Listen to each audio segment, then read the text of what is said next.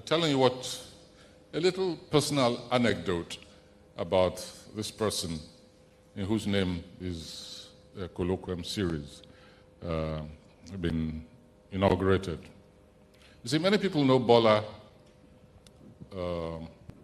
many aspects of him, but me, I treasure personal, very. As you know, he was a fugitive offender, like many of us here. Many other things. Former governor of Lagos State. But you see, and a businessman, or some of us within the anti-Abacha movement would not have survived. But then even for businessmen, successful businessmen, there comes a crunch. And during our period of exiled resistance, we looked for all kinds of means to raise funds, including even trying to print redeemable bonds. I think we did print redeemable bonds. We were so confident of victory that we said, look, let's print bonds and sell those bonds, and the opposition triumphs. And we designed those bonds. Incidentally, you may not remember this, apparently the symbol that we used during that time, which was supposed to be symbolic of growth, because it was a shrub. Apparently, that shrub looked very much like marijuana. We didn't know it at the time. Somebody pointed it out later on. But finally, Bwala said, what are we going to do? We have to find funds. I said, well, you're the businessman. What can you do? He said, well, I've heard that there's a rice line between Taiwan and other places. I think that I can get a contract to sell rice between Taiwan and Africa. So I said, well, okay, go ahead and sell rice. He said, yes, but you see, they require letters of recommendation. And I said, well, so.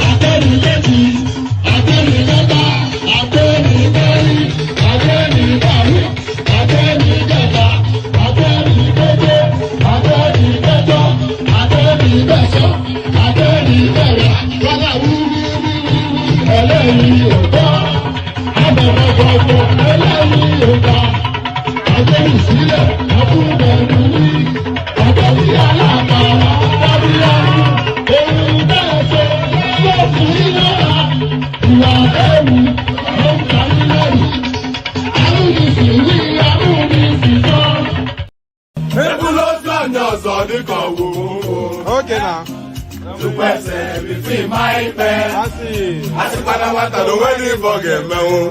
Okay.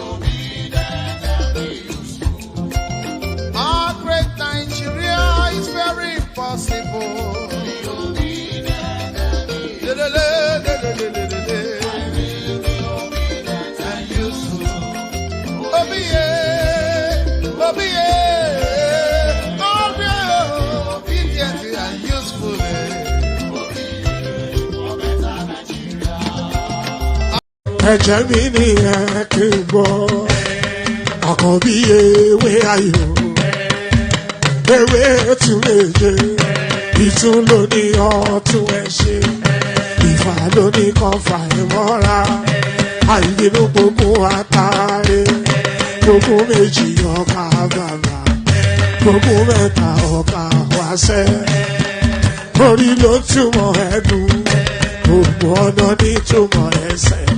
Akọni ìmọ̀ tú ìmọ̀ ọjọ́, ìmọ̀ èmi ni wọn kì í dálẹ̀. Wọ́n bá lọ mẹ́lẹ́mọ́, wá fi jóye ẹlẹ́mọ́. Akọni wọ́n bá lọ gbé fèrè, wá fi jóye ẹlòkò. Bọ́wọ́ wọn bá tẹ̀lé, wá fi jóye aláre. Àwọn mẹ́tẹ̀ẹ̀ta parapọ̀, wọ́n wá jọ ń pẹ́ mọ́, ẹ̀ẹ́mọ́ olóko jẹ. Wọ́n pa Akíntọ́lá, Akíntọ́lá ọmọ Ògún. Wọ́n pàdé Ìyọ̀dà, ọmọ Àtàlàbọ̀bà. Àkọ́bí wọ́n pàdé Ṣàtàdàdẹ, ọmọ bá Ìjẹ̀bú Mèrè. Aṣíwájú odò gbólùkẹrẹ, Ajagun lólòdì ọ̀run. Tó bá ṣe pé tìyẹ, tó bá ṣe pé tìyẹ, lọ bá ń darí jọ wí. Àgbèrò mi kún gbọ́wọ́, ọ̀gọ́ ti ṣìgìdì máa gbé, àgétì ló máa ń gbé, àyàn ti ìlàyàn ewúrẹ́. Ọlọ́run dákun má padà lẹ́yìn ẹ, kó má gbàgbé ọ̀rọ̀ tẹ́. Aṣíwájú Ọlọ́run dákun má padà lẹ́yìn ẹ. Àkọ́bí Ọlọ́run dákun má padà lẹ́yìn ẹ̀. Ọkọ̀ onírẹ̀lẹ̀ Ọlọ́run dákun má padà lẹ́yìn ẹ̀. Òdòlé sọ bẹ́ẹ̀, gómìnà sọ bẹ́ẹ̀. And there it is. Excuse me.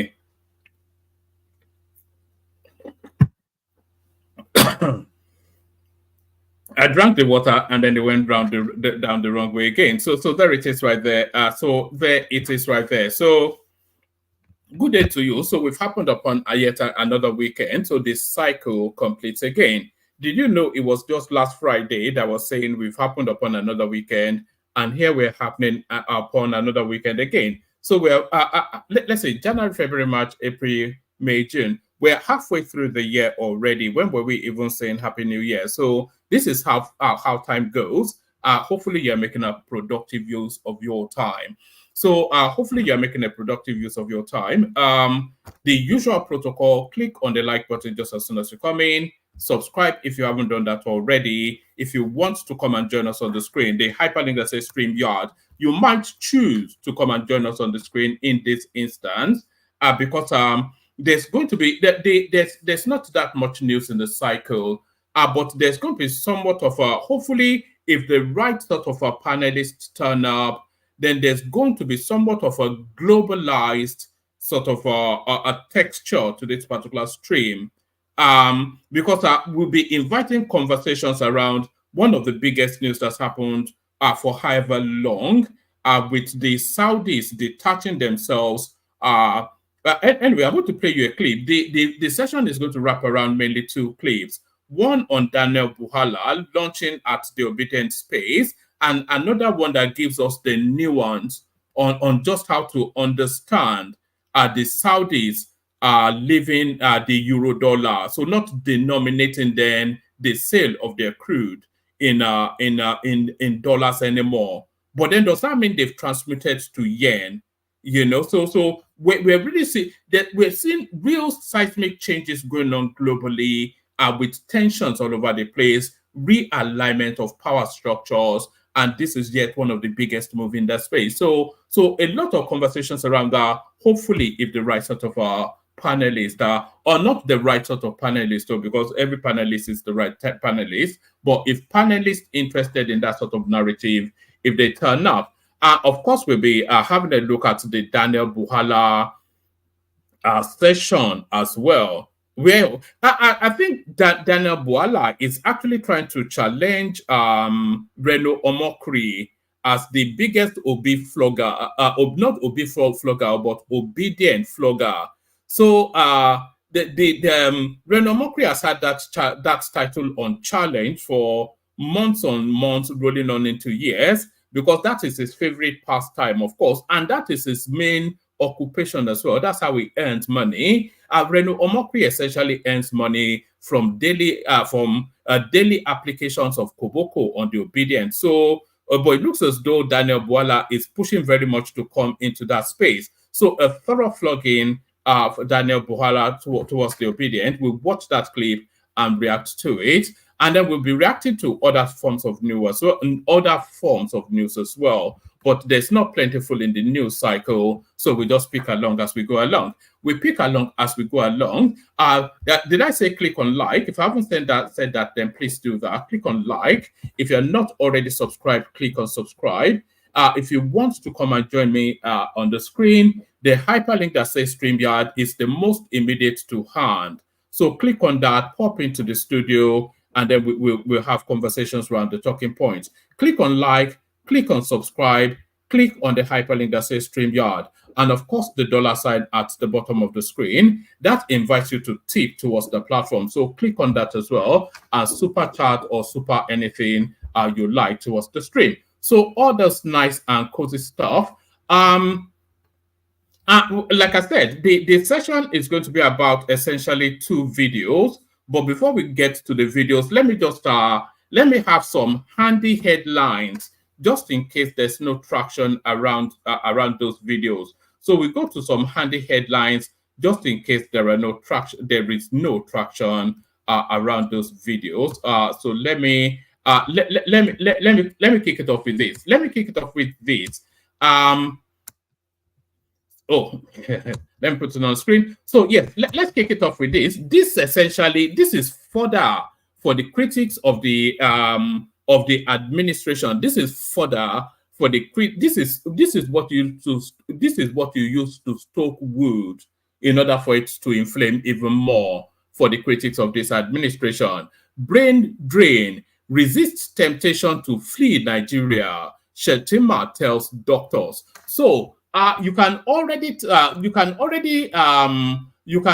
recite all the pushbacks against this space. Well, if you provided the right environment and all of those sort of stuff, but if you look outside of those, is there merit in what he has to say? Brain drain, resist temptation to flee Nigeria, Shettima tells doctors. The Nigerian government has appealed to the country's medical practitioners to resist the temptation of rendering services in foreign countries and work with the current administration to improve the nation's situation. Vice President Kashim Shettima, in a recent meeting with the National Executive Committee of Nigerian Medical Association, made the appeal, assuring the doctors that President Bola Tinubu-led administration is committed to their welfare and has empathy for those who choose to stay amidst the Japa syndrome. According to a statement signed by the Senior Special Assistant to the President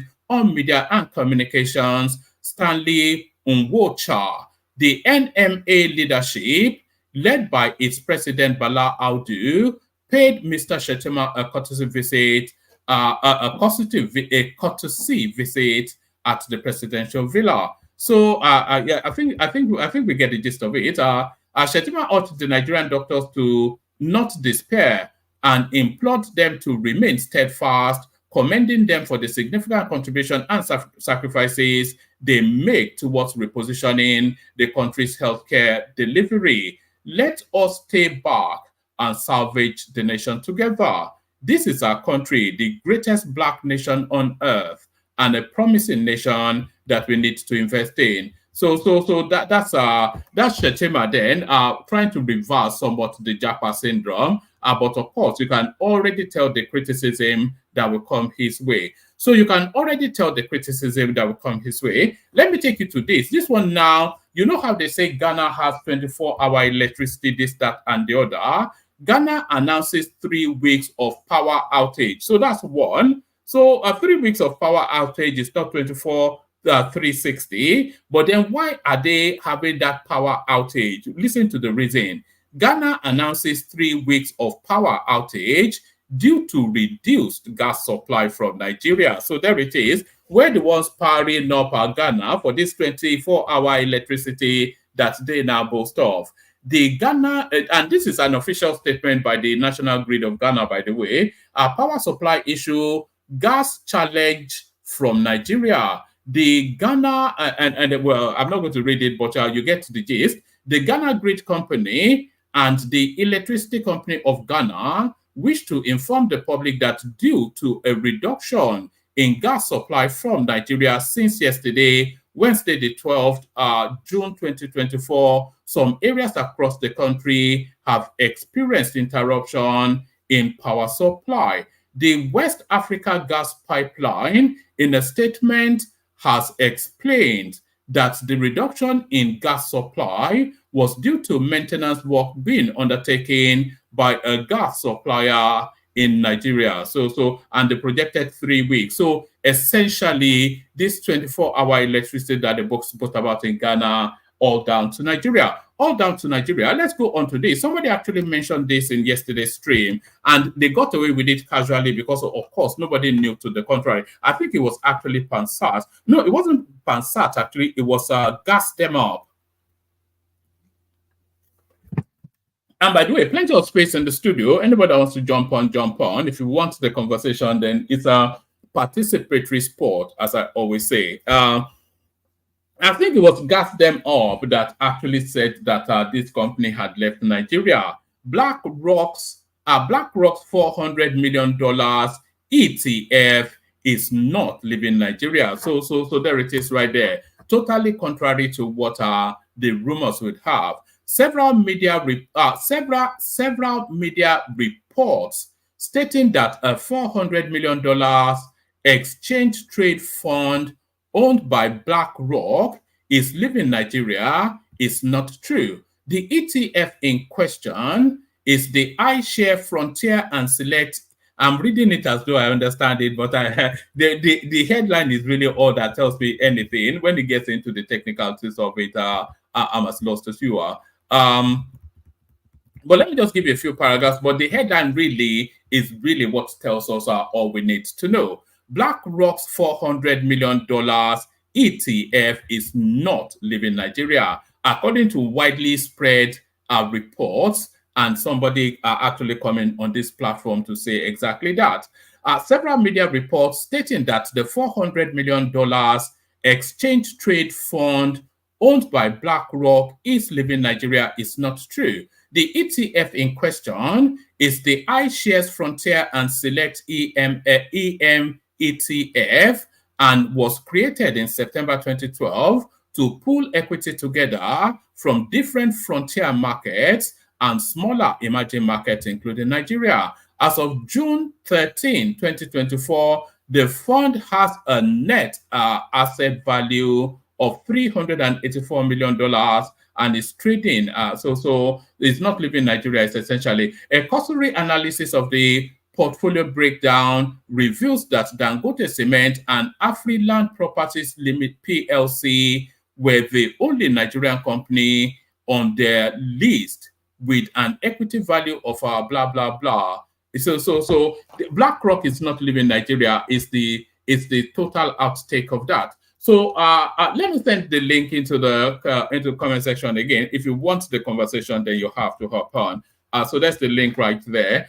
Anybody that wants to jump on, jump on. So anybody that wants to jump on, jump on. Hold on, let me just check something. Oh, all right. You know what I was checking? I was actually checking how many people are watching on Twitter. We broadcast, we stream to a multiplicity of platforms. I was just checking the Twitter numbers. El Rufai, I will return to the trenches. Make sure you and Tinubu leave power in 3 years. This is Lukman to Sani. So that's the internal fighting within the APC in Kaduna State, of course. Uba Sani now wanting to put handcuffs around the hands of his predecessor. So I'll just give you a few paragraphs. Former National Vice Chairman Northwest of the All Progressive Congress APC, Saliu Lukman, has berated the governor of Kaduna State, Uba Sani, for waging war against his predecessor, Nasir El-Rufai.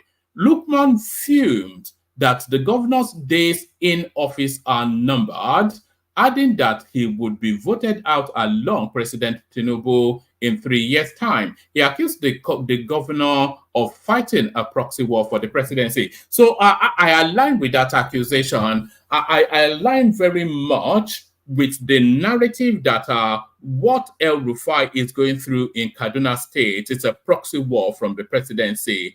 I'm not quite sure who is puppet mastering that, who is puppeteering that. I suspect it might well be Kashim Shettima, who I think is probably the one that wants El Rufai out of the way most.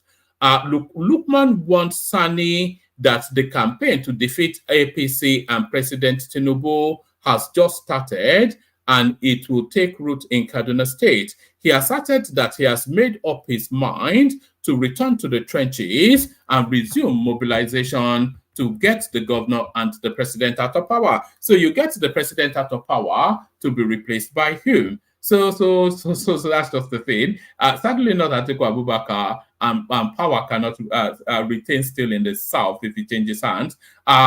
So I think that is essentially, isn't it? So that's essentially it. All right. So that's essentially it. Let me take you. CBN monetary policy won't solve inflation. This is World Bank. So this is a carryover from an ongoing narrative between the World Bank and the CBN. So it says monetary policy won't solve inflation. I think they are hiking the interest rate as a panacea to inflation. That is what the Nigerian model seems to be. The World Bank has warned the Central Bank of Nigeria, CBN. The World Bank has warned the Central Bank of Nigeria's CBN's tightening of monetary policy will not effectively address inflation in the country. The Bretton Woods institution disclosed this in its global economic prospects released on Wednesday. According to the World Bank, one of the risks to Nigerian economic growth is a failure to tighten inflation policies. Risks to Nigeria's growth outlook are potentially risks to Nigeria's growth outlook are potential, including the possibility that the tightening of monetary policy stops short of reining in inflation. Despite the CBN's increase in interest rate from 22.7 to 26.25, so essentially the policy of the CBN is not working. That is what the World Bank has to say. Let me take you to this one. This will be the last readout, and then we go to the videos. This really is just because this chap here is a friend of this platform. We've had him on here before, and good news, it looks as though he's been granted bail. Nigerian High Court grants social media influencer Ijele 50 million naira bail.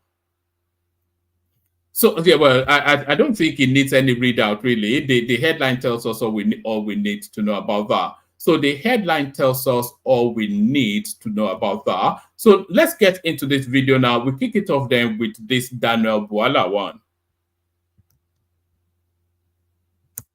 And maybe we'll just start putting people that It's still in the spirit of the Democracy Day, 25 years of unbroken, or sometimes called uninterrupted democracy since 1999. It was celebrated on Wednesday across the country and for friends of Nigeria. That's why we're continuing the conversation today.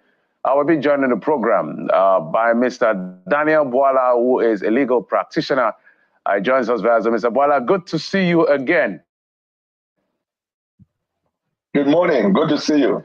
So let's begin with some basic housekeeping, Mr. Bwala. I know you're quite busy on Twitter, and I saw that one of your tweets, you said, besides celebrating the heroes of democracy who paid with their blood, sweat, and all of that, we also need to name and shame anti-democratic elements. You went on to reel out some of the characteristics of this anti-democratic element, and somehow Mr. Peter Obi's name was found in that particular tweet. So this this clip is about 15 minutes thereabout. It's essentially Daniel Bwala versus the Obedience, and I think it is a fight that is not only ready to take on that, but is actually really inviting. But let's watch on. Where you say Peter Obi has absolutely has no history or record of democratic credentials. Maybe I'd like you to speak to it. And some may wonder, what was this obsession with Peter Obi? Well, good morning, and thank you for having me. I have never had any obsession on Peter Obi because, first of all, Peter Obi is not an issue right now in the government. The president is sitting on the saddle. Even the person who came second was not Peter Obi. What I actually do as a private citizen, having my right, is what we call the right of self-defense. If you are being, like you said, you're also following events on social media, you will see that there are sets of people who believe that this country cannot make progress unless their wishes are forcefully pushed down the throat of the Nigerian people. They are the ones that come on all of social media handles. You know, they gallivant like sheep without shepherd on all social media handles to accuse people, to abuse people, to insult on people. And so as long as you will remain in the social media, then you must exercise your right of self-defense in the same way that in real life, when bullies come to you, you have to stand up to them.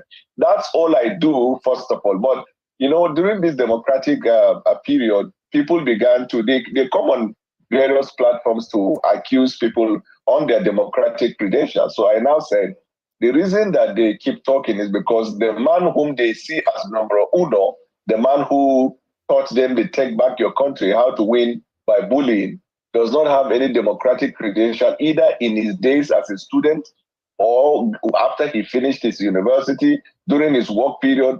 Nothing like human rights advocacy, nothing like civil society, nothing like philanthropy, no connection with democracy. And so when you do not suffer, there is no blood, sweat, and tears, you will not know the value of democracy. And that's why some of the people call obedient, not all of them. There are people who believe in Peter Obi, and they are not necessarily obedient people, and I respect them.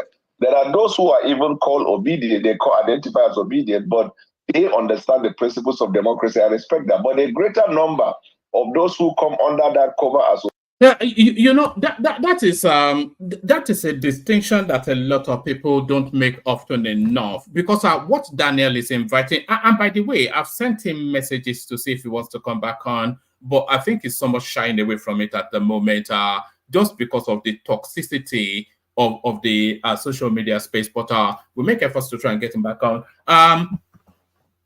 The distinction that Daniel is making here is a distinction not too often made about the obedient space, because everybody has a catch-all view about the obedient space. They just see them as wildlings, you know, creatures from the back of beyond that just go around howling at the moon. So that's how pretty much everybody sees them. Creatures from the back of beyond that howl at the moon, just raw meat eaters. But what Daniel is, I'll scroll it back just like a minute. What Daniel is actually saying there is that no, there are distinctions between the overall entity that is the obedient movement. There are civilized people that actually follow Obi just as a matter of preference for his politics and his gates. You know, so there is that. And then there are, anyway, he's going to break it down, but I don't think too many people actually pay heed to that because we just print them all with one brush. Those who are even called obedient, they identify as obedient, but they understand the principles of democracy. I respect that. But a greater number, whether tears, you will not know the value of democracy. And that's why some of the people call obedient, not all of them. There are people who believe in Peter Obi, and they are not necessarily obedient people, and I respect them. There are those who are even called obedient, they identify as obedient, but they understand the principles of democracy. I respect that. But a greater number of those who come under that cover as obedient, in my opinion, are actually IPOB and IPOB apologists. They're masquerading themselves as obedient. Otherwise. And by the way, that's a universally held view. That's a universally, no, not a universally held view, but a popularly held view that essentially the obedient movement is a transmutation of the IPOB movement. So that view is widely. Daniel is not saying anything that should come to anybody as a surprise, but I'm glad that he made the distinction that there are civilized people amongst the followership of Obi, but the abundance of it, IPOB. IPOB apologies, they're masquerading themselves as obedient. Otherwise, even if you think Peter Obi is the person that should be the president, if you respect democracy, you know that one of the hallmark of democracy is one, free speech, meaning that I can differ with you, still respect your opinion. 2, I cannot force my opinion down your throat. 3, in the same way I feel pain about the situation in Nigeria, somebody has the right to say he doesn't feel pain about that. All of these virtues and elements that constitute a free society, they don't have respect for that. The very pastor that gave the platform that made Peter Obi who he is today, Pastor Yemade, who used to organize a yearly event that Peter Obi was speaking for many years. When the man raised an opinion, they tore him down. Traditional leaders talk opinion, they tore them down. Religious leaders, they tear them down. The fathers of faith, they tear them down. Fathers in the government, there is virtually nobody that survived their vitriol and they are vulgar as long as the person does not join them in saying Peter Obi is the president of Nigeria. But Peter Obi, everybody knows, is the president of social media, but not necessarily the president of Nigeria. Well, this now may be termed as you trying to curb their own freedom of expression as well, because for a lot of them, they're not happy. As I imagine you're not with the situation of things in Nigeria and talking economy, security, standard of living, and the rest. So do you agree with them? So maybe we can take the layers. Do you agree with them in their what appears to be their call for good governance, better living conditions for Nigerians, better security? Do you agree on that basis at least? Are you happy with the current situation of things? Before we can now look at the other layers, but at the heart of it, do you agree? That's the problem. The problem is that, do they even agree? They don't agree. What they do on social media is throwing insult at people. Because, for example, even the president of Nigeria, who is sitting on the saddle. It's a very big mistake that the obedience space only recourse to insults and just vitriol and whatnot. It's a very big mistake because there is so much to legitimately criticize about the Tinubu administration, the excesses of government, the misguided steps, the missteps, and I'm not even talking about the misstep that landed him on his face. There's so much to criticize.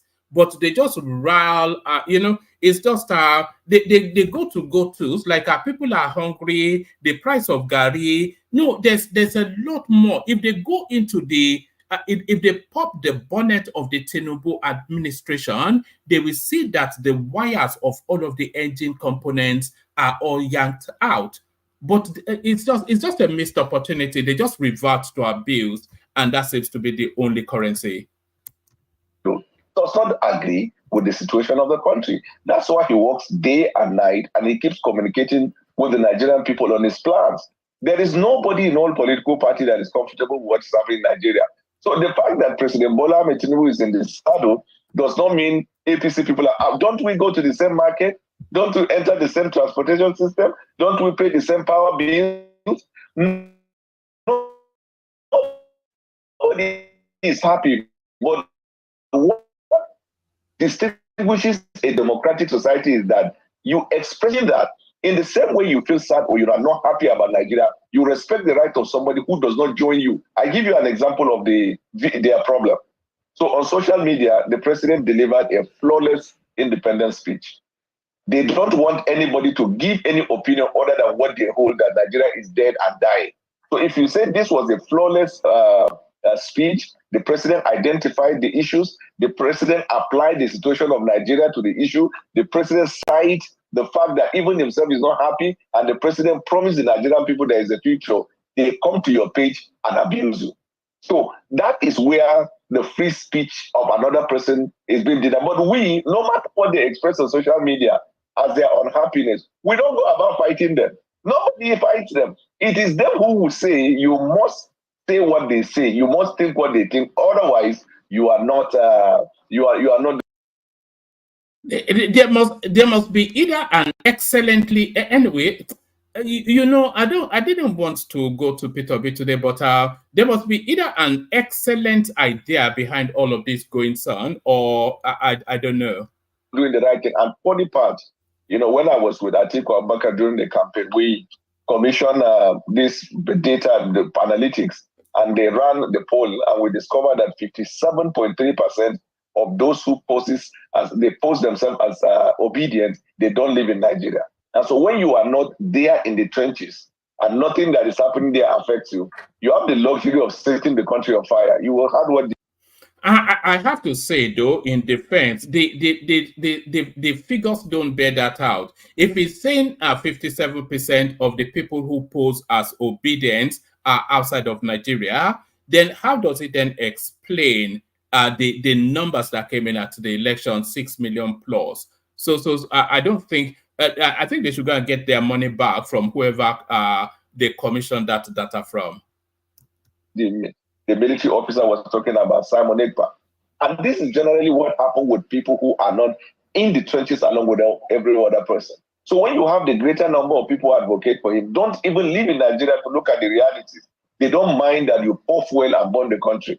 But any society, American, it has been, a research was done, and they said that all over the world, American society now has been at its all-time low and very, very unpleased society. Well, because Mr. Bwala, they said the government of America, let me learn, the government of America have not been able to deliver on the people. Right. Do you see the American people on social media doing what these people call themselves obedient are doing in Nigeria? To another point you made, I mean, this is not the purpose of this conversation. It's just what has been happening of late, and you trended quite a lot. And I'd like you to speak to this quickly. Is there any proof to back your assertion that a good number, majority of obedients belong to IPOB or IPOB members? Because that is a major allegation. And no. Like I said, most people actually do believe that in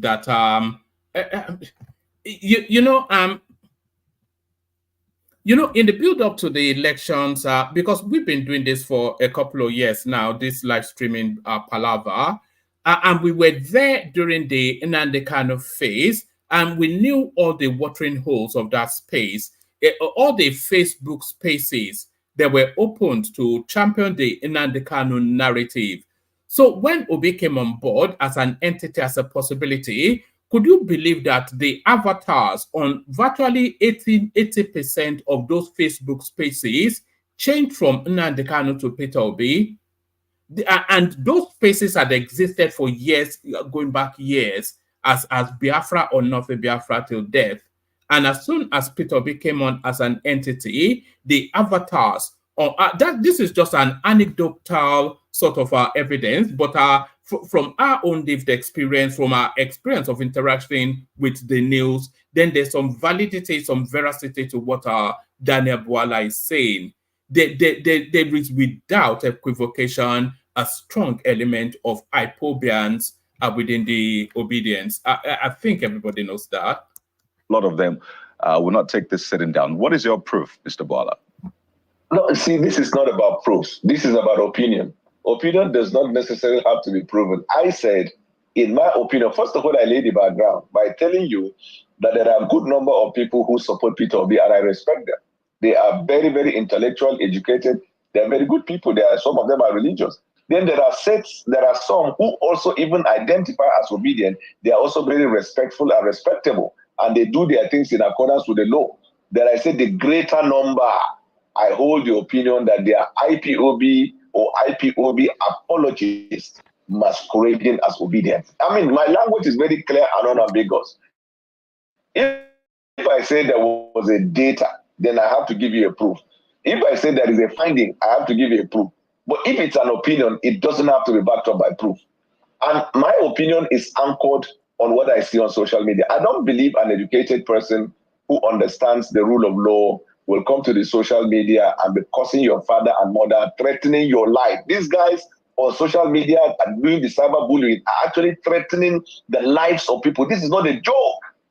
And I can't think of anybody who will threaten the life of people simply because you are not joining them. It's not that you are not saying what they are saying. Meanwhile, on the other hand, we who say what we feel or we think is right for us to say, don't even abuse, don't do anything to them. So check the Terrorism and Financing Terrorism Act in Nigeria. What is terrorism? Terrorism is a coordinated attempt by a group of people to bring fear to another set of people of impending danger if their wishes are not carried out. So if we are really applying this Terrorism Prevention Act and bringing it with cybercrime, a lot of them would have been jailed, but how can you even get there? They don't even the country most of that. Mm. So thank you, Mr. Bwala, for providing clarification, but just to also put things in proper context, it would be apt to also remind you that not too long ago, ahead of the elections, you had also tweeted what would seem to be, confidence building in the popularity of the presidential candidate of the Labour Party.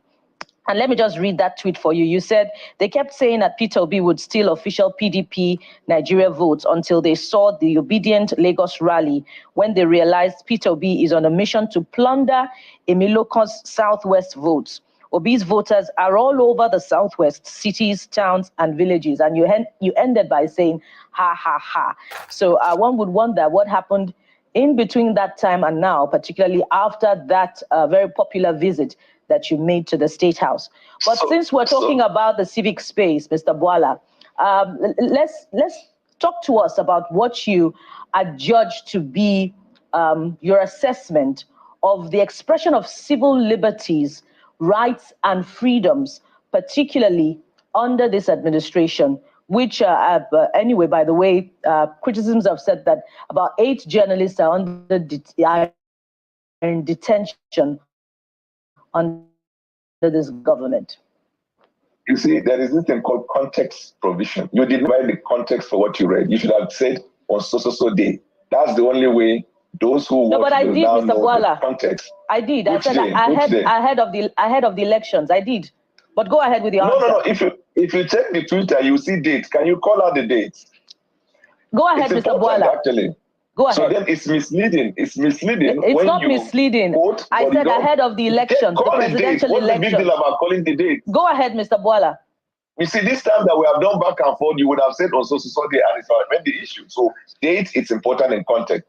But going forward, in talking about the rule of law, we have made giant progress. And let me tell you this: after President Bola Tinubu took office, was not given a context. Some of them were in detention before President Bola Tinubu became president.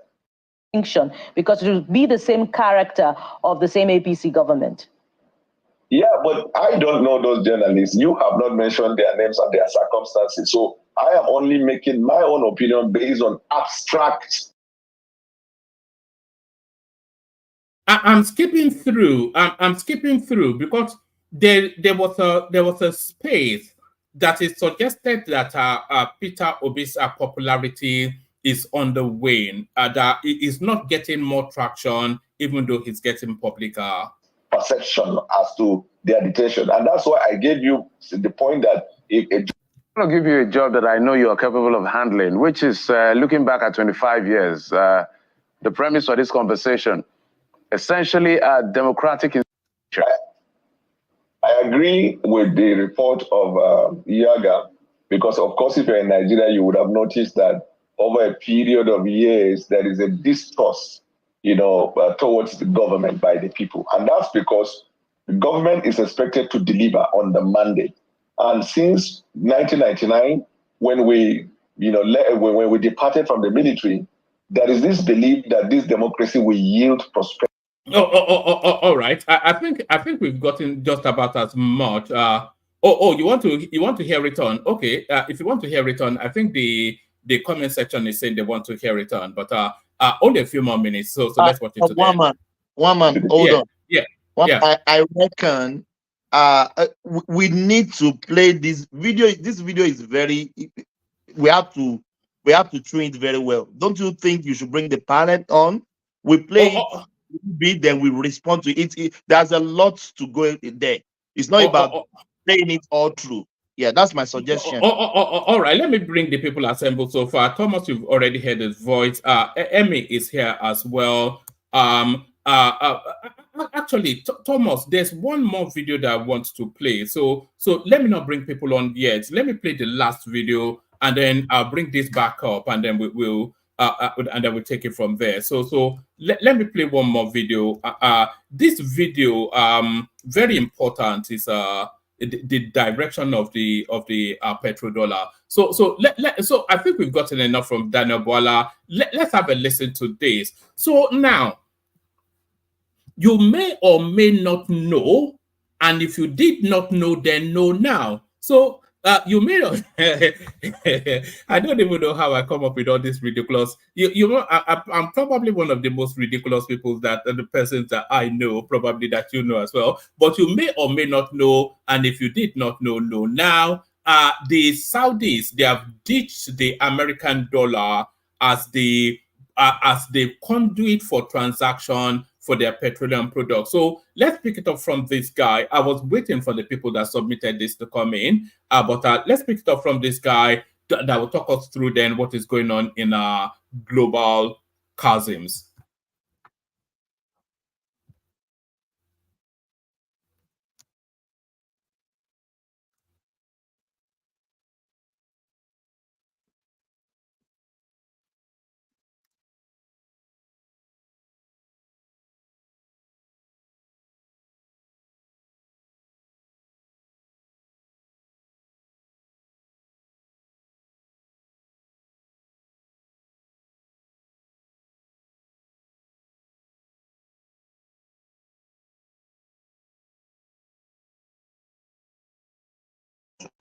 One man, no audio. One man, no audio.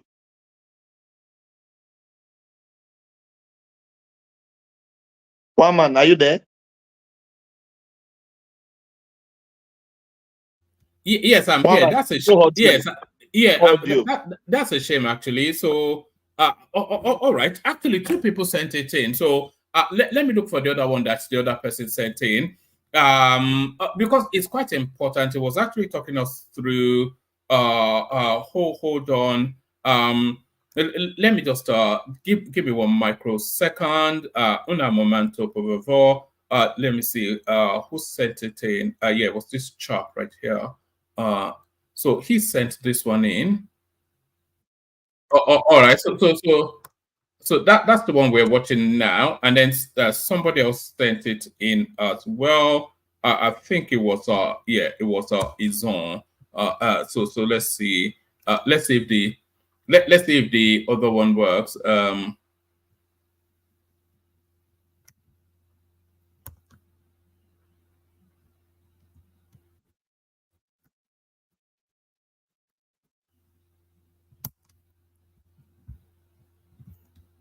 All right. Thomas, stay on the screen. Tell me if you can hear this.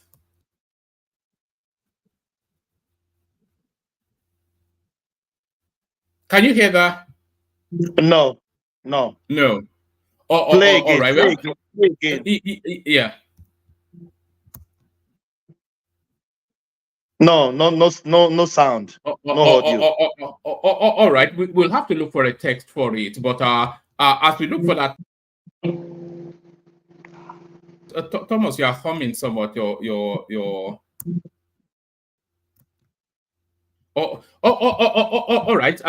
As we look for the text for it, let's play the Kegite music, bring the panelist on, and then we see how that goes. Because it's so important, this the Saudis abandoning the petrodollar system. It's just too important not to be. About 3-4 people sent it in, you know. Water, only water. Water, only water. Where they see ma. Water, water, water, water, water, water, water, water, water, water, water. Only water. Where they see ma. Hapa o naido. Hapa o naido. Hapa you don't come o.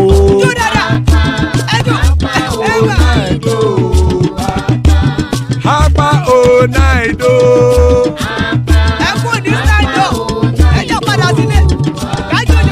Oro kẹ̀kẹ́ kẹ̀kẹ́ ẹlẹ́mù yé o. Ilé sọ́dí àkẹ́kẹ́ rẹ̀ ẹlẹ́mù rẹ̀ o. Bobby master kẹ̀kẹ́ rẹ̀ ẹlẹ́mù rẹ̀ o. Chief Faila ti kẹ̀kẹ́ rẹ̀ ẹlẹ́mù rẹ̀ o.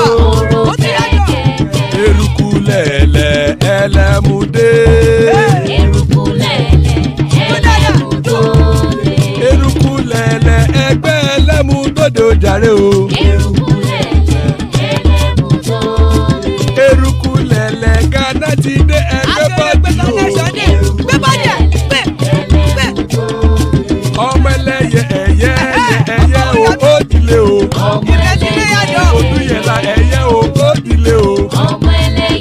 Petrosoname ẹ̀yẹ o ó dilé o.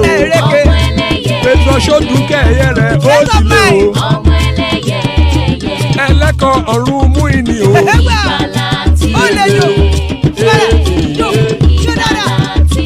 Àkùkọ ọ̀run mẹ́kọ̀.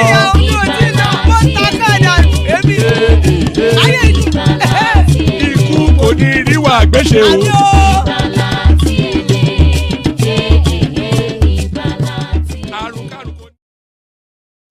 So there it is right there. Ikuko Nero aggression may that have nothing to do with us. So that's the headline right there. I'm just going to run you through it fairly quickly. Bring on the panelists. It's a very short read.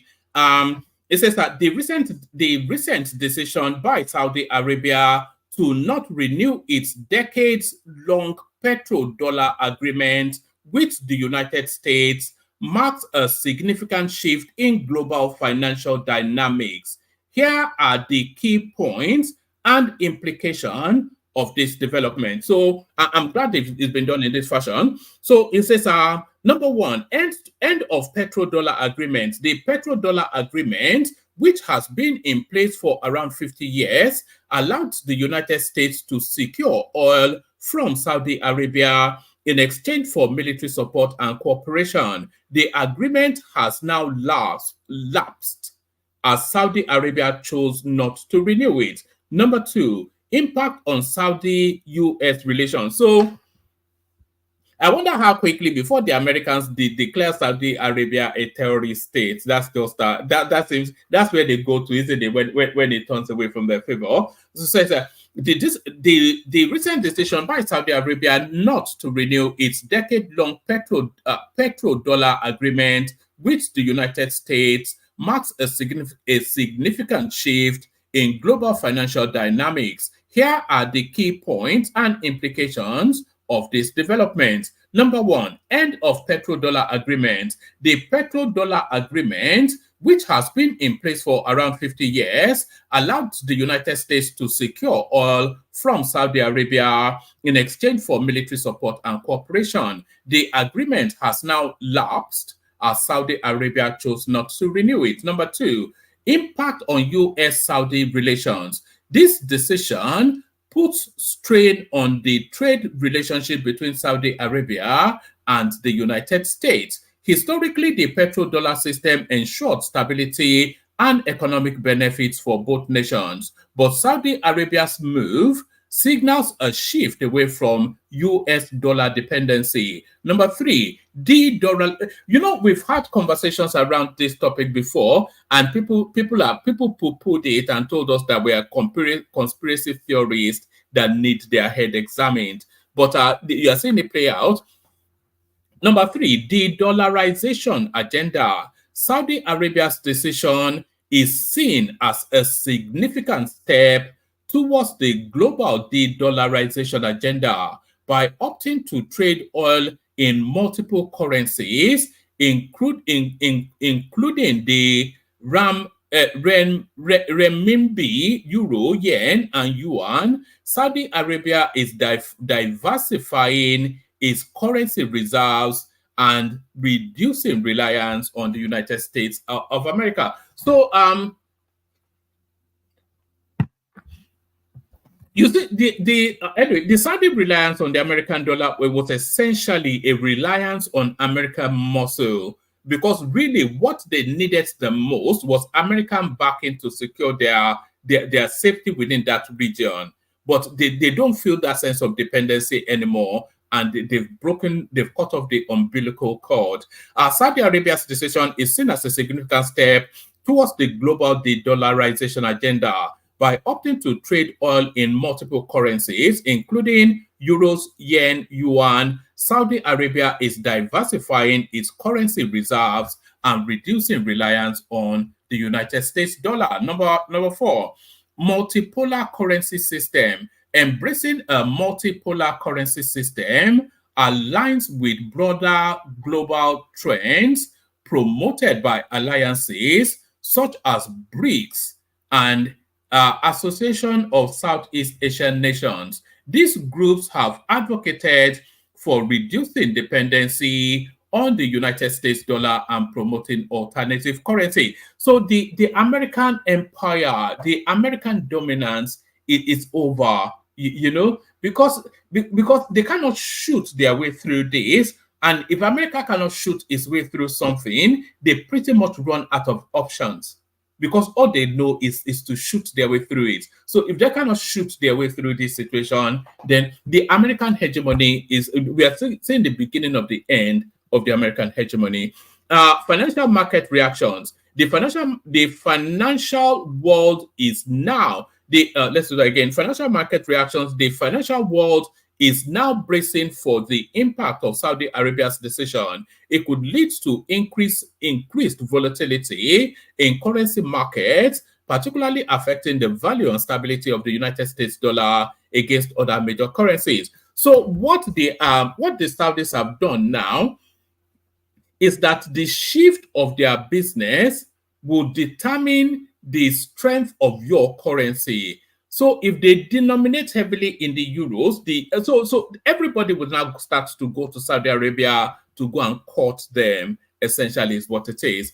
Geopolitical implication. Geopolitically, Saudi Arabia's shift may alter alliances and global and geopolitical strategies globally. It could lead to closer economic ties with countries whose currencies are included in Saudi Arabia's new oil trading arrangement. In summary, Saudi Arabia's move away from the petrodollar agreement with the United States signifies a broader trend towards de-dollarization and the adaptation of multipolar currency systems and currency systems. This decision is likely to have profound implications for global financial markets, geopolitical relationships, and the role of the United States dollar in international trade and finance. So what the beginning of the end of the American empire is it, signaled by the ragheads in the Middle East. So signaled by the ragheads in the Middle East,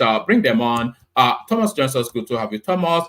There is Emmy right there. Good to have you, Emmy. Baba is in the house. Good to have you, Baba. There is Ekene. Good to have you, Ekene. Ogbeni, of course, the elegant man himself. His Majesty King Emeka in the house. and there's Adewale right there. So thank you, gentlemen. Good to be in your company. Who wants where should we kick it off? Should we kick it off with Daniel Bwala, or where we kicking it off? Bwala, one man. People are very thirsty. They want to kick it off. Let's kick it off the Bwala, yes.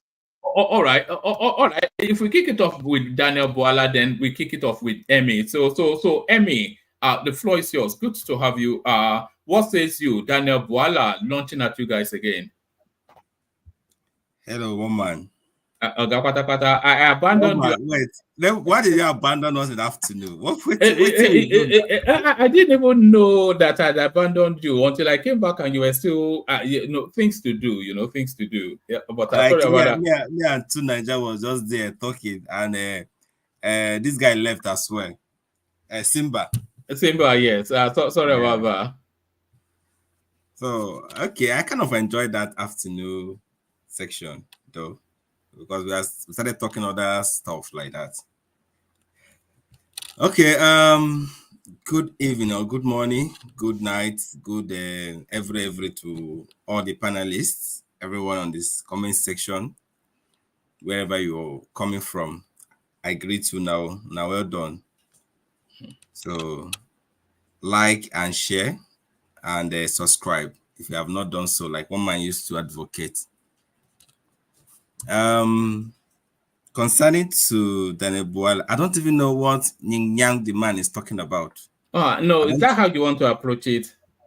If you want us to take on the point that he said, we can go back and take on the point that he was saying. No, I think we know the points that he made. The first point he was trying to distinguish separate the branch of obedience. That is where we started it from. All right. Do you agree with the distinctions that he made? That there are there's obedient heavy, obedient medium, and obedient light. Do you agree with that? Civilized obedience, or old school obedience, and then the wildlings. Do you agree with how we split them up? Yes, I agree. Like, there is some set of obedience that don't even comment at all. If I didn't even include that one, there are a lot of obedience. They're not even on social media. They don't even know them. And there are silent obedience. They are not in social media. They don't talk. They don't even identify as anything. They are there. There are also this educated obedience that say no to all the thing that is happening in our political space. There are the people that are very, very wild. Like, they refuse to be intimidated. You understand? That is people that are taking on this element here. Who constitutes the majority in that breakdown? Who constitutes the majority? Seems to be the educated, sound one that refuse to be cornered or coy. So that is the majority. The people that are aware of what is going on in the society and what is what the government are doing, that does know the in and out of the government. That is the majority. Do you understand? So, and that is the set of people that are taking on this element you're seeing here, and Reno, and a lot of them. Those people, they know the things that is coming from the presidency, or the governors, EMI, which class do you belong in your enumeration? Let us know. I belong to this element I'm identifying now. You understand? I belong to this educated element that know what's going on, that we are voicing out heavily. And seems like it's not sitting well with this element you're seeing here. You understand? So that is why they are now, instead of them talking back to us. Actually, Emmy, let's do this, just because we have quite a few people on this in the studio. Let's do 5 minutes. So you do 5 minutes and then we'll move it around. I'm determined not to hold people hostage for too long today. But your 5 minutes starts now. Yeah, carry on. Okay, one man. So is it only this topic I'm going to talk about? No, speak freely for 5 minutes. We move it round and then we open it up for a general conversation. Yeah. So Okay. we'll move it round and then land it back on you. Okay. So then the other element, I don't know why he was talking about differentiating between the diaspora and both educated one that in Nigeria and the diaspora. They are in the same group. That they don't want the shenanigan that is going on in the nation. They sees Obi as an alternative. So this man, even him, then we are saying that obedience should continue, as in the way he was, asking people that they should not intimidate us, that we are all out for a good governance. He said it before. So it's just because this man did not win. That is he now try to come against us or something. And we are not even taking it for him. Because anyhow they come for us, we are always eager with them. We are always facing them, taking it upon them and telling them that they are all hypocrites just because this happened. And this man has made a tweet like that if you are a human being, if you want to be brainless, just join APC or speak for APC. You become a brainless person. He made a tweet about that, and now we are now flashing those tweets on him that this is what you say when you speak for APC. You're a brainless person. So I don't know why he's taking it upon like we are not even insulting him. We're only telling him that we cannot agree what these people are doing, and you can't force us to agree. They have captured our nation, and we must speak up. So no matter how they're trying to intimidate us, it will not work. We must speak up. They want us to be silent. We're talking about insult. What are we insulting? Who are we insulting? We're not insulting anybody. Did I insult him now? I'm just saying that you cannot shut us up. We must speak. So essentially, that is it. Then I also want to talk about. Do you want me to give you the headlines? Okay. Okay. All right. Shettima, brain drain, resist temptation to flee Nigeria. Shettima tells our doctors. So it's essentially don't japa. BlackRock's 400 million naira ETF not leaving Nigeria. So that's reversing some of the rumor being spread around the media space. El Rufai, I will return to the trenches and make sure you and Tinubu leave power in 3 years. This is a chap called Lukman threatening the governor of our Kaduna State, essentially accusing him of fighting a proxy war on behalf of the presidency. CBN's monetary policy will not solve inflation. A conversation between the World Bank and the Central Bank of Nigeria. And your good friend and mine, Ejele, Nigerian High Court grants social media influencer Ejele 50 million naira bail. So it looks as though Ejele are now of the... and there was one more. Yes, there was one more. Justin, Ghana announces 3 weeks of power outage due to reduced gas supply from Nigeria. So apparently, allegedly, we're the ones even covering there. So just pick one from there. You have about 3 minutes more. Carry on. Okay, Omar, have you seen this video that that is circulating everywhere? Which one? The one Baba wearing a Tinubu's cap. Which Baba? Baba now, Olusegun. All right. Is it this video? This is Baba? Well, Okay, where are you? I don't know. Oh, where's he? Oh, okay, I'll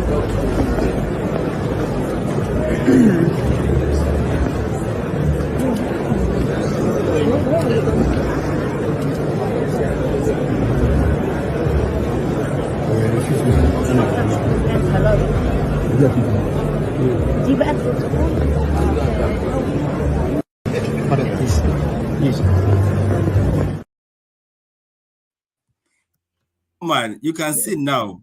No, that is not Tinubu's cap. You don't see. It is Tinubu's cap. But I think it's Tinubu's cap. This one look like a crown. Look the cameraman is mischievous.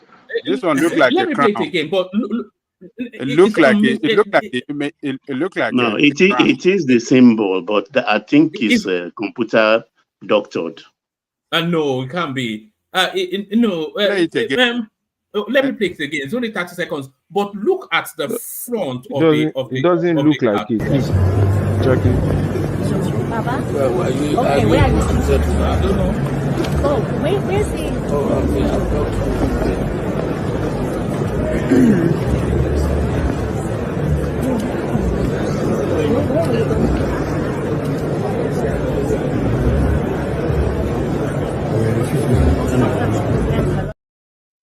Anybody that doesn't know that Obasanjo, you know why I believe it's man, doctored one man. That's broken Tunumbu symbol, the broken chain, is only the one in front. And Yorubas don't do double design like it shows like that on the cap.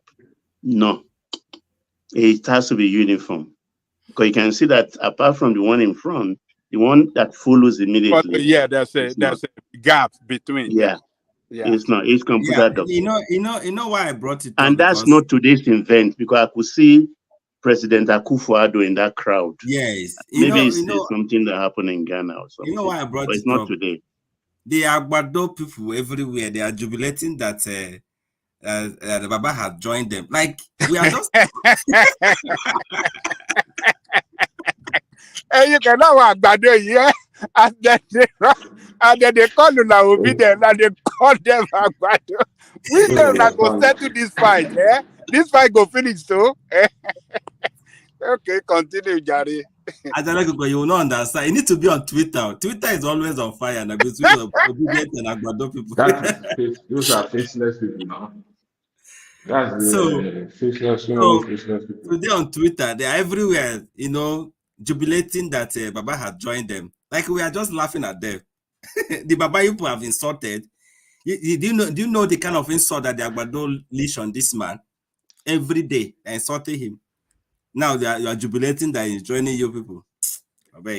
Well, one man speaking on the Vice President Shetima, telling the doctors not to japa. It's left for the government to treat them well, not to japa, give them incentive, and create a very good enabling environment for their professionalism to drive, and give them a good pay, like salary, because you can't be collecting. One of my friends that is in Bono, though he's working with a private sector, like an NGO, they're paying him well. They're paying him over 500,000 naira. Then not only that, he has other things that at the end of the month, he gets almost 600,000 to 700,000. Now, because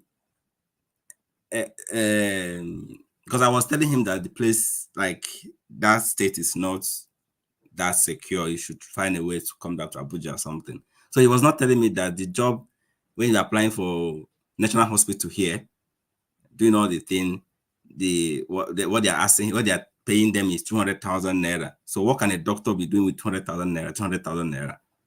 So it's not better for him to stay in that place because it's a private sector and all stuff like that, an NGO. So, and he's even planning now to travel outside the country because he believes that they are not treating them well and they are not giving them those incentives, and most of the time they own them. You understand? So it's left for the government to create that environment that will make them to stay in Nigeria. Because when you can't go and spend 8 years in university, do all your workmanship and all that normal thing you do, you come and be collecting 200,000 naira. What would that do for you as a doctor? So they need to create that place. So you don't just come and say they should not jackpot or they should not leave. If I'm a doctor today, me too, I'll be planning to leave.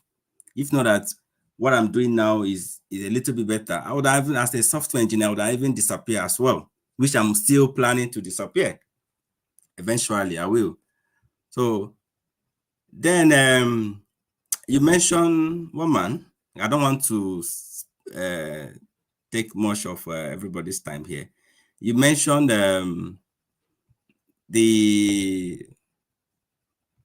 is one man there? I'm here. We're all listening. Carry on. Okay. So you mentioned, I think there are a lot of things you mentioned. I can't remember all of them one by one. You said the company that was leaving. What's the name of that company? I don't know. I didn't hear about that one. Black Rock. I didn't hear about. I think the one I heard was this company that I told you that they're leaving. It was just branch of it. All right, Emmanuel, don't exhaust all your opinions just yet. Let's move it around and then bring it back to you. Maybe in the course of the conversation, you pick up more. So thank you, Emmanuel. Let's move on from you to Emeka, who hopefully is ready. Emeka, Mekus. Yeah, a long time no see. But I'm still working as I'm talking to you. Well, oh well, it's fine. It's all good. That $1 million must be earned. You know, when you go there, when you do big boy for Nigeria now, they don't go know all the sleepless nights where you do for they don't go know the suffer. Serious pressure, not a small one. Where you have to put projects in place, and then you must deliver. It's not easy. That's why vacation is needed. I need one, so I can go and rest and rejuvenate and get back. Anyway, let's proceed. Can I get some of the headlines? Yes, we were talking about Bwala's latest flogging of the obedience space. So that's just if all else fails, you go to that. Bwala. Okay, go ahead. Yeah, but I'm not sure if you are interested in the Saudis dumping the dollar as the denominator for their trade, which is a very big thing. If anybody that it's very significant. Yeah. Any other topic again? All right. There's going to be electricity outage in Ghana for reasons that they cannot get gas supply from Nigeria. So essentially, all this noise that they are making, where the umbilical cord that feeds them. Let me give you one more. Resist temptation to flee Nigeria, Shetima tells doctors. So, awesome topics. Let me start with Bwala. I think Bwala described that obedience space very well. You understand? And we've overflogged that space, right? The one thing is, you see, there's something the elders would say. There's a reason why experience is usually the best teacher, right? And sometimes it takes a while before children will get to see what their parents has probably experienced in life. I can't come to a medical doctor and begin to tell him how he's going to give me an injection, how he's going to open my stomach. I'm just being ridiculous. So within the obedience space, you find people who are neophytes in politics, who are amateurs, and it's because of the economic situation in the country that many of them are upset and currently now obsessed about the political environment in that country. So what we have technically is we have plumbers trying to be doctors. So that's a mismatch. So you cannot be a plumber if you cannot be a doctor if you have not gone through the thorough knowledge, experience, and the know-how before you can get your license to begin to offer medical advices. Some of us, I think many of us Nigerians, most especially young Nigerians, we have this disdain for politicians and we think we know it all. So, and the political class don't really speak. Well, in politics, you act more than you speak. So these young Nigerians, which include the subset of the obedient group, do not understand the true nature of the political terrain in that country called Nigeria. They always keep saying, vote, vote, vote. My vote, we can't. Let's vote them out. You see, that's why I said you have a mismatch of plumbers trying to become medical doctors. But someone who is very experienced, an experienced politician who has gone through the school, if there's ever a business school, but there's none in politics. But you would look at it as the facets of invisible perimeters to understand the nature of politics in So, a territory. I have a question. Sorry. Don't ask me questions, please. Allow me Why to can I ask you a question? No, I am fluent. Please don't ask me. I didn't ask you. I can ask you a question. No, not can now. I not? Let me flow. Then you can ask me. I'm saying, Please, if you don't want me to ask you a question now, you can say ask me the question later, but don't tell me not to ask you a question.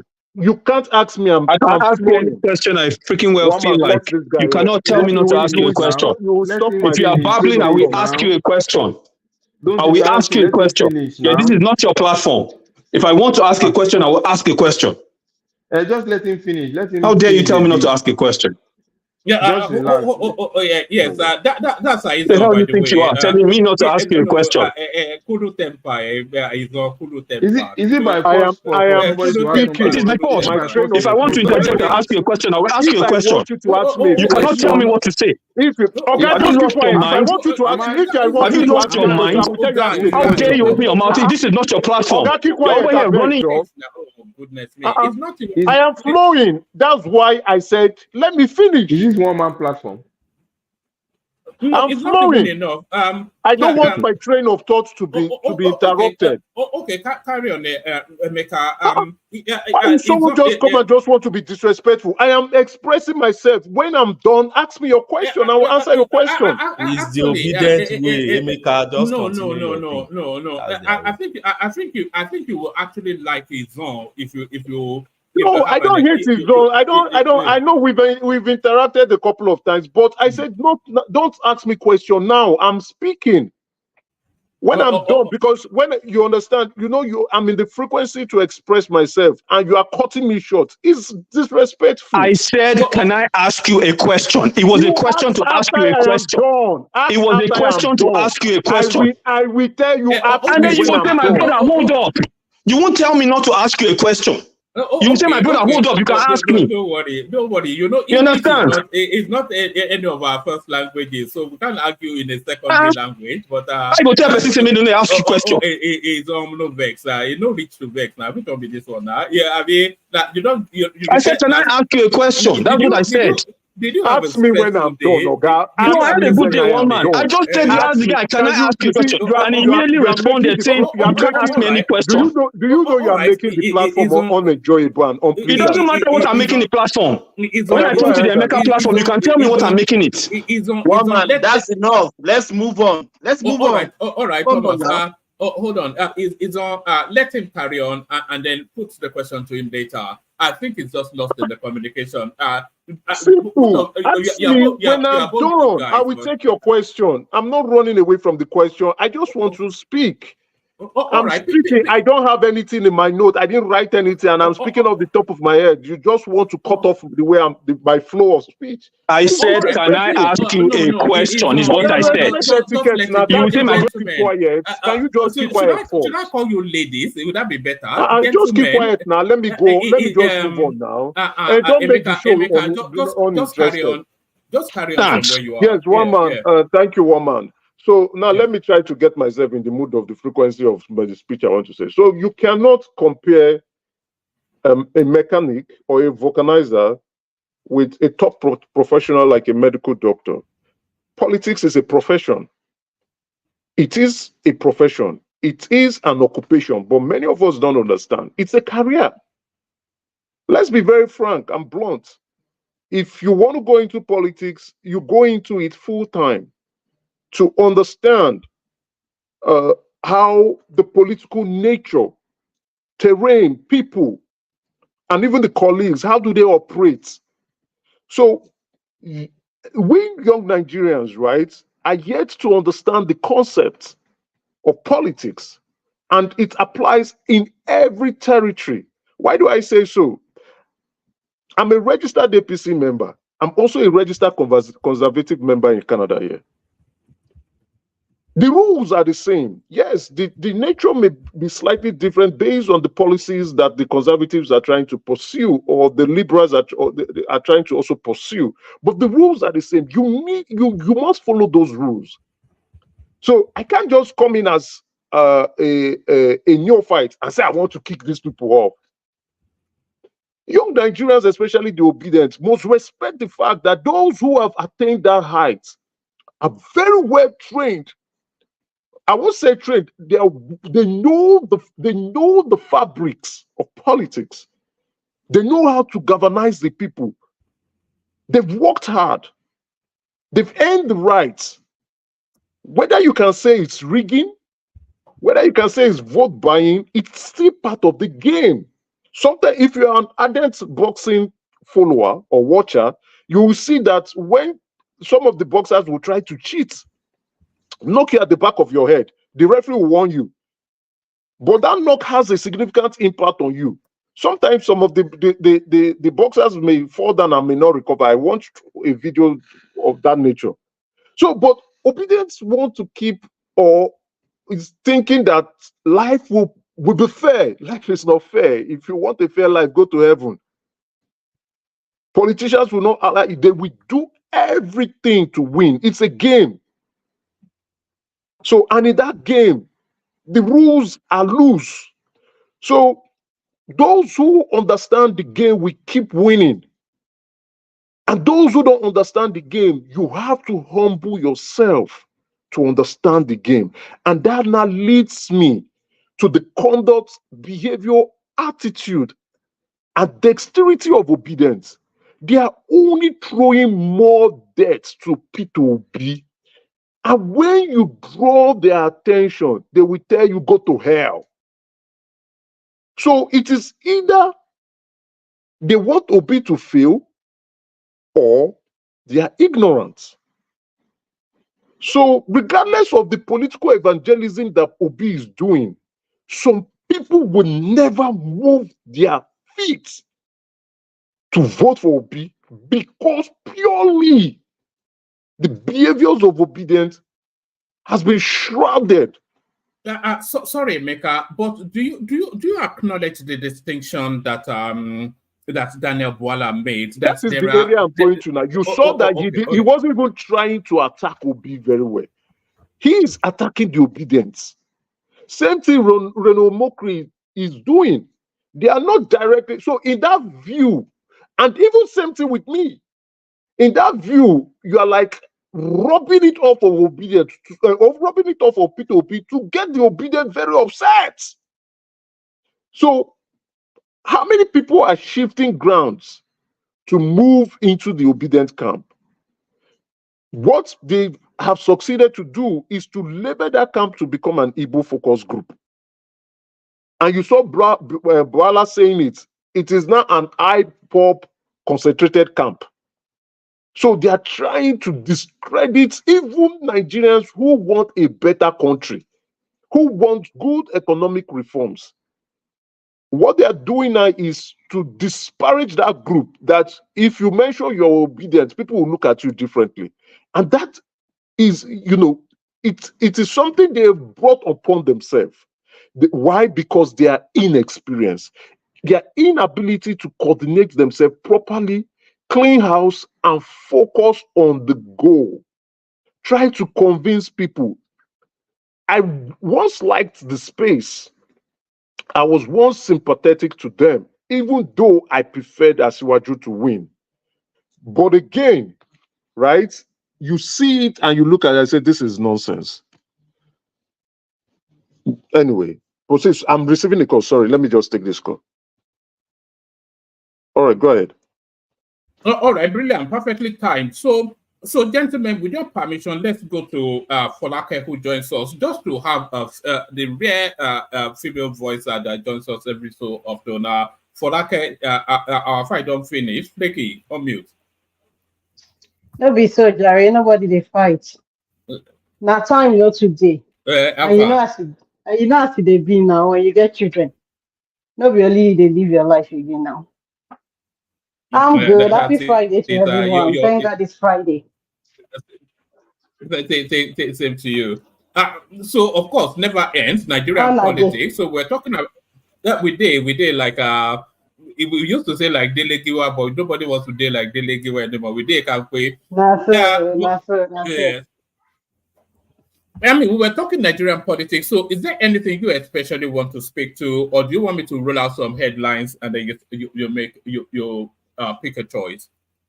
But one man, you know, I know they get power for rolling out office now. All right. Sorry, one man. Can I just come in and wrap up? So let me just wrap up quickly. I got a call.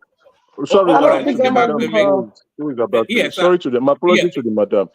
All right. So, like I was saying, carry on, and then we come back to you. So, what I'm saying is, young Nigerians, especially the obedient camp, right? We all share the same collective goals to see a Nigerian that works for us, right? But you see the way they speak. Oh, they paid you. Oh, may God punish you and the rest. It doesn't matter. But what I would say is they must appreciate and understand what power is. Politics is a game of power. It's a game to struggle, wrestle, and control and maintain power. If you don't understand that focus, you will be going the wrong direction, even though you are trying to get to a specific junction. So you must appreciate, they must sit down and understand that to get power, you must fight for it and be organized. It is not about insulting people.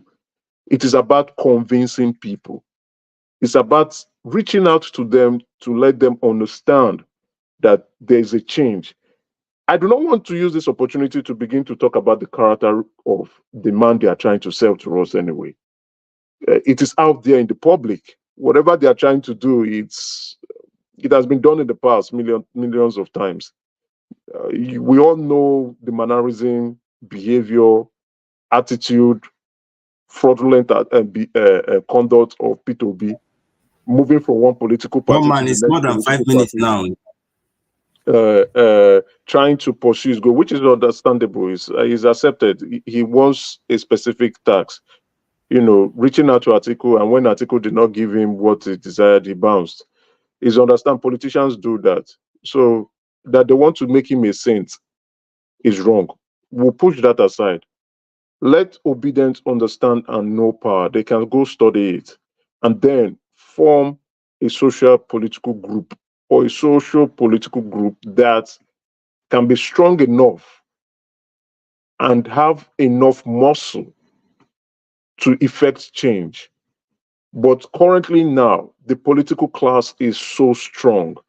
They have the resources, they have the funds, they have the base, they have the technology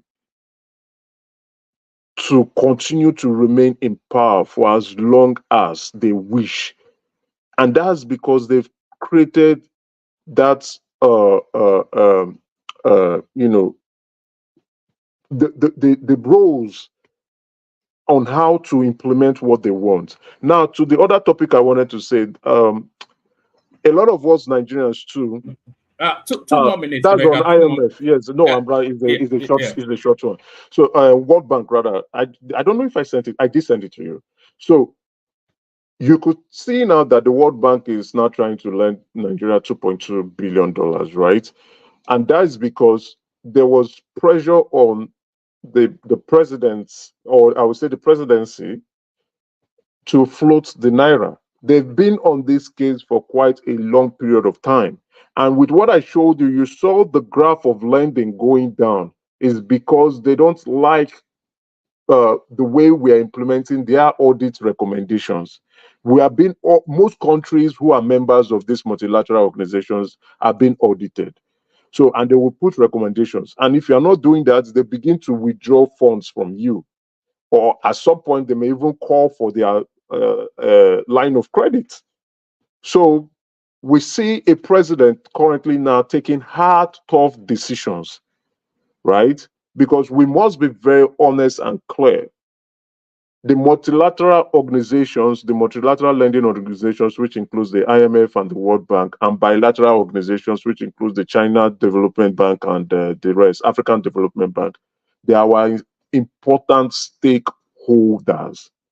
They might not be Nigerian organizations, but in the course of the entity called Nigeria, they are critical stakeholders that you cannot ignore.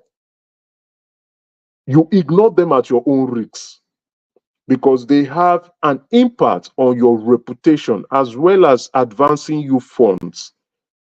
So implementing that floating exchange rate is a two double-edged sword. It comes with pain and also make us look good to our lenders. So that you can see now, they are now coming up to say, okay, we are going to extend you credit facilities so that you can now meet your short-term economic challenges. So in this view, while the short-term pain is there, the long-term goals can still be achieved. May I use this opportunity to tell Nigerians who are home and abroad, especially those who are at home, it is painful now, but there is a journey and a bus stop we want to get to. While the pain is severe in the short term, the long-term goals and enjoyments when proper economic reforms are being put in place that will favor international communities and also international investors, we'll begin to see an explosion in funds coming into the country and employment rates going up and accommodating every Nigerian that wants a job and needs a job. Thank you very much and good evening. All right, brilliant. So thank you, Emeka. So thank you, Emeka. So what we're doing now, Folake, is a 5-minute opening monologue, just so we can get to all of the voices very, very quickly. You've joined us after a very long period, so we come to you next. I'm sure the gentleman won't mind. So unmute and just speak freely to the stream. So Folake, yeah, you're up next. No, I noticed. I know to talk much. I'll be very brief. How every? Canada, you did. Did you say you were going back to Nigeria last time you came? No. It was my parents that came. Oh, okay. And they went back. Me, I did Canada. Were they supervising your life still, like you were trying to boss around your... No, not at all. Not at all. My pussy don't simple.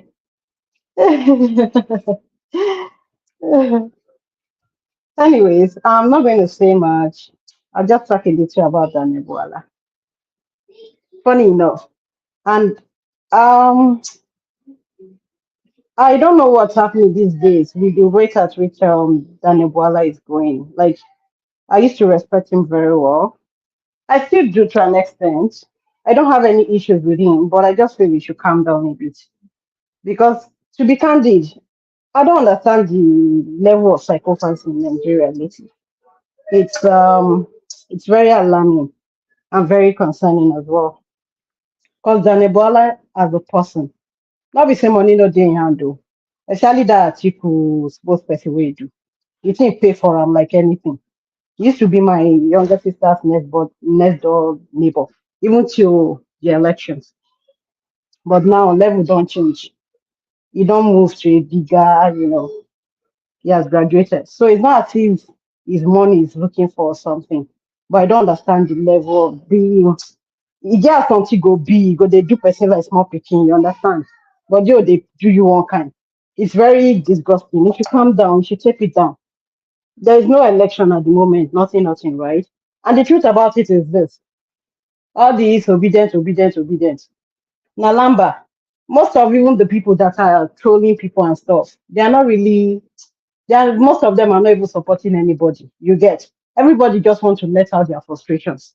Because the truth about it is, if you go on social media, don't even look at the post, maybe on Instagram or something, just go to the comment section.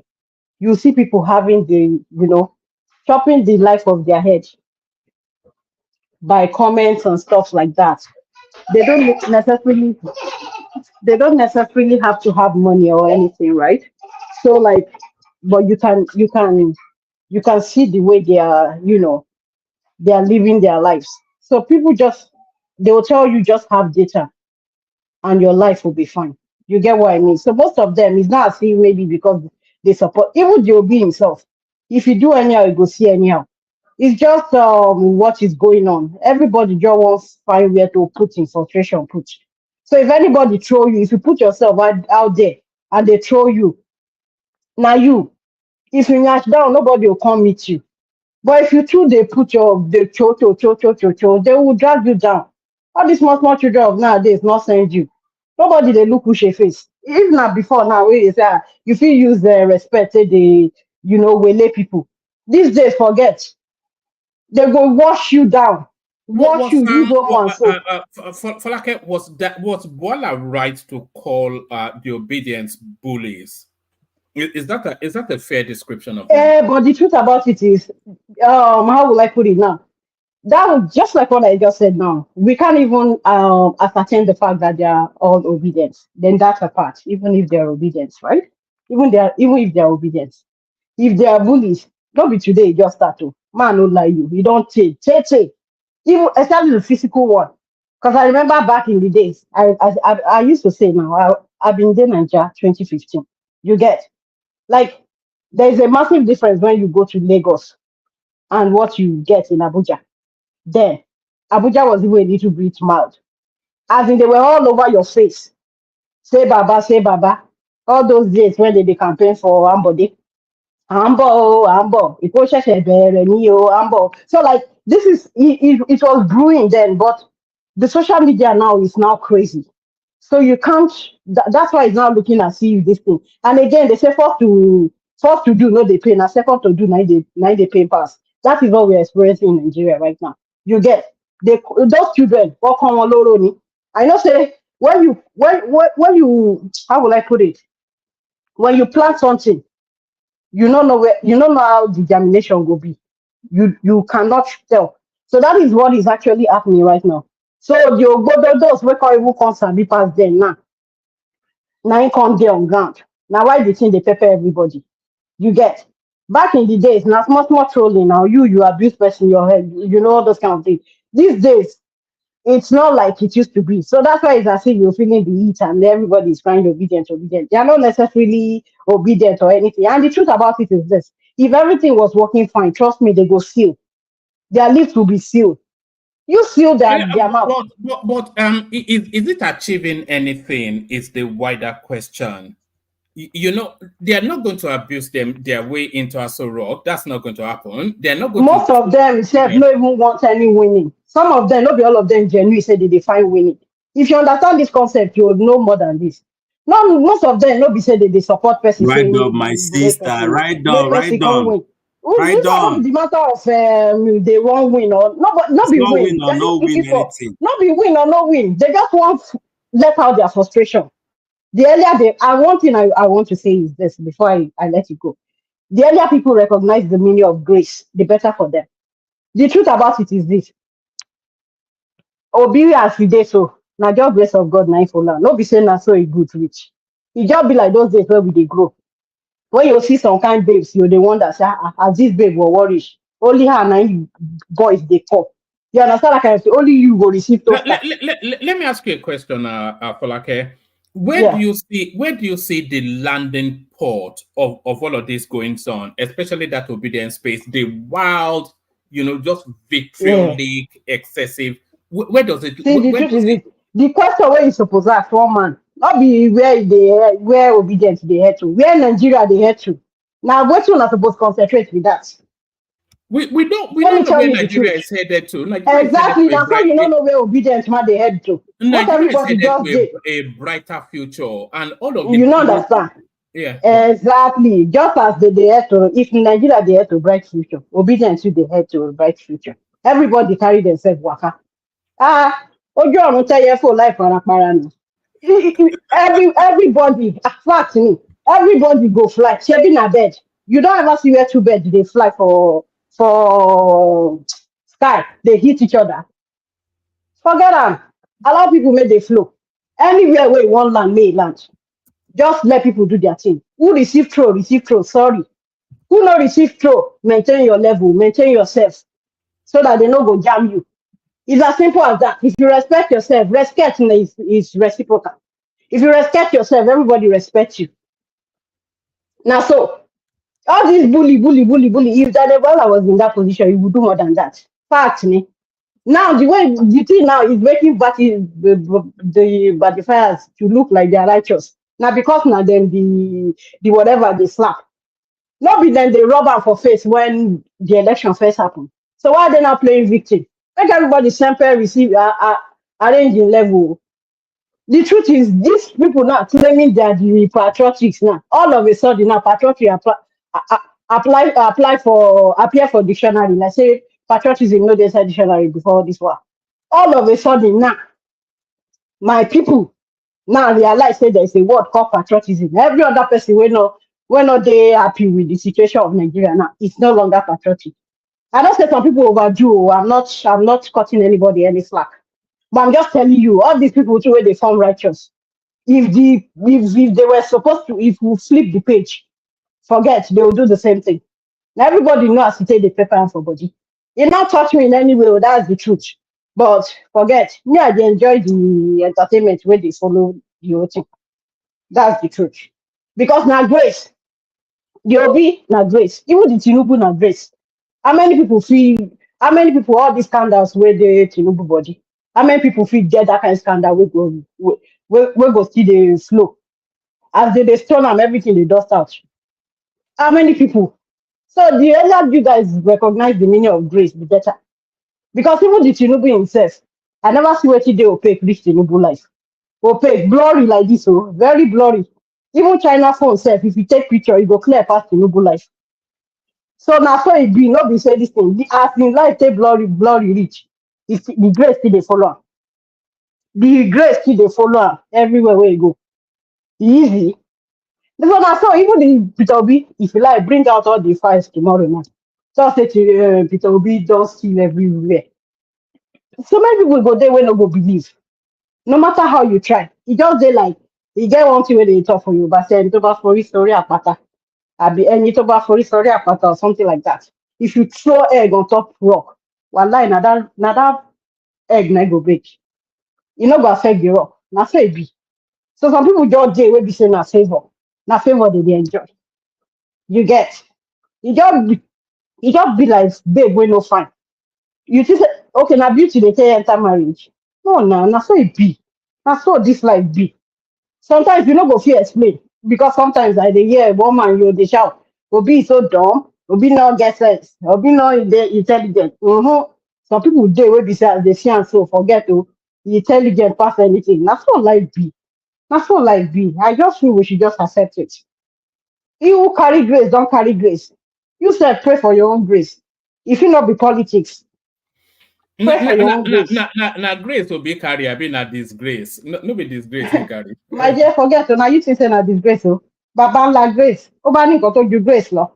Na grace you carry. Easy. How many people feel okay? How many people feel work just stand for road? You feel ask weekend and make it only make it just go stand. Make you go stand for Eagle Square, make you not get any security. RIP Colomagbo next. You got some people where they say they don't feel stand. All those politicians carry them go with you. They don't fit. That's the truth. They don't fit. When they just waka one street without security. If they not go stone them, just say my name will be waiting be. Yeah, for like, how do you see the future for Nigeria? Not what do you wish for, but what do you see? Yeah. As I did like this, now to God hand. Everybody just there to God hand. Because the truth about it is, you know, if you carry all your family take relocate, right? You know, if you carry everybody relocate, even if not be your immediate family. Someone like my papa, you know, even feed me for abroad. Even if it's extended family, you know, if you carry everybody. So you just have to just pray for them. And apart from that, even personally, personally, yeah. I'm talking about the country, not the people, but the country. So I'm talking about the trajectory of the politics of it. Do you see anything changing from the normal course that the politics follow? Do you see any paradigm shift in the horizon? Okay, like personally for me, right from day one, I used to believe in something. It's only God that knows tomorrow. There are so many things even personally in my own personal life, that you will be thinking, oh, no, be so it will be, and it will be like that. You understand that kind of thing. So if you look at it through that trajectory, anything we can do, never say never. That's the truth. And again, human being no be God.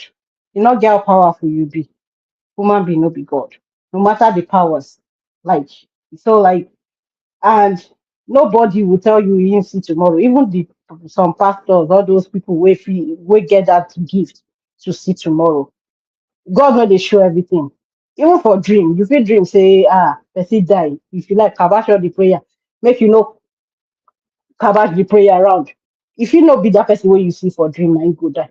If you be another person entirely. So like it comes in, it's dicey. It's very dicey. So one just like the world entirely says, who know where they go. So one cannot speak in the definitive, you understand?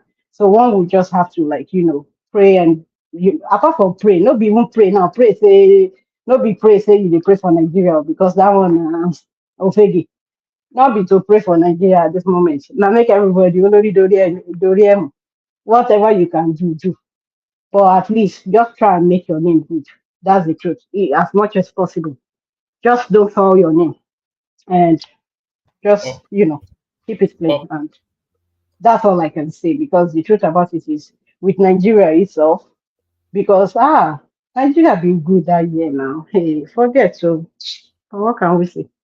All right, thank you. So that's Folake, of course, not a stranger to this platform, but she doesn't spend enough time with us. But that's Folake, who just speaks it. I'll step out and see you guys some other time.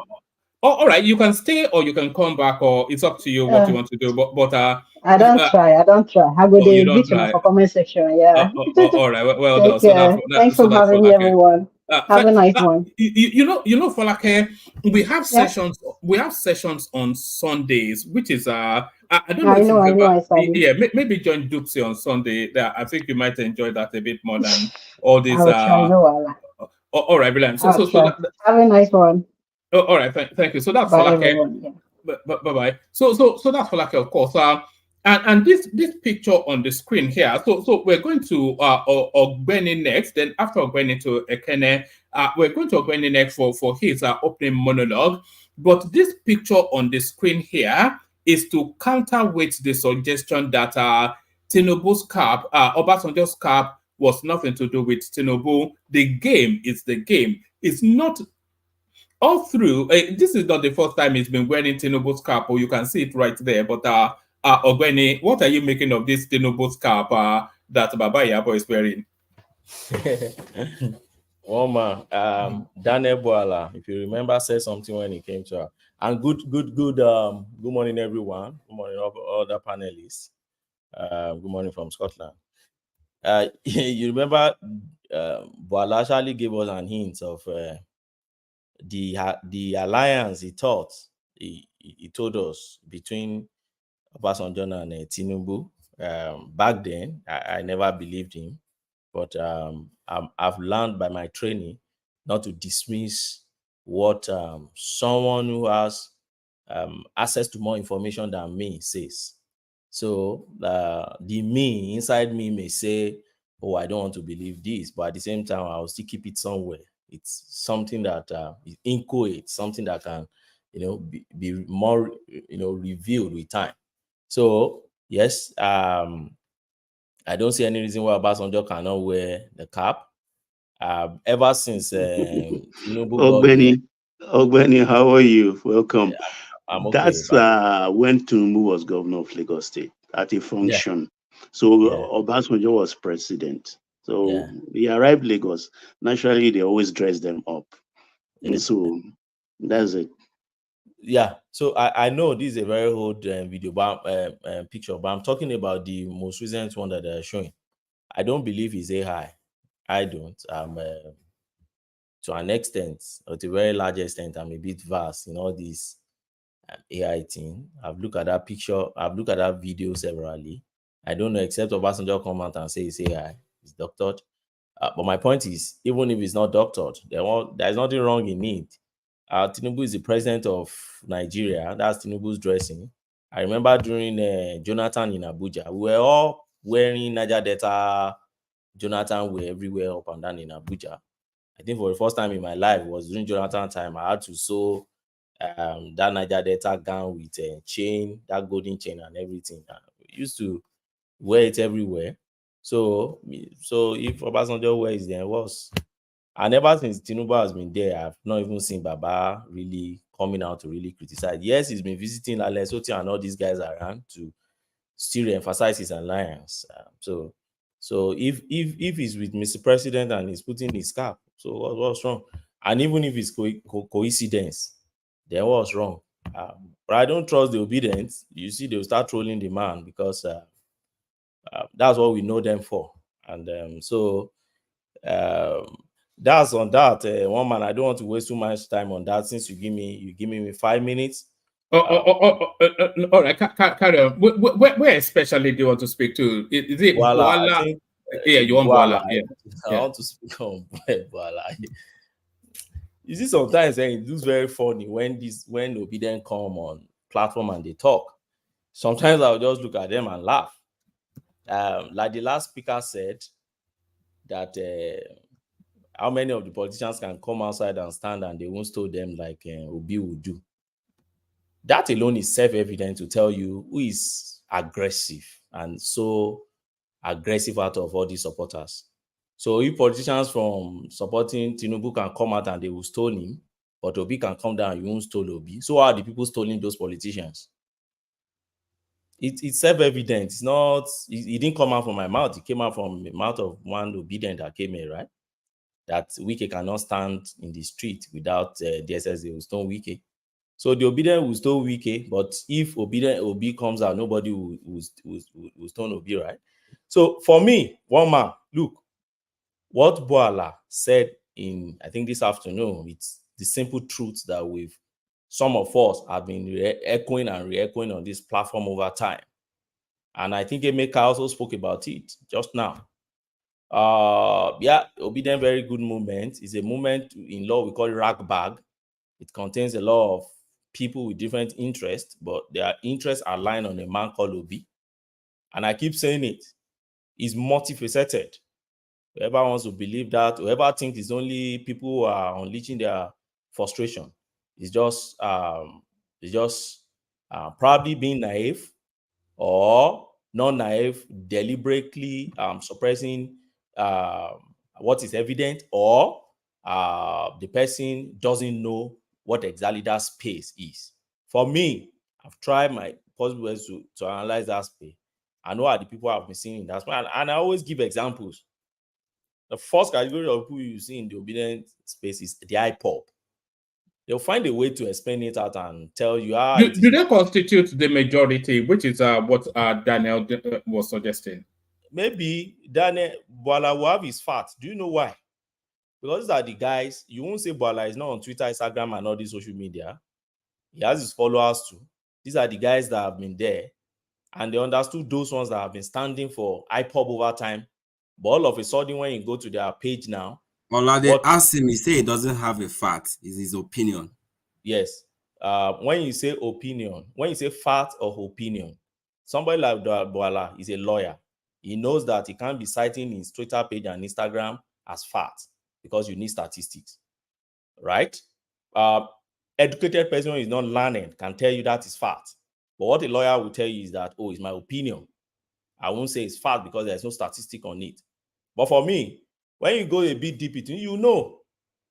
One of a good example I always give people is the one that contested in Lagos under the platform of Labour Party. That guy was an ardent IPOP guy. Ardent, if you go back to that guy's Twitter years back, you will see this guy. This guy went all the way to Anambra to go and support. Chinedu, is it Chinedu? Yeah, yes, Chinedu. Road Viper. You will know his activities online. And by the time Obi crossed to Labour, he joined Labour too, and now he's an Obidient. Even on this platform, see Ekene now. Ekene will always tell you he's supporting IPOP, he's supporting all these guys, but he's supporting Obi and he's Obidient. So, but you know, sometimes when they come and they want to, are we really dumb? We are not. We see all these things now. Even if we are not that too visible on social media, we see it. Uptown and others. So, and we go to their social media page, we see what they were posted years back when Nnamdi Kanu was there. And even till now, some of them are the major people championing Nnamdi Kanu to they should live in Nnamdi Kanu. Recently, one of my main friends is Obedient. I happened to see his comment on Samuel Ekpa, hailing Samuel Ekpa, and I drew his attention to it that, look at you. You are hailing Samuel Ekpa, but at the same time, you want Obi to rule Nigeria. The same zoo that you guys want to bring down. But brother, I think you don't understand that space. The way you mention all these people's names. Let me use my 5 minutes, please. Let me end my 5 minutes. No, wait, because what you're saying is don't not tell factual. me wait, please. I don't want you to interject. Because now you're mentioning that they are supporting. Let me flow. I don't use what you. One man. I have a question. I have a question for one man, please. Question for one man, please. One man. This is my time. One man. When you have a question for one man, not for you, please. Sorry. The answer to your question, is the interjections are allowed at the discretion of the speaker. So let's set some house rules right now, right? If someone is talking and the person does not want anyone to interject, therefore no one will interject. Am I correct? So I don't want anyone to interject. Yes. So because one man. The reason why I'm asking this question is because there are times when other people are talking and there are certain people that will not let them get 5 sentences in before they jump in. So if that is the rule moving forward, that is the house rule moving forward, I accept wholeheartedly, but it applies to everyone. Yeah, it applies to everyone. And let me add to that rule. The interjection has to be succinct and to the point. Nobody. It's not bigger than anybody here. So make the rule. Let it prevail for everybody. No intervention. No. So Bwala is not bigger than anybody, okay? No. That's exactly what. That's prestige. Don't rise to debate. Don't be baited. Okay. One man, I've cleared it up. Ogbeni, sorry, you may continue. Moving forward, if anyone is talking and we don't want to permit interjection, then therefore no one will interject. Okay, hold on. Someone on this platform has insisted that he must interject, and that they forced him, and the guy interjected. I have seen it in this platform. I've seen it too, and that's why I'm asking the question. All right, let's hold on. No, when you can't get that kind of privilege. He's nobody. How can you say so? Who are you? What privilege? Sorry, Ogbeni. Hold on, Ogbeni. Ogbeni, hold on. Let's clarify the ground rules. The speaker holds the floor and he can accept or not accept interjection. So that's the first rule. The second rule is that the interjection has to be succinct and to the point, not some long essay. So that's 2. And then the third thing is no more than 2 or 3 at the most interjection, because then the speaker loses the flow of their thoughts, and then we always go off on a tangent and just end up nowhere. So is that good to agree on? Yes, I'm fine with that, one man, but I just want it to be uniform across the board. That's all. No, it's uniform. So okay. So we put it. But the interjection, the interjection is so crucial to the. Because if someone misstates a fact, right, and we know it to be non-factual, it is our right to be able to challenge what the person is saying. Yes, I'm not talking about this platform is to push back of some error. Which I thought was okay, right? But when the person speaking, the person speaking is saying that my facts are better than everyone else's fact, or my facts are the truth, therefore I don't have to answer your question, that is where it becomes an issue, because that person is spreading propaganda at that point, because we know what the person is saying is untrue. I'm not talking about anybody in particular right now, although I don't want to go into that again. But Aizon, please, if you don't mind. Wait. I'm mentioning. Wait a second, Thomas, please. I'm just mentioning this. I'm mentioning this to one man, so that way we have an understanding moving forward. Because when I'm talking, if someone says, can I ask a question? I'm like, yes, please go ahead, because I want you to bring your question so I can answer it. But if the arrangement we're having is that if someone is saying something and we deem it we did it non-factual and want to ask a question, but we're not allowed to, then that person can continue saying what they are saying, even if it's untrue. No. The moderator gets the override. If it's a non-factual thing and you are quite insistent that is non-factual, then the host gets the override. I see, but that was why I was trying to interject with Emeka, because Emeka was spreading a broad brush perspective on obedience. And I was trying to interject because what he was saying was foundationally false. But he refused to allow me to interject to question the root of what he was saying. So that moment has passed. I'm bringing it up because he was able to. He was able to. Yeah. Go on. Land it. No, I've let it go. I'm bringing it up as an I've let it go. Trust me, I don't want to go back there. I'm bringing it up as an example because what he was saying, right, was not true. But I could not challenge him on it because you know why, right? So that's what I'm trying to say. Let's establish some ground rules so that way moving forward, if we feel the same thing this guy now that is speaking is saying, I want to push back. But we're eating up Ogweni's time. Sorry, go ahead. I'm going to be quiet. All right. Let me add this. One moment before Ogweni go. Yeah. There's a trend on this platform. Let me state it out. When an obedient is speaking, if an obedient interjects him, he will not say no. But if the Agbadorians try to interject him, he will say no. You know the trend. Wama, there's no lie about that. When it's vice versa on the both side. But if somebody said he doesn't want your interjection, respect him. Let him go on with his stuff. When it's your turn, then you can counter what that person said. So that we can have a free flow. An interjection should not more than 1.5 minutes. 1.5 minute max. The host can stop you. That's enough. Then you abide by the rules. Woman, let's take that. Thank you. All right, but we have to keep the interjection just for the probity of the thing. But Ogweni, back to you. Say, let me just add to, I think Tyson is saying things that are not true for me. I am flowing. It's not I can't take questions. When I say no, don't ask me questions. It's not I can't take questions. But I know I have time. I need to flow, express myself, and not lose my train of thoughts. Right? It's not that I can't take questions. But when someone says, I don't want to take questions, and you're arguing that you must take questions, I think the person needs to also go and examine his head. The person said, I don't want questions. Respect his decision or her decision. And then if you say, okay, later you can ask me the question, then come with the question. So what he's now saying is that it's not even a question, it's a pushback. But he lied that he has a question. Go ahead, Roman. First of all, I said, can I ask you a question? Verbatim. That's what I said. Don't call me a liar. That's exactly what I said. And by the way, I don't need to get my head examined. Do you understand me? I said, can I ask you a question? So who is the one lying now? Okay? I said, can I ask you a question? And you said no, because what you were saying was foundationally false. And you do not want anyone to challenge you because I would have exposed you. And that's why.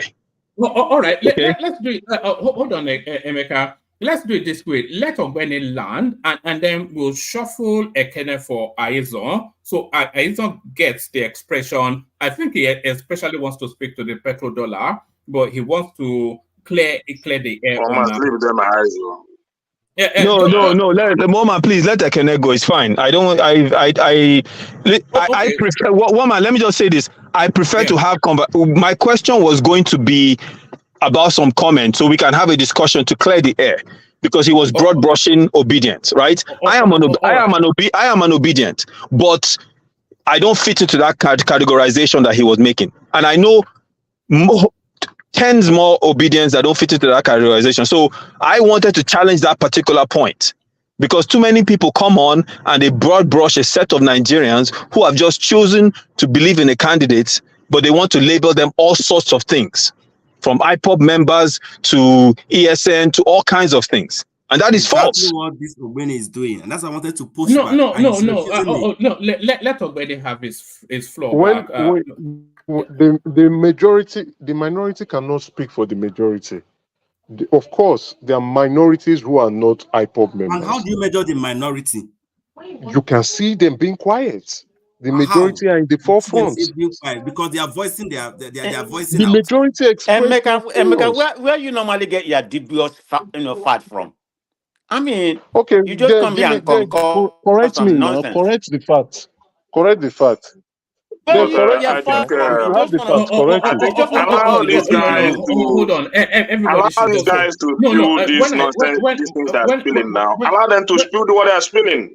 No, just yes. When I say hold on, just hold on. Let Ogbeni carry on. Otherwise, we just do this forever. Ogbeni, back to you. Yeah, Woma. Yeah.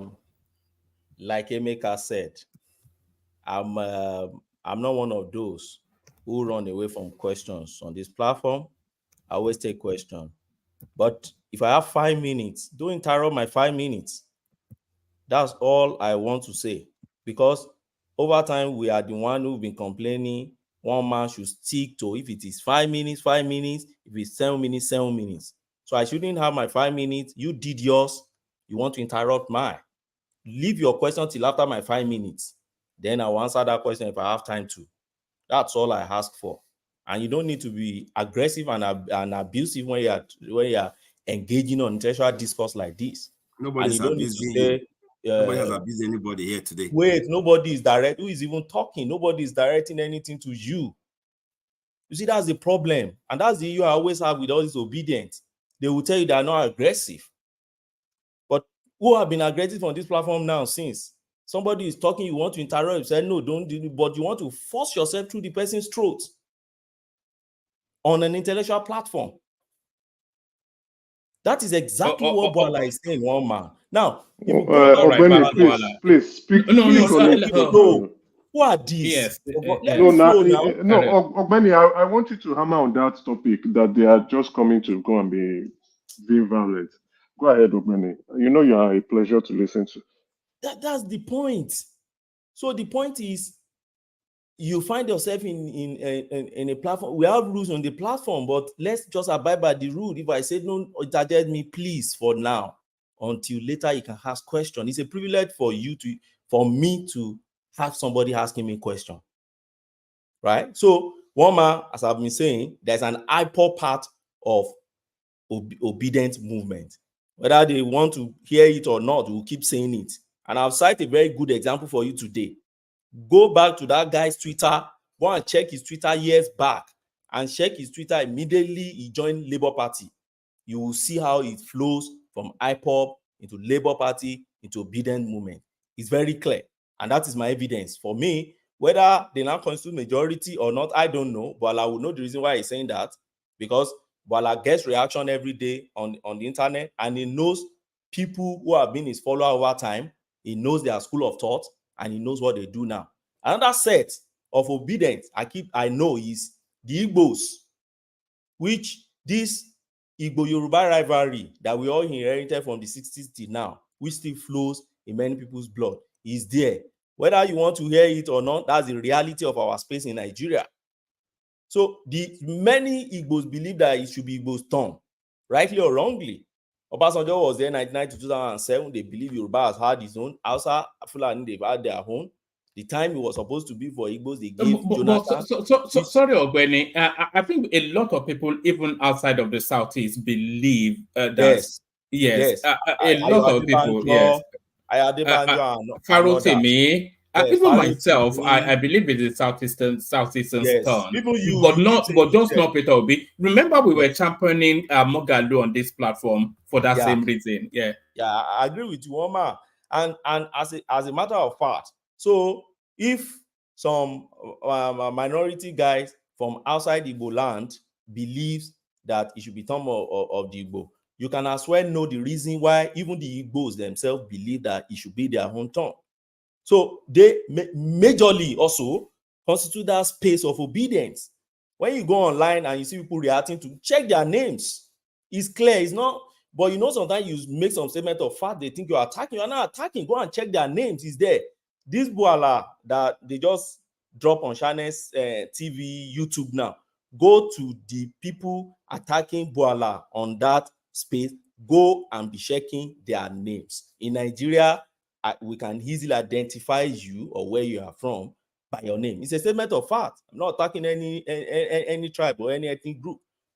Another group is the Pentecostal Christians who hate the Muslim thing. And that was the group Bwala belonged to when he exit APC back then.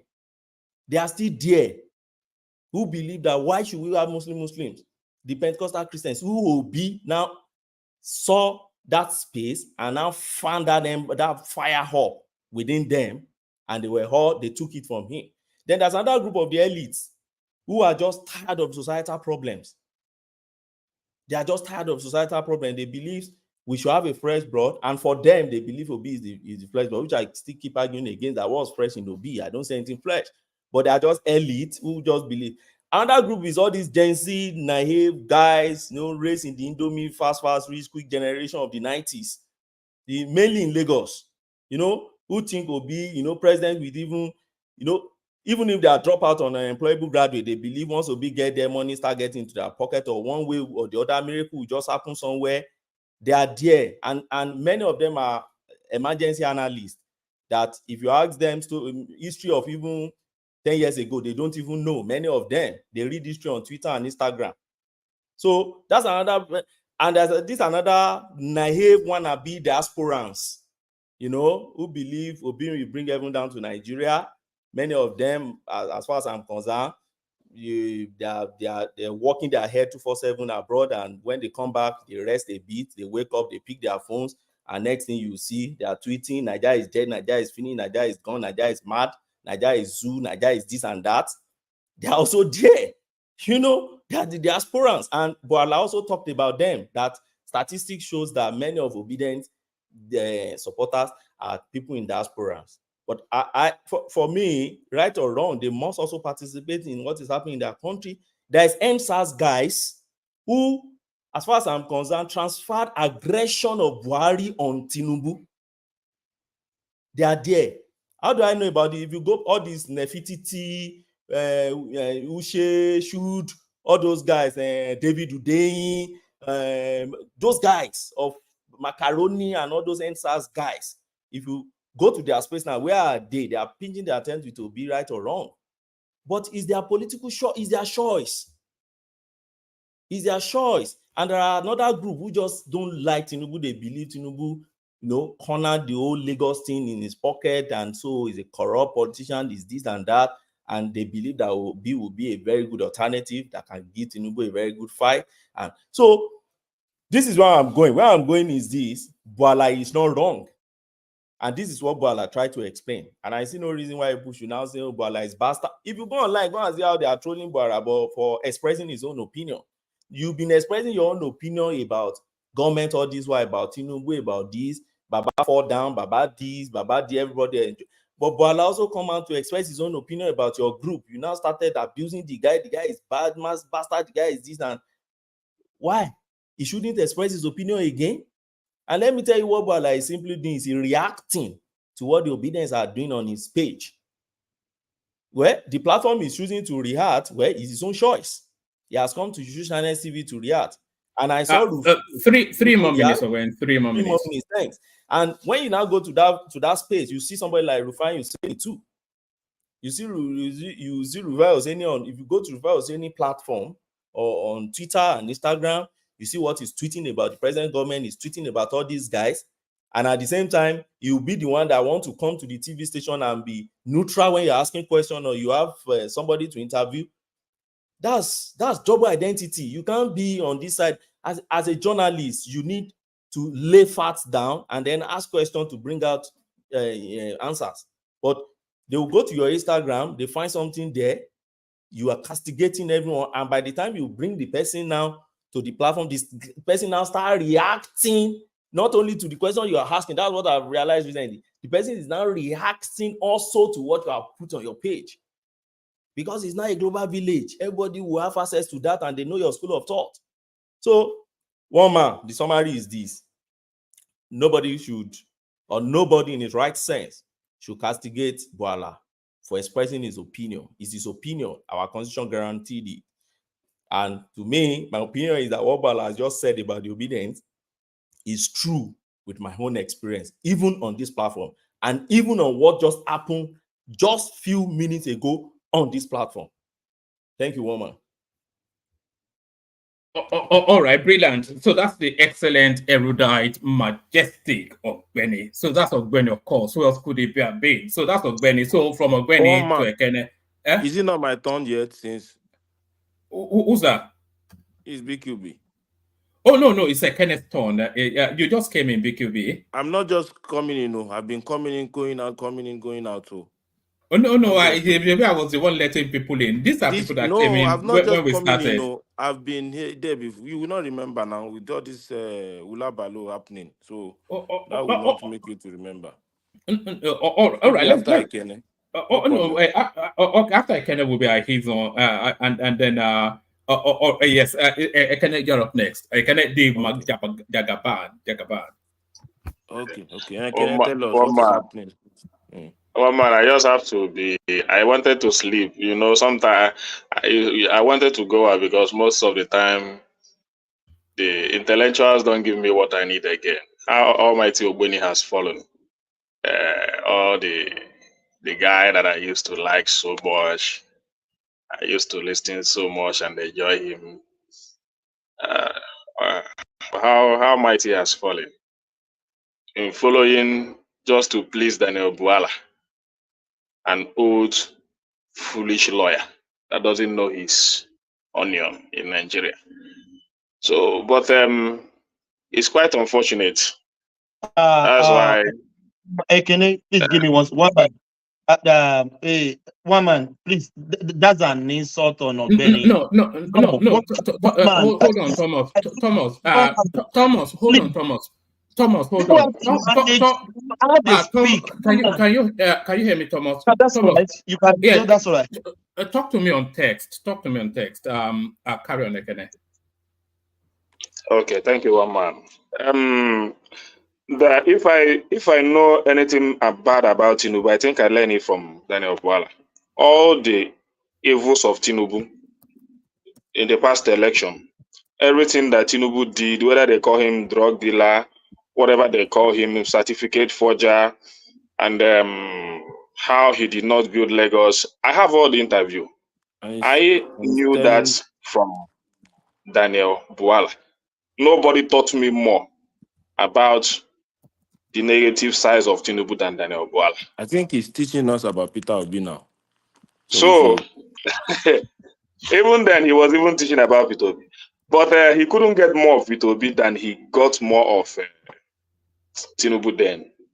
And you know, the way these guys operate, when this one didn't favor them, then jump into the other side. What Atiku did in the last fall of Tinubu, I was expecting Daniel Bwala to condemn the action of Atiku.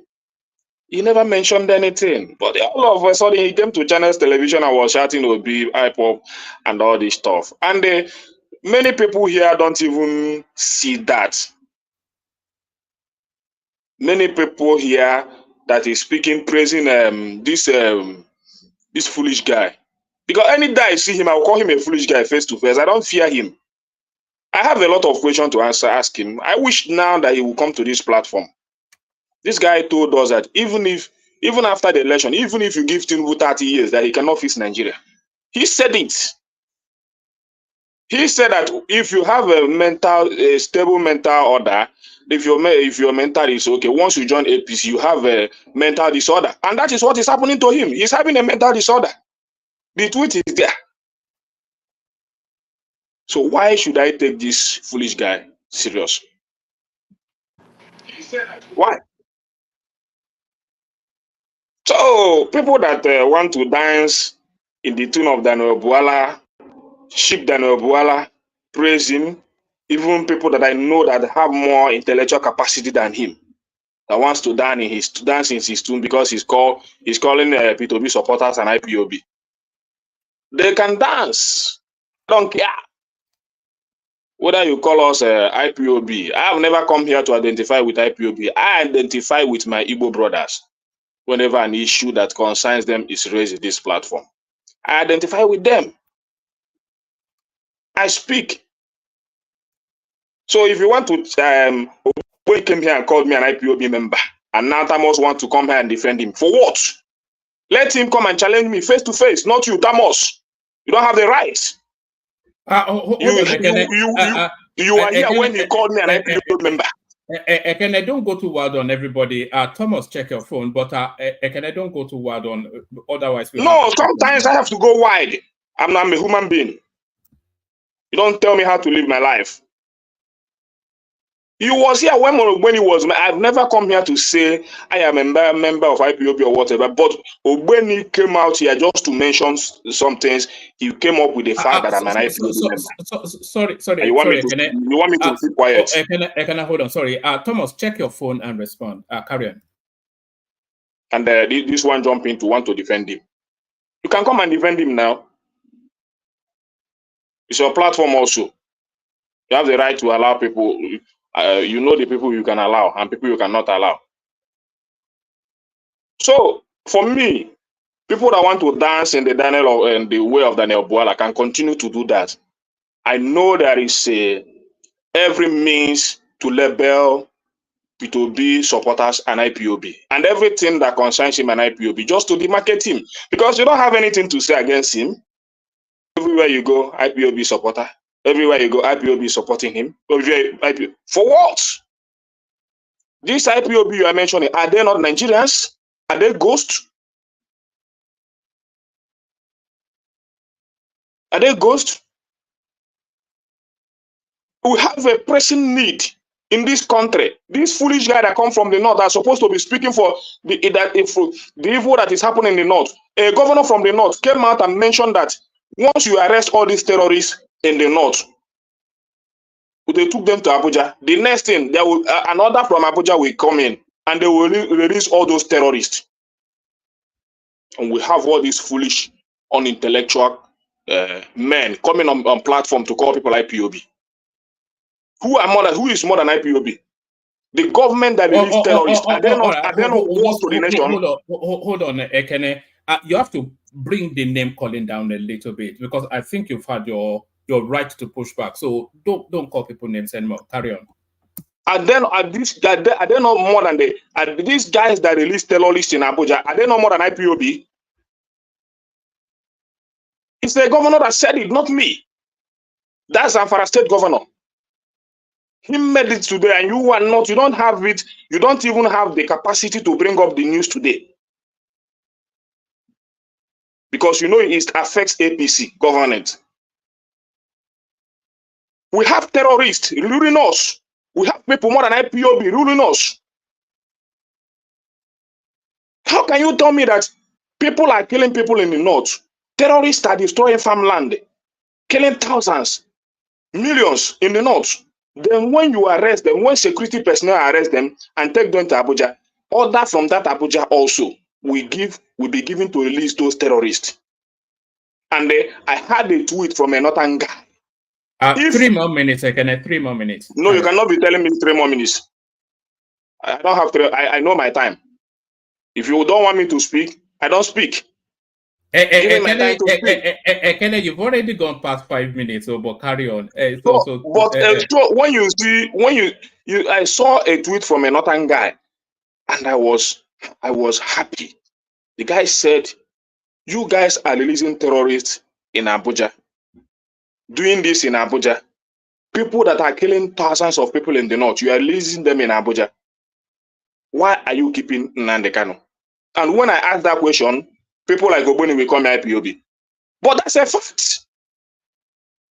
If you have the guts to release a serial killer, destroyer of the nation, destroying our farmland, making food very scarce in our nation, killing our genuine farmers in the north, you take them to Abuja, then others will come from Abuja for them to be released.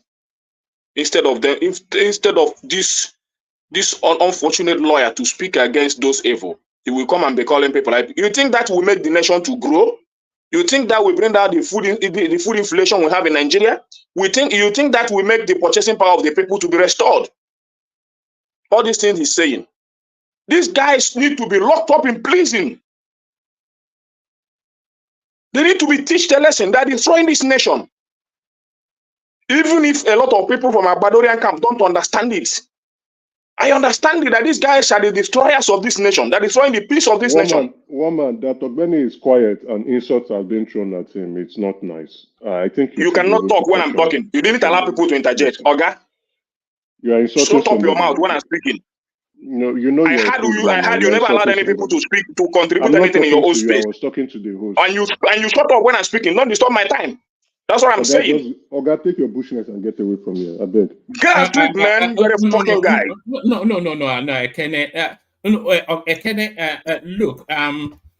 look, just don't say anything and just listen. Emeka is somewhat right. You did use some language towards Ogbeni that wasn't, it wasn't my taste, but Ogbeni somewhat referenced you in like an IPOB, so I just let it slide. That 1 + 1 is 1 1 sort of thing. But and then after that, Ogbeni spoke the fact now. Ogbeni spoke the fact. Ekene, I said Ekene is an IPOB supporter, and it's clear on this platform. But that offends him now. That you know how that will he offend him? Somebody that do you wait, woman? How will he offend him? Should we bring the tape? Should we play the tape for him? So which means he doesn't even know what he's doing. On series of occasions here, he has supported IPOB. He has sympathized with them. He's saying, coming here now and changing his matter and saying one man, they're eating up Ekene's time. Please, can he speak? So I have to run soon. So the same person that wouldn't let anybody else speak is the same person that won't let anybody else speak is eating up someone else's time. Can you see the contradiction here? This is a clear contradiction to the point I was making.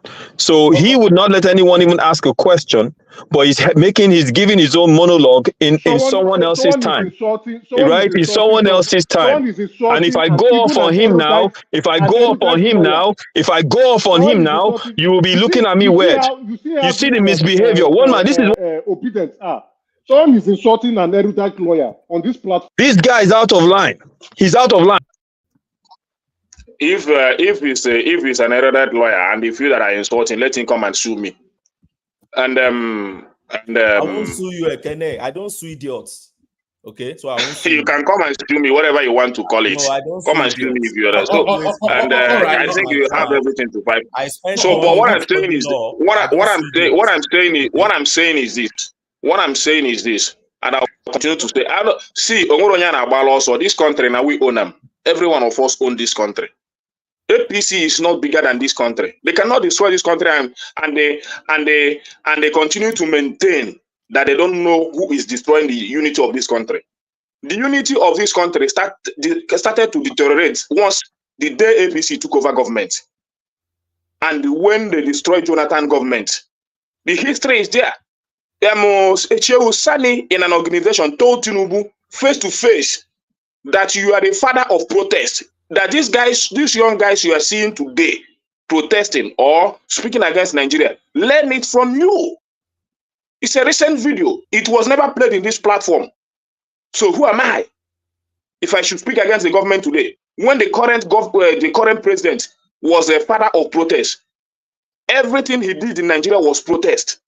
He protested until he took away Jonathan. Today he has taken over government and he never want anybody to interject his government. Is that not hypocrisy? Right. Bring it home, can I bring it home? So don't come here and play victims. You don't want people to destroy your government, but you have done more. You labeled a government hippopotamus. You called a sitting president. You called him all sort of name. You called him a goat. You labeled him a goat. You nailed him in a coffin. You took him over all over Lagos. You shamed the government of Jonathan. All manner of evil were leveled against him by this current administration, even by the current president, the sitting president today.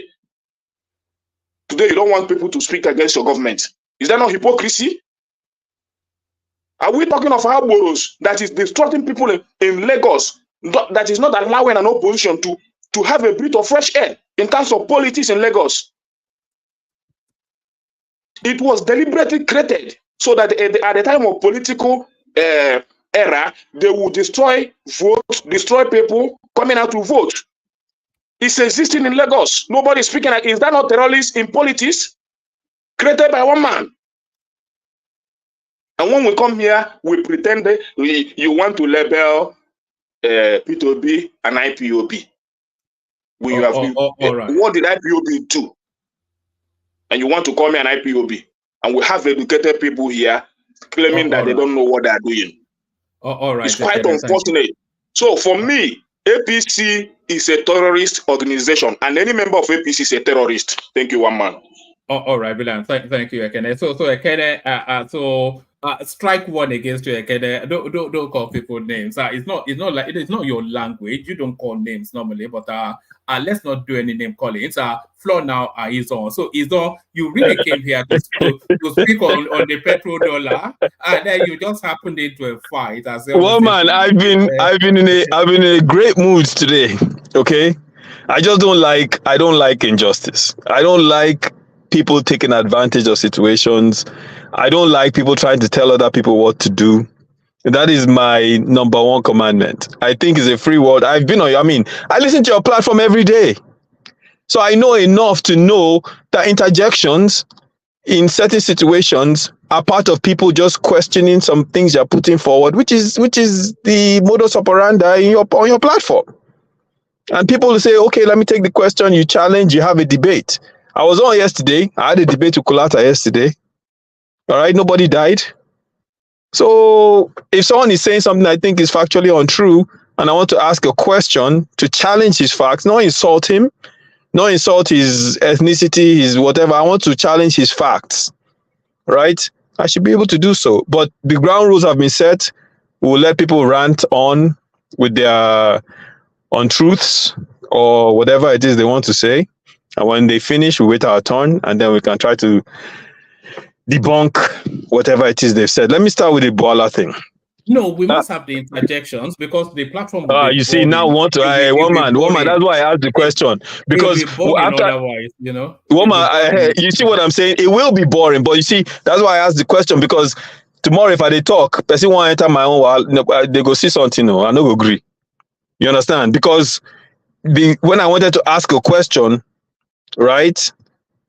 Someone decided that questions were not allowed, right? General Abacha decided questions were not allowed, so I couldn't ask questions. You understand? So that's what I'm saying. But anyway, let me get into my 5 minutes. It's 8:13 my time, so 8:17 I'll be done. Let me start with the Bwala thing. During the O.J. Simpson trial, they had Mark Foreman. You remember Mark Foreman, woman, the racist police officer that had evidence against O.J. Simpson. Indeed. I think he came up in the news recently again. Yes, he did. Yeah, he went on the stand and he had evidence against O.J. Do you know why his evidence was thrown out of the court? Because of his history of racist behavior towards black people. His comment, his history. So he was tagged as an unreliable witness, and his thing was thrown out. I mentioned that because that is a good analogy for who Daniel Bwala is. You cannot trust a man who one moment decides that he has morals he wants to stand on, and he will not support a party because of Muslim ticket, because he's a Christian minority from the north. Then on the other hand, he joins the party. As Ekene said, he said that if you join APC, you have whatever, you're mad or whatever. And here we have him today, right? So in all situations, when people say something, you have to consider the source. The source is very important. In fact, it's everything. You understand? Someone that lacks credibility, that tells you something, you cannot believe a word they say. So as far as Bwala and his comments, he has discredited himself. He has made himself a poster child for a political pundit to the highest bidder. He doesn't have credibility. He sways like a tree in the wind, depending on which way the wind blows. And that wind is money. So depending on who has paid him money, he will bend to their will. Someone like that cannot be trusted. Nelson Mandela said, a man who changes his opinions depending on who he's speaking to. You should be a poet, he's on carry on. Oh man, thank you. But Nelson Mandela said in his speech in the United States that a man who changes his opinion depending on who he's addressing is not fit to be a leader. You can find it on YouTube. That was the same speech where he defended visiting Yasser Arafat and Muammar Gaddafi and Fidel Castro after he came out of prison. He said that. Bwala is your perfect example. So please, if we're talking about anyone's opinion on obedience, let it not be. If it was someone else, someone we can listen to. But this guy is a joke. Let me move on from that and go into this petrodollar thing. So we kind of get out of this thing. So if you look at the history of the petrodollar and how it was instituted, in fact, the way they got Saudi Arabia to agree to the petrodollar is sorry, Omnibus, yeah. Can you switch off your camera? I don't think everybody wants to see your chest, or put a shirt on, one of the two. But carry on, Izon. Yeah, the way they did it was something out of a Godfather movie, right? So one man, I don't know if you know this, but they parked one of their huge ships, US Navy ships, off the coast of Saudi Arabia. Henry Kissinger, working for Nixon at the time, goes there. Then he invites King Saud, the current, their popsy, invites him in. They have a meeting. The meeting is not recorded, one man. At the end of the meeting, the king of Saudi Arabia agrees to have their oil exports sold in US dollars. And that was the birth of the petrodollar, right?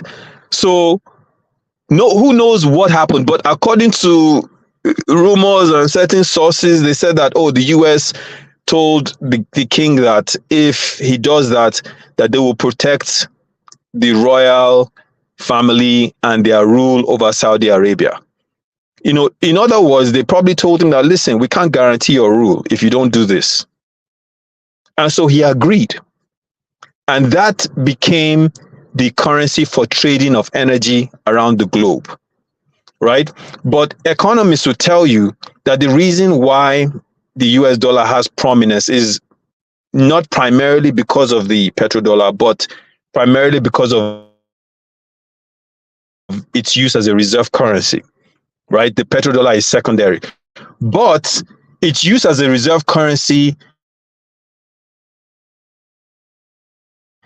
is used as the currency for oil exports. Because once Saudi Arabia did it, all the other countries started to do it. And if anyone thinks this is a joke, why was Muammar Gaddafi murdered?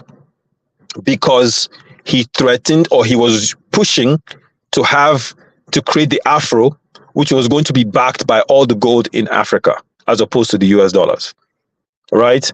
And that was, a lot of experts around the world, including people like John Mearsheimer, have said that was the reason why he was murdered, right? So let's fast forward to present day. Venezuela, $1 billion foreign currency. Sanctions hit, seized, right? Iran, billions of dollars, US foreign reserves. Sanctions hit, seized. Russia, right? Most of its oil was sold in US currency. When Ukraine started, sanctions hit, boom, sanctions came down on Russia as well. So around the world, a lot of these countries, including China, right? Around the world, a lot of these countries have gotten sick and tired of being victim or being held to this US currency thing. So you saw what happened in Russia when the sanctions hit, they started selling their oil in rubles. Their economy actually grew. So they are watching, the BRICS is being created. Saudi Arabia made this announcement on June 9th. Now we're in a position where the ball game is changing. Energy in Saudi Arabia is not going to be sold in US dollars anymore. We're probably not going to see the impact immediately, but it'll be interesting to see what happens next in geopolitics, because the United States still does have the world's largest and strongest military. And they decide whenever someone needs democracy, they can look at your country today and say, you guys don't have democracy, we're going to give it to you. and next thing you see, US ships off your coast. So there's no telling what will happen, but it'll be a very interesting space to watch.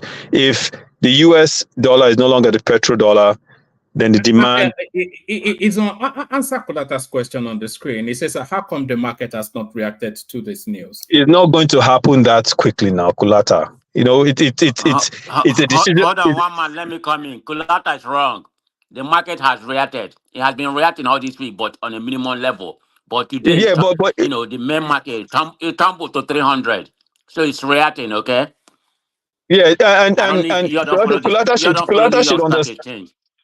Yeah, Kulata should understand that this announcement made. The US currency is still the primary reserve-backed currency around the world. So if you listen to what I said, that is the primary reason why the US currency is powerful. The petrodollar is not the primary reason, right? Most people use the US currency as foreign reserves, right? Because it's reliable. But what happens now, moving forward, will become interesting. Will other OPEC countries follow suit with Saudi Arabia? Let's see. Saudi Arabia calls the shots. If they're selling exports now no longer in US dollars, what happens to the other countries? How strong would the BRICS nations form? If BRICS become stronger, right, and they're all trading in their own currencies, you can't tell me that's not going to affect, right, the demand for the dollar. And then we start to see things unravel. So it'll be interesting what happens over the next couple of years. It's not going to happen immediately. You know, we might not even see the US drop, you know, within the next 10 years, but it all depends on how they shift. But the one thing you can count on, one man, is there is going to be a pushback. You know, there is going to be a pushback. Yeah, but I don't think the Americans can throw guns at it this time around. Certainly not at Saudi Arabia. Otherwise, they've been the epicenter of a main religion. So I think they'll just have to suck it up. That's just what it will have to be. Yeah, well, they will have to suck it up. But at the same time, you know, it depends on who wins in November, right? If Trump comes in, Trump is more of a nationalist, America first type of thing. You know, he's going to look at things a little different and maybe try to rein in some of the American power, similar to what he did last time. You remember what he did? Went to NATO, said all those other countries should pay their fair share, started doing all these different things, right? So all that is going to play a role, because I don't think Biden wins. Sorry, Prestige. I don't think Biden wins. You know, it's just not looking like it. So we'll see how it plays out, but it's all good, man. I think my time is up. The next person can come on. Thank you, all right, brilliant. So that's the excellent. Where's Ajanle Koko? I was going to Ajanle Koko, but I think it dropped. Okay. So let's go to Prestige then. Prestige, you're up next. Prestige. Where did you put me in all of this? Hold on, Baba is up next, not Prestige. Baba, okay, Baba, go ahead. Remember. Hey, man of Prestige, that's so kind of you. No, sorry about that. Baba was actually coming to you. I think I scrolled names, but yeah, Baba, you're up next. Good to have you, Baba. Please, panelists, I salute you all, one man. If you hear any in the background, no, I have my children in for the weekend, so please bear with me. Can shut them down. Nihi in America. I salute you all in the comment section and esteemed viewers, listeners, watchers. I salute you also. Please, if you have not clicked the like button, remember to do so right now. Thank you. Yes, one man. All this I've enjoyed all that's going on so far. Absent the insults. Hello, one man. Yeah, who is that? Sorry. Who? Hello, this is BQB. One man. Hello, one man. Am I audible? Yeah, we can hear you, sorry. But I'm on the floor right now. Oh, okay. Sorry. But yeah, I'm here listening to a man of prestige spoken before now. No, then maybe we are behind. I don't know the Wi-Fi you are using. I'm the one now on the floor. Okay, no problem. Man of prestige. No problem. Okay. No problem. Okay. Woman, please take note of the timing. I've lost about 1 minute with BQB. Yeah, thank you all. Everybody has made their point, you understand. But the fact remains that everybody has taken an entrenched position. Well, like everybody knows on the platform, I'm a Baptist, died in the wool Baptist. I believe in him, and I know he will not wreck the shape of our nation. So I want to lay that marker. But I came actually because I just want to celebrate the heroes of our democracy we're enjoying now, because a lot of people don't know exactly where we're coming from. Because 2 days now, I use it actually to retrospect and look at those dark, ugly days, those 5 black years of Abacha's regime. I remember all those who died. I remember all those who fled their countries. I remember how bleak our country were, how we became a pariah nation,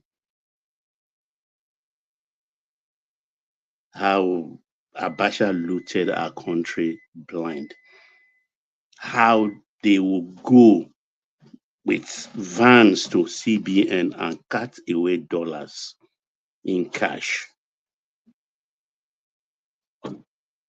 And that is why I am appreciating these 5 years of democracy. We had it 6 years. We had it another 4 years and a half. We had them one of Abiola just 1 year. This is the first time we've had. I think Bat is our 50th president so far, and I don't think we'll go back to those dark days anymore. That is why I appreciate so much. And those heroes, those who fought for what we are enjoying today, they are the ones in power right now. So will they fight for nothing, only to come to wreck our nation? The problem with our country is that we have been miseducated, misserved, abused. The Naira, I mean, they made us believe the country is rich, whereas our Naira was being defended between $1 to $1.5 billion every month. Self-deceit. So it is right now, the Naira is finding its true, proper value. Because you can't defend something with 1.5 billion every month, going to hellhole, forcing it, and you think it will last forever. No, you're only living on borrowed time. And you can't live in a country where a bottle of beer is more expensive than a liter of petrol. It's not done anywhere. It's not wise. It's not reasonable. Yes, there's suffering in the land now, because when you do a vote fast of a policy to redirect the ship of a nation, you must face this kind of turbulence, politically, economically. You must face this turbulence. But there's no gainsaying the fact that that tide will ebb at a certain point. The tide will ebb, and the ship of the nation will go and even keel smooth. But when we say right now, we at every step the government is taking, we kind of be heckling them and things like that. I don't think it serves anybody's purpose. What is happening now? I think a lot of us, particularly the young ones, because I receive calls every day, I have a kind of high tolerance for those I love. Most of them are children. They are adults now. I nurture. They are not particularly my biological children. I receive calls for discourse as far away as Labrador and Newfoundland in Canada. That's quite a distance away. But I kind of mold myself to be very accommodating, and we rub minds together. Because a lot of people don't understand our situation. A lot of people don't have understanding of what we are going through as Nigerians. And one thing I love about us is we have, in all of Africa, I think we have the highest sense of humor. We joke with everything. To use the modern lingo, it's all about cruise. And I don't get it. Because we are in a dire strait. We are in a dire strait right now. So everybody should just calm themselves and let a sober head rule. It's not about insult. If I fear insult, I wouldn't be here. Because even as we're speaking in the comment section, it's like that. But I just felt, well, we must do something. Those who have the voice, those who can sober us along, should speak without fear. We are in the situation in the country right now. The policies as they're doing it, yes, too many things are involved. It's like when I watch Honorable Ugo Chinyere and his group of 32 with that agenda, which is hotly being debated now. I have sympathy for him because as a young man, he thinks it's an event. That journey he has embarked upon, it's a journey of about 3 presidential cycles or more. Democracy is not a tea party. Those we envy today, I mean, democracy in England, I mean, I don't think it has a date. That of America is almost 250 years. And so on and so forth. They've been through turbulent years. It's like we want to be like them.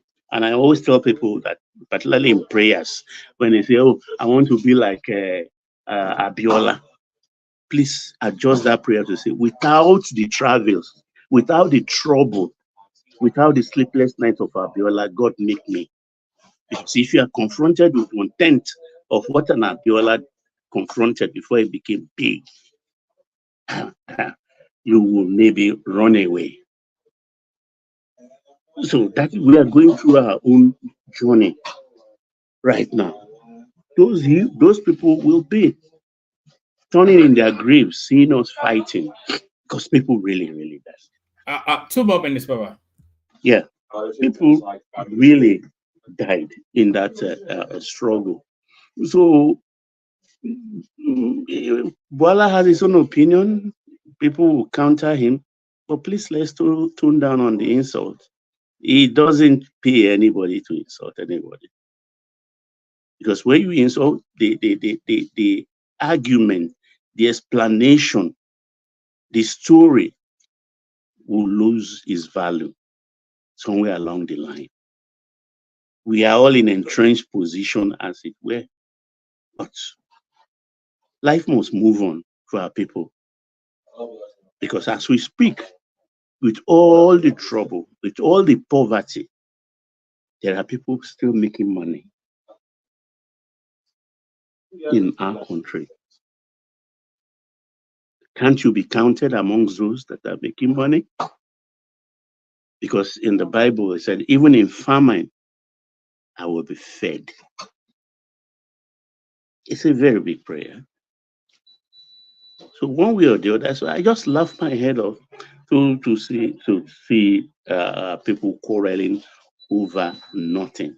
It isn't what we should be doing. I yield, woman. Thank you, Baba. So that was the Dorset tones of Baba. So the Dorset tones of Baba. So Prestige, let's hear from BQB and then I'll come to you. It was in and out. So It probably came in just slightly before you. So BQB, 5 minutes from you. Go to your view. BQB. Can anyone hear me? Hello? Yeah, one man, we can hear you. Thank you, one man for calling my name. All right. Hello. Can you hear me? We can. Actually, Coco, good to have you there. I thought BKB. I think BKB is back. Yes, I'm back, Baba. Yeah. Go ahead. I've never left. Just let me talk for 5 minutes to dilute the tension. The tension is too much in this. All right. Carry on. I don't know why everybody is angry. Help us cool temper. Now, that's what I wanted to do, but I've just seen some angry fellow on this platform. So now I've been seeing that trend for like some couple of days now. I've observed some tension on the platform for like few days, so I don't know what is really happening. So I just wanted to discuss on the topic. The other speaker said the value of dollar is not based on the petrodollar. I think it's based on the petrodollar, as contrary to what he claims that is based on reserve currency. No, because it's not only Saudi Arabia that is selling their petrol in dollars. It's virtually all OPEC. So if you aggregate, even we that we need dollars, that we want our currency to be strong, we are still selling it in another currency. So I think it's it. But I don't think they are still they will still have to continue to sell it in dollars, because practically the security and safety of the Gulf country lies solely on the US. So, and I remember there was a time around September, October, that OPEC Plus member, Saudi Arabia and Russia, decided to reduce the cap production, the production cap of the oil then.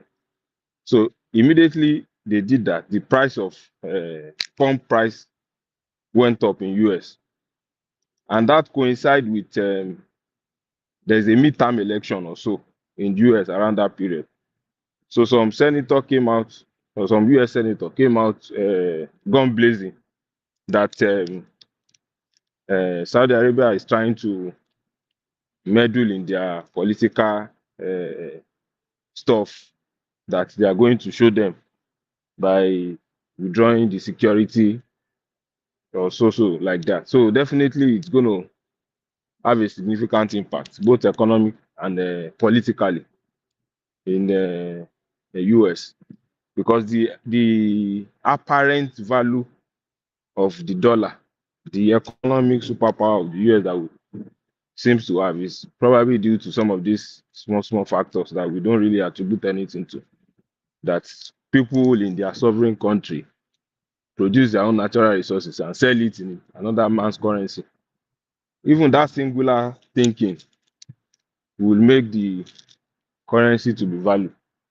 And if you now look at country like Russia, that they are placing so many embargoes on, but how is it now possible that despite those economic sanctions, all those things, the value of their currency is still going up? Probably because they decided to sell their resources in their currency. They are not only selling petrol, they sell also gas to Europe. So I think, so what I believe is that I don't think anybody wants to rock the boat now. They are still going to find a way around it. But it's not going to be this war template like they did in Libya or something. The world is much more open now, and there is tension everywhere now. There are so many superpowers. There is Russia, there is China, so I don't think US want to start anything now, especially in this little relatively peaceful region.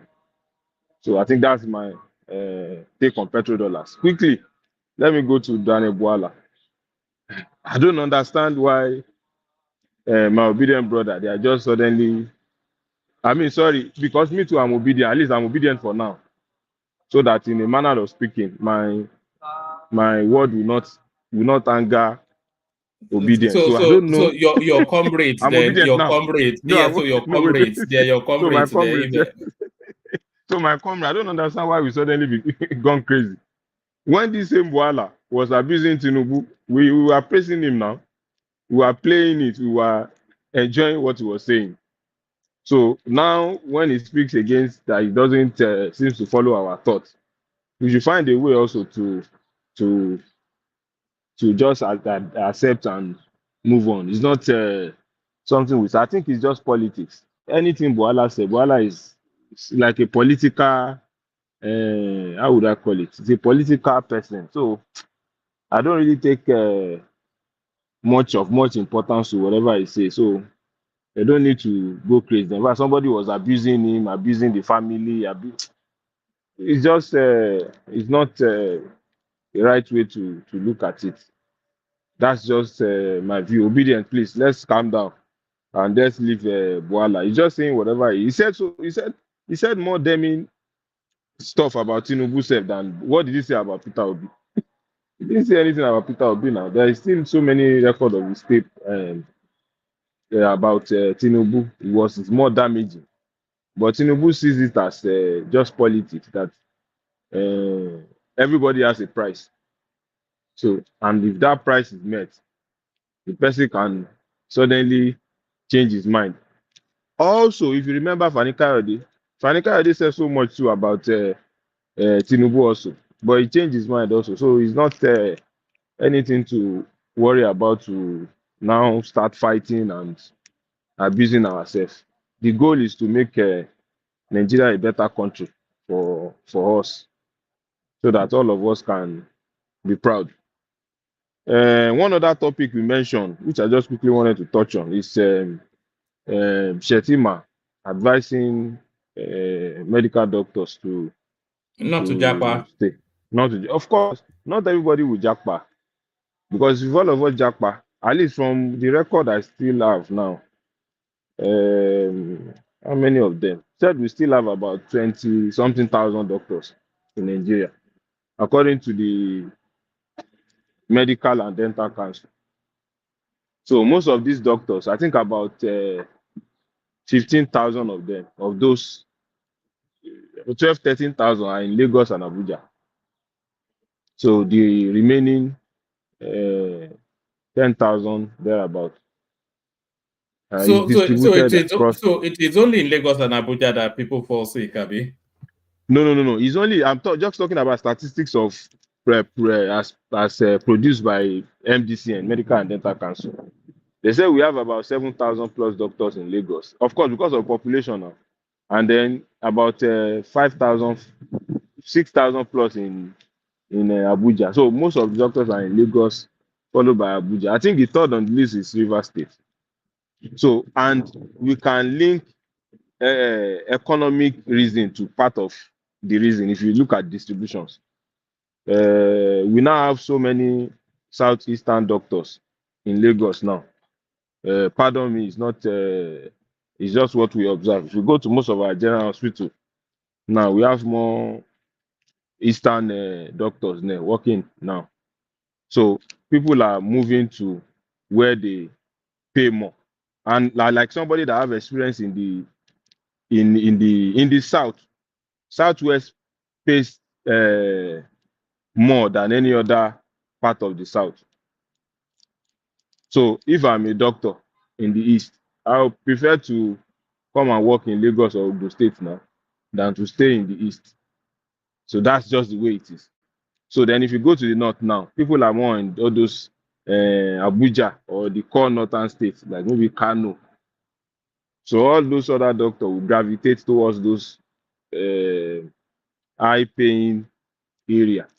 And those areas too have opportunity for private practice also. So if I'm working for government now, I can as well augment my pay with working for private. If I work for government and then maybe like 300, I do some part-time attachment with private, I can earn maybe 100. So maybe like 400 like that, I can still use that on old body. And with the Nigerian economy, if you can still make 400,000 in that month, my guy, we are doing well. Though. This is not America or United Kingdom. In that Nigeria, you can make 400,000 now with the Tinubu's economy. So we are doing well. So that's just my take on that one. The government just needs to improve the situation. They can't. I don't think we can talk about only increasing salary because it's not only doctor that is in the healthcare chain. We have laboratory people, nurses. So and it's everybody that is still in the same economy. So literally increasing doctor salary is not the point because not only doctor can administer care. So if you said you want to increase doctor salary, you have to increase the laboratories technician salary also. So I think those are just what are there that should contribute at least to bring down some of this tension a bit. All right, brilliant. There's quite a bit of information there that wasn't known. Yes. Then people in then the person working in National Hospital is not 200 though. National Hospital, a new entry doctor is getting close to 300,000. So some of the informations too might be in a way to just sensationalize to the information as regards the doctor working in Borno. Most of those NGO, some NGO, Action Against AIDS, France, there are so many of those NGOs in the north. They pay more. That place is risky now. So for you to attract a doctor to go there, they have to give them some form of financial incentive for anybody. If you are paying me the same money, they will pay me in Alimosho. So why would I leave Alimosho to go to Borno State? So that is just common pure logic. So it's better to enjoy lesser pay in a peaceful and secure environment than to be praying almost every day that you can't even move. You have to be confined into a camp that is protected by military. That the way the Nigerian security is polarized, even the military protection, you are not sure. They are not. They are not even protected. So I think that's just some of the points. Thank you very much. All right, thank you. So that's the excellent PQB. A lot of people may not be aware. I think they are aware that you're a medical doctor, but they don't even know that you live next door to Simba. But that's Simba's I live next door to Simba, and we are doing service to humanity. Now we are doing outside posting in Saudi Arabia. Outside service what? To humanity. Outside posting. Service to humanity. What does that mean? No, that we just continue our service to humanity. Healthcare is the same everywhere in the world. You mean outside of Nigeria? Service to humanity. Yes. Does that humanity does it come with an American flag? Gbogbo humanity tó wà Nàìjíríà lè service wọn. No, American dollar ló jẹ́ humanity. American dollar. Ẹ máa gbá ọmọ Oòduà yìí American dollar ló jẹ́. Wọ́n service àwọn èèyàn wọn. We want to make part of Petrodollar now.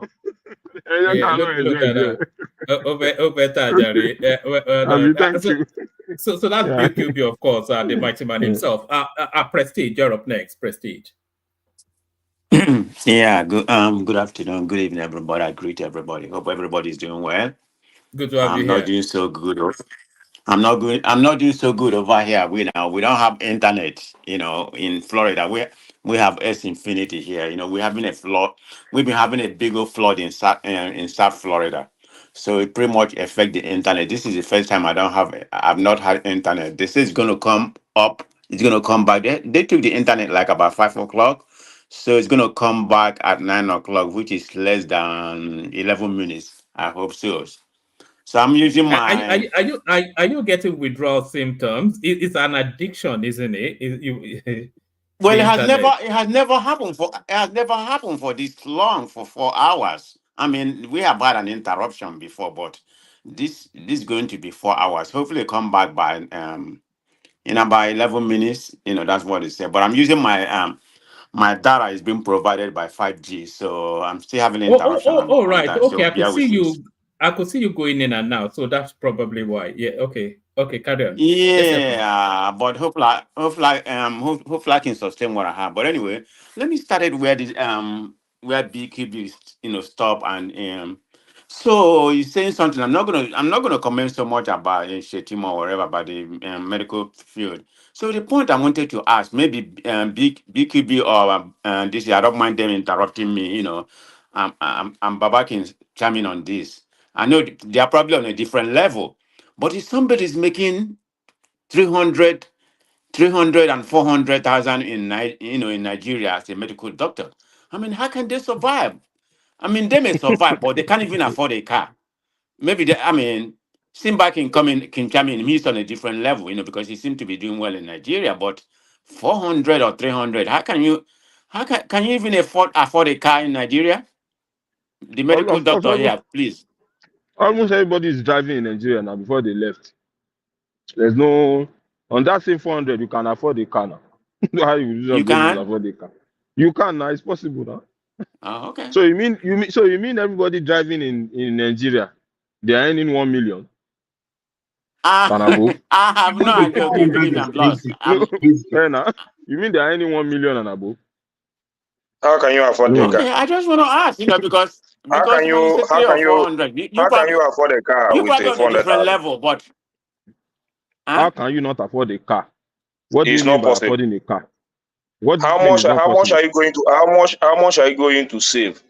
And how many years are you going to save it to be able to afford a car with What you 400,000? are no, going to say is that let the medical doctor speak, please. I want to hear what from car them. are you talking about? I don't How mind much them. car are you talking about? That's what I you don't should know. tell I me. don't know what kind of car you're. What do you mean a good car? Which car are you using? Which one A are you good using? Tokumbo car today, a good Tokumbo car today is about 7 to 8 million naira. Which one? What do you mean a good Tokumbo car? I can't say a good Tokumbo car 5 million, 6 million. Where do you see it? So BKB does let me ask you, does majority of doctors in Where do you Nigeria see it? have car? It doesn't matter what kind of car it is. And Do they have is cars? it bad for doctors to drive brand new car instead of buying Tokumbo? Yeah, Oh no, that's my what I'm phone. saying. That the conversation you are talking, is it Ekene that is speaking? Yeah. Your No, I want to hear conversation should from be you, please. your conversation should Yeah, be I want to hear linear, from you, not BKB. just I want to hear from you. I'm responding. Your conversation should be linear, not just going haphazard conversation. Now you are putting a cap to it that it must be a brand new car. That's another conversation. How many people can afford to drive a brand new car in Nigeria? So why are you But now medical doctors isolating that abroad doctors? drive brand new cars now. Sorry, BQB. Anybody? What Ekena is saying is that whoever is able to afford a brand new car in Nigeria, a medical doctor should be one of them. Yes. That's not the way me I see it. Because in a standard society that I live in now, even a security can afford a brand new car. Shebi is on mortgage, it's on insurance. Do we have that facility in Nigeria? People driving a brand new car in UK, America, are they paying cash to buy it? But don't you buy cars in Nigeria? Cash? Do they have a financing There's no. institution that can finance them? Yes, that is not available. If that facility is there, too, they will be able to afford it now. What is there in somebody in America taking a loan? Let me say something a Taking a little bit.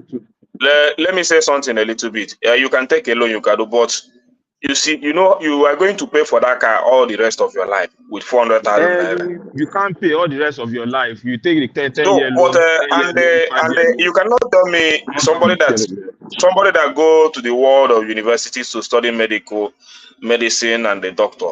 You just come out and all what you can achieve is a car. No good house, no good.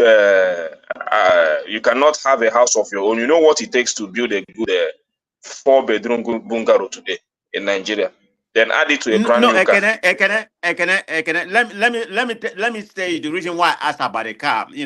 I'm not looking at a car as something very important or something your priority. It's not an investment. A house should be a priority. But the reason why I asked being a doctor, hold on. The reason why I asked being a doctor, you need a car. You don't have to be waiting to go inside care when there's an emergency or they call you or whatever. You need your car to take you, to the destination for you to, because of the kind of job you do. So that's why I asked, can they afford a car? That's what I'm responding to you now.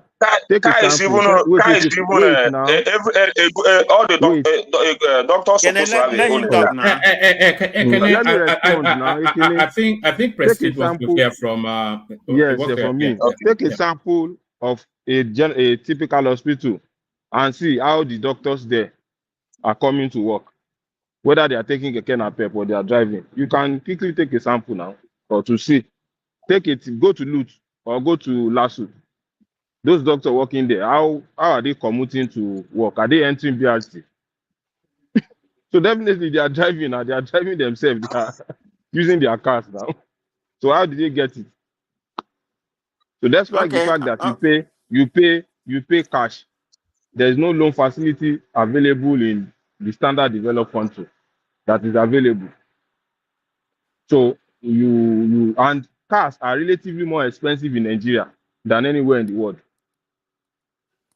Because if I want to buy a typical $10,000 car in America now, you are probably going to be paying almost $15,000 for the same car in Nigeria, which I don't have any finance to pay.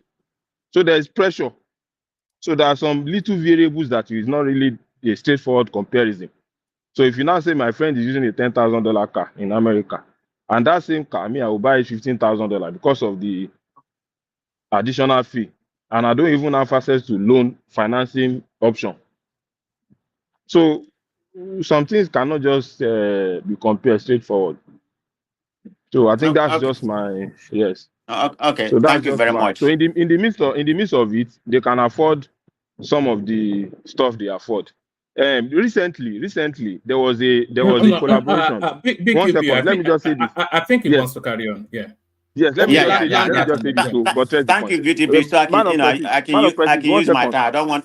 Yes, one I don't second. want Let me just say one man this. to Now, truncate my let me just time. say this in 10 seconds. Let me just say this in 10 seconds.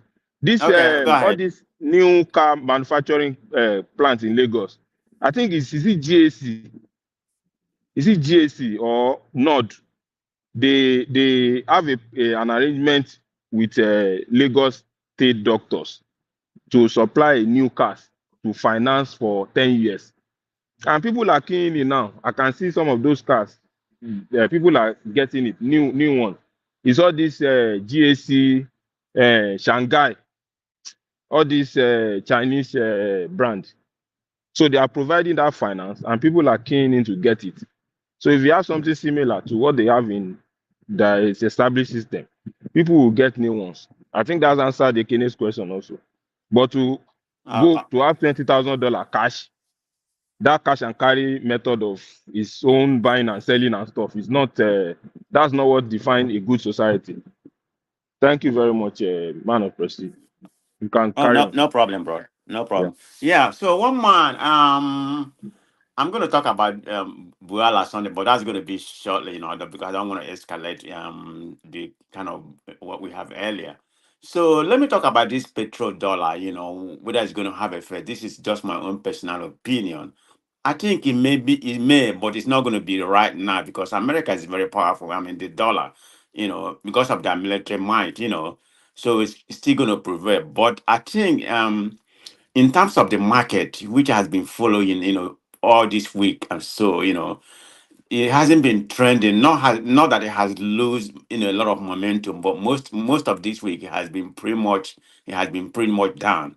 But there was, when the announcement was made on the night, but it was more prominent today, the way they was talking about it in the marketplace. And it's kind of tumble, this the Dow Jones, I think they lost almost about 300 points today, so that's pretty big. I don't recollect the last time in the last few months it has been below that. So there's it has a parallel to that, according to my understanding. I mean, the only part of the market that is care right now, probably you can talk about the AI, the Nvidia, and the Adobe, those are the ones that have a promising future, but I don't know what is going to be effect because if you look at Nvidia is really sky. Are you in Nvidia? It seems to be skyrocketing. yeah, it is. Those ones. Did you buy? Yeah, I did. Yeah, Okay, that's why I yeah. follow pretty much. So those ones are pretty much doing okay, So I don't know what's going to happen, but for now, I don't think it's going to. Just my own personal opinion. I'm not an expert in economics. I just follow the market, which I have an interest. So that's about it in that regard. we see what happened. But America is still very powerful. So, but so let me talk about Daniel Muala. I don't know why we come here, but it's a good topic to talk about. I mean, because demand doesn't even have any respect, in my own opinion. It's just like Nigerian politics, they jump from one area to another area or something like that, just to get, garner some traffic, for people to talk about them. I think Reno does the same thing because demand does, in my own opinion, doesn't have any credibility. So, I mean, calling people in all obedience, I mean, I don't know how many. I don't know where he get his part that majority of the people in obedience, they're IPOB. I mean, my point is that does IPOB really care for Obi? I tend to ask that question. Of course, I don't have any fight to back my point. They really care for Obi because if you want to talk about the real IPOB or whatever, don't they want Biafra? So why would they want Obi that is supposedly to be a one Nigeria? Yeah, maybe some of them will be sympathetic to him because he's from the Southeast or an Igbo. There's no doubt about it. But if you ask me overall, of course, I don't go to San Monepa. Every night I see them. I don't even listen to them. And in the last time I was there, I don't know, it was about a year ago. Of course, I wrote some nasty stuff. They banned me. So, but I have no interest there. So, in my own opinion, I don't think people should be classify majority of the people in obedience are IPOB. I'm a big supporter, but I'm not an IPOB. But if somebody want to call me an IPOB, so be it. It doesn't bother me because I know what I am. So it doesn't make sense. I'm a supporter of Nigeria. So that's that. So, but anyways, that's all I have to say about that because I don't really have that much respect for people. Prestige, please give me 1 man. 1 sec. 1 man. Go ahead. Yeah. I have the. I can. Yes. Let me ask you this: what is IPOB to you? Forget about. I think that's a good question to ask. Hold on. Go ahead. Hold on. Okay. Let me land this. Yeah. What is IPOB to you? Forget about Nigerian government that classify IPOB as a terrorist group. Forget about that. As an Igbo man, I know you are original Igbo man. What is IPOB? I mean, that's just the abbreviation, Indigenous People of Biafra. That means people who still. Yeah, are you IPOB? Are you IPOB? Am I IPOB? Oh well, yes. if you want to paint it in that way, there's different kind of IPOB. If you want, hold on, don't take me into the corner. Let me speak my part. You ask me, am I IPOB? By the definition of IPOB, because my originality is from Biafra. So yeah, I'm an IPOB, but what does that mean? No, even that mean like when you want to, because I'm going by the definition, because I'm from that part of the country. So the meaning of let's have man of peace, let's have a conversation. Let me respond to you. Yes, yeah. You said indigenous people of Biafra. Do you identify yourself with Biafra? Do I identify myself with Biafra? Biafra, yes. Hold on. Why is man of peace difficult? These questions are not difficult to answer now. Brother, can you be quiet? Can you be quiet? You want me to be transparent? It's sounding like you are trying to lead him into a trap, Thomas. Are you trying to? No, that's fine. No. It's not tribe. No, I'm not putting Thomas is cool with me. It don't bother me. It don't bother me. Okay. Hold on, Emeka. Now let me land now. Who is that? Yeah, let me man of peace have this conversation, please. Yeah. No, man of peace, are you an IPOB? I'm not offended to it. You ask me, am I an IPOB? And I get the meaning of IPOB. Am I an indigenous people of Biafra? That's what you asked me, right? Am I an IPOB? Yes. No, I'm not a supporter of Biafra. So if you on that, on that contest, I'm not I don't support Biafra. I'm a one Nigeria. I don't want us to break up. I'm going to remain as a one Nigeria. So in that contest, no, I'm not an IPOB. But do I have originality from that part of the so-called Biafra, which was the war that fought in 1967 to 1970? Of course, I do. So whichever way you may take it, No, I'm not in support of Biafra, or this Biafra stuff. I'm not, I want to be in Nigeria. Nigeria is better being together, regardless of the kind of predicament what we are going through right now. I mean, this is the way I see, as a one Nigeria, I feel better to be a one Nigeria. But if my people, which is we're originally from, the indigenous people of Biafra want to break up, let them do a referendum. If the majority, carry the vote, they don't have to go. But that's not what I want. Man of Prestige, do you know why I asked you that question? Yeah, no, I want you to listen to me. Yeah, I want you to listen to me attentively. When they call people an Igbo man, to me, all I'm saying this is my opinion. I may be wrong. Right. All Igbo person is an IPOB. The definition of IPOB is indigenous people of Biafra. I can classify. But Thomas, you are wrong. But you have to have a demarcation to that. Because they are not indigenous people of Biafra. They are indigenous people of Igbo land. Igbo land, yeah. Yeah, because Biafra is a political creation, is it not? It's a political creation which is meant to serve a particular purpose. Yes. Man of Preji, why do I ask you that question is when people get annoyed calling them IPOB, I don't see why you should get annoyed. No. If you're an Igbo man, indirectly, you are IPOB.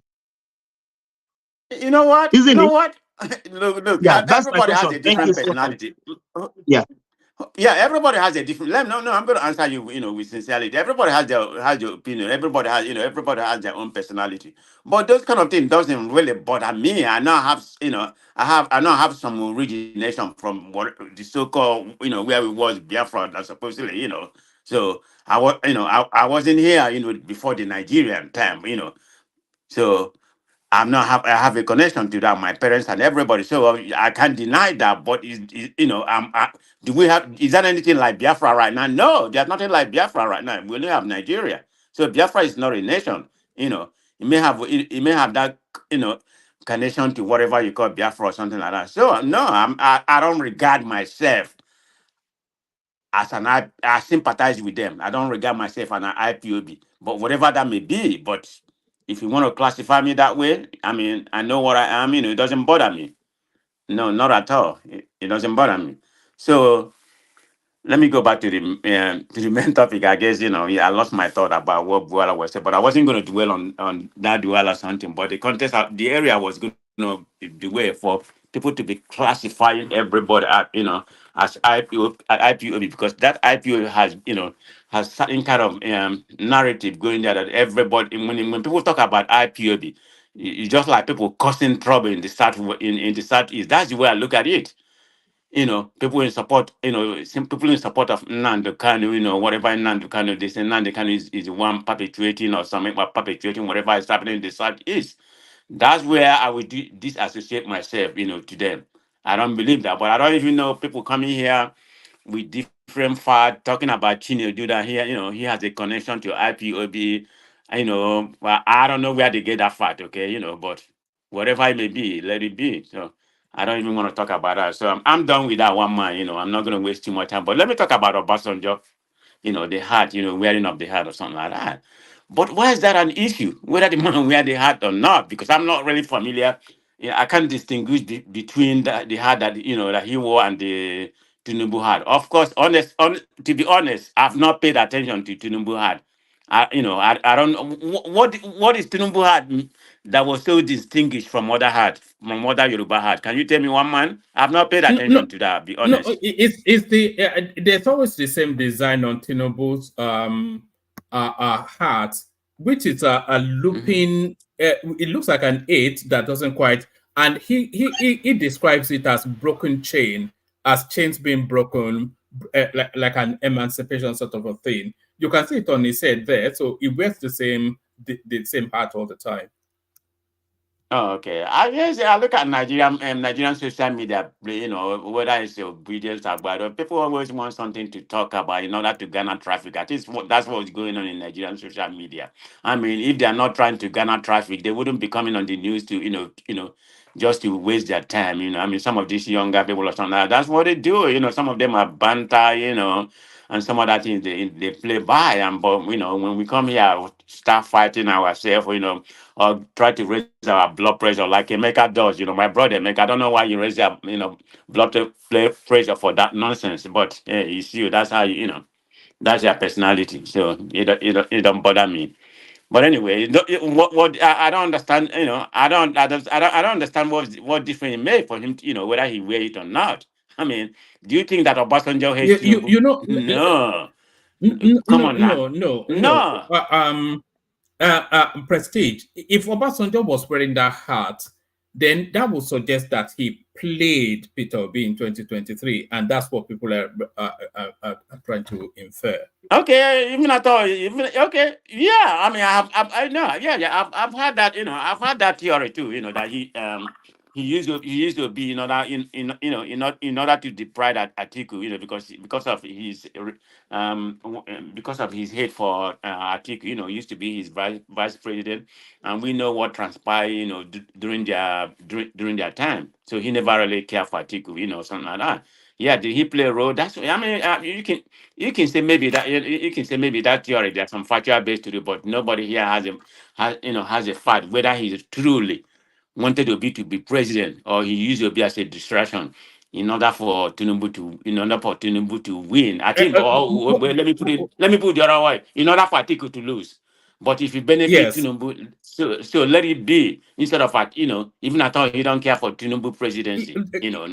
Not anything personal. If he was wearing that hat, then a lot of people will say that he used to be to keep Atiku out of the East. Atiku. Yes. Yeah, and that it could be true. It could be, but if it is true, so be it. The man plays his politics. That's the way he want to play his politics. I don't have any issue with that. But is it something for us to come here and talk? I guess it generated a lot of topic today. In order we use it to fill out some of the topic that we have today. So it don't make no difference. But I'm not gonna be here crying or over it. This kind of thing doesn't bother me. All right. Do you want to speak on this? Let me talk about my brother. We've had him here before. He was a guest. Yeah, I had him. Of course, I don't believe it. I don't allow his political view, but he has his saying. Because actually, last week I heard some people they said they're going to read. I don't know if the person related to him or something like that. Remember, all these guys.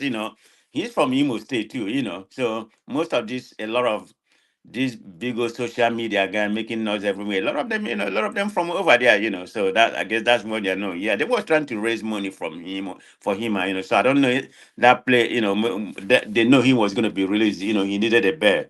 Yeah, that was a GoFundMe, going on in Nigeria, that to my own recollection last week. I thought that wasn't gonna go nowhere. Apparently that was part of the belling of him right now. But he's not, as much as I don't, align with his political view, they have no reason why putting him in that position. I mean, how long he's been there? About a month or so, or 2 months. That's very unfair. One man in Nigeria judicial system. I mean, whatever the police does or whatever, it doesn't matter what you said about this guy, or you don't like his political view. He didn't harm you. I mean, I don't wish my enemy bad. Why you have to jail the guy up to now, almost about 2 months? This is the corruption of Nigerian police system. I don't know if you've been following the other guy, what's his name, Andrew. I've been following that story. Not necessarily about the guy, which you mean those girls? Yeah, if that's what should be the priority of the police, we have not even had the police say anything up to today. I don't mean to deviate, but it's part of the corruption we had in Nigeria. Yes, but what more can the police do? The girls are dead and the guy is dead. So but if the police has done their due diligence, like the lady that escaped, the one that jumped from the upstairs, and fair, you need to see her leg, with the stitches. Definitely. I mean, can I say something? Can I say something, man of prestige? Okay, maybe you know better. Who is this? No, good evening. This is a damn. Can I say something, please? This is pertaining to our show on. This is pertaining to our show on Sunday, so you can go ahead, discuss Adama. Go ahead, Adama. Please, can you just leave go that ahead. side? Thank you, sir. Good evening, everybody on the panelists. I just want to say hello to everyone. I just came in because I heard the question Thomas was asking, Man of Prestige. I want to talk to Thomas specifically. Is Thomas on the panel? Can I ask that? Yeah, he is now. Carry on. I'm here. Thomas, how you doing? I'm good. Let me show my face. Maybe you will fall. I know you. You know who I am, Thomas. Remember me? I know. Maybe you will fall in love with me.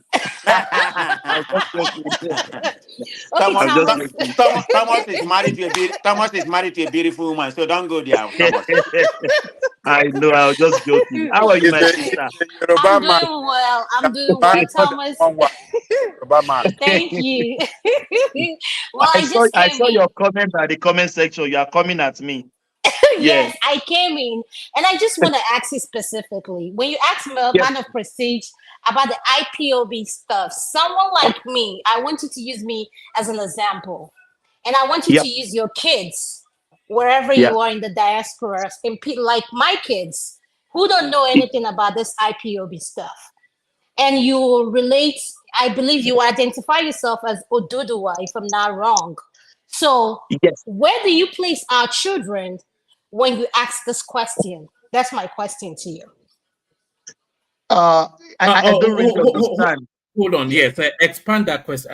Neither did I. Expand that question a bit more. The question my question is this. When we ask someone to identify if they are IPOB, where do you place their offspring, which is their children? Like someone like me and Thomas, I can talk to Thomas because I know him, Man of Prestige. I can relate to him. So when you talk to people like us who don't, abide by any of whatever, I don't even, I don't want to speak too much on IPOB. I don't want to be disrespectful, but I don't know too much about that. So someone like me and my kids, I'm Igbo, my kids are Igbo as well. Where do you place your kids who are Oduduwa and my kids who are IPOB? Like, if you ask Man of Prestige that question, how do you look at our kids? I'm talking about your kids and my kids. To me, I identify myself with Oduduwa, not Yoruba nation. So let us separate it. So I identify with Oduduwa. I am Oduduwa. Yes. But my kids, they are Oduduwa too. There's no difference. There's no separation there. My mother is pure Yoruba. My father is a pure Yoruba. So I'm not mixed race. Yeah. So I still identify myself with Oduduwa. They are still Oduduwa anywhere they are born, even though they are born in Australia, they are still Oduduwa.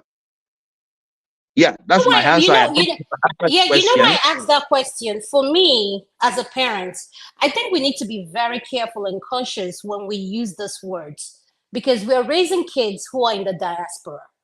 These kids are not interested in all this bickering and all these things we're fighting about.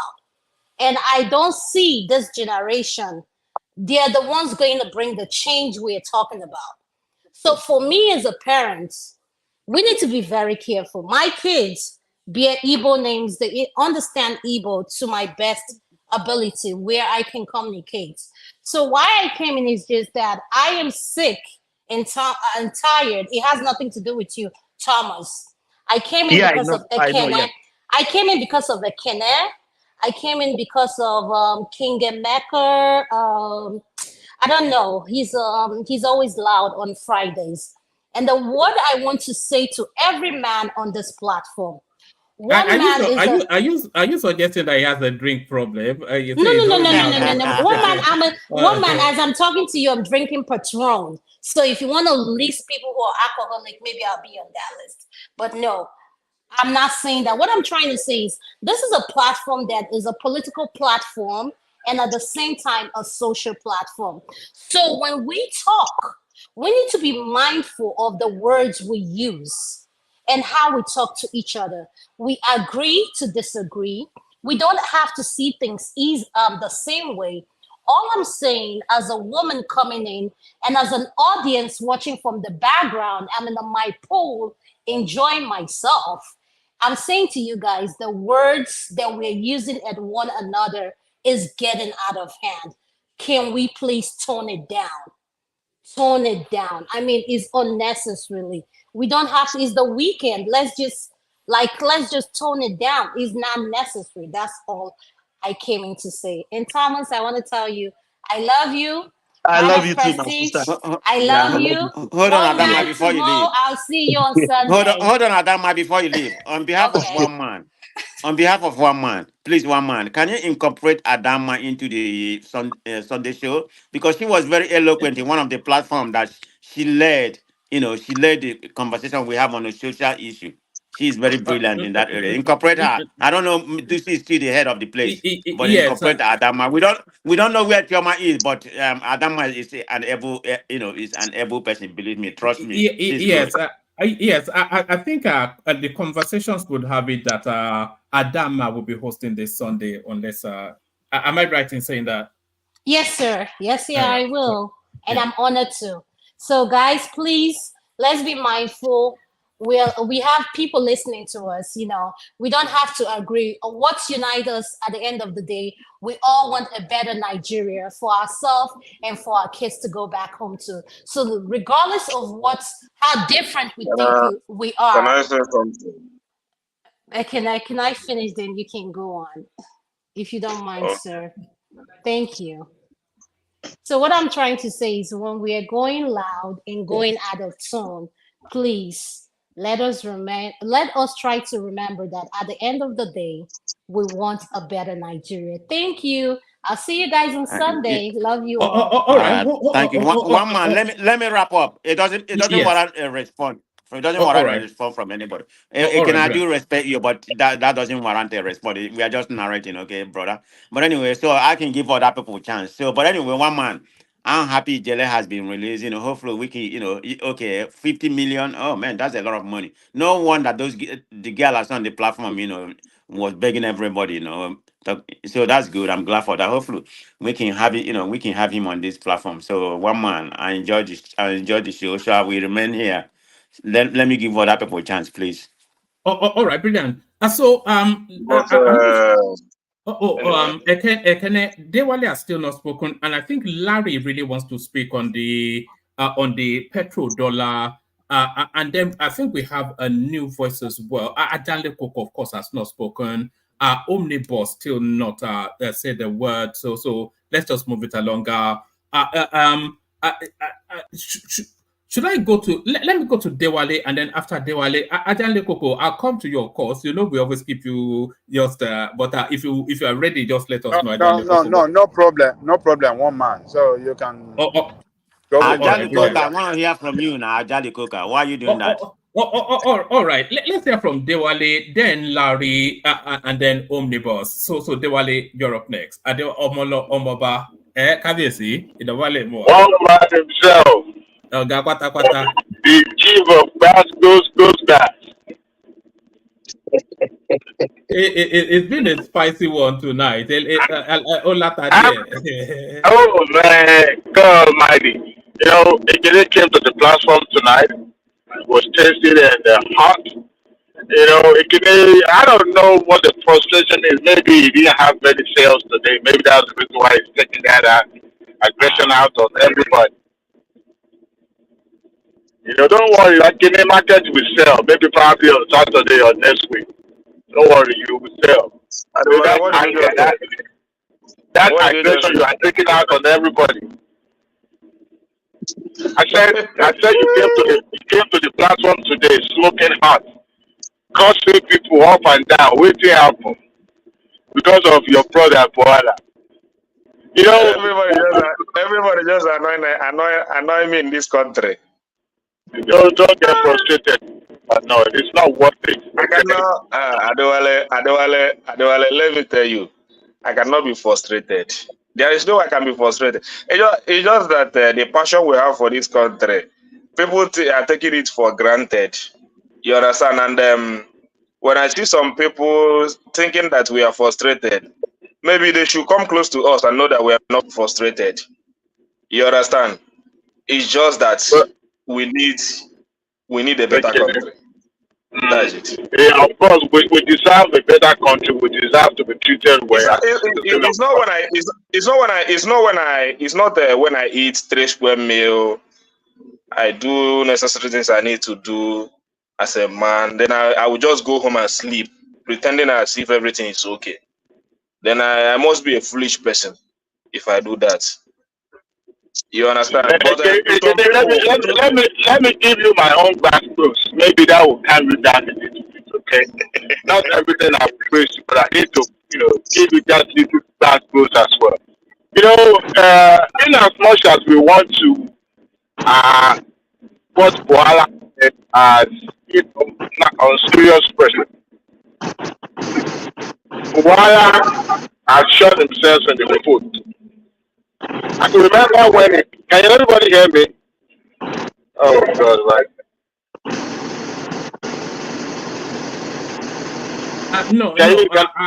No, we can't. It's a very, very bad line. Very, very bad. Oh my goodness. Okay. It's going. That's what we're hearing.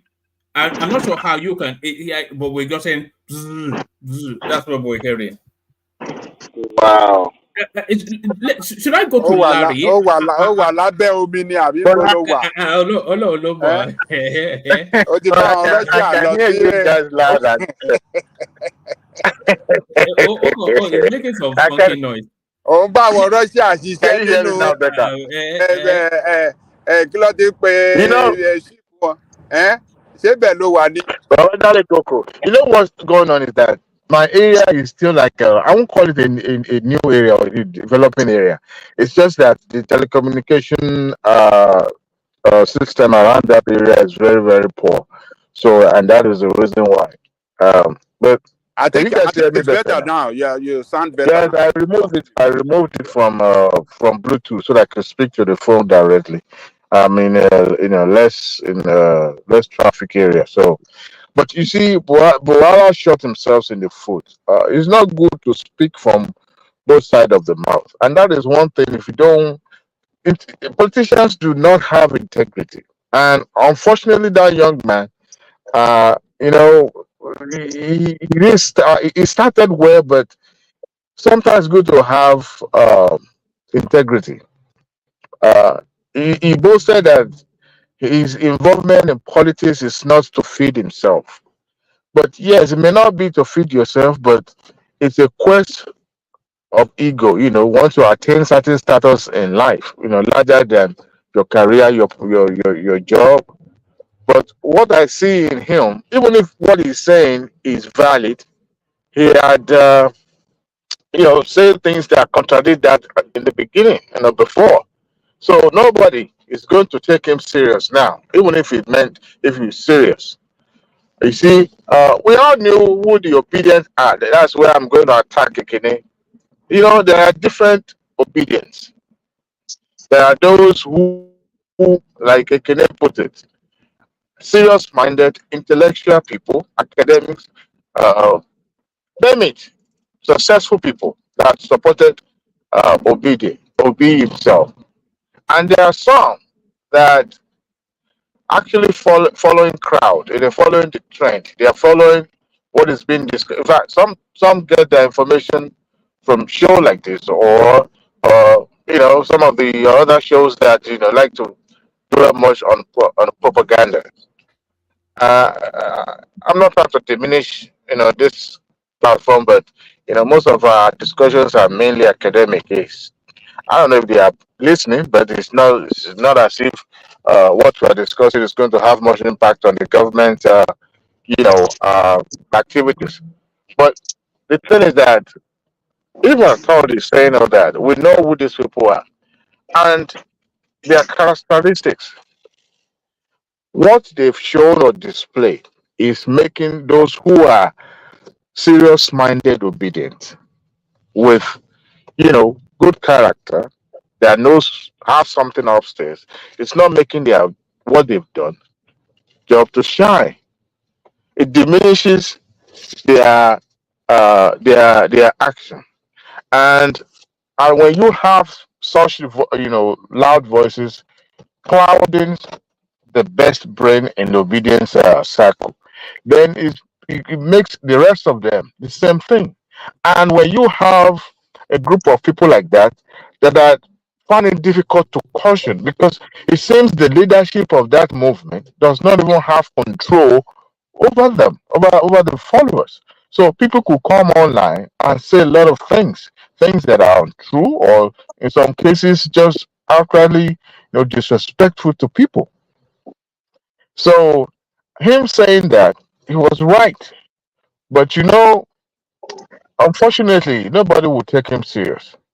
All right. And he started well, like I said. When you have somebody who is overly ambitious and get into politics, even Tinubu that seems to be, you know, uh, on his side today. I don't think Tinubu himself would take him serious. He probably would use him when he's needed, because right now it's like an attack dog. And sometimes, don't get me wrong, I get infuriated when I go online and I see what people typed. I read Dr. Damage's Rudolph article when he wrote a letter from Achebe to Tinubu and talked about the youth having a basket. In that he put it in a way that the youth is using internet, to confront the leaders of what they could not do, on a one-on-one basis. And that's where I differ. If at all internet afford you to be disrespectful, I mean, in a way, you learn. Some of these folks, it doesn't matter whether they're young or old, do not know how to listen. Listening is powerful. You learn more when you listen. But it seems people want to talk. That is one attribute of Americans. They like to talk. Brrr. There's no break. They never stop to think about what they're talking about. You learn. Today I've been listening to everybody right from the moment this show started. I heard what everybody said. Now that puts me in the advantage place for me to comment on what somebody said right or what somebody said wrong. But the obedience are known for being rude online. And like Ekene said, you cannot bulldoze your way. You can't insert your way to the office. It's not possible. Look, politics in Nigeria is even a different ballgame. And, it takes more than being nice to get to that exotic office. And what you're saying happening is that those who started the journey right from the beginning are now in power. It's more or less like reaping what what they've sowed. They are reaping the harvest now. So for that, that's what I would say about you know uh, Daniel Bwala's versus obedience. He has a point, but when you lose your credibility, there's nothing more to whatever you say. And unfortunately, I mean, we're losing you again. I'm still here. We're I'm losing you still again. very much is the service. You guys will not kill me. I know in the comment section they will have finished me by now. Fix your mic. Fix your mic. As if yes. there's a Father's Day.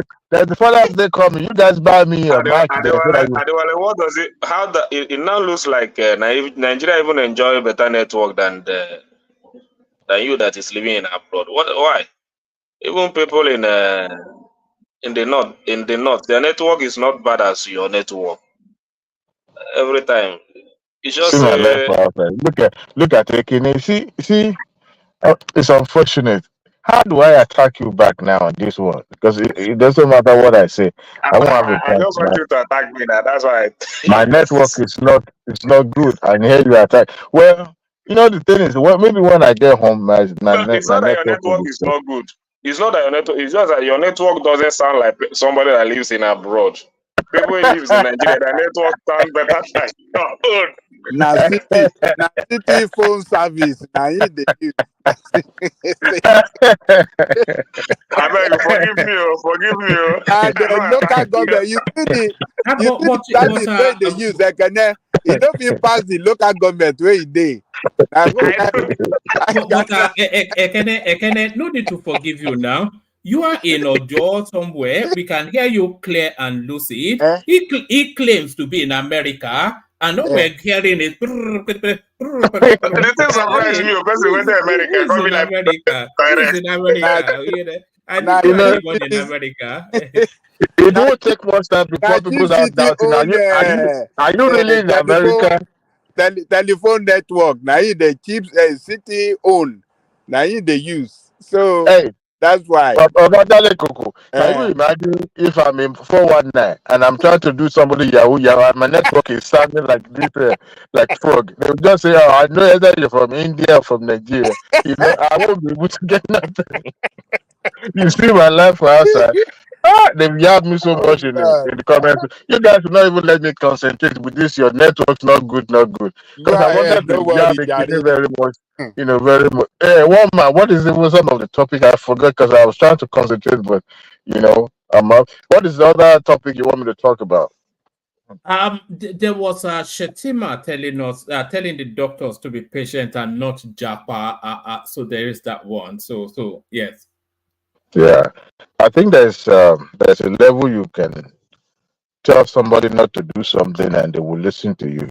Once the fire gets to the north, when it's very difficult to extinguish. What you see happening is no matter how Chetima or the federal government is trying to plead, you can't restrict people's movement. They will jackpot like the BRB and BRQ. I mean, CBU. No, not BRQ. Why am I missing the name? And the likes of Simba. They will still jackpot. They will go. They will look for something else.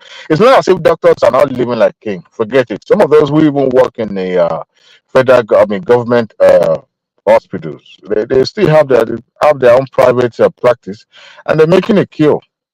But human beings are never, insatiable. They always want more. So, and not just the salary. I think the condition in Nigeria generally is pleasant, and people want a future that is guaranteed. So it doesn't matter whether you earn ₦1 million today or you earn less. It's about the future, the guarantee that basic things are provided. Those things are the things that make somebody have a rethink whether to jackpot or not to jackpot. It's not about the salary they're paying them. I don't blame them. Okay, I don't blame them. There's a level that you want to be patriotic, and you begin to realize, well, what is even my worth? The country actually sees me as the priority. Shetima, I know they was trying to sell the message of hope, but you can't tell somebody that is hungry to keep faith. It's not possible. You just have to put something forward and let them see. People want to see action, policies that will be tailored towards ensuring that your job is guaranteed and they will be well taken care of. I don't see a reason why Nigerian doctors cannot compete in terms of remuneration like their counterpart in the advanced country, and that should be what Shetima should be talking about, not just about telling them to keep faith and remain in Nigeria. You can't remain in Nigeria in hopelessness. It's not possible, and that is why people are moving out. Forget about this trend of this jackpot. People have been jackpot. I jackpot. You jackpot. I've been in America almost 15 years now. So as at that time, I came to the United States. It wasn't a trend then, right? What about people that left in the 60s? But the point is that people will continue to migrate. It's the norm. It's natural for human beings to migrate from one place to another, looking for something better, something greater for themselves. So how do you stop that? You have to provide the alternative, not just mere talking to them. And I think the federal government need to do more, not just to the medical practitioner, but every worker, everyone in Nigeria, whether you are artisan or professional, the government has to ensure that the message you are selling is not just about mere rhetoric, but backed with action, and that is what will give people hope, a rest of mind for them to stay put in Nigeria. We need medical doctors. Honestly, it's not just about brain drain. Medical doctors cannot be a shortage in Nigeria. We need them. Whether they are the one that prescribe ampiclos for malaria, it doesn't matter. We still need them around so that at least people who who cannot afford to go to private practice can, get affordable medical care in government hospitals. So Kedima and his boss, Bush should do more. I'm not going to support, mediocrity, because medical is not something that we should take with levity. It's a serious ballgame. No matter what, people are going to get sick, and people will need to see those who knows about treatment. General practitioners, apart from the specialists and all that, we truly need. And honestly, I think there was a report about shortage of medical doctors in Nigeria at the point, not just about this jackpot, because America is encouraging. Going to medical school here is expensive, it's tough. You can imagine what it is in Nigeria. And not every parent can afford to put their kids, in medical school, whether in Nigeria or here.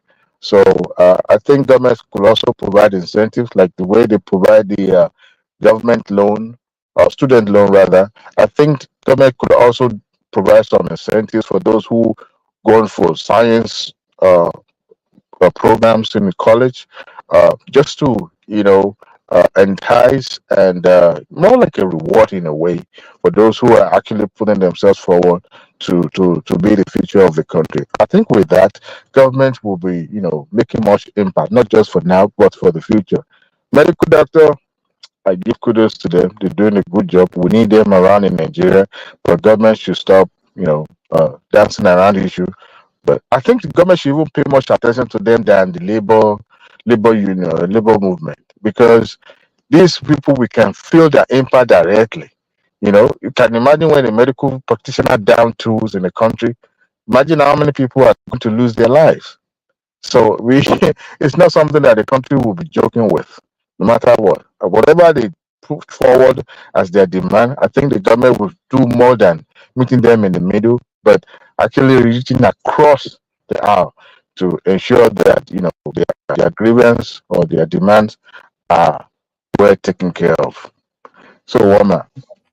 All right, thank you. So thank you, Dewale. So Dewale, let's go on from you to Larry, who I think especially wants to speak on. Am I right in preempting that it's really the petrodollar you want to speak on, Larry? Good evening, Woman. Good evening to you.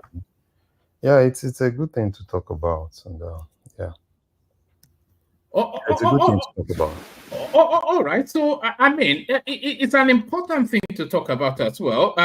Kulata was querying why it's not impacted the stock market. Man of Prestige telling us that it has, but certainly it's going to affect the American dollar. A half a century relationship, not now renewed. So they are now going to be transacting in a multiplicity of currencies. What's your reading of the goings on there? Yeah, so personally, if you ask me, it's easier to say than doing it. It's not sustainable, even for Saudi itself. And if you ask me, the way I handle things, I look at the short-term effects and the long-term effects. In the short term, how is it going to affect the US and how is it going to affect the global economy? In the US, yeah, we all know what will happen, right? It's just normal, simple economics. If there's reduction in demand, the value of the dollar is going to go down. It's going to lead to, US, people borrowing in US dollars not being attractive, which would definitely lead to high interest rates. And at the same time, it's going to, kind of like affect the global reserve, because most reserve in most countries are presently kept in dollars. And probably if people don't have that confidence in dollars, they want to, look for something else. But yeah, what will America do? America is not going to sit down and look at it. America is going to fight back. That's where I feel that, it's not sustainable. And for countries, take for instance now, a country like Nigeria, what's the effect of this on Nigeria? Yeah, presently, in terms of, the value of the Naira and how it's doing to the dollars, it's not really doing great. Yeah, but, people globally, they want shortcuts. They feel that, okay, probably, if there is a fall in dollars, and that probably can actually help their currency more, but it doesn't really work like that. It's not just 1 + 1 = 2. There's a whole lot of things that that work around this. But for me, I think it's good for Saudi Arabia. They want to try something else, but deep inside them, they know it's not going to work. They know it's not going to work because even the petrol they're actually using as their major thing, right? America can actually use that to fight them back. And at the end of the day, wherever they are going to, right? Probably they want to lean more towards China and probably China, Russia, and the likes of them. They can't do it all alone. At the end of the day, it's still going to fall to the same thing because the only thing is just that America is going to go hard on them, crash that whole thing that they really believe in and everything. It's going to disrupt the global economy, obviously. Everybody is going to be affected. But I think it's still more of a little bit of politics. Yeah, it's going to have some effects on the stock exchange. What drives the stock exchange is information. It's not like, something tangible really drives the stock exchange. People are going to, you could use that in making one or two decisions into probably, okay, fine, it's going to affect, it's not going to affect. All those ones are still short term. But in the long run, yeah, I think it's also good for America too, because they need to start looking at, the worst case scenario. Because the worst case scenario, things are not going to be like this for life. Countries will start coming up and looking for alternative, to really get, more power and all those things. And I'm very sure, America doesn't just take some of this news for what it is. They do all sorts of things. They plan on how to fight back. They plan on how to really make, things more, the US dollar more powerful. But for me, it's good. It's good for Saudi Arabia that they're trying something else. But if you ask me, it's not sustainable. It's really gonna affect them more. Because at the end of the day, right, that value they think they have with their currency, with their petrol and everything is because it's backed by dollars. Immediately that leaves there, right? At the end of the day, everything they think they have might actually be falling back to them. So, and I'm very sure probably the economic guys in Saudi too, they look at some of the implication of some of all those things. You know, most times when they push some of all those things out, it's not because they really want to do it. It's because they want to bargain some things. And it's more of the bargaining strategy, right? Particularly with America and looking at how things is actually going. And another thing, you can't even take away the political aspect of it, right? Global politics. America is going, it's an election year, right? A lot of things are actually happening and there's a lot of politicking actually going on. So it's normal, right? During every election period, I was expecting something. I never knew this is it. I was expecting something because every time there's an election in America, there is something, right? The last time, along the line, there was COVID, there was a whole lot of things. So yeah, it's expected because election in America, a lot of factors are actually really playing into elections in America. So, but for me, I know a lot of people in Nigeria are kind of like, oh, probably if the dollar actually, falls and at the end of the day, it's going to favor Nigeria. No, it's not going to favor Nigeria. And I'm still telling you, the major people that drive dollars across the world still have, they still have more belief in the dollars. It's better to put your reserve more into something you believe in than something that you've not even tested, something that you're not even sure that can actually weigh the test of time. So obviously, people will still keep their money in dollars, they'll still keep their reserves in dollars. And if Saudi tries it, they try to do it, at the end of the day, they will definitely come back. It's not a good journey for them. And I'm very sure I've seen a lot of economists talk about it. I've seen a lot of analysts talk about it. But deep inside, everything everybody's actually saying is still the same thing. It's not if you look at it in the long run, even Saudi itself, they know that it's not something that's going to fly. But they should use it to bargain now. It's going to help them to bargain for now. So that's what I say. Why is it not going to fly? I may ask you why. Yeah, so why it's not going to fly is this. If you look at, they can't decide this thing alone. There's a whole lot of things that actually works with this. If it's actually, because if the global economy is what Saudi can actually single-handedly, right, influence, yes, it can work. But you are going into a situation where you can't influence the global economy. You just have a small chunk of the global economy. And you want to make a decision, because this decision, the other factor, right, which is the dollars has been controlled. It's what control the global economy. Now, if Saudi is able to kind of like, yeah, now I'm going to this direction and I'm able to influence every other person to look into my direction, yes, it will have a significant impact.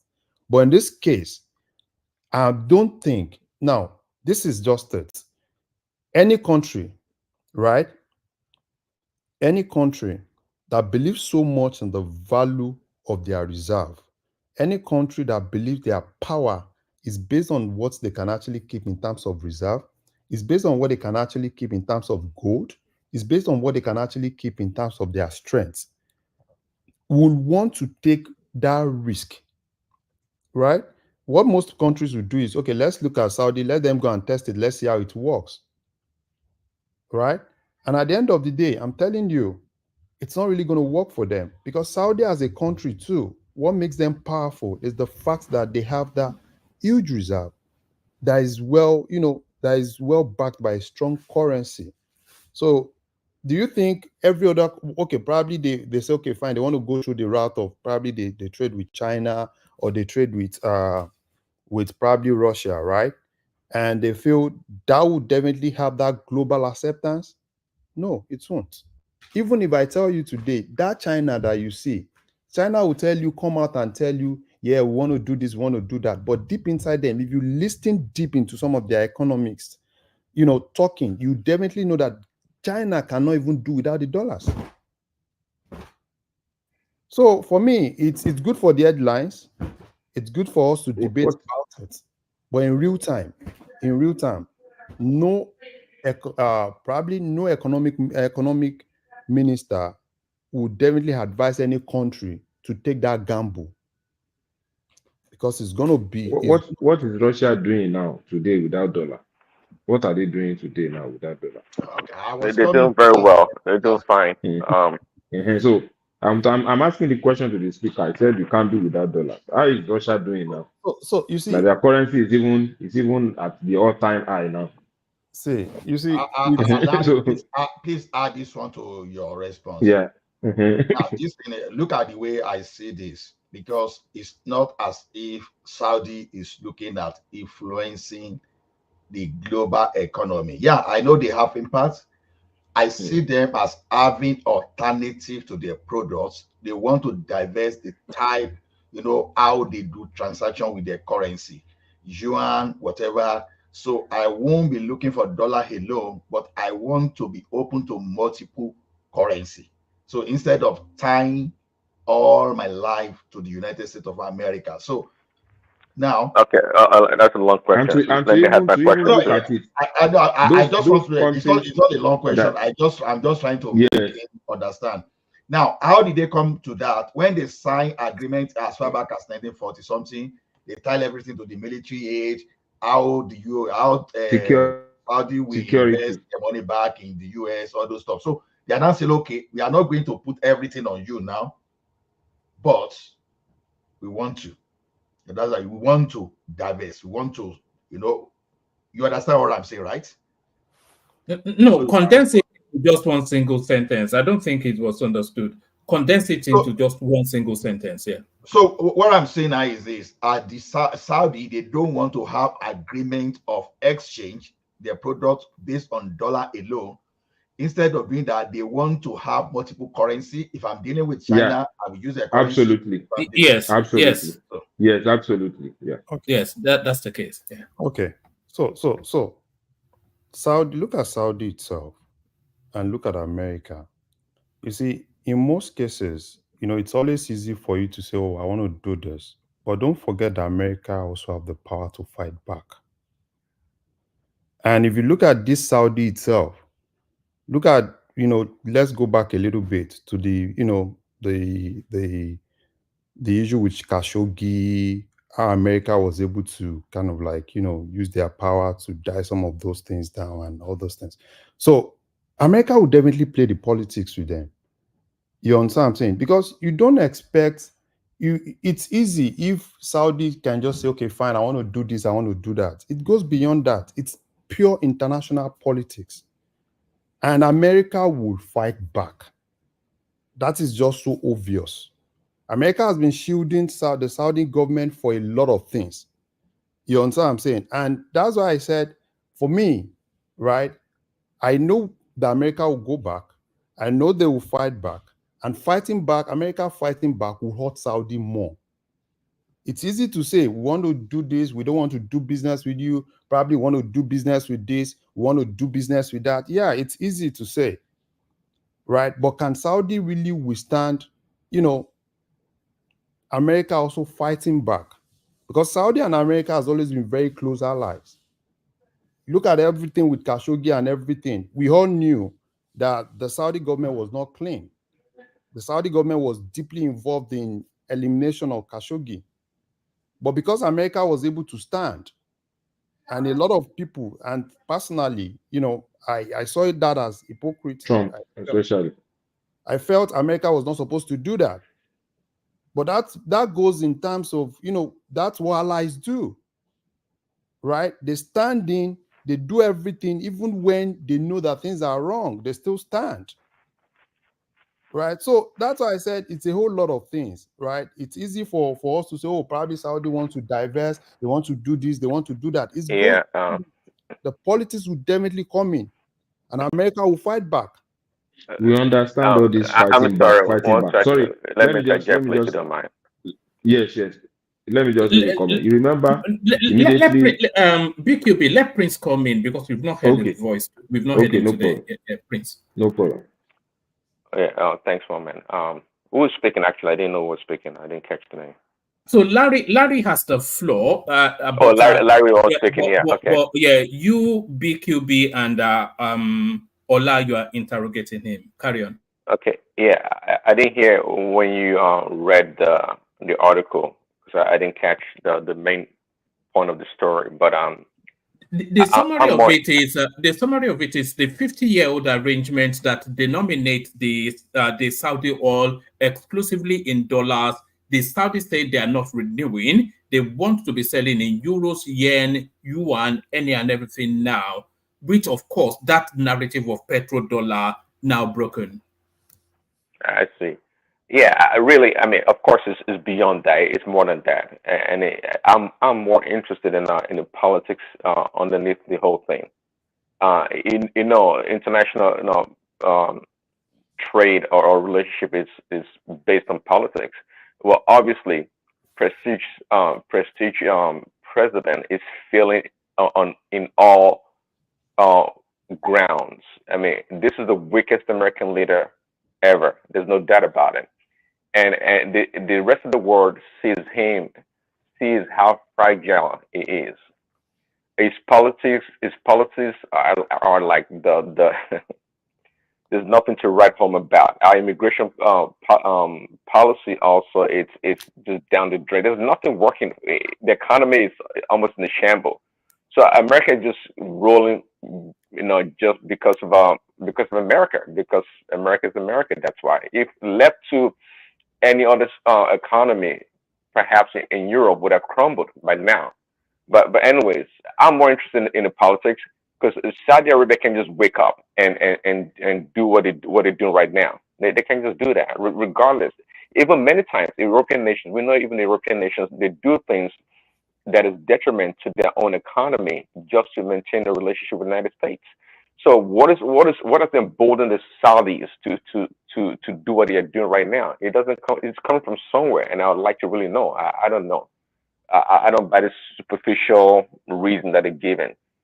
Yeah. So if anyone knows more about the politics, that would help me understand more. It's a long relationship that they have. I mean, with United States. United States, just like somebody said earlier, has protected Saudi Arabia in so many ways. And we all know Iran is Saudi's #1 enemy there. So if the United States leaves Saudi Arabia to the caprices of Iran, they are not going to find it funny. It's not going to work out well for them. So yeah, if anybody knows what else is going on that we don't know. That will really help. All right. That conversation, we are going to edit into the after hours, because I think it is probably going to form the hub of the after hours. Yeah, it's a good discussion. Yes, because I think it will go into philosophy, a little bit of history, contemporaneous politics, BRICS, and everything in between. So it's going to be an enjoyable sort of. So back to you, Larry. Is there any other topic you want to speak on? Daniel Bwala versus the Obedience, the vice president asking the doctors not to japa. And this narrative, this story had gone viral on social media. Even somebody was reciting it yesterday here. BlackRock's $400 million ETF not leaving Nigeria. So fact checked and proven to be untrue. So, Larry. Yeah, let me say a little bit about about the vice president telling the doctors not to leave. And I would support what somebody on this platform said. You can't stop people from leaving. People have always been leaving, even before a lot of us were actually giving birth. People will leave. But you see, one thing is for you to tell people don't leave, but what exactly have you really done, right, to motivate them to stay? It's not all about you just saying don't leave. Now you need to give me something that would definitely make me not want to leave. And it's not something that is difficult for them to do. If you make the health sector in Nigeria, right, more attractive, and kudos to Lagos state governments, right, they are trying in that respect, right, and I think the federal government also needs to do more, because if you make it more attractive, where people can even go from all these advanced countries to Nigeria, for medical tourism and all those things. You understand? It will make it easier, for even some of the hospitals there charging more, and they will definitely want to pay the doctors more. And another thing is, I don't know the present quota, because I know it's all about quota. Probably the medical doctors that have to graduate every year, there's a quota for the nurses, every year. If you need to invest massively, right, let's get more. Let's get more doctors. If it needs us, rather than us, subsidizing Hajj, subsidizing people going to Israel, if that is where the money is going to, right, in the long run, we are going to benefit from it, because we can't even stop these people from going. I can't stop my doctor friend from leaving Nigeria, because they also want the best life. They want to earn more. And it's normal. It's a normal thing for human being. You want to go to if you're working in a place now, right? They treat you well, you're good, they give you everything, right? Every day, immediately after you started getting that thing, it ceased to motivate you. And that's why in most cases, when we talk about motivation, right, when we kind of equate motivation to financial things, and that's not it. So in most cases, even the doctors, right, you see doctors, they leave Nigeria, they go to the UK, before they go to the UK, it motivates them, they want to go to the UK. But once they get to the UK, after 6 months, 1 year, they get tired of the UK, right? They want to go to the US. Oh, after some time in the US, they felt, probably Australia might be better. And that's a normal thing. People migrate, every day. People migrate every year. It's a normal thing. So for me, I think the governments need to, they don't need to, these headlines. No, don't go. I don't buy it. Let people see what they are really doing. There are a whole lot of things. Larry, sir. Larry, usually America is always been the last bus stop for every of these professionals, because they believe that if they can practice in an advanced place like America, there's no other place in the world that they want to. Even in the UK, as vibrant as it is, it's always about America. Who is that talking? Just no.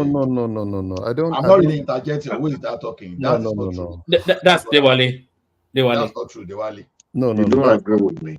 That's not true, sir. Americans, they jackpot to Canada. Canadians, they jackpot to America. Adewale is living in the past. All right, have that conversation, but Larry then bring it up. There's a new voice that's been waiting all the way through, and I don't want to lose him. Yeah. So yes, sir, I don't believe that. It's an individual thing, right? What you enjoy in America, someone else might not really fancy it. That's where we talk about motivation. It depends on what motivates people, and what motivates people are actually different. Some people might tell you they don't want to live in America. They want to go to probably somewhere in Australia to live. So it's all those things are not. It's not like America is just that place that everybody. Or even Dubai. Yeah, yeah, exactly. Some people even want that tax-free place. There are so many American doctors now in the Middle East, in Saudi Arabia, everywhere. So it depends on where people. It's an individual thing. What motivates them? So one man, please, let the new person. Let the new person have opportunity. I think I'm good. All right, brilliant. So hold on. I have my suspicions, but Divinum Auxilium Meniat Semper. You're up next. What's that? Well, I don't know. That's the name of the person. Divinum Auxilium Meniat Semper Nobiscum. Otherwise known as is that Saki Father?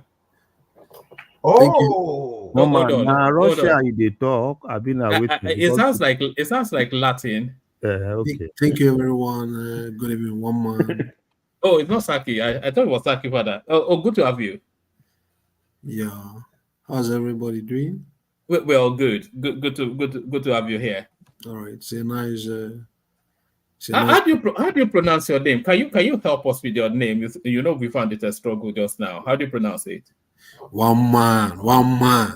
Wait a. One man. Is that not Saki? That is Saki. Are you trying to change your voice? Is that Saki? Who else will come in with a name like that? It has to be you now, Saki. Look at that, Saki Father. Look, Saki Father. Yes, we did. Yeah, it's actually Divinum Auxilium Mania Semper Nobiscum. Is that some sort of Lord's Prayer, sort of Latin? It's like a phrase, yeah, something like that. Well, you have to give us the translation. Translation? Yes. Or the meaning. Yes, now the meaning. Like let's the help of the Lord always be with us. Something like that. Yeah. All right, brilliant. So Saki, it's been a while. How have you been? Yeah, I've been very fine, and I've been on the trenches, observing things that are going around the international space, the national space, Nigeria, Africa, the elections in Africa, trying to see people's view and nothing much, and doing my things. So, yeah. All right. So, I mean, you heard what we've been talking about. So the floor is yours, either to the conversation already ongoing or whatever it is that especially tickles your fancy. All right. Yeah. I don't know whether Thomas is around today. Yeah, I think I heard him. He was trying to say something before. Yeah, he is there. Yes. Okay. So I think it appears to me that he's still a bit confused on the issue of Biafra, IPOB, and all those things. So I think I want to, clear him quite well on the differences. I don't know whether it's still a bit of that. Yeah. So Biafra is the generic concept, everybody knows what Biafra is, the construct and what it has represented. It's a generic concept, so I will say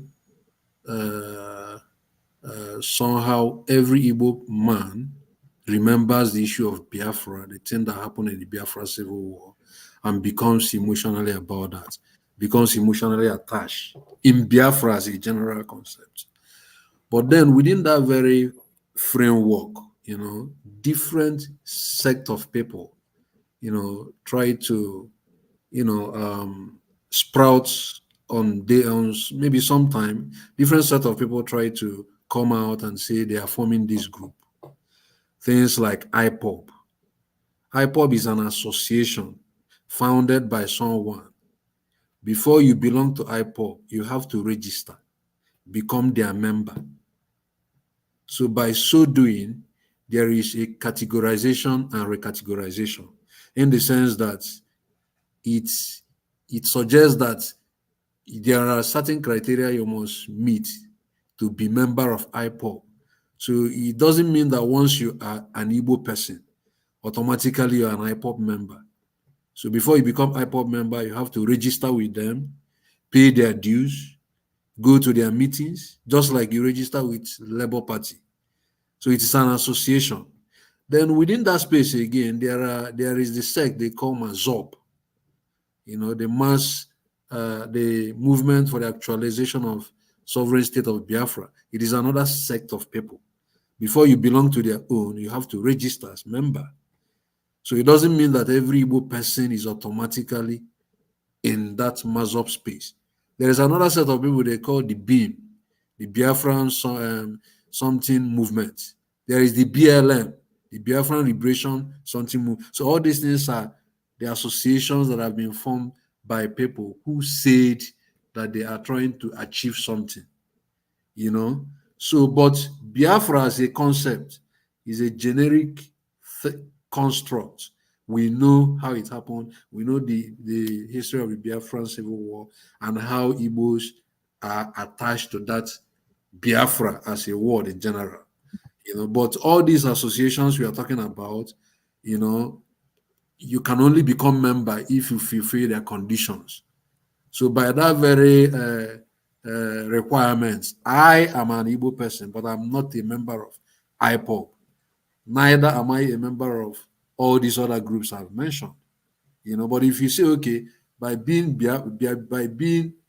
Igbo person, am I attached to the Biafra as a concept, the Biafra that led to the Civil War and those kind of things? I will say yes. By generational associations, I will say, okay, I'm attached to this Biafra as the generic concept. What about as an aspirational consideration as well? Are you aspirationally Biafran? I don't know whether I will want it to be actualized. You speak English perfectly, even you speak Latin, so you understand. You understand perfectly what I mean. Okay, for me, I don't want Nigeria to divide. That's the truth of the matter. The concept of the way Nigeria is, I like the fact that I have traveled. Let me ask you this: if they named the southeast region as Biafra land, but it still continues to exist within the Nigerian paradigm, would that satiate that? Would that satisfy anything? Would it satisfy what? Would it satisfy anything? I don't think so. You have your Biafra land, but it's still very much nested within Nigeria. I don't think it changes anything. So, as a person, if you ask me the kind of structure I want Nigeria to look like, I like Nigeria the way it is as Nigeria. But I will want a regional system, if you ask me. I want the arrangement of 1963. Let every region develop according to its capacities and according to its space. You understand what I mean? So, and I believe also that my brothers, you guys from the Southwest, will also like that kind of arrangement.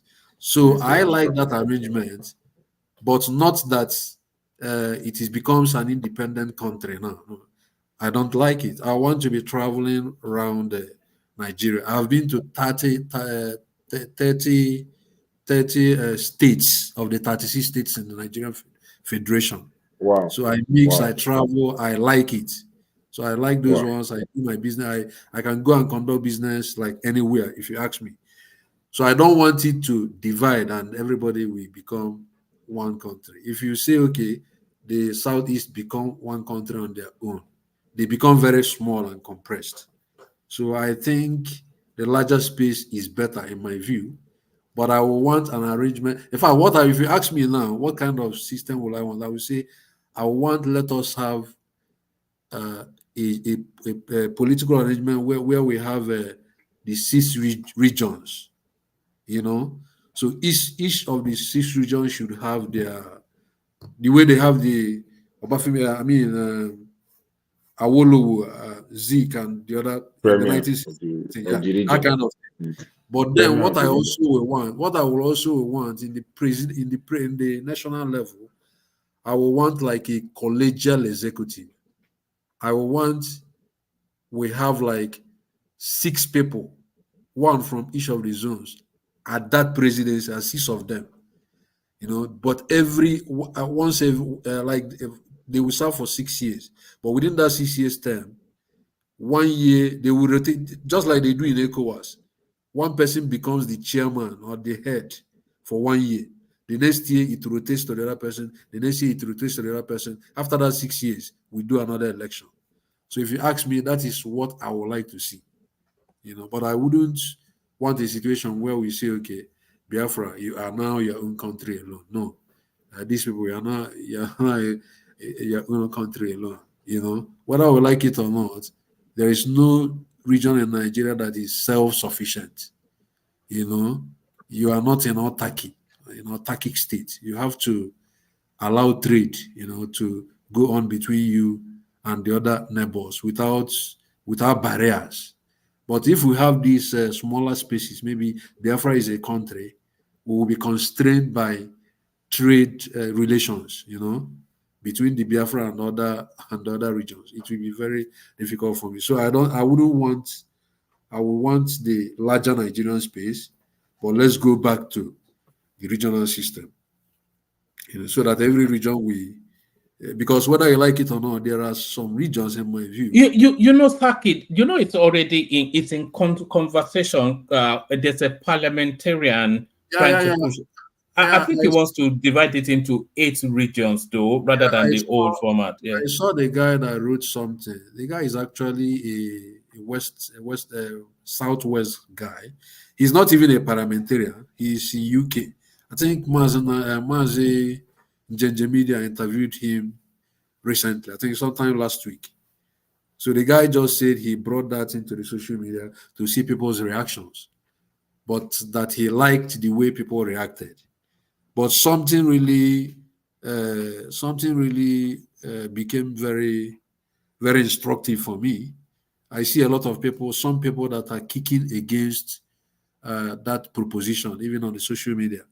And some majority of them, I'm sorry to say, majority of those people appear to come from the northern part of the country. So they began to do some arguments, and people were asking them. Some people were like cajoling them and say, since you guys are very good with politics and you believe that you guys have the qualities to rule, let every region go, let's have the different regions so that every region will decide who will rule them. Someone I'm trying to say. So I think that part is where I see that argument against that. But if you ask me, the only thing I don't like about what they said is that the guy was proposing 6 years term, that is also extendable, like 6 years of 2 terms maximum. Do you understand? So I don't like that part. If they want to go to 6 years, I would prefer a situation where it is just 1 term. You understand? And then rotational have to be there, as they have to put it as rotational presidency, so that we remove these long issues of what do we call it? Because I believe that one more. Can you hear me? We can hear you. Okay, Yes, you're audible. We can hear you. Continue. Because I believe that if you say 6 years 1 term rotational, we are likely to be getting the best. Why? Let me give you an instance. If they say 6 years 1 term rotational, it goes to the Southwest. And the Southwest, PDP brings a Fashola, for instance. APC brings, who do I say? ABC brings somebody like Additional, for instance. And what do we call him? And maybe Labour Party brings somebody like a Tinubu, for instance. Even if some people support Tinubu, you understand what I mean? I know that at the end of the day, majority will no longer be talking about it is ethnicity or it is religion. Majority of the Nigerians will be looking at who among these three people from the South, Yeah, since all of them are from the competency. Southwest, is going to From be the same way. Osaki Yeah. Father, we are talking of the political class. They can still gang up in the sharing, let us share money, let us share the national cake, and still force who you don't want on you, irrespective of whether you do that. So a Southwesterner can come maybe because of the atrocity he has committed. I want to save himself. He will just gang up with other politicians that have questions to answer to. And let me tell you. Pose a candidate on you. Okay, let me tell you what I think. I will think that arrangement will force the parties to bring credible candidates, even if the political class in those parties will be determining the candidates. They will try as much as possible to bring something that resembles competence to some extent. Each of the parties, they will be competing. You understand what I'm trying to say?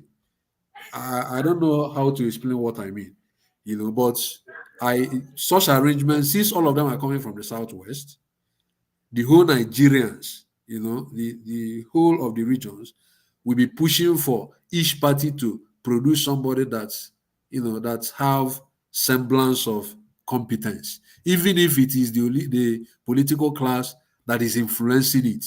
They will not just be bringing anybody. Imagine, say, bringing somebody like Yahaya Bello for us. You understand what I'm trying to say? Imagine something like, it can't be as bad as bringing Yahaya Bello. No, you are eliminating the influence of regionalization of political parties. See, some political parties are stronger in a certain region than others. In the Southwest now, if it is turn of the Southwest, if you bring out any rogue out under APC or PDP, they are likely to win than for Showore Party or Labour Party. No. I don't think so. Let me tell you. Now, APC is strong in the Southwest, right? AAC is not as strong as that in the Southwest, right?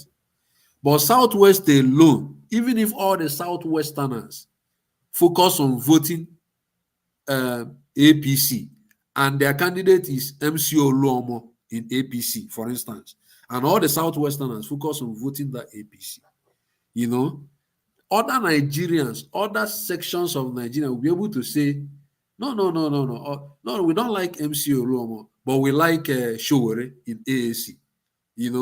Other sections of Nigeria will mobilize and vote for AAC. At the end of the day, it is going to consume the votes that is coming out from Southwest. Okay, wow, just one more challenge. I understand, but just one challenge for you. Now, in 2023, between you and myself, I believe that if they brought Oshibajo out, we would have probably voted for Oshibajo, irrespective of your allegiance to Obi. Yeah, but look at what the political class. Yeah, I would have probably voted for Oshibajo. But at the same time, but look at what the political class did. They made sure Oshibajo didn't get to that place. It was a gang up, not only in the Southwest, across the country. Do you know why? Okay. Do you know why? The reason is because maybe they were considering things like religion.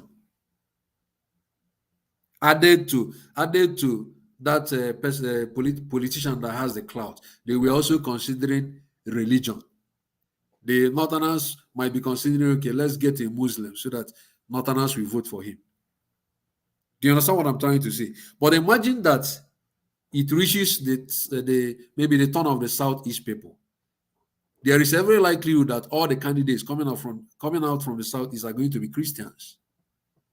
So it is no longer a question of religion. They are all going to be Christians, likely, and they are all going to be Igbos, of course. So it is no longer going to be a question of he is not from our zone. It's also not going to be a question of he is not from our religion. You know, so what I'm trying to say.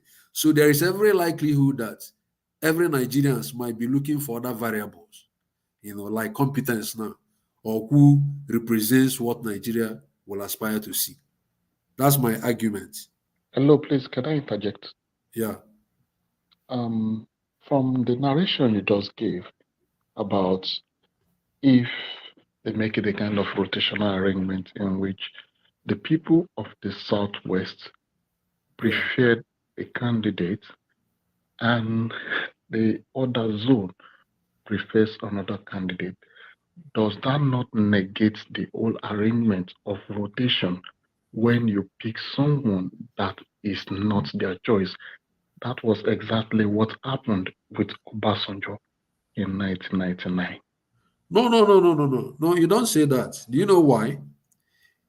Well, you know, there is a way something will self-equilibrate. You know, it will self-equilibrate in the sense that this rotational arrangement will always force the Southwesterners to produce candidates that, you know, that will attract them, you know, from all the parties. That's what I'm trying to say. It will at the end of the day force the Southwesterners whenever they are producing candidates. Even by that time, you will see that all these what do we call this? The Southwestern Association, Cultural Association. What's it called again? The one Paya Adebanjo is heading. So by that time, you will see that those traditional institutions will begin to play major role in even determining the kind of people they want to produce from each of the parties from their zone. Okay, they will begin to lay down the qualities they want to see. You know, when every party is trying to produce somebody. Sorry, can I interject again? You see, we need to acknowledge our differences as people. Sorry, can you speak up slightly? Yeah, if you can just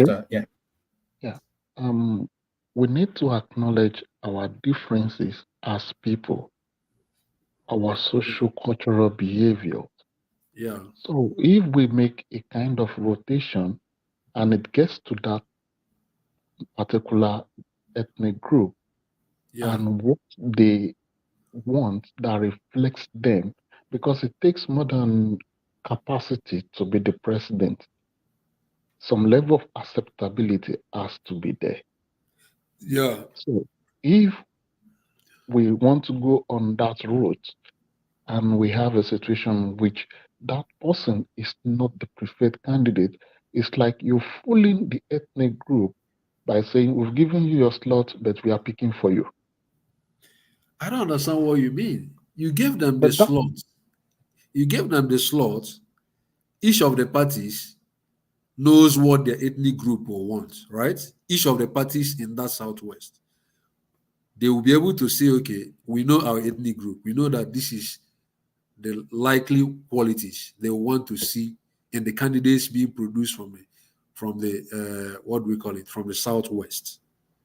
Do you understand what I'm trying to? Okay, let me give you an instance. Let me give you an example. For instance, you know, in Anambra State today, Anambra is just a micro. Sorry, Saki. Thomas, if you're there, acknowledge or check off. Okay. So sorry, carry on. Yeah. So let me just use a very small state to give you an example. Something like Anambra, for instance. Anambra has been practicing rotational governance since Peter Obi today, right? Peter Obi came from the north, central, Anambra Central, senatorial zone. After him, it went to Anambra North, which is Willie Obiano. After Willie Obiano, it went to Present, sir. All right. Let them carry on. Speak to me on text. After the Willie Obiano, it went to the south, right? Then after the south, now it is going to the central. And let me tell you something. Now see how the governance system has gone in Anambra. From P2B, they saw Willie Obiano. After Willie Obiano, it is now Soludo. After Soludo, do you know the next person they are projecting? The next person they are now projecting, quote me anywhere, you will see it by 2025. The next person they are now projecting is this guy, Osita Chidoka. So do you see the kind of people that have been produced, by virtue of rotations? Rotation made the Anambra people not to produce people like Andy Oba, the Oba family, people like all these people that do all these tau things, So since that P2B to today, Anambra has not experienced those kind of, it is not as bad. No matter who they produce today, you will see that at least there are some level of general acceptability. Please, can I drop in something?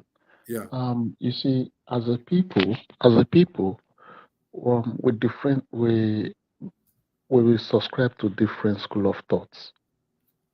Let me bring someone like Obi. Obi is a kind of conservative person. Let's save money. Tinubu is a kind of, okay, let's tax and generate revenue. Yeah. Those are like economic theorems in which each of these people belongs to.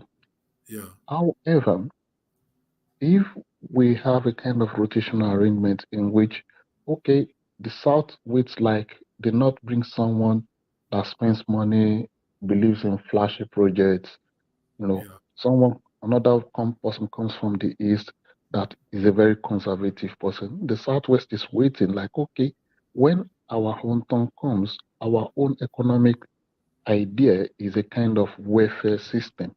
Yeah. Or infrastructural system. Yeah. Now, when it gets to their turn, you want to use like the power of the supermajority to force them against what they believe in. And they run a democratic system. So if the Southwestern ideology is welfarism, at the end of the day, you are going to see that this system will always produce individuals from all parties that are pro-welfarist. Do you understand what I'm trying to say?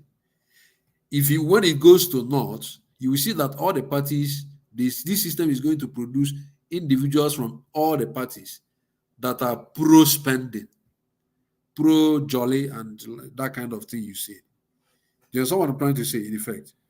So this is what the system is. So at the end of the day, at the end of the 36 years of the rotations among all the regions, we are going to experience varieties of, ideological leadership.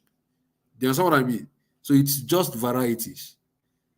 But if you say, okay, let's not rotate, let's just do this, at the end of the day, we are going to still be producing these kind of things we are producing every year. And at every election, the question is always going to be, if not ethnicity, it will be religion. That will be the primary consideration if we don't do rotation. At every time, that is what you will be seeing. Everybody wants to, okay, it's not my religion. Oh, okay, it's my religion, but it's not from my tribe. Tribalism and the religion still becomes primary considerations. Yeah. So that's what I want to say. All right. Yes. I want to. Yeah. You still have the floor. No. You're still having the floor. I just want to bail out. So I let people that are waiting in and ease myself out. But Saki, let me acknowledge the super tatas are your severally. Only are your really super tatas today. So all the super tatas flashing through your screen from just the one person. So that's Ayo right there, keeping it 100. If not for Ayo, I don't know if we ever have a super chat. So that's Ayo, and I think that's somewhat Kulata a little bit there. So that's still open. Kulata always two. Kulata, you can do better now. No, don't worry. Kulata don't worry. Well, Kulata gets his wallet out when he needs to because when we are doing charity runs, he always does generously. I think he likes the number 2. I've observed it. No, I think he just uses it to make a quick comment, just to flash a comment up. Yes. So thank you, everyone. See you tomorrow. Thank you for that. You continue. Let me ease myself out. Hand over to Thomas. Okay. Thank you.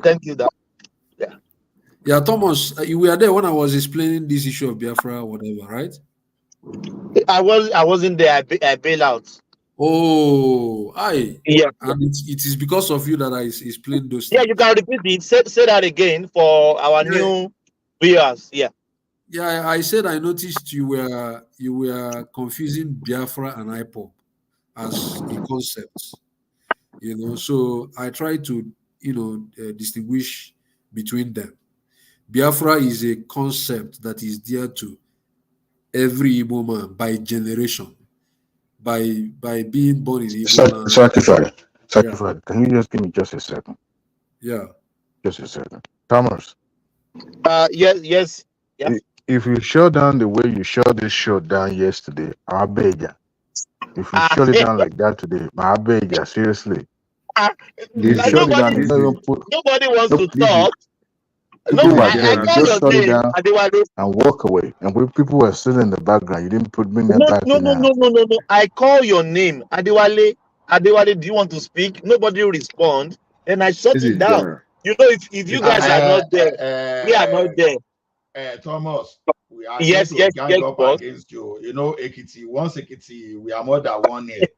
Ekiti gang up against you. Be very careful. Because we have a Benny Bankole here. We have Adewale. Be very careful. What do you mean? Hello, Thomas. I want to ask something quick. What about Bishop? It's been a while I've heard his voice on the show. We let me just say the truth. Bishop has some. It didn't go well with him, so we are still expecting him to come back. Hello, I didn't hear you. I said Bishop has a quanta with somebody on the platform. Yeah, so are you hearing me? He had what with somebody? You said he had what before you skip up? He had a quanta with somebody on the platform. So he excused himself a little bit. It's coming back, Sha. It's coming back. Don't worry. We will see him back. Okay. Yeah. So Thomas, you understand what I'm trying to explain? So the Biafra as a concept is Biafra as a concept is generic in the sense that by being born into Igbo land, you will always remember the Biafran struggle, the Ojukwu Biafra civil war, those kind of things. So it is always a concept that appear to have registered in the minds of the people from the southeast. So when you talk about Biafra, they remember the civil war. Do you understand what I'm trying Sorry, Mr. Speaker. Let me quickly add something to this Biafra. Are they being remember? I mean, when a new person, most people talking about Biafra now, they didn't experience it. So what gave this? Yes, I don't want to ask the question. What gave this? I think they have this attachment to what they did not experience, as if they really experience it. They are usually very embittered, and when they talk about No. Is there a new indoctrination, like some people are putting it in their minds to? No. If you get what I'm saying, yes. There are things that can be transmitted from one generation. Something like yes. So when you are growing up, your parents will tell you this is what we suffered during the Biafran Civil War. They will tell you those stories. Do you understand what I mean? And maybe at times you even see some videos. You even see some videos of what happened in the Civil War, people that suffered kwashiorkor, the way they were malnutrition. So you see those things. So when you see those things, it registers in your unconscious mind. You become conscious of those things. It's just like now you are saying like Awolowo. Awolowo, for instance. Awolowo is somebody that has been dear to the southwestern people. So there are people that didn't experience him. There are people that didn't experience it. But when you talk about Yes, their now just own, like me.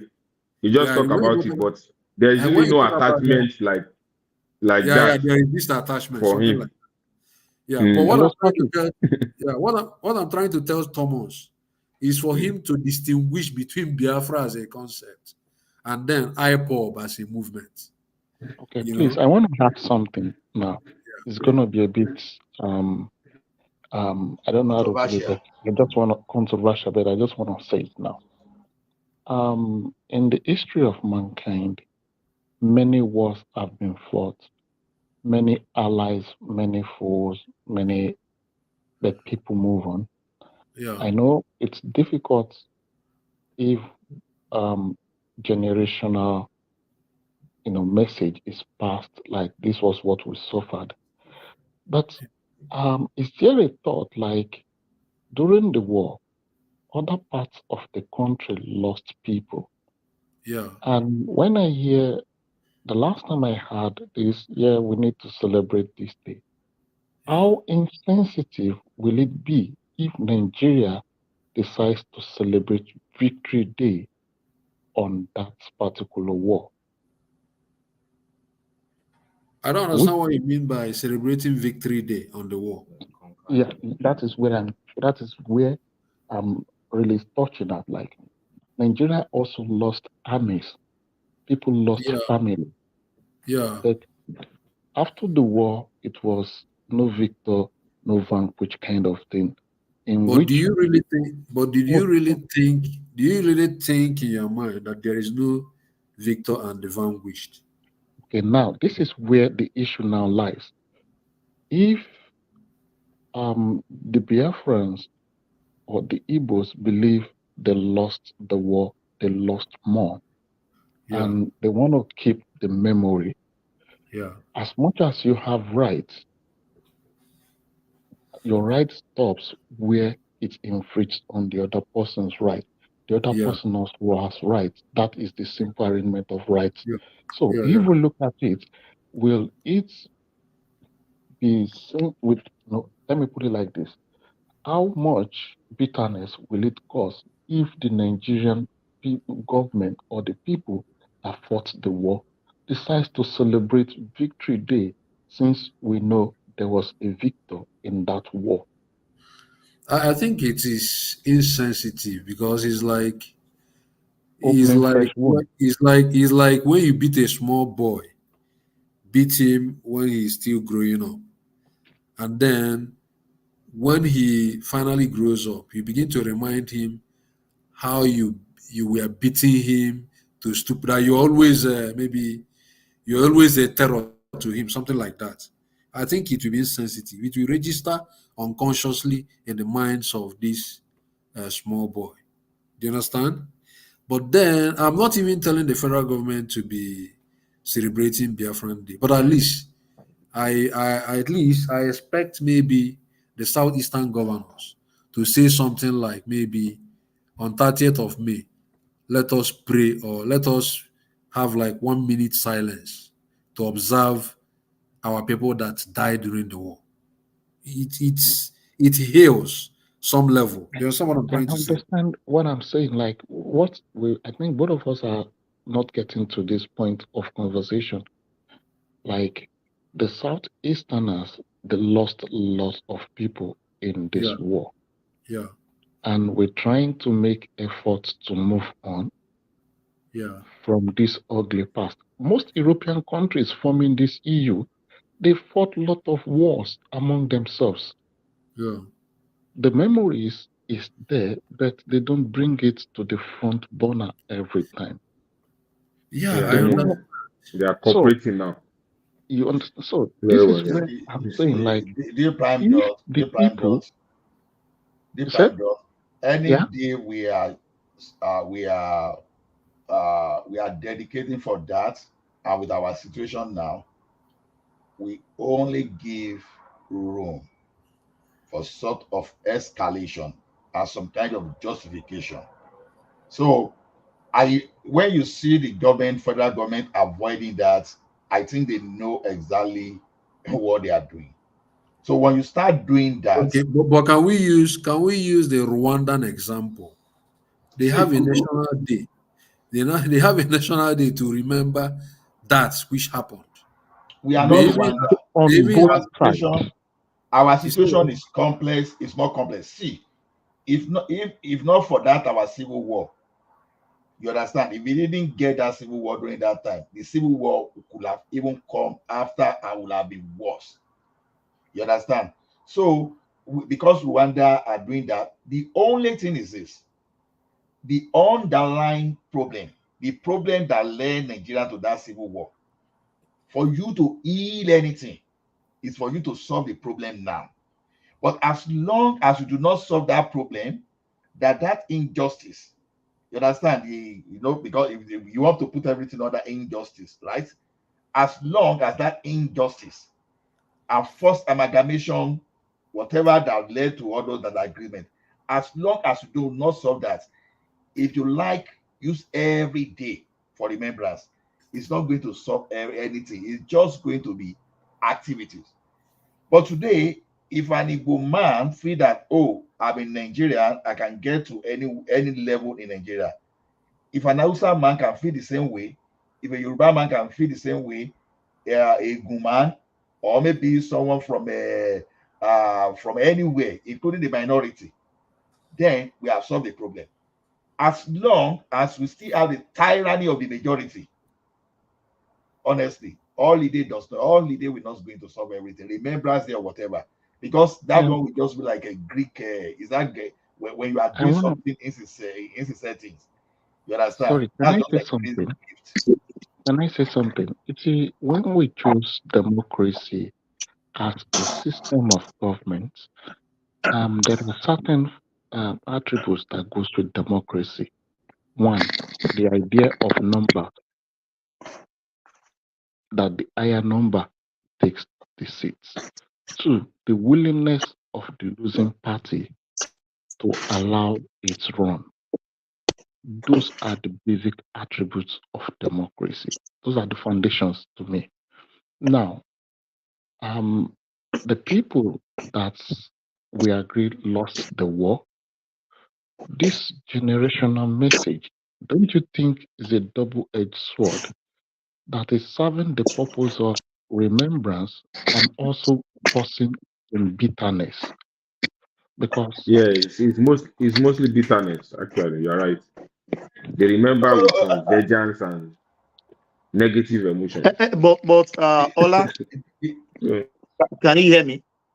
I can hear you, Thomas. Yeah, that's to you and to everyone. But why are we deceiving ourselves that there was no victor at the last war? There was a victor and there was a loser. So when they always hear no victory, no vanquish, is why Nigeria won the war, isn't it? Yes, I think it's in the spirit of reconciliation. Mr. Thomas, it's in the spirit of reconciliation. That's why they do it like that.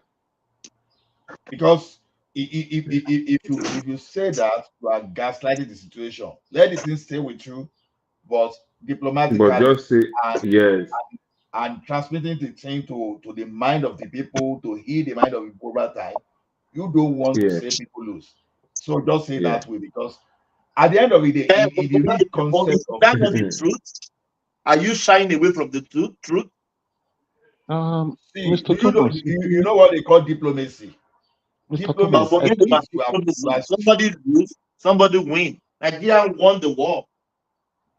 Mr. Thomas, you see, one of the attributes of getting older is that the understanding that the word truth doesn't run the world.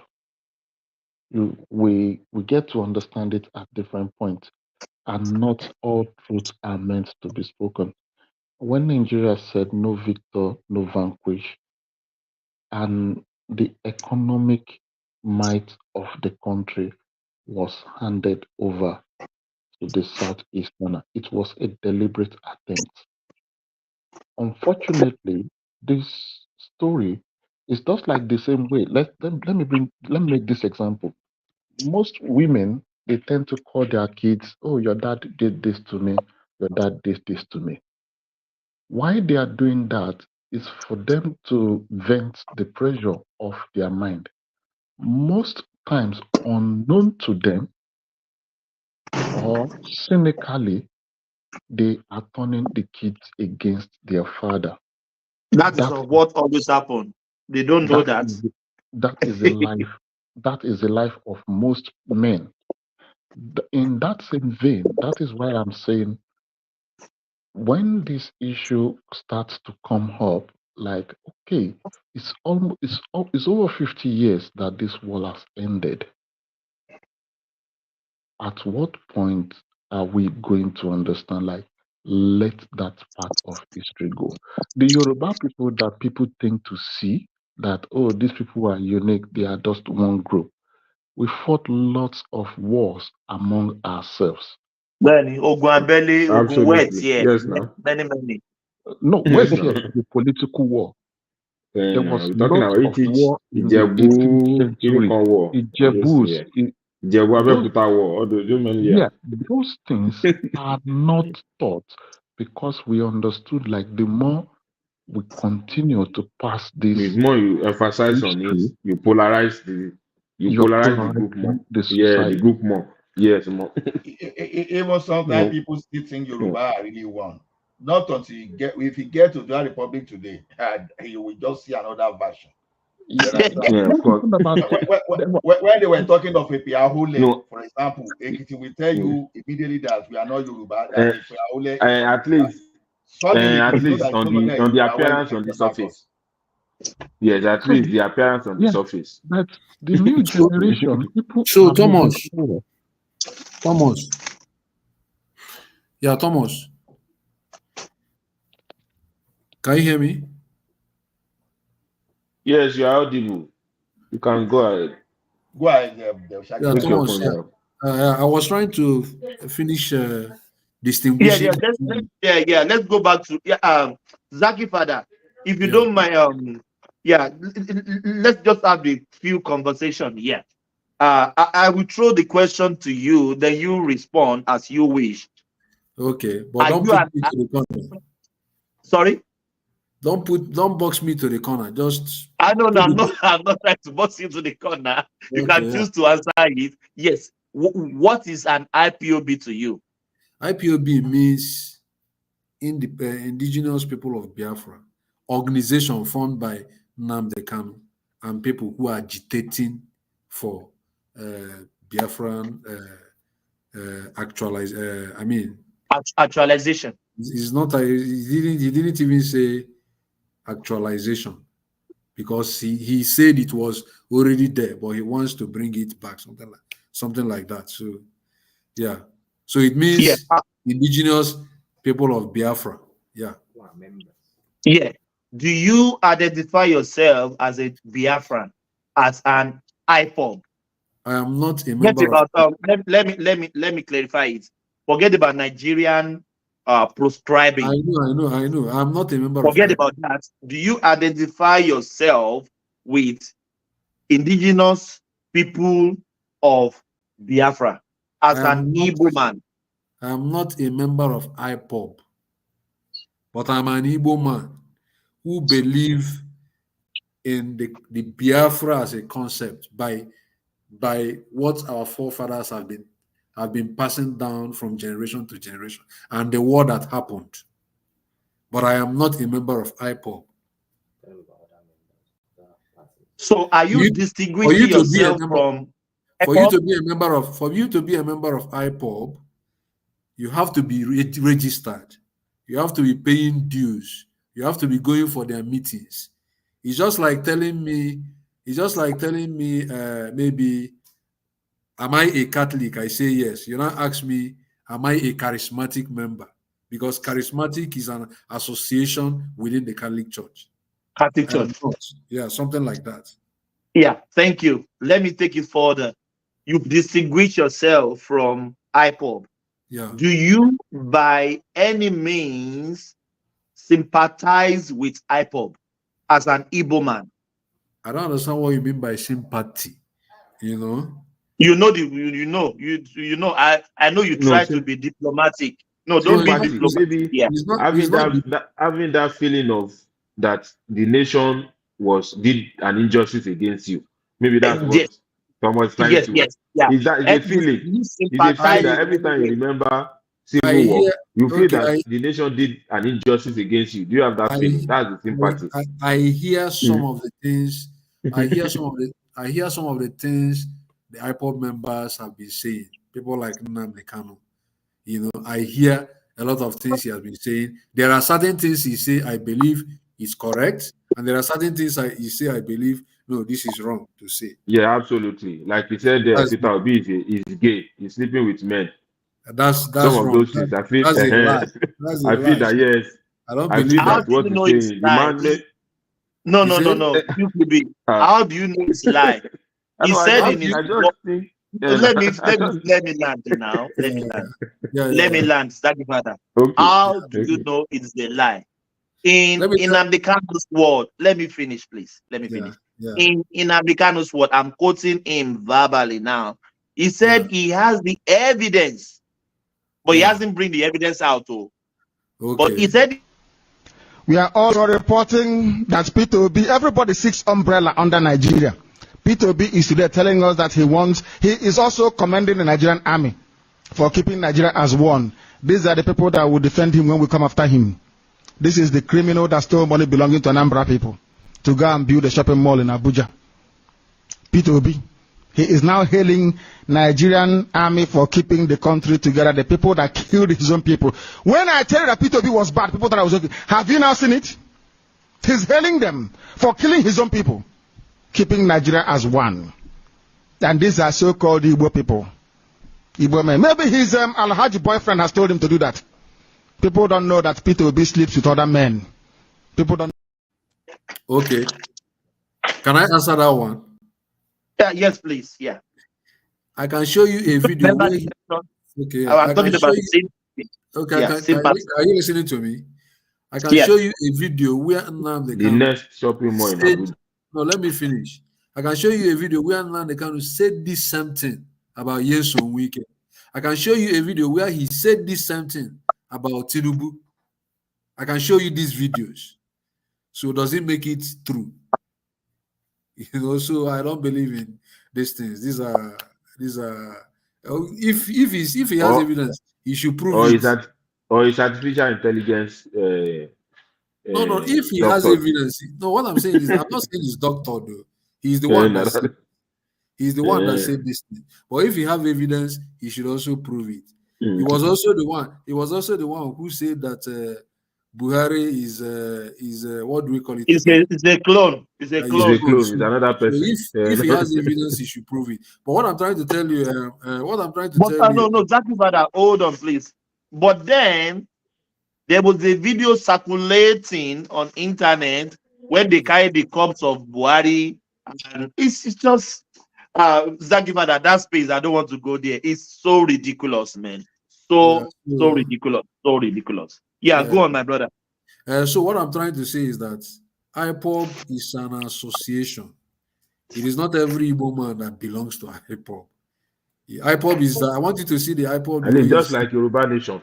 Yeah, something like that. And even if you listen, if you come to that the southeastern space, there is another organization called Mazop. They are still fighting. There is another one called the BIM. They are still fighting for Biafra. There is the one called the Biafran Liberation Movement, something like that. If you remember, one governor said they have almost 32 groups. I don't remember that. If you remember that time, I remember vividly, like 30-something groups. Yeah. So for you to be a member of the association, you have to go and pay, belong to them, register. You know, follow their rules. They have their you are telling me now IPOB is an association. Not every Igbo man identify themselves with IPOB. Of course, not every Igbo man is a member of IPOB. You don't need to be a member. No, you are trying to be diplomatic. No, it's not diplomacy. Not Igbo man is no.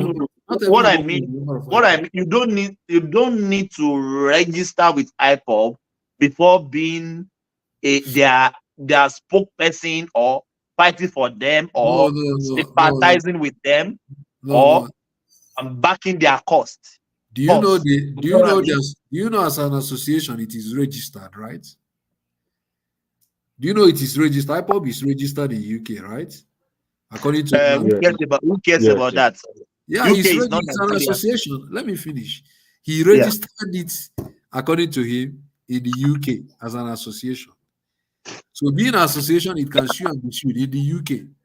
Do you also know that it has chains of command? It has what these people they call their DOS, something like that. It have their chains of command in every part of the world where they are domiciled. So they pay dues. They do their meetings. Do you know that? So for you to be a member, you have to be doing all these things. So I'm telling you that it is not every Igbo man that is a member of IPOB. It's an association. Something like I think is a social cultural organization. I'm talking about something like the OPC or Yoruba Nation. Yeah, Yoruba Nation. Yeah. You understand what I mean? But when you come to Yoruba land and say Oduduwa, every Yoruba man identifies with Oduduwa. Yeah. Oduduwa is the source. Yes. The same way you come to Igbo land and say Biafra. You understand? They remember what Biafra is. They remember what happened during the Biafran Civil War. They read it in books. They watch videos. They saw things. They had things that they were told about how the war happened. So the concept of Biafra, was a construct that maybe did not finally get as a state on itself. You understand? But when you say IPOB, it's not everybody that belongs to it.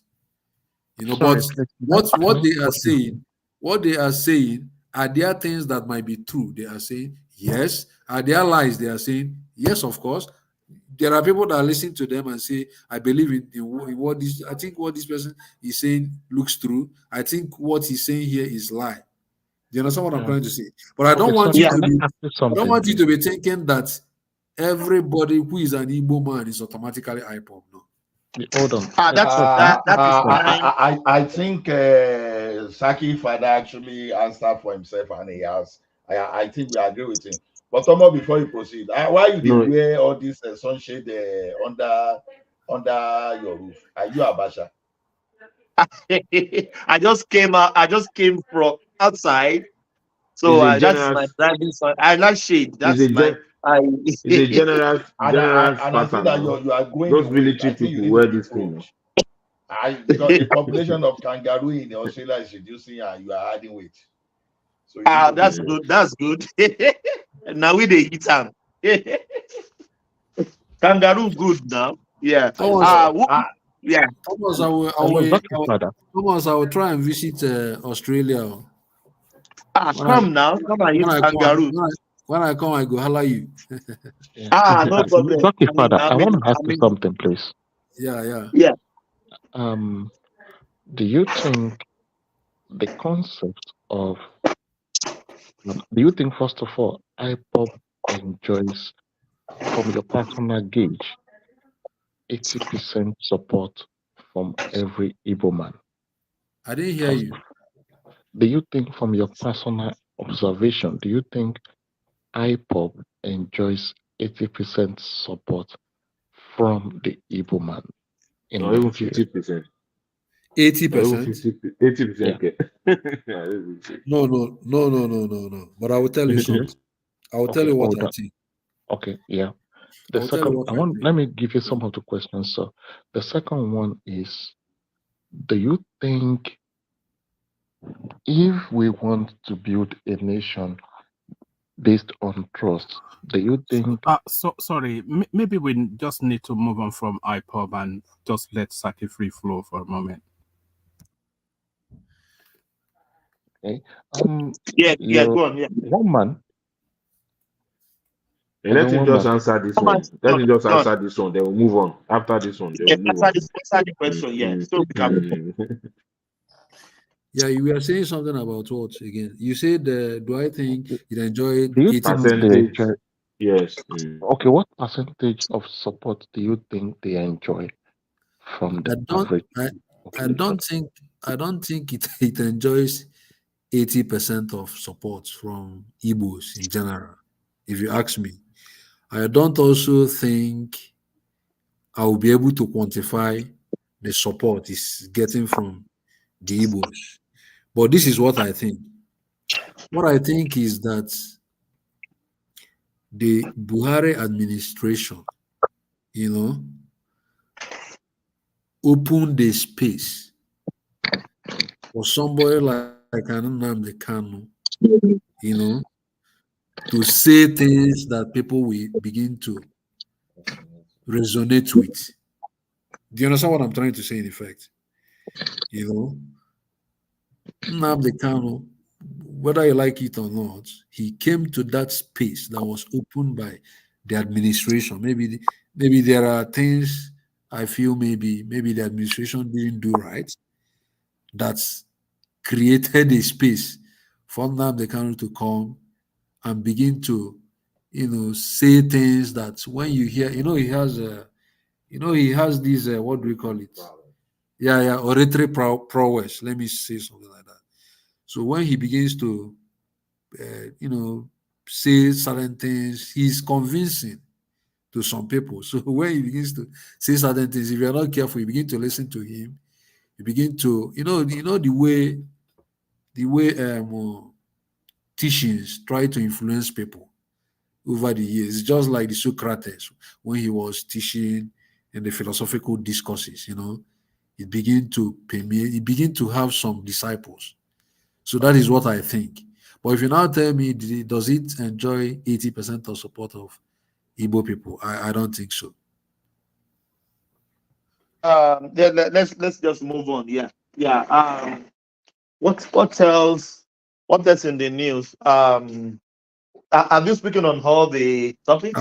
I have not spoken on Daniel Bwala because I know one man. Yeah. That's the main cause for today. Yeah. One man will be waiting for me to talk about it. Yeah, that's the main cause. Okay, yeah. For me, I will take a different dimension.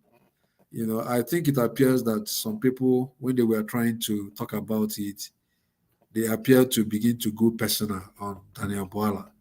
So I wouldn't want to discuss persons. I would rather discuss the issues.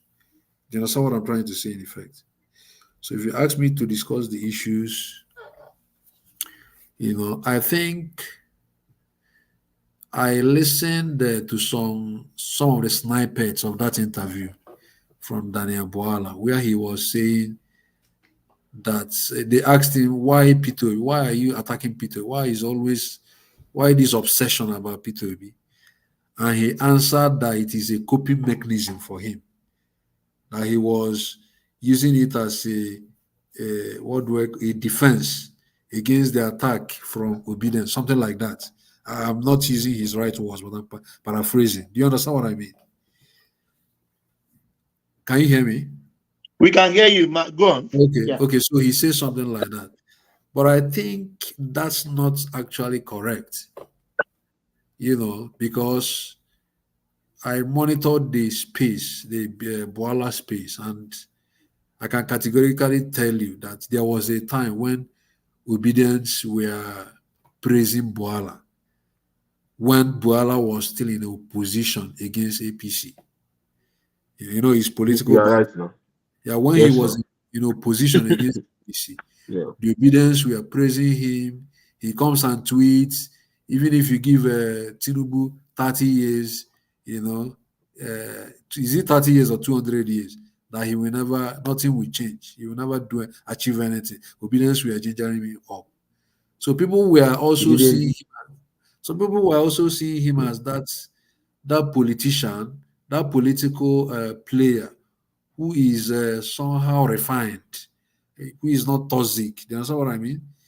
So then, but immediately after the election, he now went back 360 to the same APC.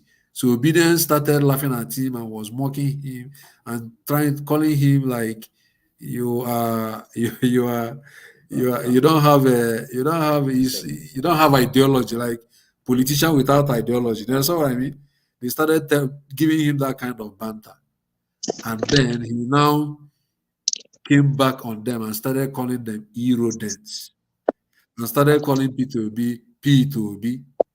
And started even bringing some pictures, all these kind of cartoons of P2B. Bring some cartoons against P2B. So those things now generated reactions from Obedience. So him and Obedience were having the banter. You understand what I mean? So that is what I think. It has been long we have you. I don't even remember your lineage. Are you Obedient? I know you are Peter Obi supporter, but are you Obedient? I'm Peter Obi supporter, of course. If it's Peter Obi supporter, then he's Obedient now. Yeah, if you call me Obedient, yes, of course. For him. Can I have quickly ask him a question? Yeah, you can ask me. Okay, my question is simple. Now you talk about Bwala changing 360 degree. And I remember during the campaign, Obi and his follower labeled APC and PDP as criminally minded people. I don't understand what you mean. Hello? I don't understand what you mean by labeling people as criminally minded. I mean, during the campaign, Obi labeled both APC and PDP. Did Obi call?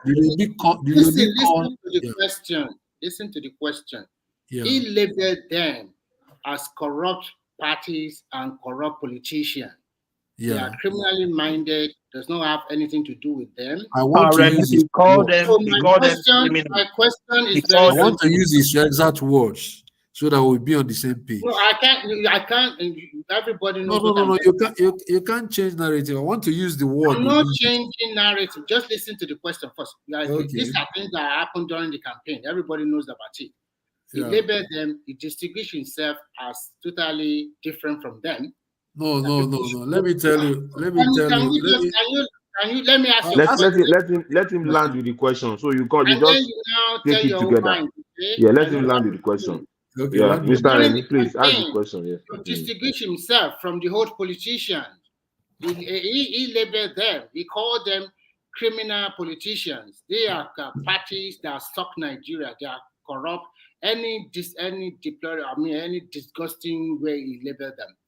But after the election and after the president was sworn in, just recently, he went back to Atiku, informing of alliance or merger or whatever he wants from them.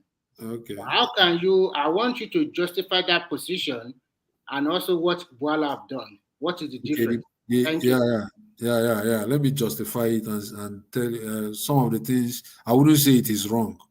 I would say it is incorrect. Let me use that word to say some of the things you say are not quite correct.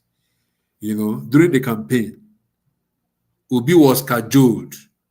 People were telling him, how can you win elections? You don't have a party that does not have structure. You don't have any distance. You are structureless. And Obi said, when they talk about structure, what they mean is structure of criminality.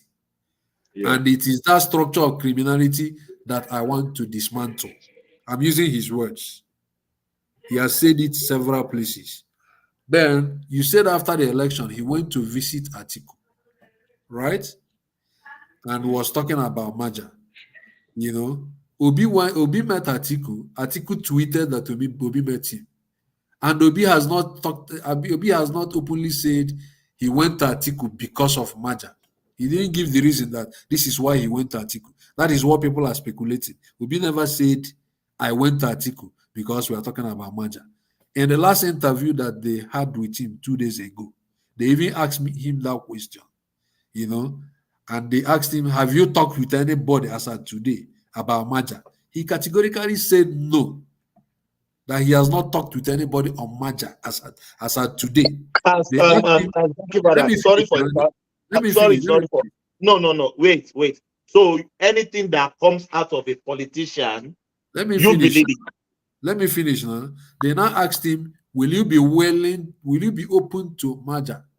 Will you be open to any alliance? That is the word they used.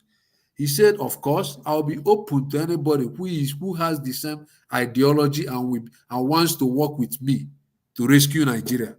Go and watch his interview. That is what he said. I'm using his words. So structure of criminality are not PDP and APC. What you just said now. Is that what I you don't meant? understand what you mean. He said, you said, Obi said, you want to dismantle. I said, there no, is let's what wait. Don't let us, just let us make a conversation. You are putting words on me. I'm trying to tell you I'm that not putting words there's what they call, there is what they call, yeah, there is what they I'm call. not putting words. It said, you said, Obi said, structure of criminality. You wanted to dismantle structure of criminality. It does not need structure. Yes. So who is Obi referring to that is structure of criminality? I don't want to preempt him, whoever he's referring to. Okay. What I'm telling you, you are not putting. You want to put words into my mouth. What I'm telling you is that, Mr. Don't guide him. Let him just flow in his own thoughts so that we can move on. Yes. What I'm telling you is that there is what they call political banter. When politicians are, it's just like Tinubu. It's just like when Tinubu went to Southeast and said that you see that man Peter, he denied Jesus 3 times. This is political banter. Obi. So this is political banter. And they asked Obi again. They came and said, what do you have to say with what Tinubu told you? He said, Tinubu said, I denied Jesus 3 times. But he forgot that the same Peter, that Jesus made him the head of the church. So these are political banter. So people were telling him, you don't have structure. You don't have any structure. How can you win election? He now came and said, when they tell you about structure, what they mean is the structure of criminality. That is what I want to dismantle. These are political banter. Okay. Hello, Zaki. Please, I want to have something from you. And probably I want your opinion about it. You see, I don't know if I've missed that part. Obi rebuking those people under the obedient, fomenting trouble, abusing everybody. As he rebuked them, or does he subscribe to that way? Okay. Yeah, I think if you say Obi subscribes to people that are mature, at least if you ask me, nobody that is on Twitter should be less than 15 years, if you ask me at least. So if you ask me whether Obi has come out to say, hey, stop writing what you are writing, stop expressing yourself, or whether he has said, whether he has said continue to express yourself, I don't think it is rational thing to do. If it is me, what do you expect me to do? People that are faceless, different people from different backgrounds, every supporter, even this Ijele where this Ijele we are talking about. If you see what Ijele is writing on Twitter, if you see what Ijele is writing, when I come to Twitter and read what people are writing, okay, go to even Renault. If you see what Renault is, the way he's attacking P2B on Twitter, has anybody told Renault, please? Have anybody told Renault, please stop attacking P2B? Nobody has told him. So this is a social media. In social media, there are many people on social media from different political parties that are, writing, tweeting. You don't even know who is who. Yeah, so what do you want to do? This is what I'm saying. The word, I believe you're familiar with the word "not in my name." When people misbehave, when you have a large follower, you need to set certain standards. Can I ask you a question? Can I ask you a question?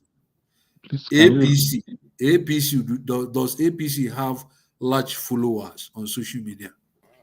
You mentioned a few minutes ago that the criminal structure. I'm not Let me talking finish. of. No, you're asking me. I want to ask you, does APC have large followers on social media? Yes. So if they have, has any of the APC candidates, whether it is Guba candidate or the presidential candidate, come out and say, all this is APC people are writing on social media, not in my name? Have they said it? No, this is what I'm saying now. Look at it from this point. You see, when you are trying to differentiate yourself in a crowded market, you are coming with a brand. Obi came with a brand of civility. He came with a brand of, okay, I can do this. Yes. When people do something that is not proper by all standard, Yeah. And he acknowledged that it's not proper. That is why he probably visits those people. Yeah. Like Kuti and Shoyinka and Co. This is what I'm saying. Yeah. Oh, if you are abusing people on Twitter, you are not my own follower. Okay, let me because we ask you. don't do Let me this. ask you a question. Let me ask you a question. I am an obedient, right? According to Yeah. I'm supporting P2B. I supported him during the election. So by that virtue, I'm obedient. Yeah. So when Wole Soyinka came to social media and said obedience are fascists, does it include me? I'm really surprised you are not, but this is the theory of sampling. No. What I'm saying is, does it include me? That is what I'm saying. That is what I want to say. This in simple sampling, there is a percentage for generalization. Yeah. And it's quite unfortunate that the people that doesn't even want to accommodate differences in opinion that falls within the definition of fascist happens to be in So the if I nature. don't, no. Do you know the meaning of fascist? Do you know fascist is a very strong word? You know, there is a way we use words. Fascist doesn't mean this thing you said. It's stronger. I think, can we check a dictionary if you can just go through a simple Google definition? Let me Google fascism. Yeah. And understand whether it is the same fascism I know.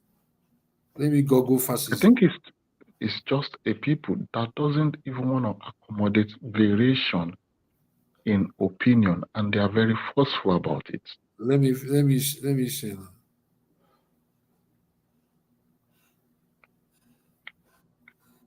So are we listen degenerate? what it says. Yeah. Fascism is a far right authoritarian I can't see very well again. See, fascism is simply in this context simply means that. No, I don't want you to use it. I don't want you to say either mine. No, because I don't want to. I don't want you. No. I don't want you to say in this context. I want to know the meaning of fascism. Fascism has a meaning. meaning. Our way or nothing.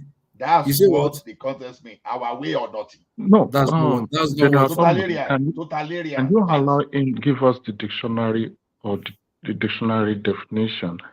Can somebody give us the dictionary definition? Yeah, somebody can give us dictionary definition. Okay. Let me just quote from Wikipedia, for example. Fascism is a far-right form of government in which most of the country power is held by one ruler or a small group. One ruler, under yes. Under a single party. Yes. Fascist governments are usually totalitarian and authoritarian. Totalitarian. Yeah. No, totalitarian. No, let me finish now. Totalitarian. Totalitarian. Do you know and authoritarian. Do you know the meaning of totalitarian? What is the meaning? Totalitarian is is even beyond. You don't have fundamental rights. The government owes you. The government can even do anything. He's like no. What totalitarian means to me is my way or no way. No. That's what okay. Let's do from webmaster. Let's do from webmaster. Check the meaning now, of totalitarian. A political philosophy, movement, or regime such as that of the fascist that exalts nation and often race.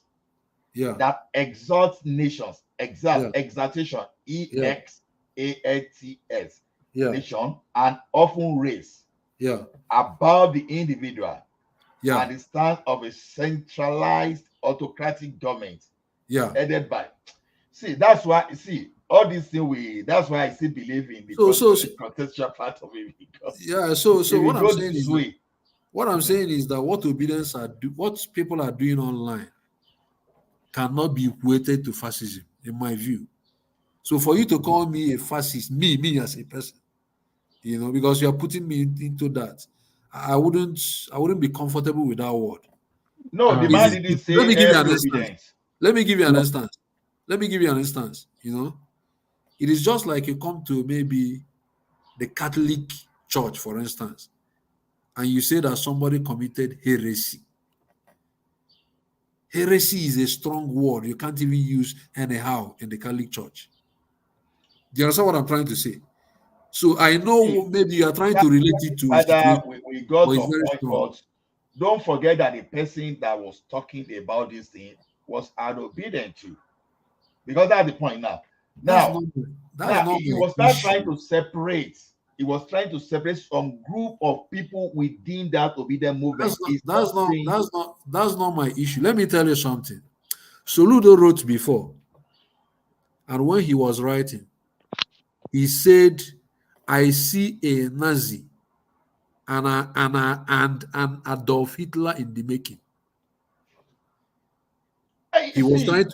He was no. I'm telling you, he was trying to. That letter he wrote. No, thank you, Father. Because look. We say we are in democracy. Get this thing right now. And look at how some obedience, not all obedience is.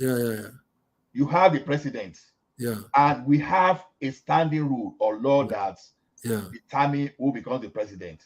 Even when the authority in charge, when they've confirmed their processes to have met the constitutional requirements, it now went ahead to pronounce the president. But some people are now saying, no, it is either our way or theirs. Now you took the thing to the judiciary. You say, oh, just because they are not meeting your own expectation, all of a sudden, judiciary, they are corrupt. You understand? The thing is this: they have one approach. That's not what. Either that approach or nothing else. No. Can I ask you a question? Whether you like it or not, everybody knows this truth. The judiciary in Nigeria, as it is today, is not that judiciary we used to have in the olden days. I'll give you an example. No, I'll give you an example. But that's not the I'll give you an example. I'll give you an example. No, I know you will give me an example. I will give you an example. Let me tell you the example I want to give you. The example I want to give you is, I want to use the example of what is currently happening in Kano State, the Emirates. Can you see what the judiciary is doing there? So when you mention the judiciary, when Obi won it. Remember what I said. Are you listening? No, they just muted me. I don't know what happened. Yeah, we can hear you. Remember what I said. Someone muted me now. So I didn't meet you. No, remember what I said. I said, don't. I don't want to, because I know where you want to go to. But listen to me. I said, whether we want to admit it or not, the judiciary we have today is not that quality of judiciary we used to have in the olden times. Yeah. When was positive for Peter B, it was it's not. then. No. It's it not was even good back then, right? No. It's not even because of Peter B. I'm talking about. No. Let me finish. Hold on, please. Let me substantiate what I mean. Hold on, please. Please round up. There are many people that still want to talk, so that we can move it around. Many people are not speaking. Round it up, please. They don't want me to. They don't want me to associate. Can you please round it up? Say what you want to say. I didn't stop you not to talk. Let me say what I want to say. Yes, say it. Okay, there are legal luminaries that have held this view, and we respect those legal luminaries because they are experts. Number one is Femi Falana has come in a space like this and even held this view too. That yes, although there are some good judges even as at today, but still that certain decisions that is coming out of the judiciary of today, makes him confused at times. Number one. Then number two, people are this guy, what do we call him? Olisa, is he Olisa Agbakoba? Yeah. Olisa has also made this view. Olisa said in one space one time, we watched him. He said that in the olden times, if a barrister or a lawyer who is very, very good is preparing a case, he can probably say with probabilities that this case is going to go this way or this way. But this time around, let me finish now. But this time don't worry. around, I've not spoken to you. I think when I speak, I will allow you to interject me. You understand? Because this time around, I'm interested in this matter. That this time around, certain things, certain judgments that is coming out of court is surprising. He said it. Then let me call another person. So no, that wait. Don't let us generalize. No. I'm calling experts. I'm calling experts who have said this. I'm calling experts who have said. Yeah, Professor Odenkalo has also held this view. Michael Zekome has also held this view. So I'm not talking as a novice, but I'm talking about the views of experts. No, you're talking like an obedient. There's never a time. Forget the issue of obedience. Forget the issue of obedience. Talk about what experts have been saying. I'm talking about the views of what they are saying. Okay, Thomas, I've not spoken. Will you give me grace so that I can allow Saki Father to interject me too? Can I have my own floor too? Yeah. Saki Father, round it up with one sentence, then we go to Ola. Yeah. So that's what I'm trying to say. So the appointments, the way they are making appointments right now in judiciary, it's even confusing. Whether you like it or not, many of the judges there are many judges in the appeal court today who have political affiliation. How can you tell me that the wife of a politician, wife of Wike, is now in appeal court? Can I ask a question? The son. Wait, let me finish. The son. You say what? No question. No question. No, if you say why not, if you say why not, if you say why not, if you say why not, I will tell you why not. Why not is because of the legal term they normally say, Nemo Udes and causa sua. Imagine that a Wike has a case in the same appeal court where his wife is going to be the presiding judge. Just imagine how that case will go. So that is why. That is why. Can I go on now? The wife go on now so that I can allow. Or they take that matter to another. No. Ola, you have the floor. Yeah, go on. Okay. Let me reply.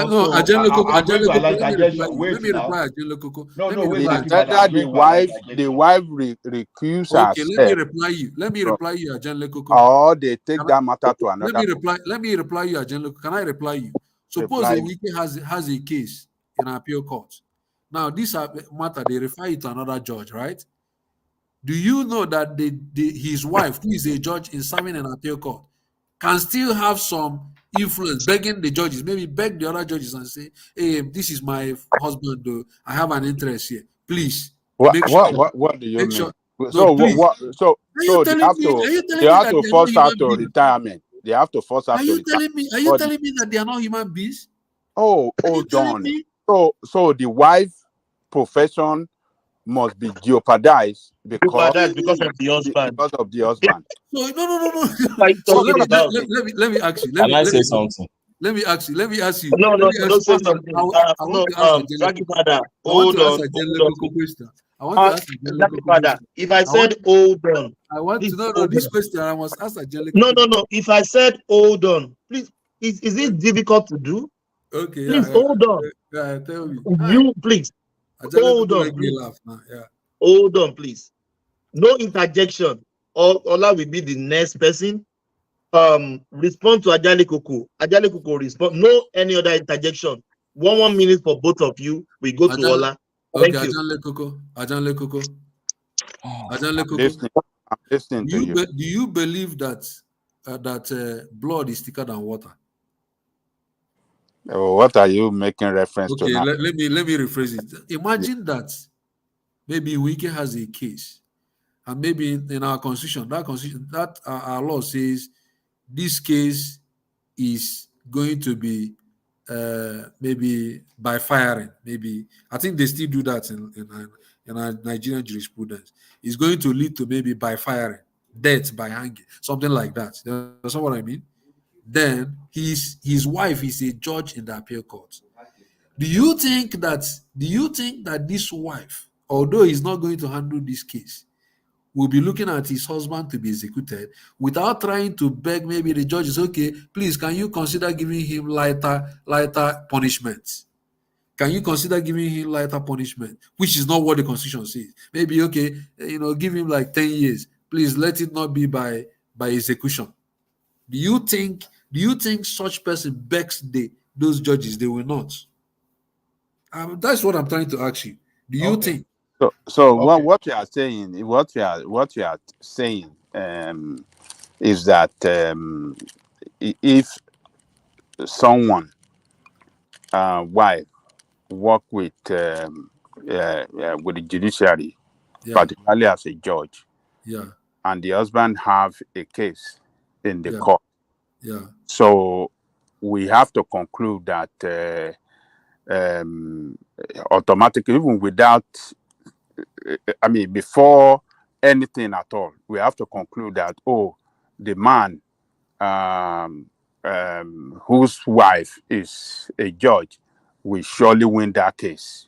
That is what you. If a judge your wife is handling. So what you are telling me? Hold on. Yeah. So all the judges in Nigeria that are female, or male, if they are couple, have court case, they can never lose. Is that what you're saying? That's not what I'm saying. That is what you're insinuating, man. There is a difference. Let me tell you. There's no difference. Let me finish. There is a difference. Listen. There is a distinction. If a wife sit as a judge, there is a distinction. Even though it's not going to handle. Hold on.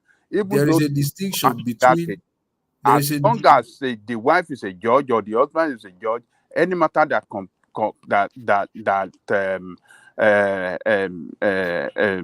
any matter that involve any one of the couple, they will surely win that matter and the law court, because you are making jest of what I'm saying.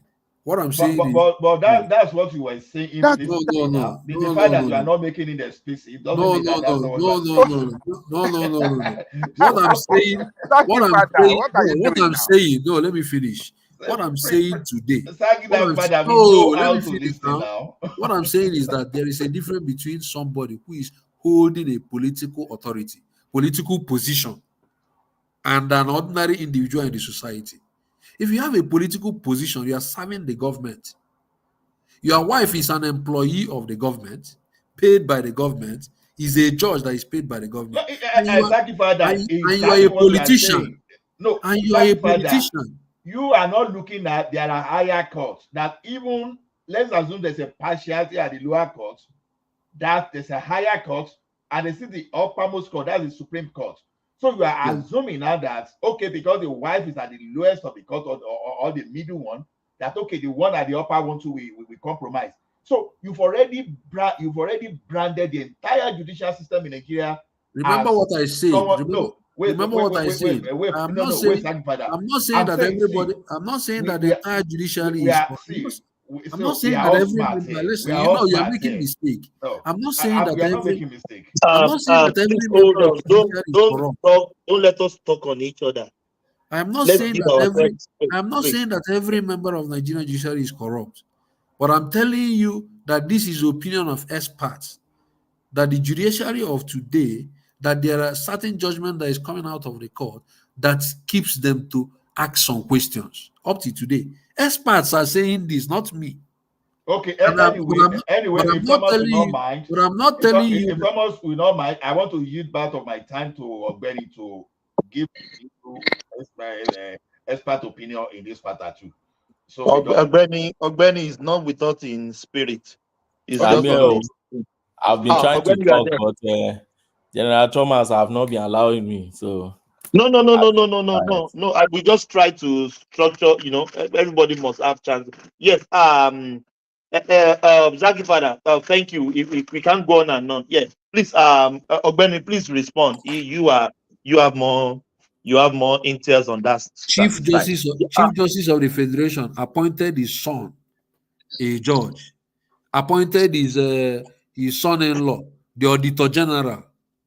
In that judicial, we can't go. No, we can't go forever. It is right. It is not right. Zaki Father, we have to let other people talk. Ogbeni, please give us few words here. But before you speak, Ogbeni, I think it's unfair because someone's husband become a big person politics, then a politician. Can you please let me talk? Thank you. Yes, we can, because of that, the wife that has been building his career as a judge, I don't know where she started from, maybe quack lawyer to this, I don't know how they are series, or when you know better, for years, I think decades. So because of that, they should jeopardize our own profession because of our husband is a governor. I don't get that. Ogbeni, give us the field, then we move on. Yeah. Thank you. Thank you, General Thomas. I tried to interject the last speaker, but I couldn't. I don't know how much he knows about judiciary. Unfortunately, in Nigeria, our mentality have been battered so much that we think we are still in the military era, where our activists, if you see many of those lawyers that keep castigating our judiciary these days, they are those ones that were very active in terms of activism during military era, Femfa and Agbakoba and all those guys. So in most cases, they still think they're in the military era where we are still fighting. So you fight judiciary, fight all of them together. Judiciary is a profession like any other profession where people go and build their career, and anybody can go there to build their career. You can't shut anybody off from who the person should marry because he's in particular career. It's even unconstitutional. That I would say, because you get to judiciary and you are building a career to be a judge, therefore don't go and marry a politician, because if you marry a politician, that's a dead end for your profession. Where in the world do you find that? Let me give you an instance of Odili, for instance. Mary Odili became a magistrate grade 3 since 1978, before her marriage. She has been building her career after her call to bar. She became work as a lawyer. After a while, work with ministry. After a while, registry. After a while, she became a magistrate since 1978, and she married 1979, 1 year after. Since 1978. Yes. She became magistrate. I didn't even know. I was just saying decades, because I know she's not a young woman. She's not a young woman. Yeah. 1978 was when she became a magistrate. That was a year before her marriage. So she married in 1979. So because she married in 1979, now I'm married to Peter Odili. Therefore, she should bury the career that she has been building, that her own parents sponsored her, trained her to become a person in life. So because he has Nigerians that will come and complain, why would the politician wife therefore should bury her career? Is that how it works in the developed country where we all live, or many of us live? No. And this woman from there moved, Court of Appeal in 2011. As at that 2011, that moved Court of Appeal. The husband was already a governor, so he should bury her own career, and then move Supreme Court. That was Peter Odili. Let me give another example. General Abdulsalam Abubakar, when he became head of state, his wife was already a Court of Appeal justice. That is Justice the Aminat or something like that. Fati Abubakar. Fati Abubakar was the Justice of Court of Appeal. So because the husband now became head of state, therefore he should bury her own career. Is that what we advocate for our own wives? And Ogbeni, if they stop their career, then they are hitting from the country. You see, Nigeria, we say, the wife of politician, they don't have work. They just sit down at home. They are eating our cake. You see, Obedi, can I ask you a question? Okay. Can I ask you a question? Yeah, go ahead, please. Do you know that in the banking sector, if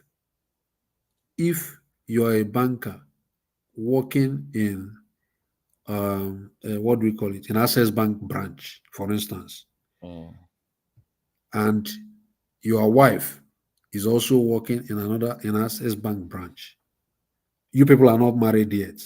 Do you know that immediately you go into that marriage, one of the persons will resign? Of course. So why is it so? Will you That's say a private because sector. no, let me finish. That's, Let me finish. yeah. There are what we call ethics. Okay. There are what we call ethics. So what's your understanding of ethics? No, ethics is something that is morally, that is a judge. I mean, the basis for which the society judges the moral uprightness or wrongness in an action. That is ethics, right? Is ethics in our constitution? There's nothing like that. You see, ethics. That's a good example at all. It doesn't make any sense to. Let me finish. Let me finish. Let me finish. I'm coming before you finish. Let me add this to you so that you can add it to what you are saying. There's code of conduct for the judicial officers, right? And there's code of conduct for public officers in Nigeria. Tell me where you will find that clause. The same one you find in banking. Don't forget that the banking, they are still fighting it. Some civil rights activists today are still fighting it's it. even illegal. Access Bank cannot ask you. It is unconstitutional. You just sit on your home because they want because to. it gag what they call freedom of association and right to have family, which your constitution protects. It is now fighting that thing, you see. It extends to one of the things they do in bank, where when somebody get pregnant in the first 2 years of employment and they sack the person. I think they've stopped that one recently now because some people took them to court and started getting, because that one is anti-procreation. So, but by the way, when you say ethics, it's not something unwritten. If it's unwritten, then it becomes endless. So each profession has its own code of conduct where they put their written ethos, ethics, and etiquettes there. But when you come to our space, you don't find that in our code of conduct for the judiciary. They have their codes that also protects whatever you do in that area. For instance, you don't collect gifts from people. You don't socialize too much. Yes, please. Do you know that there was a time in Nigerian state when judges are not even seen in the society? That's not true. They don't come out. Listen, they don't mix up with people. They don't socialize. It's not true. Let me tell you. There was a time in Nigeria it was like that. I told you it's not true. Let me tell you. Sorry, Obeni. I used to know one magistrate back in my local village there. We call Magistrate Agbede. We know him. We did our community there. So I'm not saying that they are not known. In those days, there were no social media. No. I am talking about, forget about. Okay, let me give you an instance. How many do you know today? Okay, let me give you an instance. Let me give you an instance. Okay. This guy, at least this guy is still alive. Charlie Boy, he's still alive. Yeah. And his father was one of the legal icons we still refer to in Nigeria today. Yeah. Right? Yeah. He also has been telling stories of the legal practice when his father was a judge in Nigeria. The way they behave. You cannot see them going to politicians trying to say, like, maybe this person will go, politicians will invite them on a ceremony. They will go, sit down, chat, talk with politicians. They go to another ceremony. They see them with these same politicians, going around. No. But they go to church, they go to mosque. Church is that's not even true. Justice Shukudipu Oputa was there is a question I wanted to ask you. There's a question I wanted to ask you. I'm coming. Let me land on that. Hold on. I don't want to forget this question. I don't want to forget this question. You just asked him something. He hasn't responded. I don't want to forget this question. Please. Just give me. Go on. The question I want to ask you, Obwene, because this topic is dear to my heart. The question I want to ask you is, can you cite me an example of a country, developed country, that has a known politician who is an active politician and his wife or her husband is a serving judge in a higher court? A developed country. Just mention one. Cite anyone you know.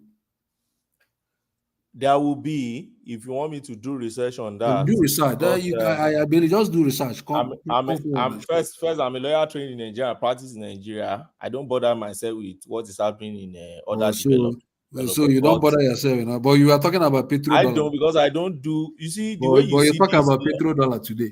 No, the way you no, I didn't even, because I talk less of what I don't know anything about. If you know me, the way you see legal profession, you don't see it as a business. Law is a business, and people build their career there. So, for instance, I'm a lawyer. I want my children also to be at least study law, and I want them to go high in that profession. So, if tomorrow I have my daughter, and I train my daughter to be a lawyer, and my daughter has an ambition to be a judge, so because of who she's going to marry, then she should cut that ambition. Think of yourself. If you have a daughter that studied law and also wants to marry. No, So Benny, the question, let's flip it. Let's ask him to tell us which country he knows that the judge doesn't marry politicians.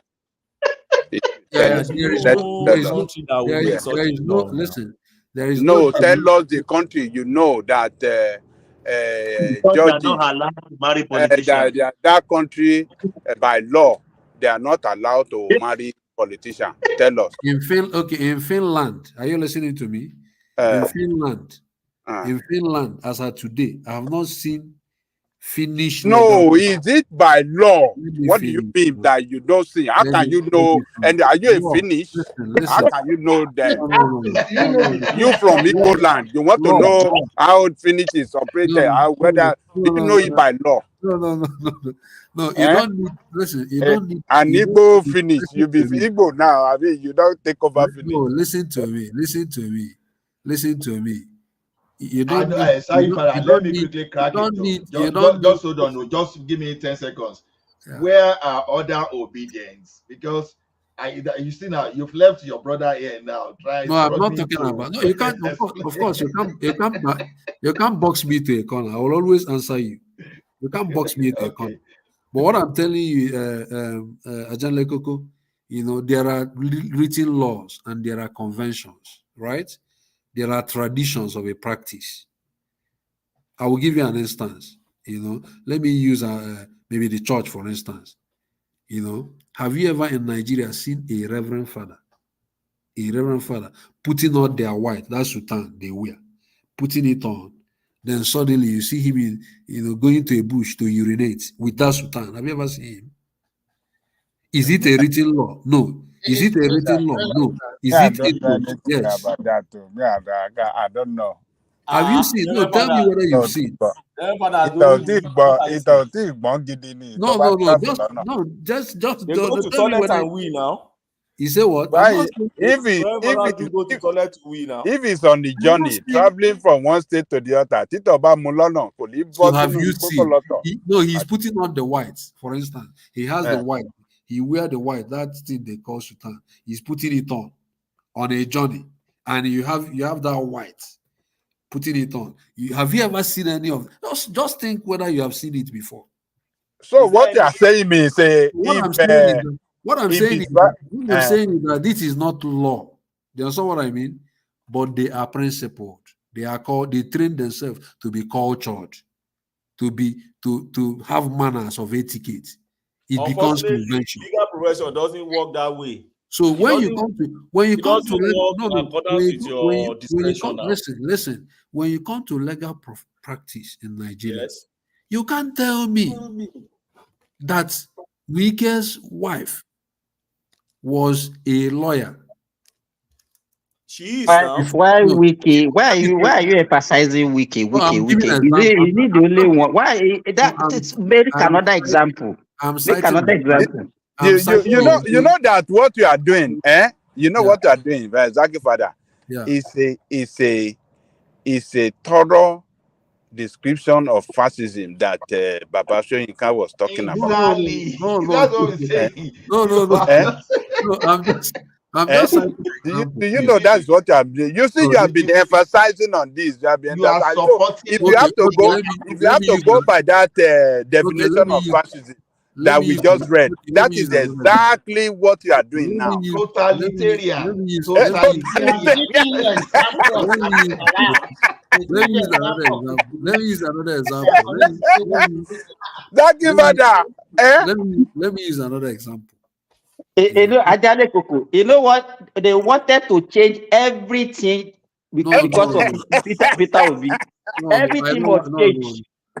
You understand? They want to rewrite our constitution, rewrite our law, the way we behave, so that Obi can become president. I don't want you to say. This is fascism now. No, Ajale Koko, I don't want you to say because of Peter Obi. I don't want you to say that. I am a rational human being. There are optics. There is what I call optics. There is aesthetics. There is what I will look at. I will say, man, I don't think this is right. Do you understand what I'm trying to say? And let me give you an instance. You know, the way the judicial process appointment appears as at today, it appears to me as if you must know somebody before. Okay, now the recent. Okay, let's use the recent appointment for example. In the recent appointment, this current CJN appointed his son as a FCT High Court judge, something like that. In the same appointment, he appointed his son-in-law. Is he his son-in-law? I think you are wrong because all the things you're saying is not right. They have the Judicial Commission that handle that one. Who is head of the? Who is the head of judicial? Who is the head of no? Who is the head of no? Who is the head of? Who is the head of? No, by law. Obedi by law. The way you are talking, the way you are talking. Obedi by law in Nigeria. By law in Nigeria. No, let's not Obedi. Let's not Obedi. Let's not Obedi. Let's not Obedi. Let's not Obedi now. Let's ask Obedi. It's not about talking. What do you want to ask me? Obedi by law in Nigeria. It is written law. By law in Nigeria, who is the head of the Nigerian judicial, the NJC? Who is the head? The chairman of NJC. Yeah, the chairman of that very NJC. Who is the chairman? Is the CJN now. CJN. Which body is in charge of, ratifying or recommending the appointment of judges in Nigeria? There are many bodies involved. So number one body is what? Judicial Service Commission. There is Can you FJS. let me explain, please? Wait now. There is Judicial Service Commission. Wait, you asked me a question now. You're answering. Are you a lawyer? Okay, answer. Tell me. Wait now. There is FJSC. Yeah. There is NJC. Yeah. There's Body of Benchers. Yeah. All these bodies involved in the appointment of judges. So who is the head of all these bodies? All these bodies fall under which head? Who is the head? Head of NJC, chairman of NJC is the CJN.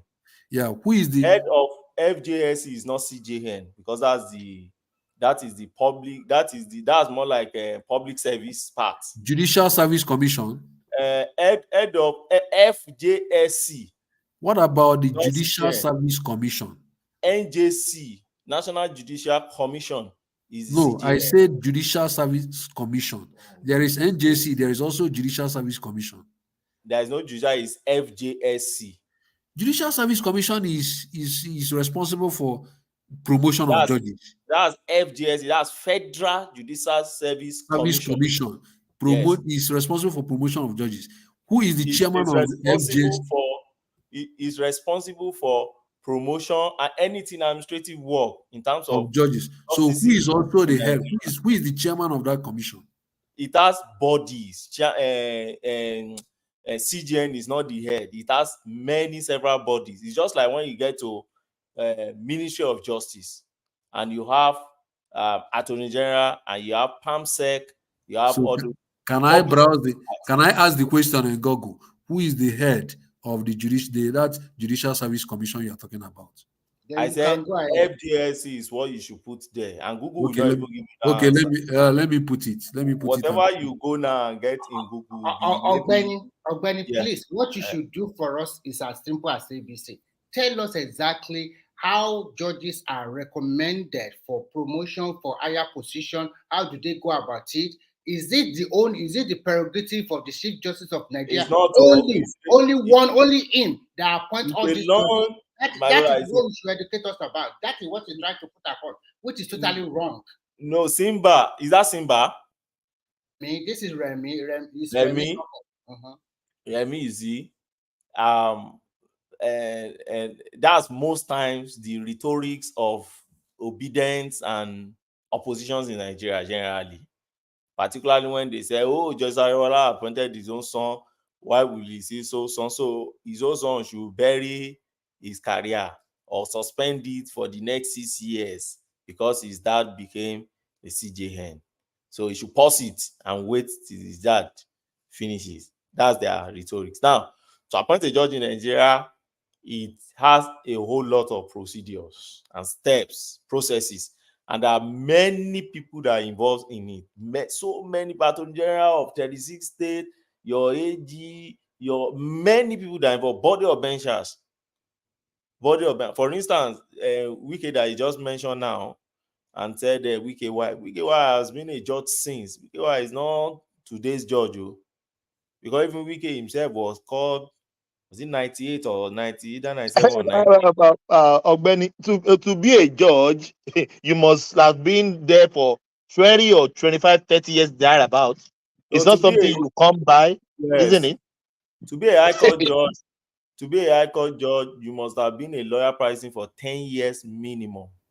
10 years minimum.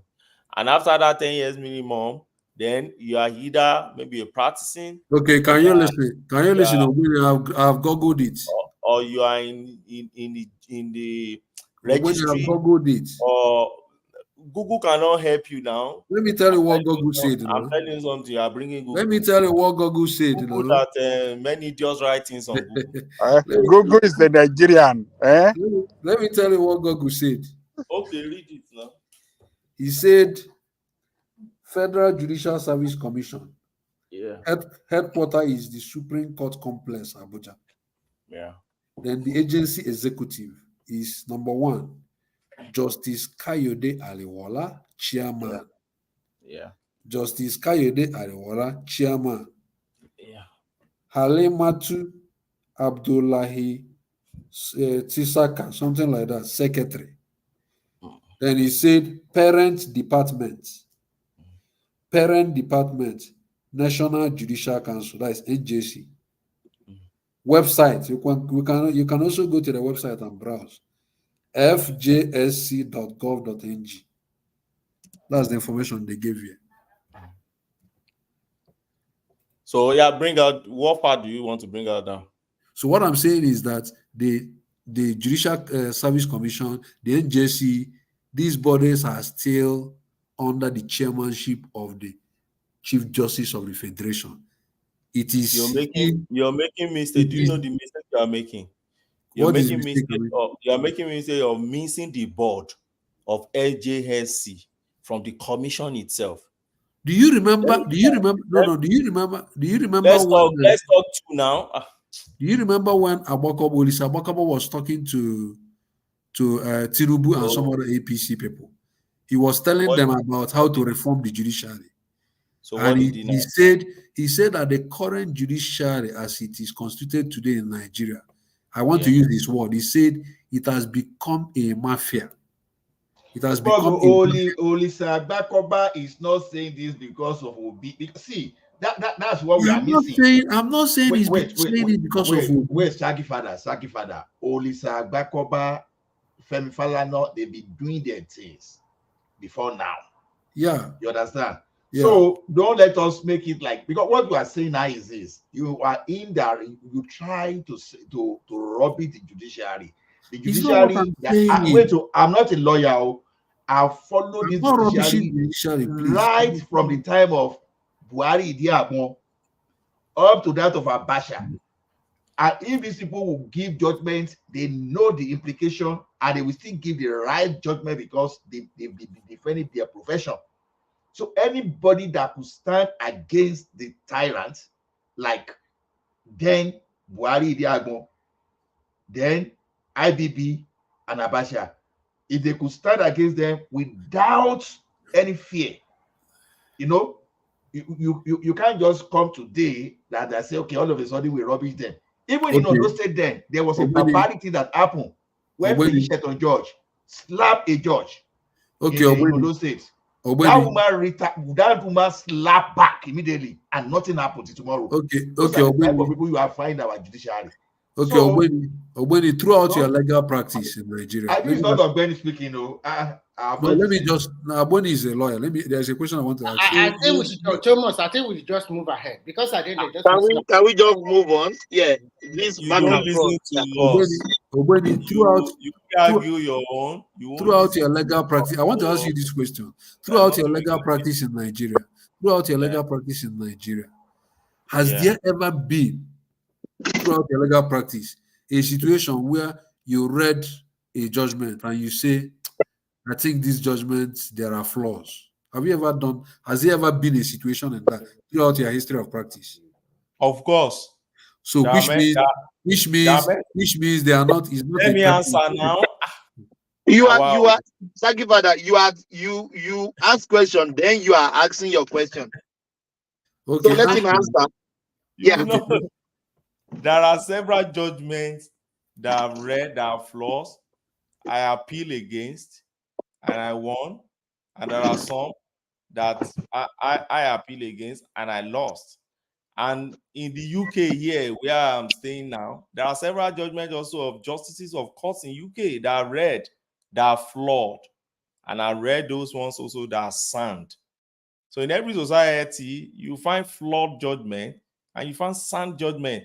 The same way, if you get to medicine, not all doctors are brilliant, or how can I put it?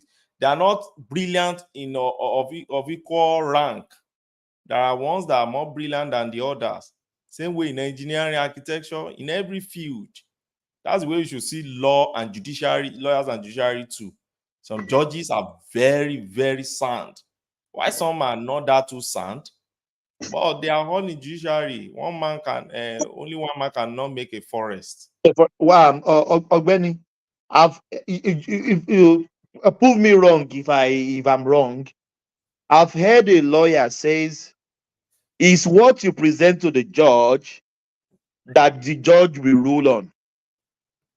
He said yes, they have seen cases, everybody knew that this person is guilty of this, but the other lawyer presents his case very smart, and the person that's supposed to win the case lost the case.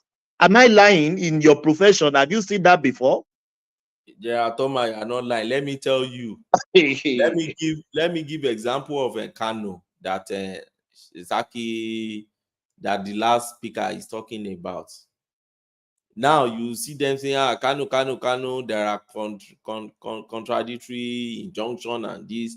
They will now start comparing that, in those days, it's not true. Awolowo was sentenced in this same country by judiciary. Justice Coker. Was that not the old days you see them longing about? All the where were they when Awolowo was sentenced for trump-up charge of treason? Was it not the same judiciary? Bad judgment, right? But substantially, can you use that one judgment to rob the entire judiciary in the 60s? No. Because you still find people like Justice Esho, Oputa, and a lot of them, Nikitobi was even later. A lot of them in those 60s. But the same 60s, somebody sentenced Awolowo with a Trump charge. But don't forget, it was that same 60s that Wole Soyinka escaped treason charge because he was alleged to have gone to a radio station to truncate announcement of election results. So what you present to the judge and so many circumstances and factors are what will contribute to whatever you find in judgment. Like, for instance, like that Kano now. Look at Kano. They say, oh, what is the federal court doing with chieftaincy matters? I asked many people. Try and get a lawyer, at least a sincere one, as a friend, so that they enlighten you on all these things. Now, at least. Now, look at Kano. The case that they took to Federal High Court is not a chieftaincy matter. Yes, it may have an element of chieftaincy matter, but that man simply went to court and said, the executive order, the administrative decision of the governor to remove me is unconstitutional. Stop the man from doing it. So, as far as that man is concerned, what he took to court is a constitutional matter that bordered on his right to hold that office, because he believed is a transitional stool that it should be there and it should not be removed arbitrarily. So, constitutional matter. You now ask yourself, okay, does Federal High Court ask jurisdiction to entertain constitutional matter? The answer is a resounding yes. But when they come outside and paint, oh, chieftaincy matter, why is it in Federal High Court? Okay, that's by one side. Now, some of them went to the High Court. You now ask me, what matter did they take to the High Court? The matter they took to the High Court was that, okay, this deed is done. Another man has entered Kano State. Come and stop this man from usurping the new emir that is there. Train the man, because there is a new heart of the House of Assembly. So, because what they are doing there is to enforce the laws of the House of Assembly, you go to High Court of a state. So, our federal system that we are running has bestowed that complexity on us. We should find a way out of it. But to now say the way out of it is you heap the blame on judiciary, you can't, because you are running a federal structure, which in those 60s you're talking about, when they say, oh, good old days, there was no federalism there. We're running regionalism. And I've said it here once before. We've tested run several types of court and hierarchies in Nigeria. At the point in time, we have what they call Western Region Supreme Court. The Western region has its own court, as its Supreme Court. But later we abandoned it and said, okay, let's restructure. So we keep testing all these things, and we can't say because of that. Same 60s when Awolowo was sentenced on reasonable grounds is what Odisa Bakova will now be longing for. Ogbeni now. Ogbeni, see, I read the Federal High Court, what do you call it, the court ruling. The Kano State Executive, they base their action on social media poll. That is the reason why they remove the Emir of Kano. But according to the judge, he said Emir of Kano was there because the kingmaker chooses him, which is the constitutional role. And he even awarded 10 million naira against the Kano state government. So you can see that if we don't understand the law, because the problem with Nigerians that I say personally is that Nigerians don't read and they don't get their facts right most time. It's just by this man say this and that man say that. That clearly shows. Some people read something on social media or on platform. Social media post to remove Sultan Emir of Kano. It was so palatable. I was just laughing. How come they do like that? They are not smart enough. They rely on social media poll to remove the Emir of something. You do not have a particular crime, or maybe the kingmaker that say, okay, you should remove him. He has done something bad or something like that. So as we are talking today, according to that judgment, that Bayero is still the Emir of Kano. Shikeno. That is it. Thank you. Yeah. We lost Prince Daddy. Prince Daddy, come back. Oh my God. Yeah, I wanted to go to him. Yeah, Remy. Yeah, let's go to Remy. Remy, I don't know, maybe you have been listening to us. What do you call it? Why are you going to Remy? Me, Timothy, one be later. Ajale Goku. I have been no job. You can go to him. Thomas Gunge. What if he's I get the one. Go to anybody. I mean, yes. I thought you were saying Ola earlier, so you can go. Ó pè mí, mo kàn fẹ́ kí ọ̀gbẹ́ni kó bá mi dá sí ọ̀rọ̀ Shaggy Father ni. At the point, Shaggy Father lójú. No, we have to stay here and educate Nigeria. What Soyinka said about some, and not all obedient, some, because there are some obedient that giving that group a bad name. Nothing wrong with the Obedient movement, but some people with the extremists among them that is either my way, and the like of what's the name of this woman that used them to make money, Aisha. Aisha, When there's no that guy politics, that guy is a billionaire now. I'm telling you, that guy will go to baby. social media and start presenting things like all those yes about. So he will be doing some content too. That's when there's no politics. But when there's politics, he will go there and attract people. I say, this is a business woman. If you want to be Daddy Freeze, go and be Daddy Freeze. Don't hide under Obedient movement. You just want money, and you are doing your money. You are making your money through your content. Stop confusing people, because when you mislead people and you make that money to celebrate, whereas some people have bought ignorance from you. It's not good. It's not good for the future of the country. It's like a teacher that we go to school and you intentionally teach the innocent pupils. You understand, as student, you teach them wrong things. You teach them wrong theory. You teach them wrong side of mathematics. You know, you can foresee what is going to happen to the country in like 20 years time, because those children already, they have very terrible background. So that's the evil of social media money making industry today. Negative and some kind of misleading, just you are pandering to what people want to hear in the name of money. I don't want to call some of them Judas, because that's what, you know, that's what Judas did now. That's he sold Jesus Christ. Yeah, you are selling your people for small money, because you don't really have that that creativity, the positive creativity that can bring that money to you, but you now feed on negativity.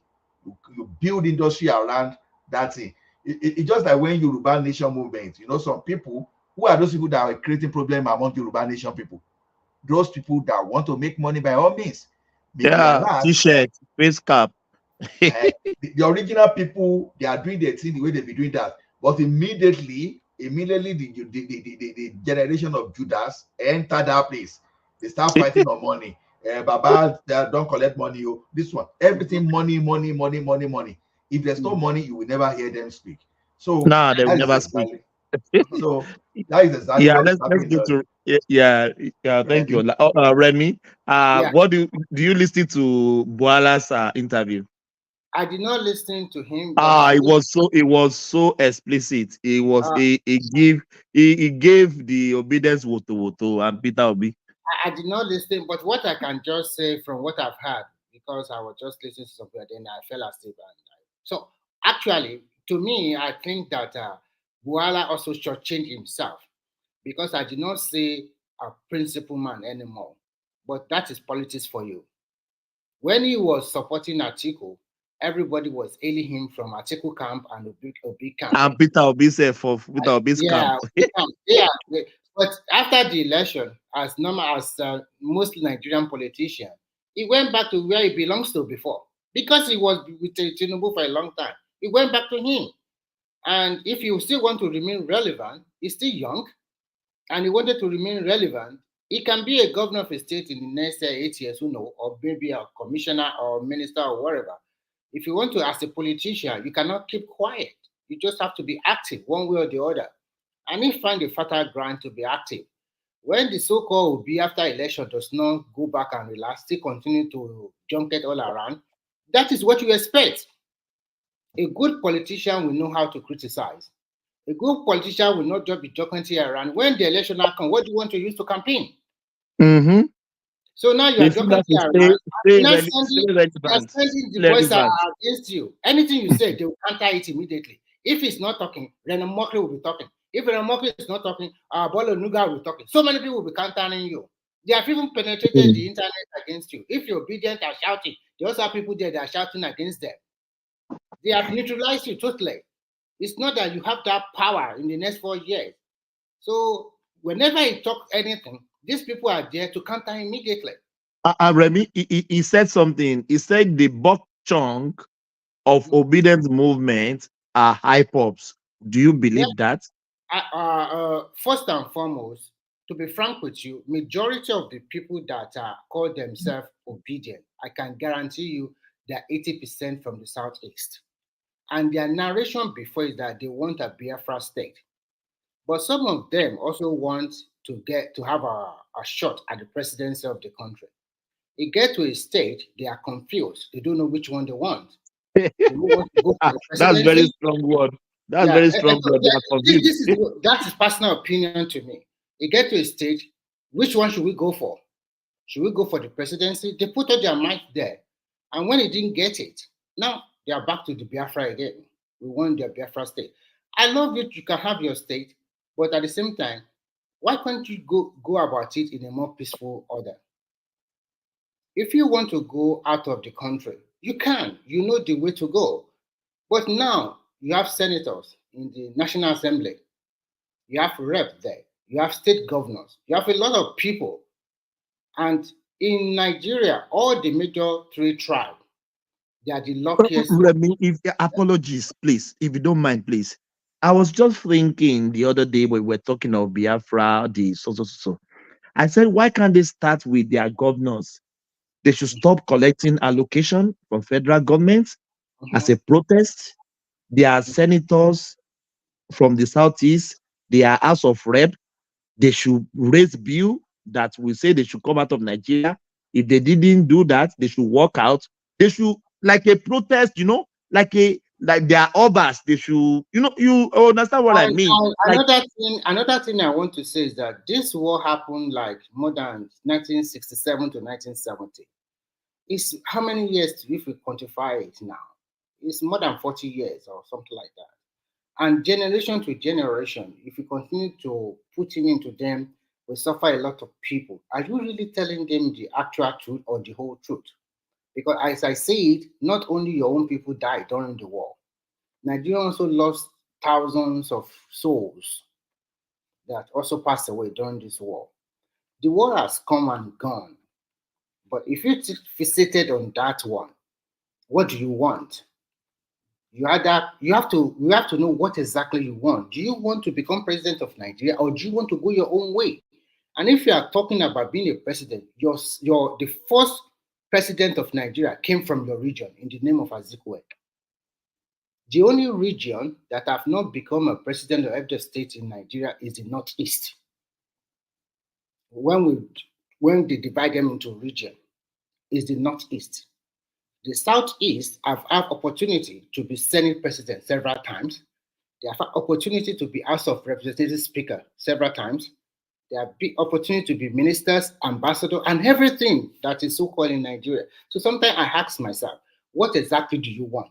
Because if a lot of Nigerians don't know what we really want, and you continue to demarcate... So where is marginalization coming from? I don't know. They always talk about marginalization. And when you talk about marginalization, they will tell you, we want the presidency. So if you want the presidency, your man was there, we went for an election. And when you want a president, or if you want to become a president of a nation, then you have to know how to play the national politics. We went for an election, and we all saw the result. If your man did not win, he came third. And when you continue to agitate that the mandate was stolen. Yeah, okay, if the mandate was stolen, where do we want to put Article 6.9 million votes, for God's sake? That one doesn't relevant. At least we have to first talk about that one before we go to the number first. No, but Article's vote doesn't relevant. So Article vote is also Obi vote.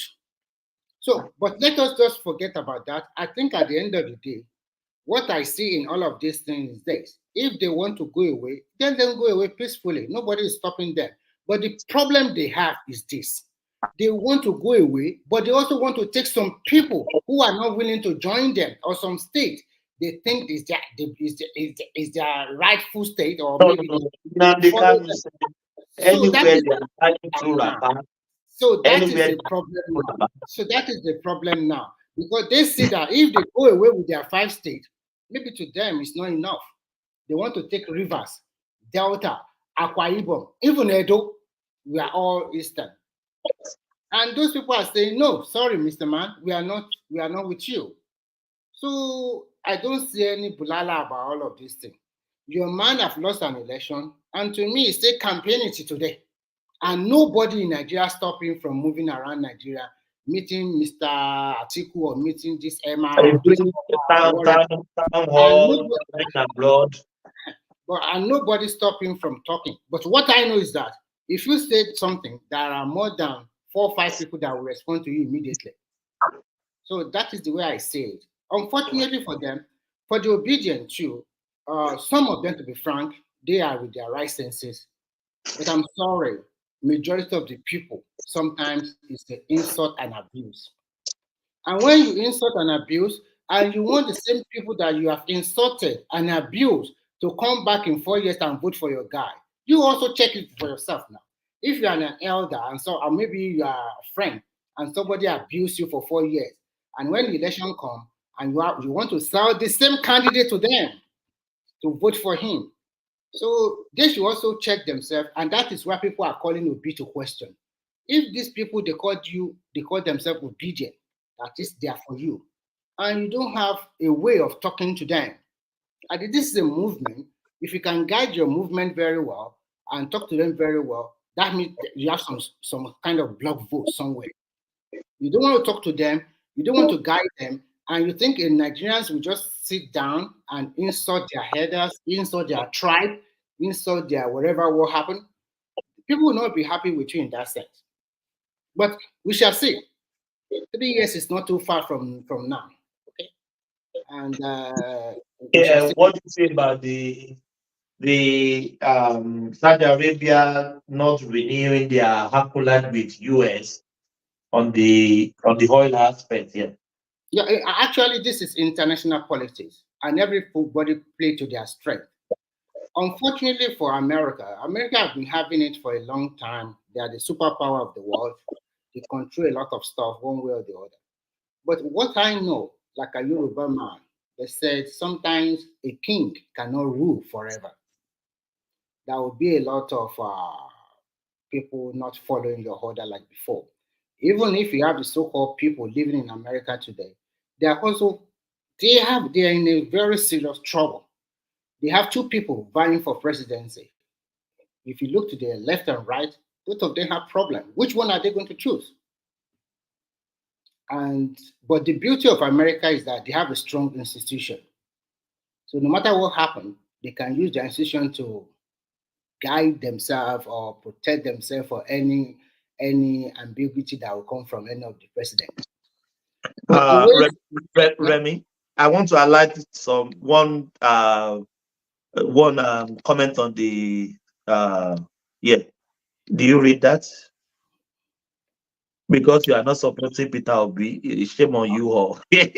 Well, that's what you are just speaking now. I've learned to move on. Like we said, everybody have the right to write whatever. No, Remy, is that not supporting what Wole Soyinka said? That's what that's saying. But when you emphasis now, they want to bang their head on the wall.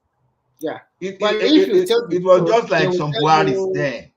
It just like some Buhari supporter then. They were fastest too because they then go one shape a phone to tell about support Buhari.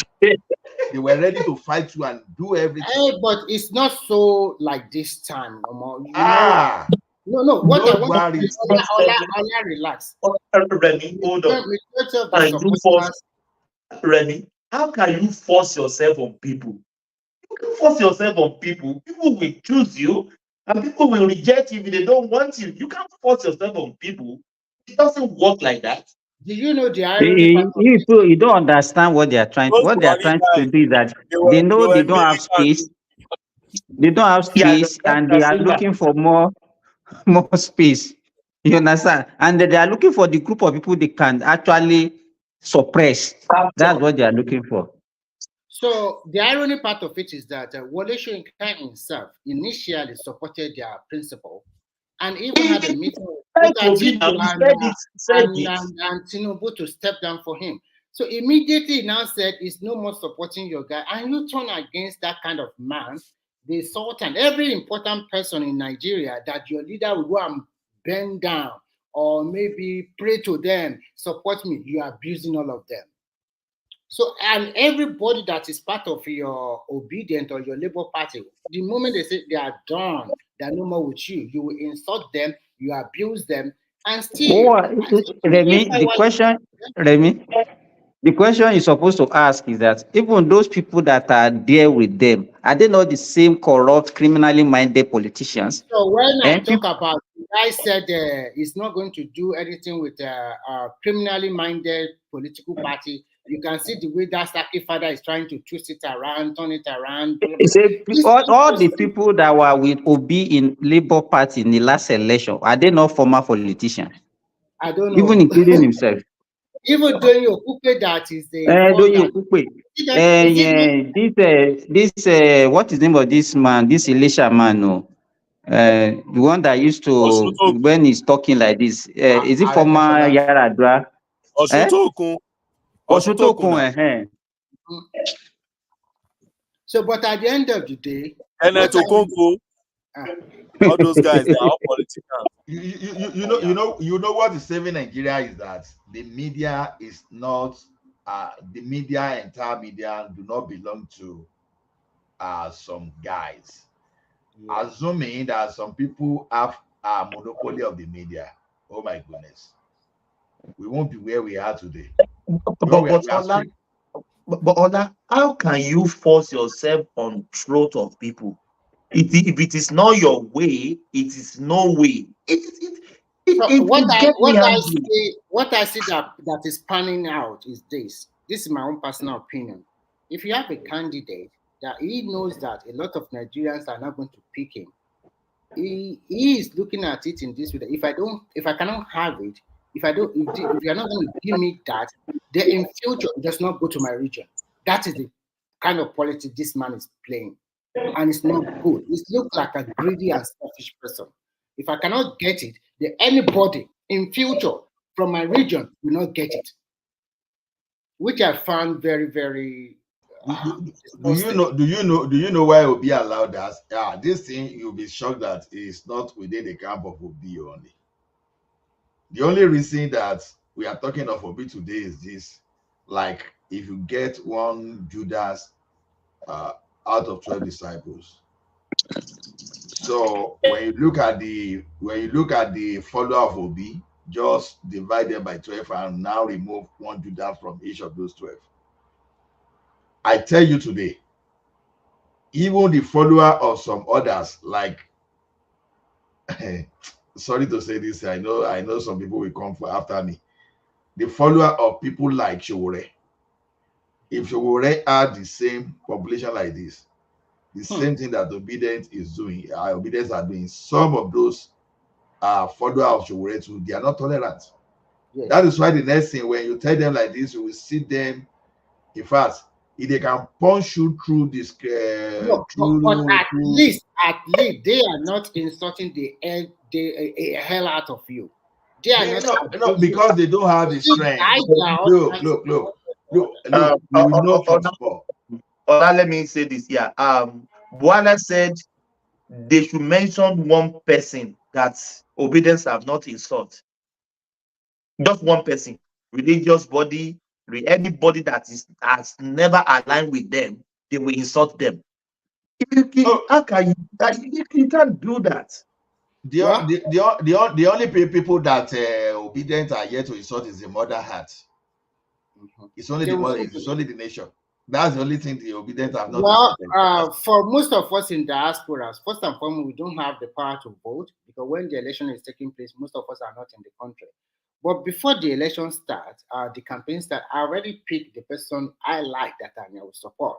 And I base my things on what they have done in the past and what they have also done to help a lot of other people to attain greater heights. And I've also seen that this person have the knowledge of this, have knowledge of that. No matter what happens, this one suit this country more than this person. So I never even put Obi there at all from day one. I only put Mogalu, Tinubu. I never even consider Atiku because I think Atiku should have just go and sit down because Obasanjo have really bastardized your political career. All those turnaround in 2019, that is after say. That is not possible. So I put like Mogalu, Tinubu, Sometimes I consider Showore, but I think that Showore cannot win no matter what happens because the kind of politics he's playing, he cannot get that support. And I also look at in 2019, he only got about 50,000 votes. And I'm not sure he can get more than that. And when I look at Obi, I just see him as an opportunist, okay, totally. And I don't like that kind of person. I like people that work hard. So I don't like people that would just, I'm not, everything about life is opportunity, but I don't like people that use that kind of thing. When they continue to now go to churches, go to everywhere to set that religious something, or I don't like this kind of person. I want somebody that at least tell me, I form a party, I respect you for that. You come with your party, even if you are winning any political post. I think people will know that this is your effort, this is your hard work. Not you jumping from this one to another one, and then you are just looking for special purpose vehicle or whatever, or could we call it. This is not the right, and a leader must be a leader. A leader should be somebody that Remy, it baffles me sometimes if Nigeria is not resurrecting with like Showore. That is what we need. No, the way he's selling the message is not. You know, let me. The problem with Showore is this: Nigerians, whether Igbo, Yoruba, Hausa, or whatever, they still need that kind of respect and the way you present your case. You cannot present yourself being arrogant in front of people of an average Nigerian. That already pisses them off. He doesn't know how to talk, and he doesn't pass the message very well across. They should have worked on his PR. People that is the media, he works in the communication. I did not see that. So Mogbalu is arrogant too. No, not as arrogant as your Showore. I'm sorry. Okay, why is Mogbalu not resonating with people? The reason why Mogbalu is not resonating is that he does not put that kind of. I did not see that kind of. I have reason for that one. Why? Yeah, why I have reason. I did not see that kind of. Hold on. Okay. Why others too? Why is Ado Bayero? What was the name of that guy that came out in Adewale Abi was SDP. Why is it not resurrecting? Okay, can I respond to you? First and foremost, apart from that, Adewale. Nigeria has problem. We don't know what we want. Problem. Once in Tonra Jenny, Remijo, Thomas, you are an engineer. And if you are not an engineer, say you are a project manager. One thing is when you want to solve a problem, you prototype it. You start from small, then you build on it. Then when you have the problem solving skill at a smaller level, you are able to it. You understand? Yeah. So the question now we are talking about here is this. It is not as if Showore, Moralu, and those people are bad. Let's just get it right. It's like when we are saying a direct graduate from university is not bad, but a direct graduate from university, you want to become the MD or CEO of Microsoft, or you want to become CEO of Amazon. What you are missing in there is that there are some kind of organizational structure. There's some kind of hierarchy that you have to pass through within those areas that once they know that you are inexperienced, they will deal with you and they will make sure you are not successful as the CEO of that company. So now, why am I talking about this grammar is this? Showore, Moghalu. One of my so grammar nǹkan tíbi tó ń lọ sí Ìbàdàn kọ́kọ́ lọ sí Sokoto náà ó ń gbà ó lọ sí Benin Republic ó gbà gbogbo ẹ̀ Ogun State ló ti gbéra ó dẹ̀ lọ sí Ìbàdàn ó kọ́kọ́ lọ sí.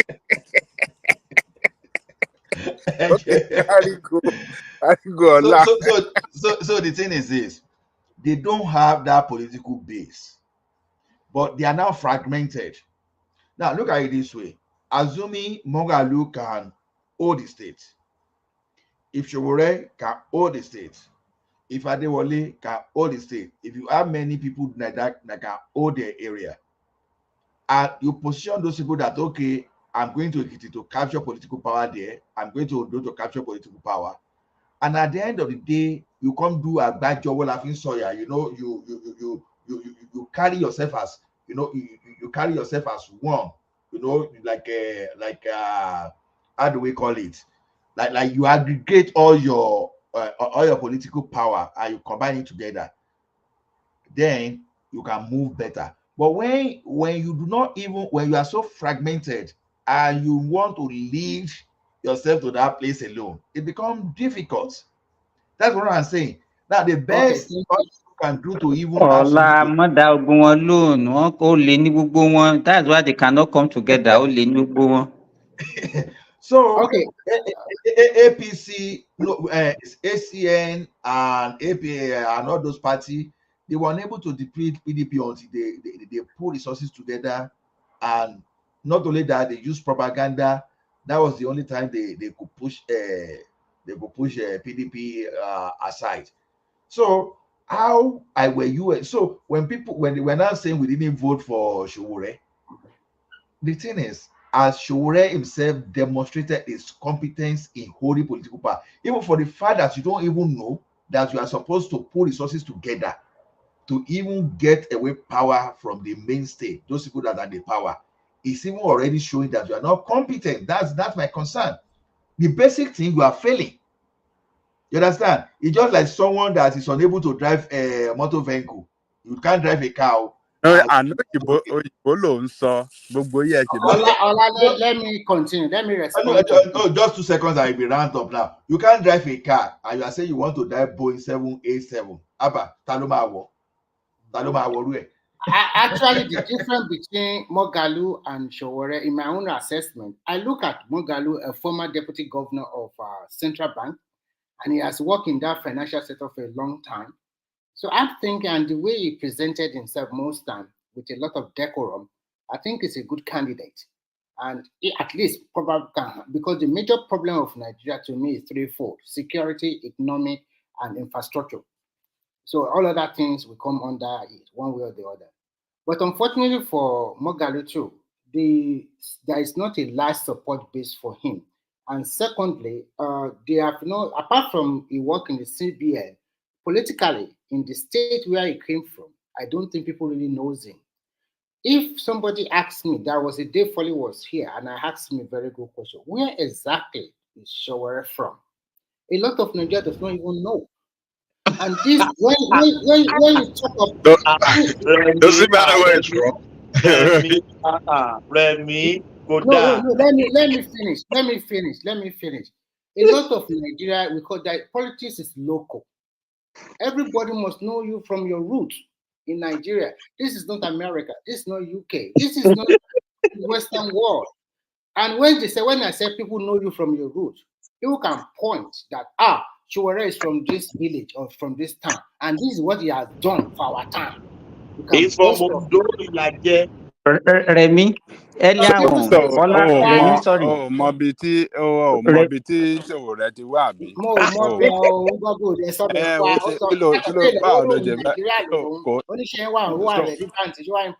Remy, earlier on when Ola was talking, Ola was saying that, Remy, you are the one that you said that Sowore was arrogant.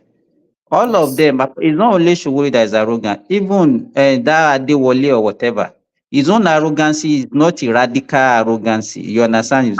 Because you remember when he came here, we asked him that why can't he start from his own local government or state? He said no. You understand? And that is an arrogance.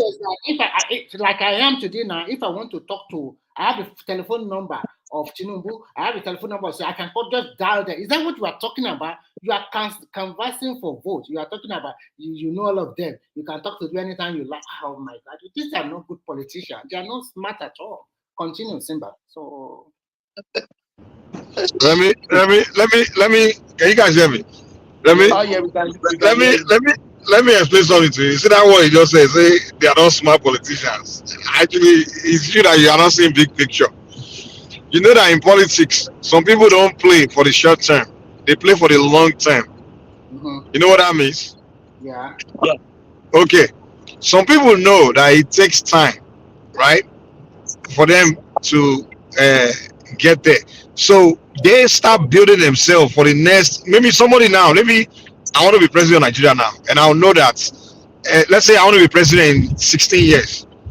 What I would do is I will start today, you understand? So I'll start playing the long-term game. So by the time come, I've already built my ground. Someone like Tinubu, okay, let me tell you why Shore and Adewale, in the long term, you'll be shocked how they'll be the most powerful politicians.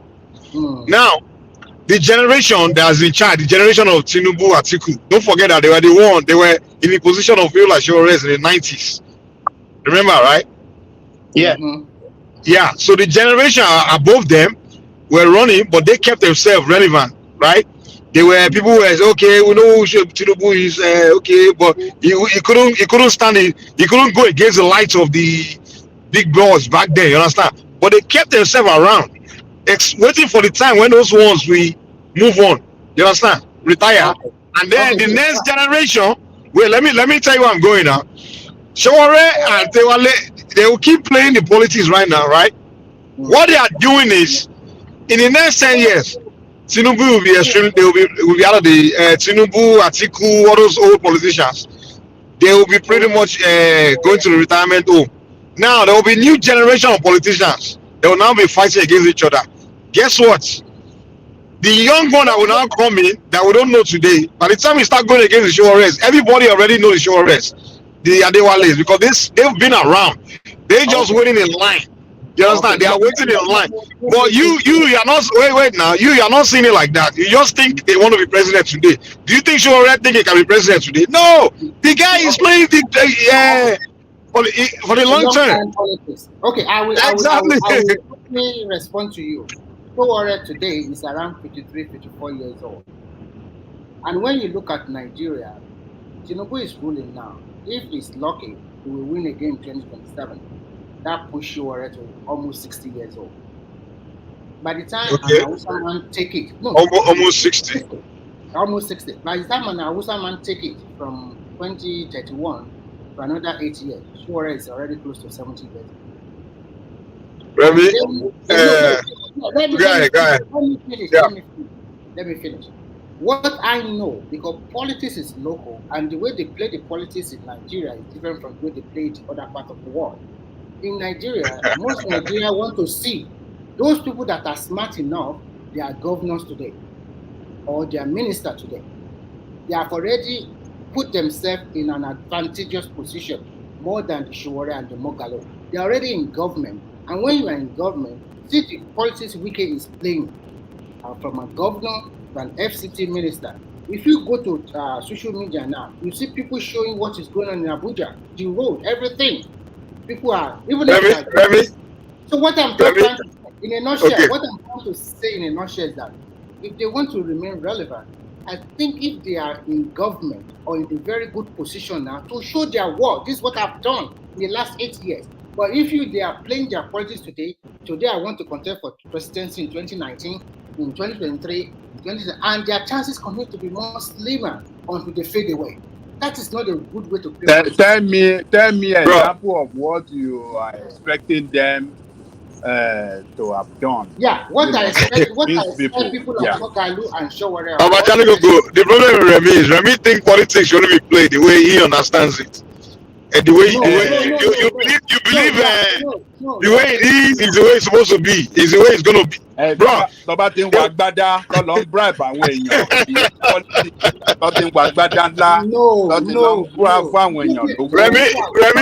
Remy, your problem is you think Mike, listen, Mike, sorry. I know where you're coming from, Remy. You believe that the way something is the way it's always going to be. Mike, let me No. Oh yeah, tell us what I was close to a former secretary to Oyo State government before. He has just passed away 2 years ago.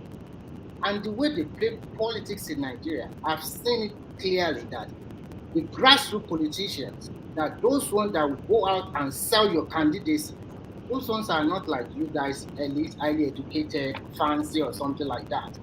These are the people that will sell you to the local people. And they will tell you right, because this is what they have been doing for a long time. And when the election comes, people always believe in them. Because when they have problems, they go to these people, and these people will take them hand in hand to go and meet this top politician and get this done for them. Tell us specifically what they should do to prepare ground. If you want that one, you and your shower come to me, pay consultancy fee. Tell the fan kankan sí yo sori sí sori wọn sori gbogbo ó sọ̀rọ̀ lọ rẹpẹtẹ against Sowore. Now tell us specifically what you are expecting Sowore to do that can convince Nigerian people. He cannot tell us.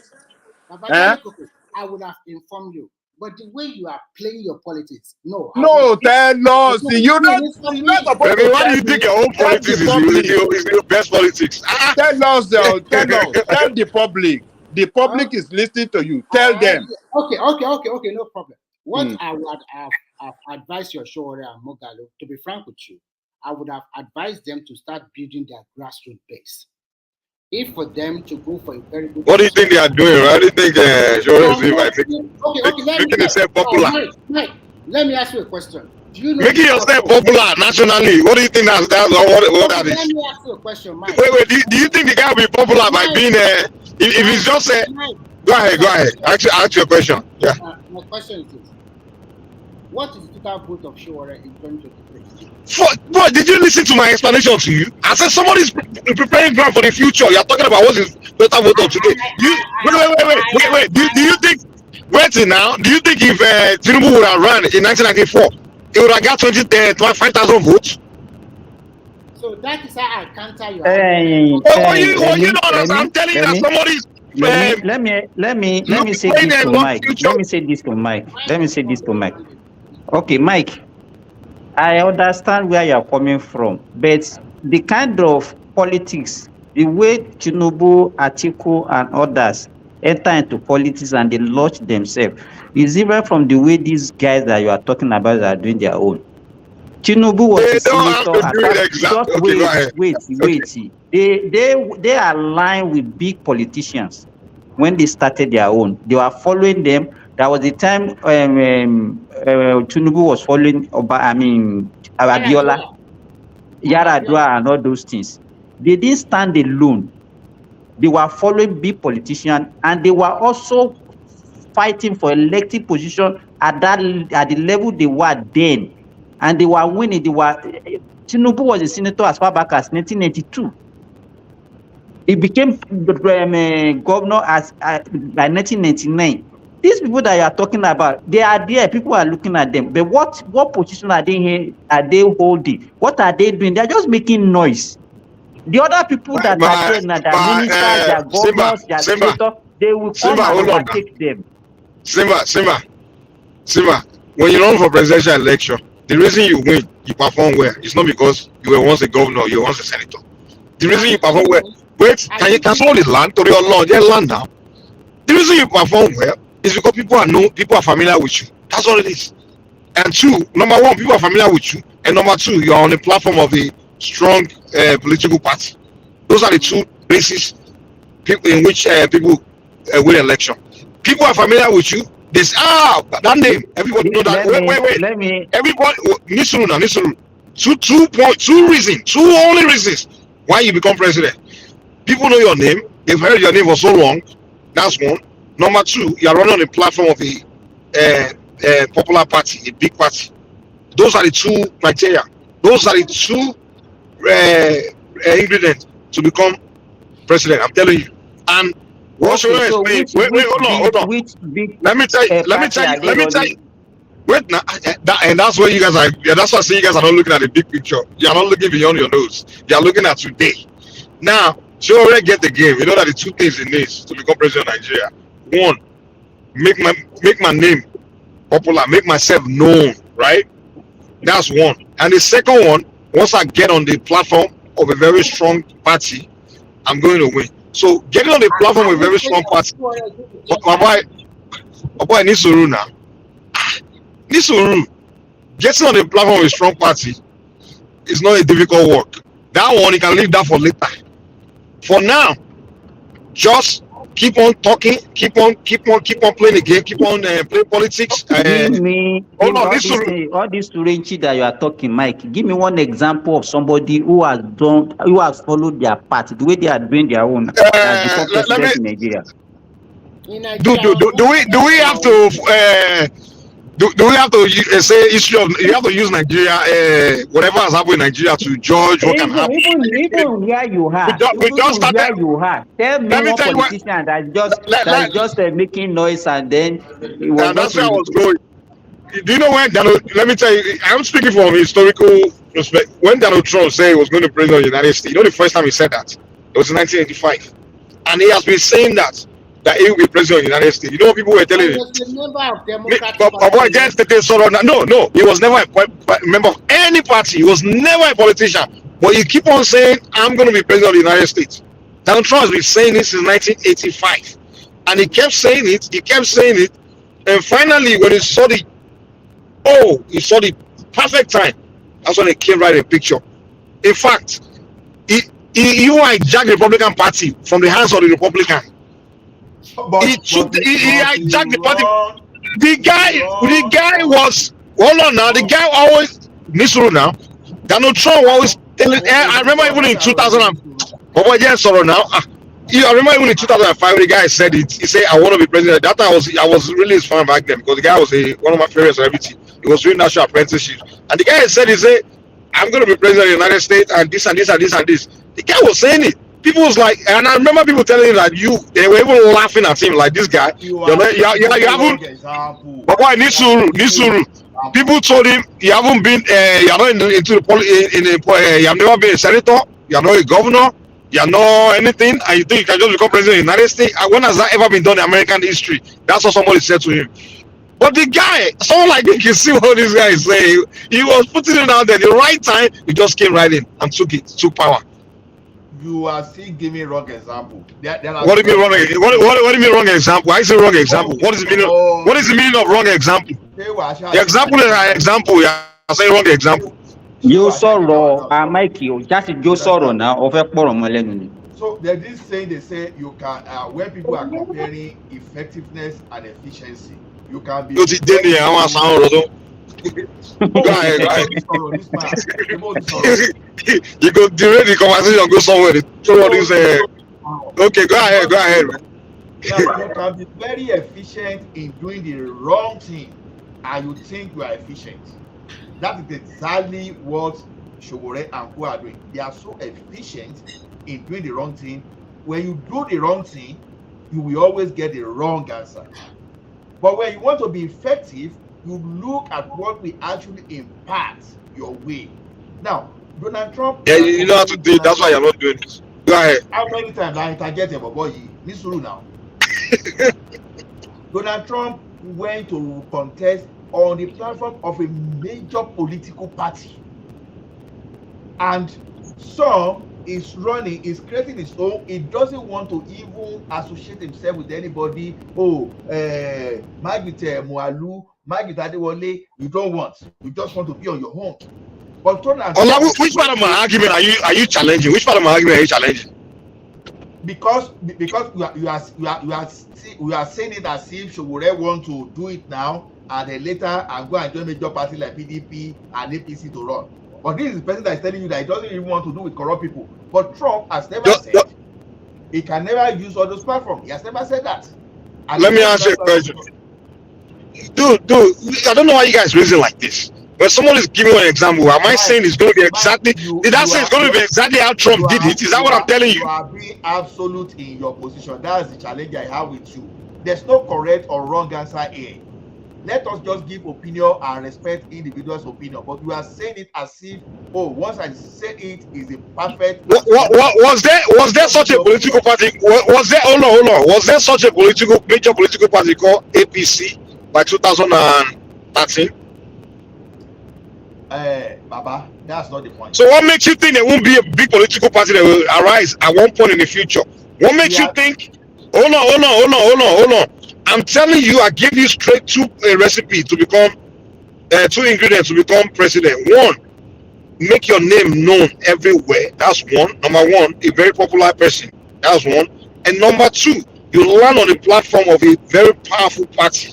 Now, what makes you think in the future, when all these big politicians already retire and the new generation of politicians came in the picture, what makes you think the strong name back then cannot come together and create emerge and create one new powerful party the way APC did it, where CPC, all these ACL came together and create one big platform? And then what did they do? They had to let the person with the most, that's been around the longest, that has the most popular name, to be the one they give ticket to. What makes you think when all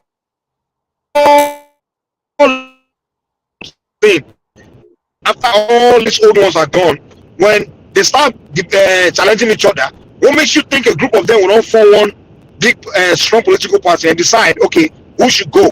Who do you think they will pick? Won't they pick the guy that's been around the longest? And who would that guy be? Will it not be Showore or Adewale? Or Adewale, sorry.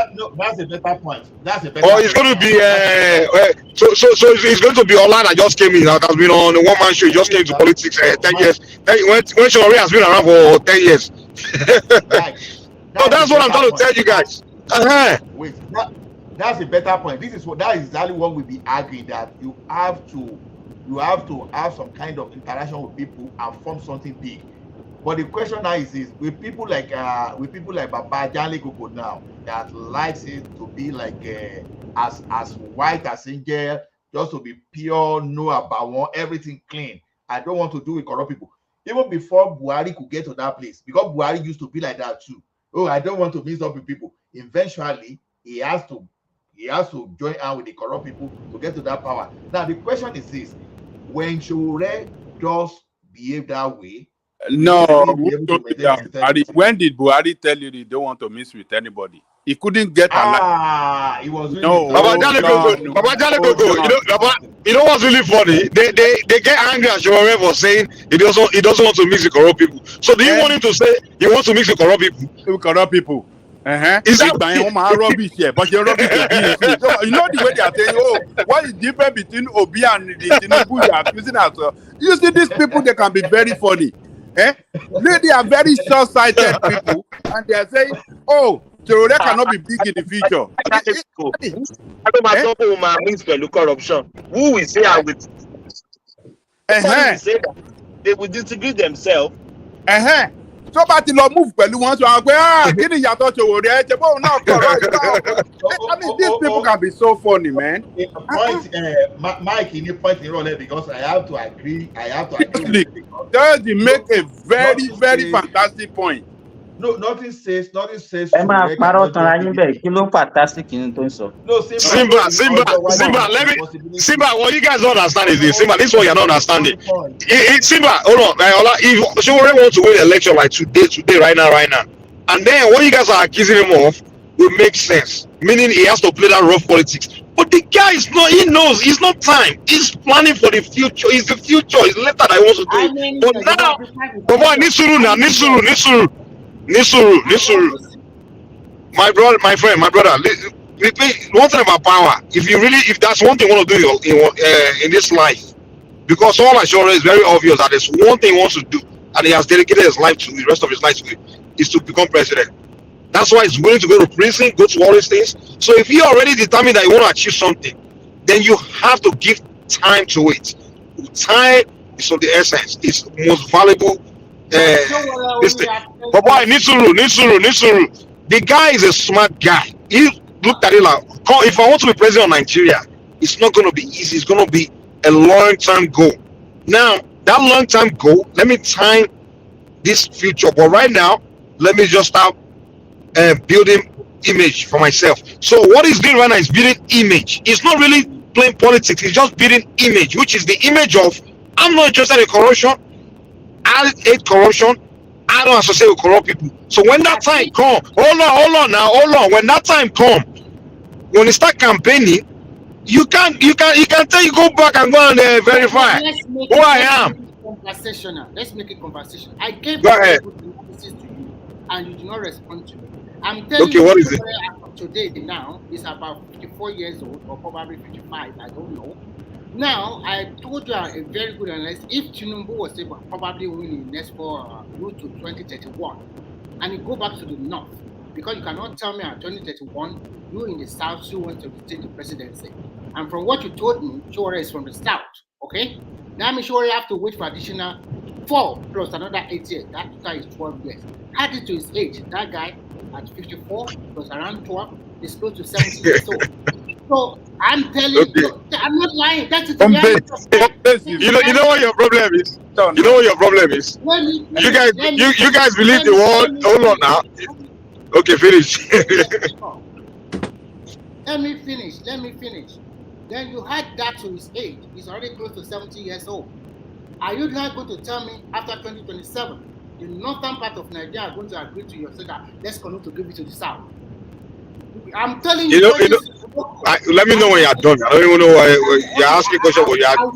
I will be done in 20. I will go in 20 seconds. Now we started contesting since 2019. We got 50,000 votes. In 2023, we get about 33,000 votes, or not even up to 37. Now the votes are dwindling, and then it's not widening its support base. Its support base that is so strong before, probably half of this went to be opportunistic war, whatever they call it. Now we are talking about a political party that does not even have a single seat in any state assembly in Nigeria. They don't have a single seat in the representative, in the Senate, or even in the council or chairmanship. They don't have nobody, no one. And you are telling me it's going to be for the future. And I'm telling you, time is not on the side. Time is not on the side according to the political calculation of Nigeria. It's not totally on the side. We continue to say. Okay, Methuselah. What's it called? Nostradamus, the man that knows the future. Now, here's your problem. Here's your problem. You don't believe that you don't believe old ideas. Ideas always become old. You see this Turn by Turn Nigeria Limited. Nigeria is going to eventually Nigeria will grow out of it. I'm telling you, it's a matter of time. This Turn by Turn Nigeria Limited is just because we are a young democracy. People are still thinking like that. It's a matter of time. Especially this generation. It's a matter of time when Nigeria. In fact, we are already grown out of it because Atiku could have won this election if we didn't run. I'm telling you. So this Turn by Turn Nigeria Limited thing, the problem with you is this: you have this thinking that the way something is today is the way it's going to be in the future. That's not the way the world works. Society changed, mentality changed. You are teasing me. Hold on. You can see picture. You, what you are saying, you are also predicting. No, I'm not predicting future. No, I'm essentially telling you that. I'm essentially telling you that the future is not necessarily going to be what it is today. You understand? I'm saying what is playing out today is not necessarily going to be the way the future is. Because if you look at the way people were reasoning even 20 years ago, it's even the way people are reasoning today. The way people approach politics even 10 years ago, minds are changing. I'm telling you guys, it's not always going to be this Turn by Turn Nigeria Limited. I'm telling you, it's going to get to a point where Nigeria, even voters will be like, okay, well, let's start seeing things differently. Let's start approaching things differently. Things change. You understand? So let's not think because it's Turn by Turn Nigeria Limited right now. I mean, it's always going to be Turn by Turn Nigeria Limited. The time will come where people will be like, what do we need now? Oh, this is what we are trying to achieve now. Or this is where everybody. This is what's trending. This is what we want. And then someone has been around can just present the right case. He can just come in right in that moment and just play the game. Let me tell you what Trump did. Trump was saying, "I'll be the president, but I will come in the right time." So the guy now saw what's going on during that when Obama was there. That race division situation. That's like the first time in so long where that race politics was so glaring, so obvious in American space. All over the media, race, black, white, Oh, Trump was like, okay, this is right time for me to capitalize. And then when people were getting frustrated with fake government, this wokeism that came about, where people are saying, oh, the government been lying to us. Oh, they've been brainwashing us. Trump just okay, I'm not part of these people. I'm not a politician. He started saying work like, oh, fake news. Oh, he started joining the woke movement. Oh, fake news. And then he now came in. Hold on. And then he now came in into that. Yeah, go ahead. Mo kàn fẹ́ keep in point láti add sí nǹkan tó ń sọ ni. You remember that Trump, he tested the water by saying Obama is not American citizen. And he saw it all over the federation. Yes, everybody jump up. Yes, Obama is not American. I said, whoa, okay. Baba, you know what he saw that time? He saw the white versus black situation, and then the white population were angry Obama that he's taking side of the it was like kind of like the black versus police kind of situation. So, and then when there was an incident between a police officer and one black man like that, and then Obama accidentally, I mean, maybe unknowingly, mistakenly took his side of, it looked like he took his side of that black guy by insulting that police officer. And then the white population were upset. And then the whole black versus white thing was going on. And Trump was like, okay, boom, let me come in. You know, and then immigration, all those things. And then he tested the water, say, hey, Obama is not a citizen. Just to let people know that, hey, those white people know that, hey, I'm on your side, though. I share your view, oh. I share your views. You know, he started testing the water, you know, investing in their minds. And then by the time the guy came in, he was like anti-everybody, anti-establishment. Then the white versus black situation, the guy realized that there are more white voters than black voters. So he now make the white feel like, oh, I'm on the white side. I got issue with the blacks. Automatically, the guy became the man, dude. Like nobody, even in the Republican Party, all of them have been around, even the Bush family. The guy literally came there insulting all of them, the Republican Party. Like none of you here. The guy was giving them names. Like he said, man, I already captured the population. You guys don't know what you're talking about. The guy came since the moment. That's where things work, man. People like Shore, that's the same game and same play. Because Trump was saying it since 85, I'm going to be president. And everyone like, why are you going to be president, Mr. Trump? Man, there's so many interviews the guy did now saying he will be president. And it's been in the mind of everybody. But the guy saw the right moment, he seized the moment. Someone like Shore, the same game is playing. He's putting it out there. Let you guys know, I want to be president. I want to be president. And I'm not corrupt. I don't want to say myself corrupt people. It's kind of like playing that image of the perfect guy. When that moment will come in Nigeria where we are looking for something, the guy will seize that moment. I'm telling you. Where the whole population will be like, okay, we're going for this guy. When the entire population start going for somebody, I won't forget it though. If the whole Nigeria now start buying into one guy, there's no rigging, there's no election rigging. It's possible. That moment will come where the whole Nigeria will be interested in what we see. My brother, you don't know the future. Nobody saw America will be. My brother, nobody thought America will get to that wokeism era. 20 years, 10, 20 years ago. The mistake you continue to make. America is not Nigeria. No, the whole world, bro. Don't say America is not Nigeria. We are talking about wokeism. Anything can happen. What do you mean? Are you saying Nigeria cannot get to a point where everybody will just start doing some kind of wokeism? I'm not saying it's not going to get. Especially this young generation, this internet generation. Are you kidding me? Nigeria is still tribal politics. 100%. Bro. The young Nigerians are growing out of that tribal shit. Trust me. My brother. Remy, you need to spend more time with young people. I'm sorry. Spend more time with young Nigerians. Dance around. Àwọn obedient wọn kékeré ló kù wọn bá win election yẹn náà.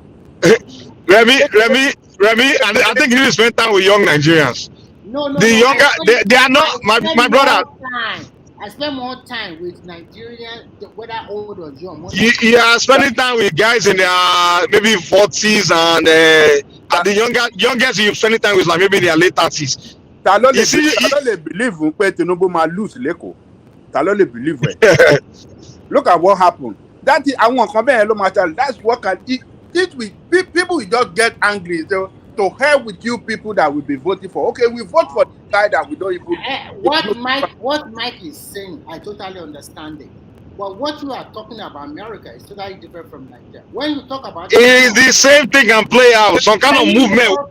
Hey, listen, my guy, listen. One movement, one ideology can just spring out in the minds of young Nigerians, especially this information age. Remy, this generation are growing up on the internet. This is information age. They are not people that their papa only thing knows what their papa teach them. That's not what this generation is about. Those are most.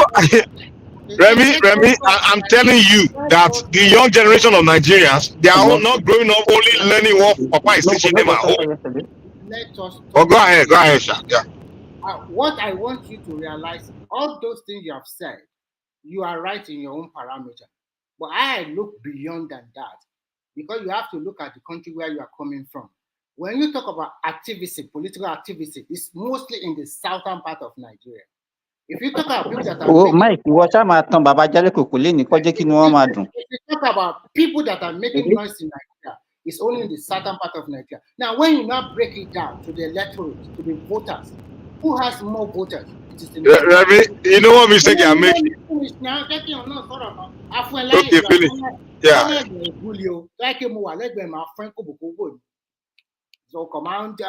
So listen, as we are talking now, what you are saying, you are right in the parameter where you stay.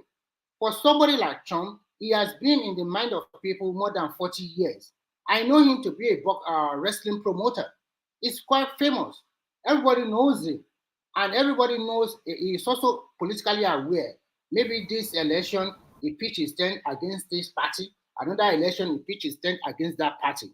So it's well known. But when you talk about exactly. In fact, he was even more popular with black people before he entered politics. When you talk about Nigeria as a contest, you have to look at it from this angle. Maybe another person can come, maybe not Showorel, because it can come that at it. And when you are talking about that, probably maybe in the next 12 years, when the North also have their 8 years, when they come back to the South, that kind of thing can work. But as of now, no, it's not going to work in Nigeria. Remy, give me 1 sec. But do you agree with what Mike is saying? If you are not known, you can't be president of Nigeria.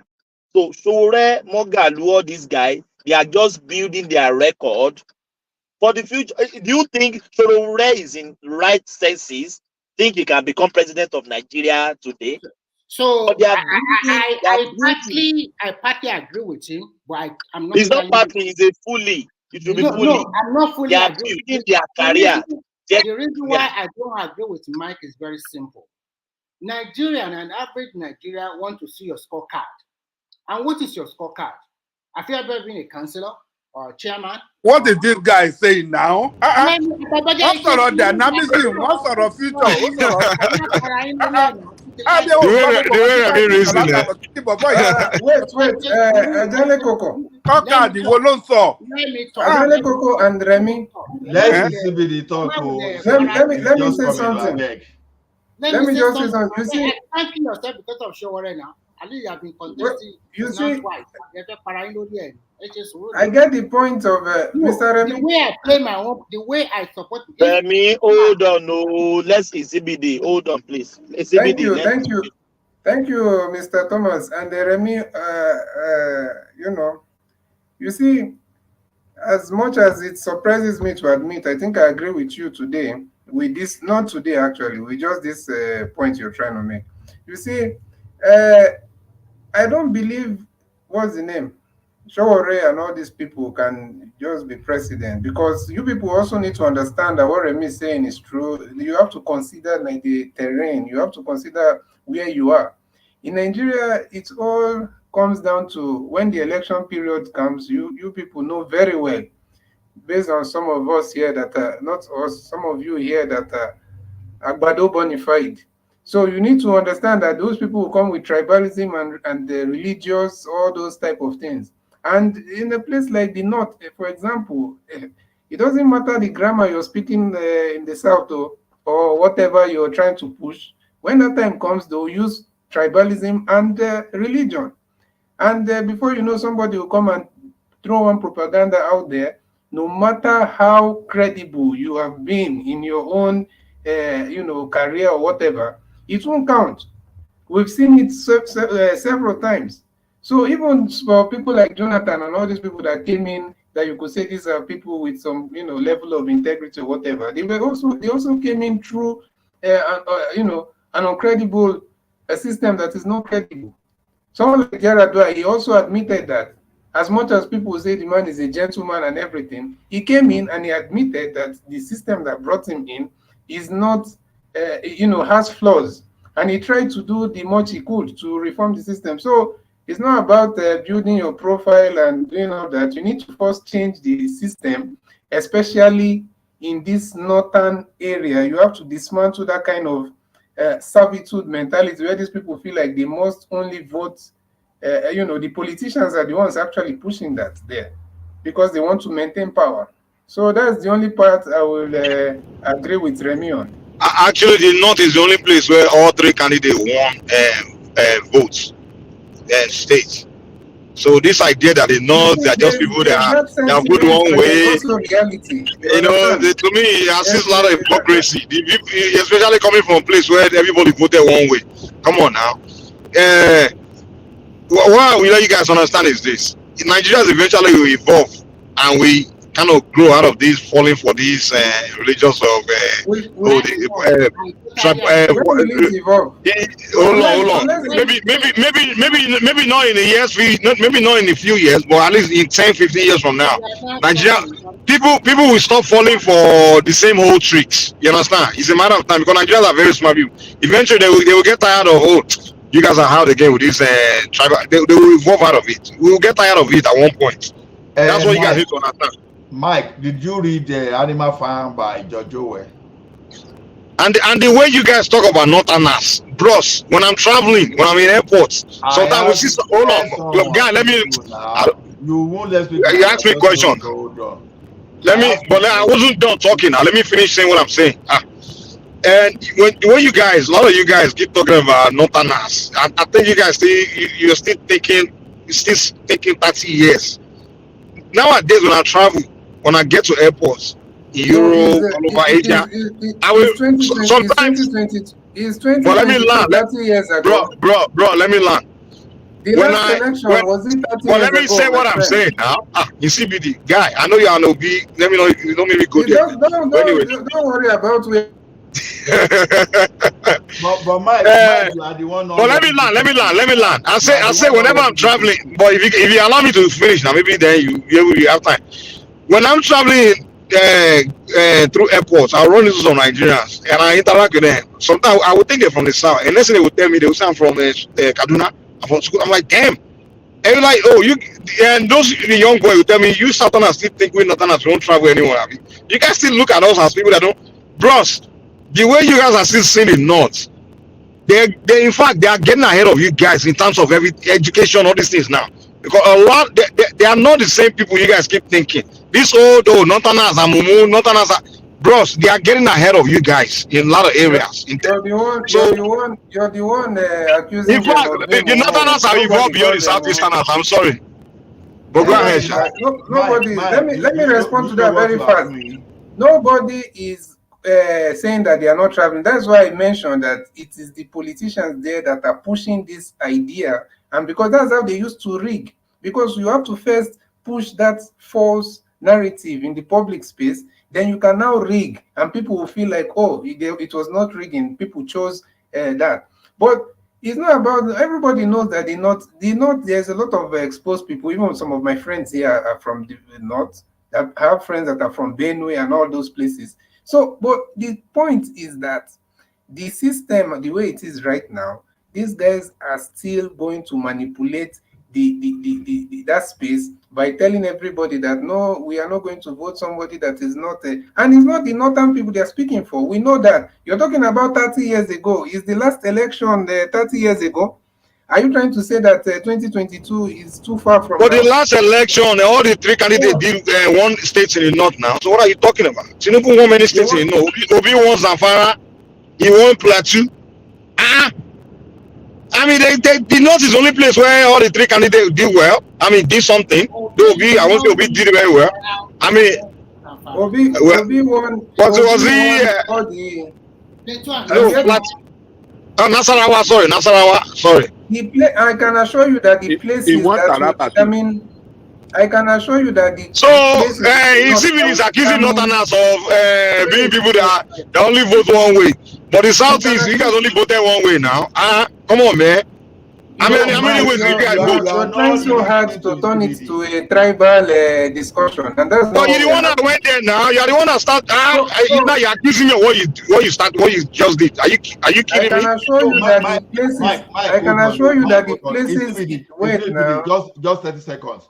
See, Mike. I can assure you that the places in the north that will determine who becomes president will be rigged. The thing is this: you didn't allow a CBD to make his analogy. This one is not a matter of tribal. It was given the condition that affect the way, the pattern that the northern votes. Whether we like it or not today, when you want to appeal to those people in the north, just because of the level, I know you are allocating some level of awareness to them. Meanwhile, when we talk of the northerner here, we are talking of the political elite now that want to hold on to power forever. So don't let us generalize the entire northerner. These people, as much as possible, they are limiting those guys that will be voting for them. So no matter what you want to do, whether you like it or not, once they look at it, maybe Mike want to contest from the south tomorrow, say, Nakaferi. By the time they run that agenda against you, if you like, be appealing to be running the ground for like. But if you know how to play your own card too, maybe you can flip it. Didn't they do it with Obama? Oh, the black man. But the guy flipped it on them now. What are you talking about? We are talking no. about Nigeria. Hold on. No.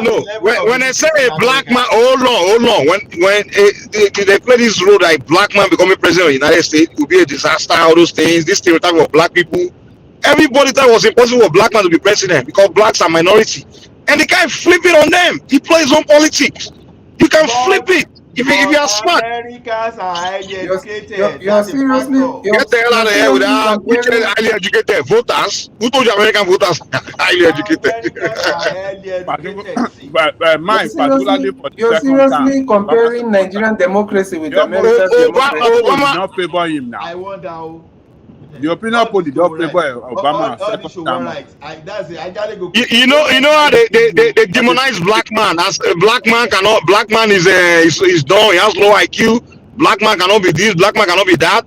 Obama flipped the argument. He plays politics and flipped it. Talk about Nigeria. Who is talking of Obama and American democracy? Are you comparing? No, I'm just letting you know that I'm explaining politics to you. That if somebody trying to play one campaign against you, there's a way you can flip it.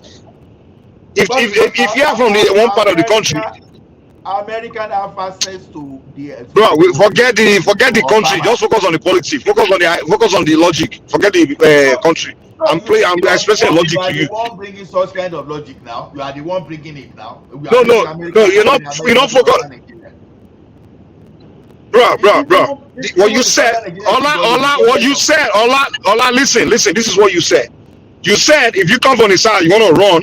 All the northern elites have to tell their people is, oh, that guy is a whatever name you call it, he's a kinikonko, whatever. And I'm telling you that they can play that politics, they can play that propaganda.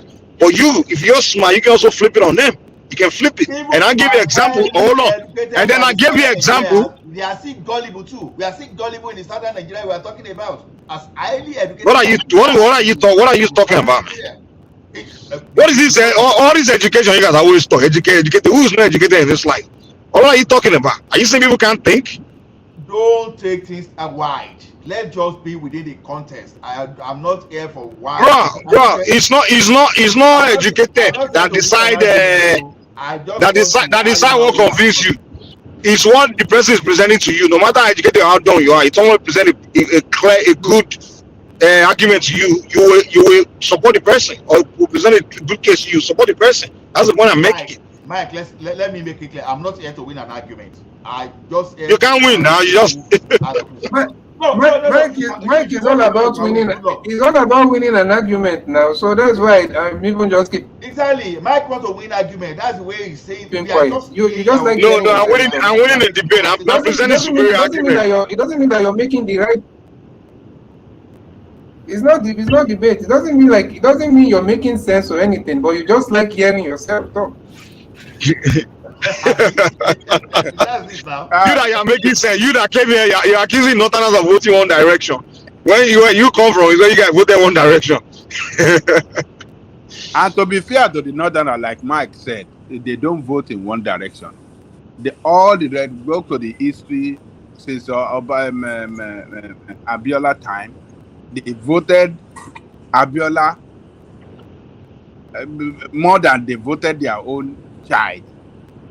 They did the same for Obasanjo. For Obasanjo, for Jonathan, even for for Yaradua, we voted for that same person. And you're talking of one direction. In the last election, they voted for all the candidates. That will show you that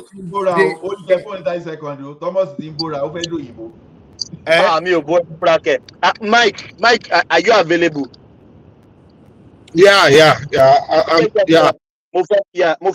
I'm going on the bike, so I can't. Yes, I will see you when I get. For what? Available for what? Don't try that. Don't try that, Thomas. You better give Ajanle Koko this or somebody else. How can you give somebody worse than you to host? Move ride the bike. It's really. Oh, Ligbe Aja Dani, sorry, bike. You ride the bike. Take charge. I will join you guys in 30 minutes. I'll ride them in 30 minutes. Okay, cool. Thank you.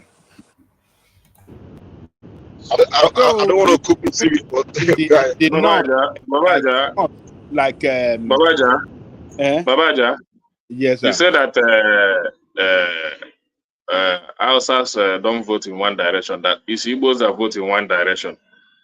No, the last election, they all in the. We are talking about the entire. Every election, South is voting in one direction. Every election, they pour their egg in one basket. You know, you give some. And then they want to accuse other people exactly what they do. That's the only time you guys. No, you give some analysis of. They will call everybody propagandists. Or they are the one who do the most propaganda. They will call everybody tribalists. Or they practice the most tribalism. Mike, let me say this to Ajali Koko. You give some analysis. Igbo Asa voted this. Igbo also don't vote in one direction. Starting from the time of one direction, since the beginning of time. Current democracy. What are you going to let me finish now? Let me give my own narrative now. Babaja has given his own narrative. Let me give my own. Host is this now? Let me give my own now. During Igbo voted Obasanjo massively. Voted what direction now? Let me finish now. Voted Obasanjo massively. They didn't vote for Abiola. Against even their own son Ojukwu. They voted Obasanjo against their own son Ojukwu. But they tax Ojukwu, they only want Ojukwu to give you Biafra. They don't want it to give you Igbo voted against him. Igbo voted against him. Voted. Why would they want Ojukwu to be president? When they want Ojukwu to give Let me finish. However you want to do this. Why would they want Ojukwu to be president of Nigeria? Instead of they want Ojukwu to be president of Biafra. They voted. Igbo voted Yaradua massively. It's Thomas against for giving you this post whatever. Igbo voted Yaradua massively. You are right. It's still one direct. Voted good luck, Jonathan massively. You don't understand what we mean by one direction. How is Igbo voting in one direction? How? One direction means you all voted one way. You voted one direction now. Last election, if they decide to vote, if they did all this thing in the last election, they decide to vote. Yoruba don't vote one direction. Does that mean that they vote in one direction? Listen, the one direction does not matter as long as it is not based on. Listen. They have been voting on that people. They have been voting on that people. And last election, they say, let us vote Let us vote for yeah. As long as it's not based, listen, Mike. Wait, you don't talk more than the last election. Your moderator. Vote one direction. The one direction does not matter as long as it is not based on tribal and religious sentiments. It does not matter that one direction. That's what we are trying to point out. You guys don't want whoever Wanese they tell you to vote for. That one direction is where you guys vote. As long as it's not based on tribal and religious sentiments, it's okay. Has not do. The only thing Igbo has not done in the last in few years now is that they never vote APC, and I'm happy for that. Because they don't like APC. It doesn't mean that they know that APC has nothing to offer Nigeria, and that judgment is that belief has been justified. Because APC has been paying on Wednesday, that's why. No, there is nothing like that. Igbo people knew that the worst of Jonathan is better than the best of Buhari. They knew it, and it played out. And what is the result today? Are they not right? Even today also, Tinubu is also proving that also. You understand? Until he changes, until he finishes government, and he do other things, maybe to go against the belief of the Igbos. But for now, Igbo stands to be justified for not voting him. The indices are there. And I'm very proud, even for me, for the rest of, since I became politically inclined and since I know what is politics, I've never ever in my life liked anything about APC, and I've never voted them because I never see any direction they're taking this country to. And I'm very happy today, sitting wherever I am. Very proud of it. Some people are from PDP, they move to APC. Some people from so APC, whether some people are from APC or PDP, the only thing we know is that APC never done anything good to Nigeria since they become into power since 2015. And I'm very proud that I've never too many voices now, man. One voice at a time. You guys are blabbing now. Okay. Hold on, everybody, hold on. That's what we are suffering when you're talking, Mike, blabbing. Okay, let's hear from Big QB. Yes, thank you. Big QB, go ahead, Jerry. Thank you, I'm not even spoken of. Thank you, Mr. Mike. Lekene, you don't understand what they mean by voting in one direction. They are not saying that at different political dispensation, you are voting for different candidates, but they are voting massively for one candidate only. That's voting in one direction. How can only Obi be winning 98%, 99%, 97% in all the states? But if you go to other regions, you will see that spread. That's what they mean by voting in one direction. So don't get it twisted and be confused. Okay, listen, let me just give him a quick response. Let the man land now. Let him land first now. Let him land at least. You don't just respond. Did you ever let Ekene land? Mike. Hey, CBD, let me moderate, man. Let the man that's talking land, and then Ekene can respond. Let Ekene land anything he says. It doesn't matter. It's CBD. Let me moderate. Just hush. Him to land ignorantly now. He can't always be landing ignorantly. If you see him that is landing ignorantly, we catch because him. It's not like Bado head. It's like CBD. It's CBD. Do you want to be causing? Can you? So many times. The first section of this show, he was even very angry, abusing all of us. So at least it's calm now a bit. So that was why one of the reasons I just said I should come in to calm him down. That this issue of Bwala, he shouldn't take it personal and be going all out to be going personal. Everything is just politics, and we should just take it as if it's politics. So don't let us associate any personal thing to it. Then again, I wanted to ask my brother, how is Alaba International? How is their business there? Hope everything is fine there. Oh, but you know that place. I mean, they now move to Abia. Abia State. Abia Light. It's living Lagos. I cannot tell it's living Lagos. No, I can't live. We can't live. No. Lagos, we own Lagos No, together. I've moved my family to it. I've moved my family. We still need your service. So that business you are doing there, if you leave it, who will do it? You don't understand. We were living. It's not going anywhere. It's a political statement now, just to show that we are going to the east. We want to go and invest in the east. We are already doing that. When I tell you that I move my family permanently to the east, I'm not joking. I move them permanently to the east. The east is changing. I hope you guys know that. Of course, it's changing now. There's not light in Abia State 24 hours. There's so many industry coming to Abia. It just seems like all of a sudden the governors of those places. Don't worry, BQB. Alaba is doing great. We are trying, we are trying, but a lot of us are. Yeah, a lot of us are. The only thing now is that we are doing now is for Alaba. You they get constant electricity for Alaba. Who they give you Electricity constant no go for electricity? Abia where you dey go. Na gas with the bomb for Alaba. Na the gas. Now with the bomb for Alaba. Who they give you constant electricity? So, but You get solar now. You get solar now for Alaba. Solar. I would they use solar. Solar cannot power the whole Alaba. Na list with they use. But okay. but the plan is that everything will not be in Alaba now, and that's part of the reason. You are diversifying.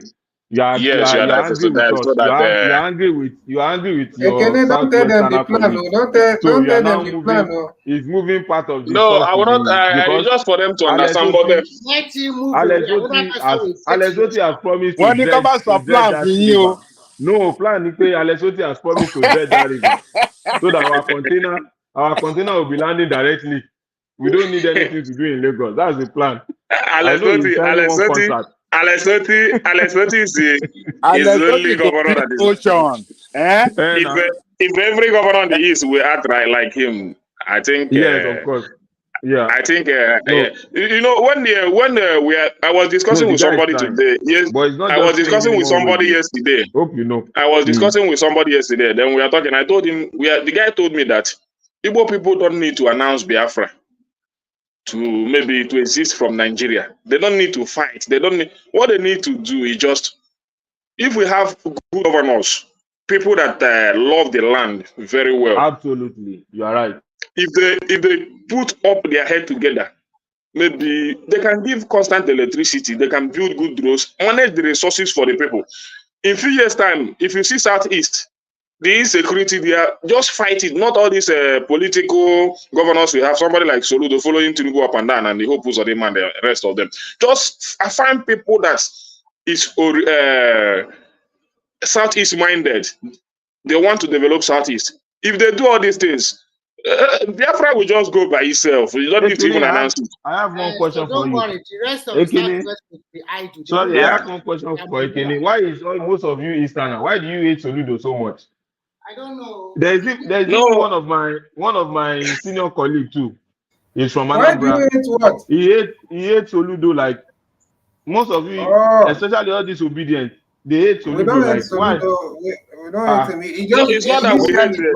It's not that we hate him. At the beginning, he was. You like? Wait. Let me say something. At the beginning, the guy was trying to do all this dirty politics because he wants to appeal to because he not supposed to be. He did not support to be. No. It's not about supporting. You don't have to support. Listen, you don't have to support. But when you come out and you start unprovoked, you're just attacking the man. No, then it means that you're doing. Everybody can see clearly at that point. You're trying to play some political game for your own personal. So he's the one that did himself. No, and there's no way people who react. But the thing is that another thing he has done that provoked me so much is that the way he dish out Buhari government now, trying to tell us that the economy is very bad. Do you know that Soludo is part of economic team of Buhari? And today, if he comes out and he has supported the Buhari policies, they are the people giving Buhari ideas on economy when Buhari was there. But today, we come out today to say, look at this propaganda you are carrying. Not to increase. He comes out today to tell us that the economy is very bad.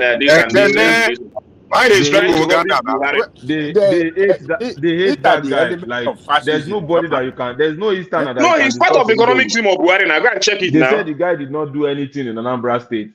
That he has not done anything. He's part of the economic team. He was not making major decisions now. I don't know what this guy is saying. If you submit, if you make recommendation on how to direct the economy or policy to. On a policy front, and they refuse to take it. They might not implement it. I've seen him on interview. I've seen him on interview explaining the economic of Buhari when Buhari was there. But that's fine. So do the way they hate. Now one They of don't your like the own, guy. you just they hate him for nothing. But they don't like the guy because of You his just they hate him for non-support it's your for Peter brother. Obi. If you like, Yes. No, he created that hatred. You know one thing, Babaja. Listen, It's one of your own. If you like, make you go carry go knock out for his head. Wait now, you see Soludo, Adelikoko, you see Soludo dipped into dirty politics by himself. So once you enter there, into dirty politics because he criticized Obi. That is dirty politics. Can you imagine that? This is why they describe the anthem of some of the Babaja, do you know that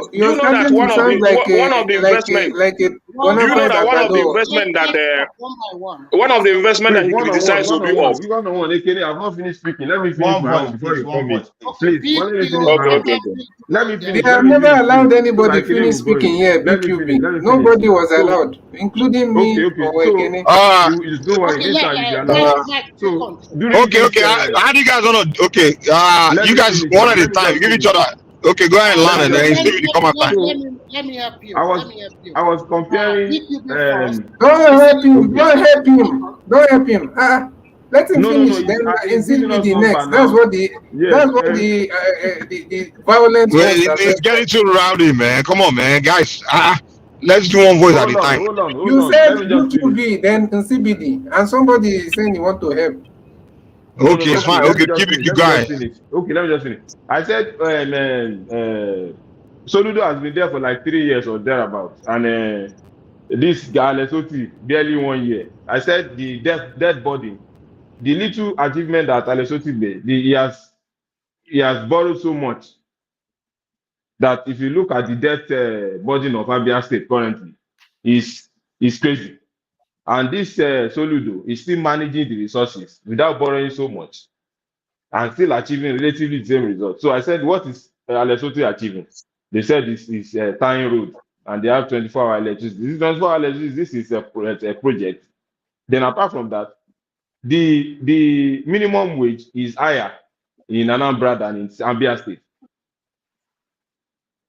So Abia State is the part of that state that is not paying the 30,000 naira minimum wage.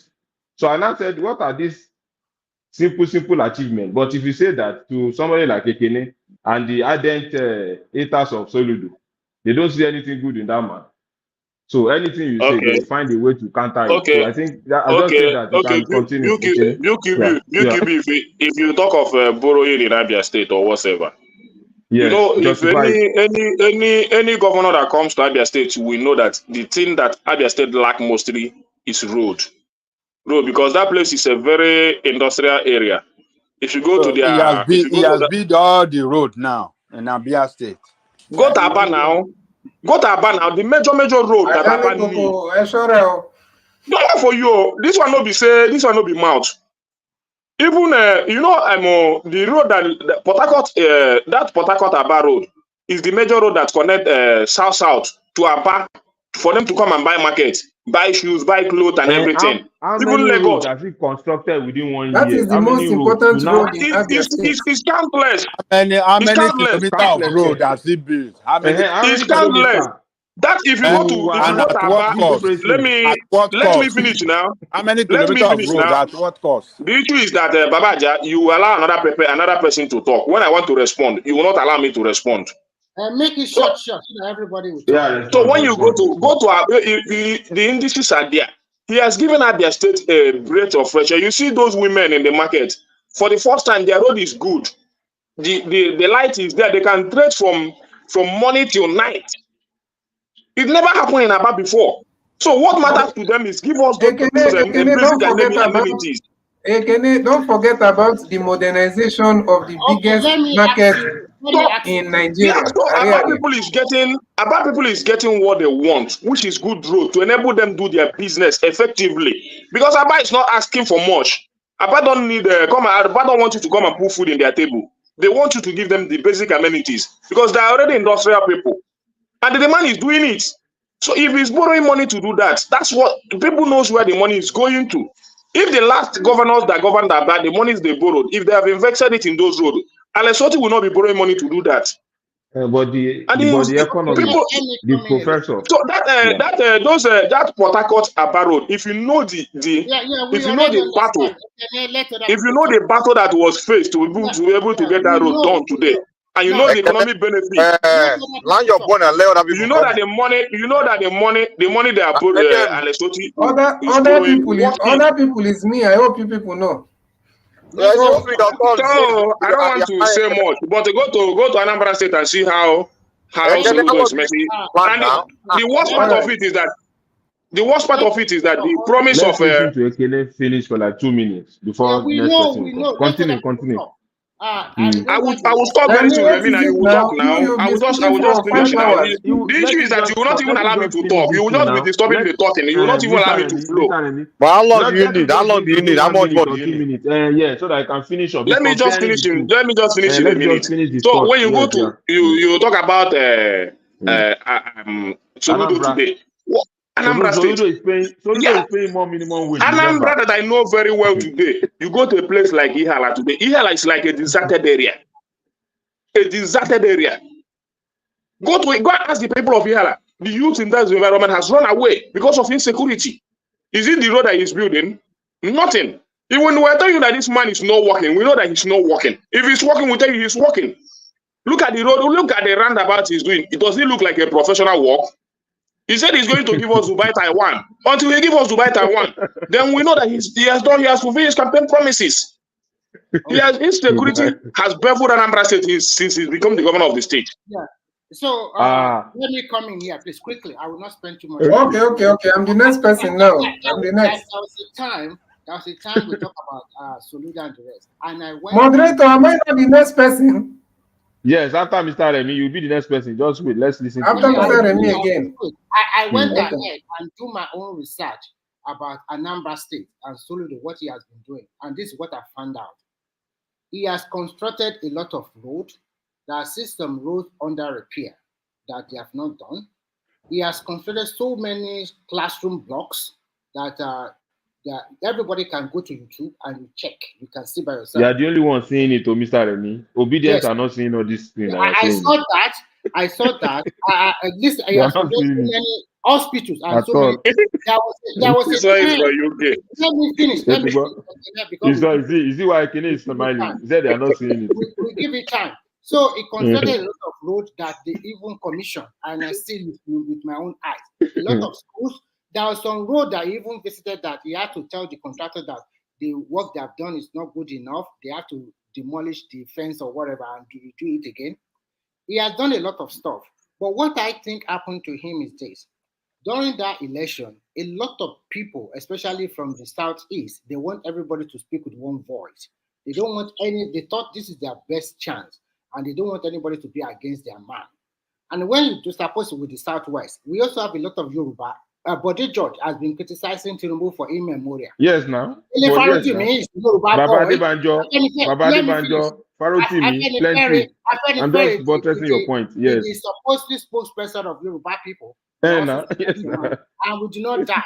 So what I think transpire is you cannot. And we are not abusing. We are not abusing them. OT that just there for 1 year. Go and check there. This Bwala Adebanjo receive because of you guys now. Why you guys just petting yourselves and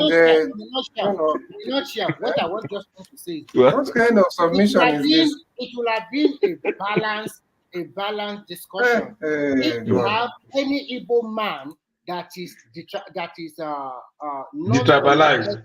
Thank you. Yes. That person would have given you a totally good picture of what is going on, whether Imo. You guys are really talking about the tribalization and knowing your own history of the worst kind of tribalism.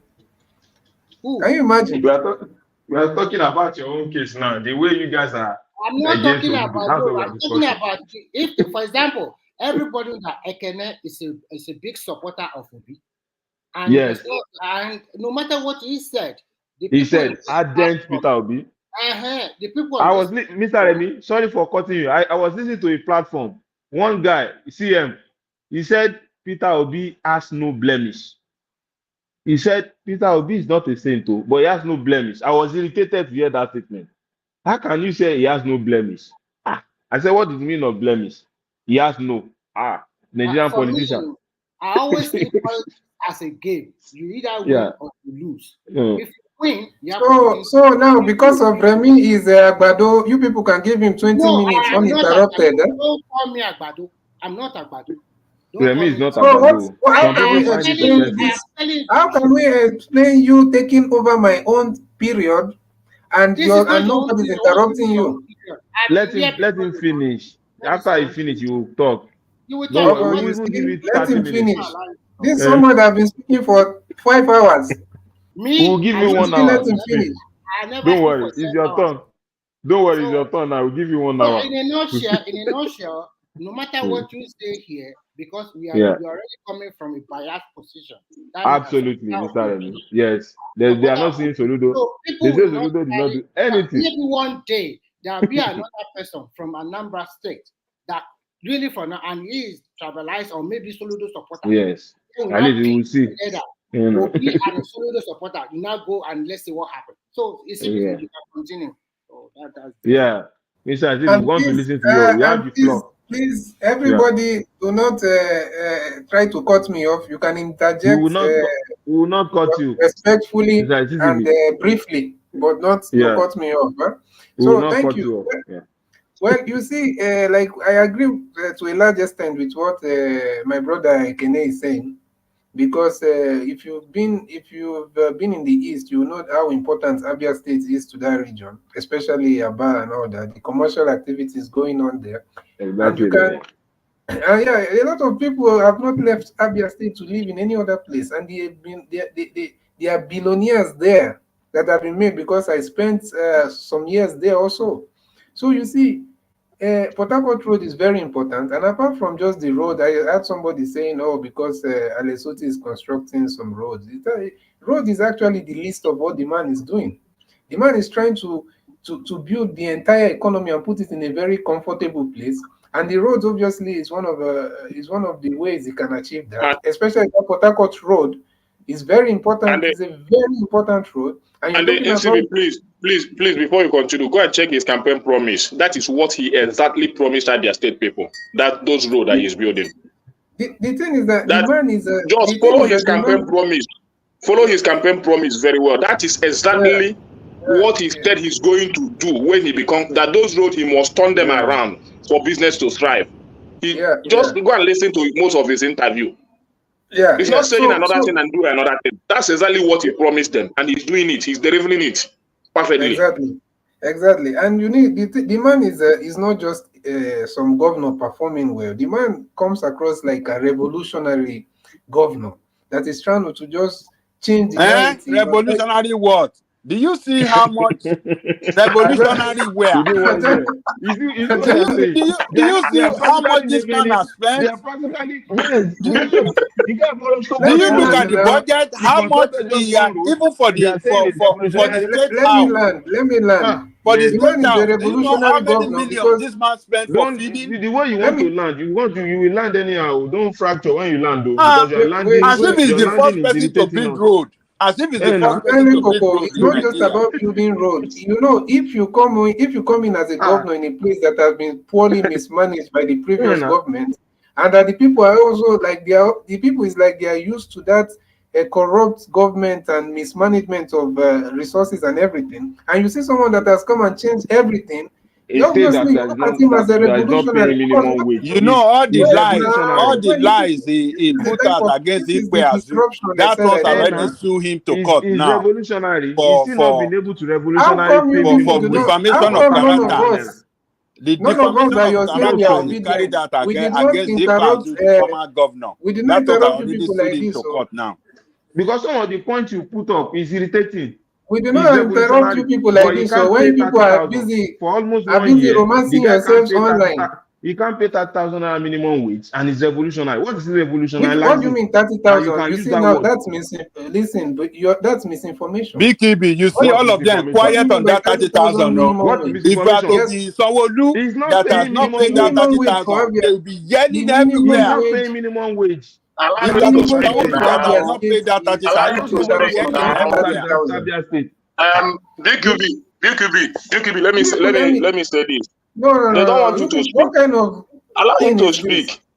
What is it? What is the point that you want to make? Because you are saying Coming to that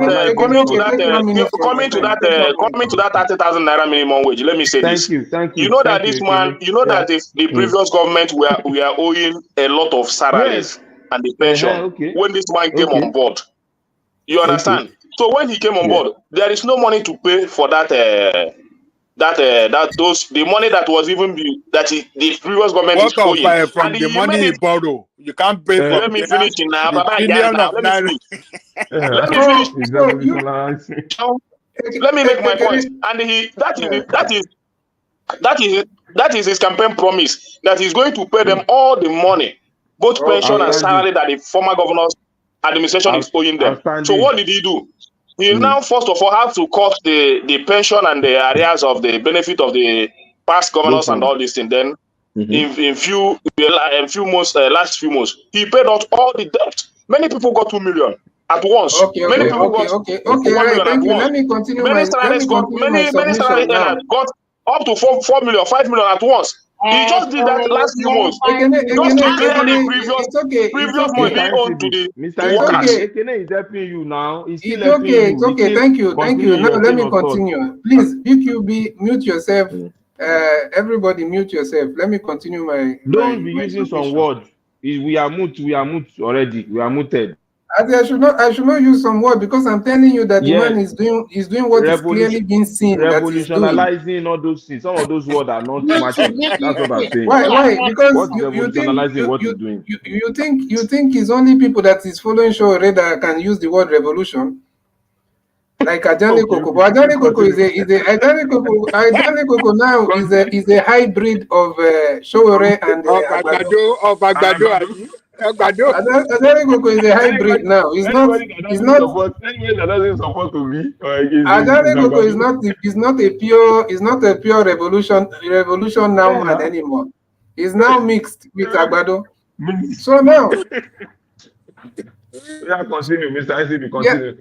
Yeah. So I'm saying I'm saying how important it is the work the man is doing there. And when if you know Area, you will know that that's one of the, I don't know if that's the second or the third largest market in Nigeria. That's a very important market. And the man has modernized the whole place. You need to see what he's doing there. And even it's revolutionary. No, wait, calm down. Let me. Those same things are being done by those other governors that you are not saying.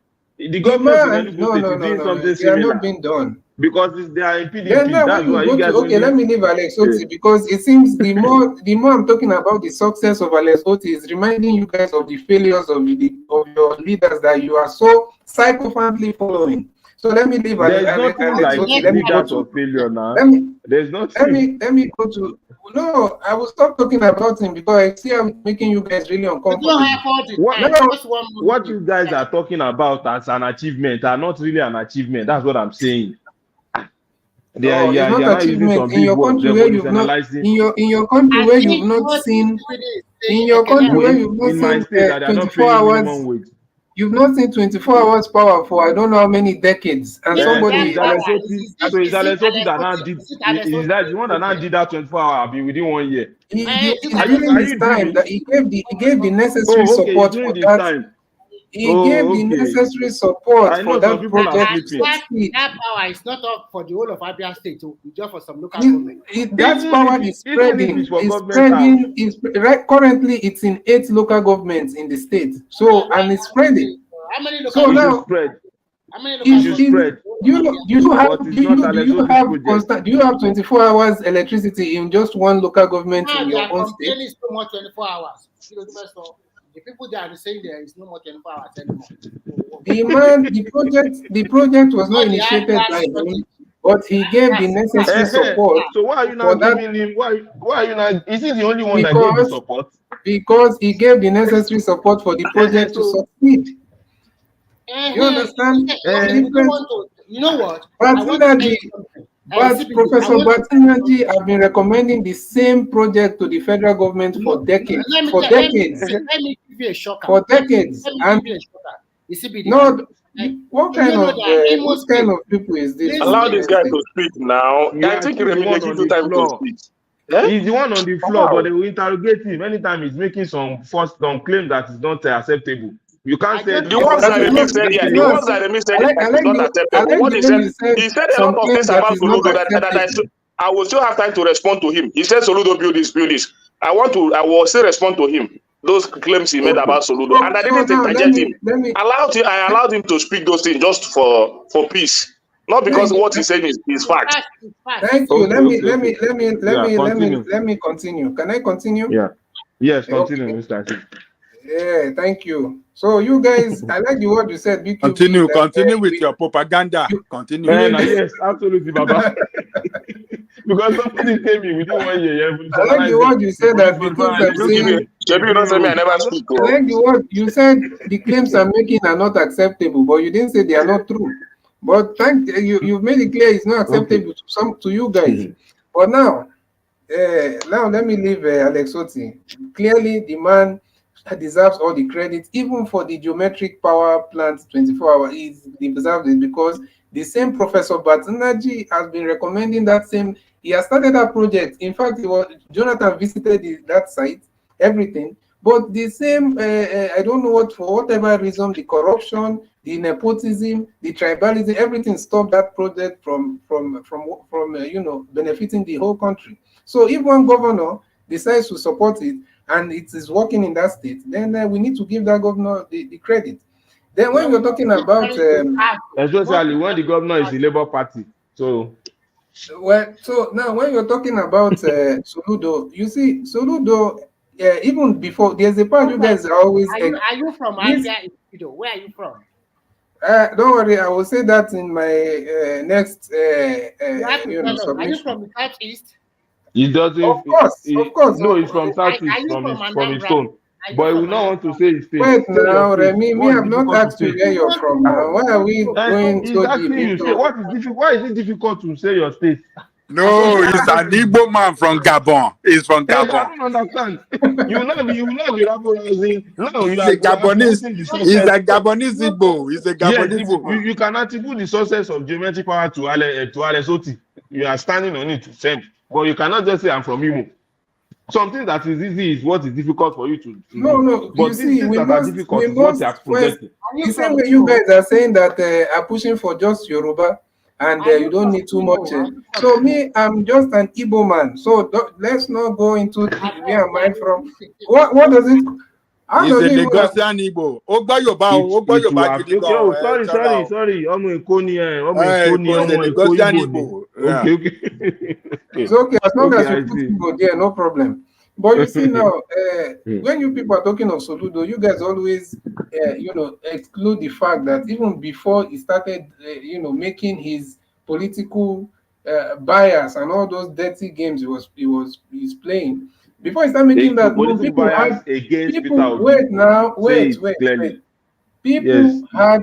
people had expectations, high expectations from that man, because the man during his time he had this kind of image that looked like he succeeded in the federal level, and the professor, and he's brilliant. Yes. So people have high expectation of him now. Yes. People had that respect for him. He's not a petty trader. Of course. People had that respect for him. But all of a sudden, this guy woke up one day during the elections and decided that he wants to play politics, dirty politics, for whatever reason. Maybe he is maybe it's a long-term game he's playing. Maybe he has the mind to be appointed one day or run for some national office. It's legitimate. So now when he came, when you enter into the mud, you cannot expect yourself to be clean, and don't expect people to, don't expect people because to now the people in that mud are pigs anyway, so they will mess you up. The people in the mud are pigs from, obviously, you know where they are from. You know where the pigs are from. So when he entered the mud with those set of pigs, you can't expect the people outside the mud that are clean to look at you as one of them anymore, because you've entered the mud with those pigs. So I'm not saying Don't take my word out of proportion. No. So No, now, of course, no. It's politics. We yeah. are Gbado. It's politics. We know.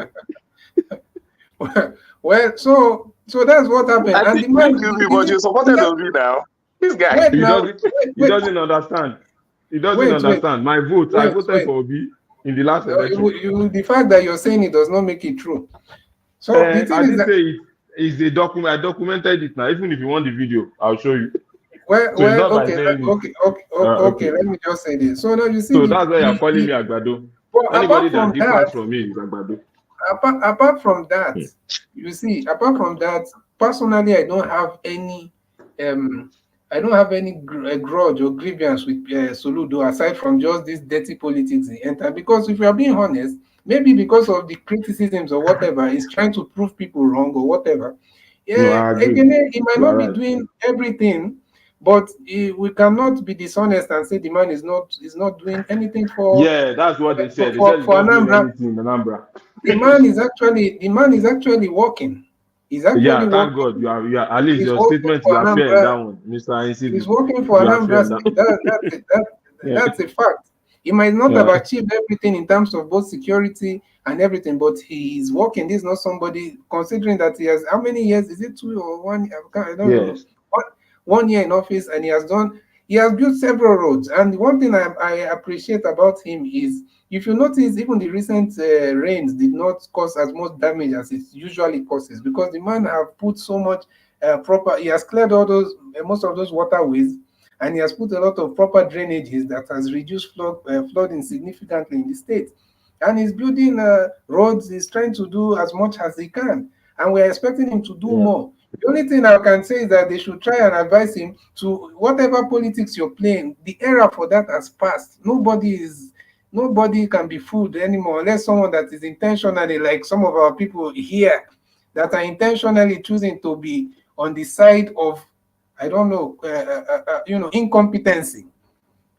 So, but we not should advise him not to criticize Obi anymore. Yes, Never. now that's what he's saying. Yes, now come out clear. Why are you hiding? Come out clear. You should advise him not to criticize Obi. Baba, thank you. When he doesn't criticize Obi, he's anything not like playing this. dirty politics. No. It's CBD. No. It's not about criticizing Obi. The man came out one time, and also there's a clip. I don't know how. I've not seen the clip, but people are saying, talking so much about it. Give me 1 second. He said Obi Can I speak now? Election. I have a lot of rebuttal. Did you call me? One voice. Can you hear me? Oh, yeah, I can hear you. You can use some minutes from my time. Hold on, everybody, hold on. General is around. Hold on. Mike, are you there? Yeah, I can hear you, man. Yes. I'm back, but you can continue. We'll do it together. Yeah. Okay. Mike, before give me some time to put some rebuttal, please. Mike, sorry. Now that CBD said that you speak, NCB speak. Now I have to speak. I know. Before you wait, let's hear it. Before you speak, CBD, can you please do us a favor? You said Soludo constructed a lot of road. Yes. Said does not construct a lot of road. Not just roads, that's what I said. You said you find out that he constructed road also. Both of you are from the southeast. Ekene said he did not even build any road. Let me speak now. Let me speak. Don't worry, you speak. We just want to clear the hair so that we know where we are speaking to. Okay.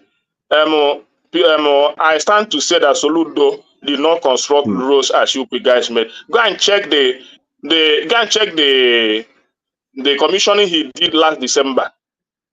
He said if individuals should be constructing road like this, they will be taking a lot of burden away from the government.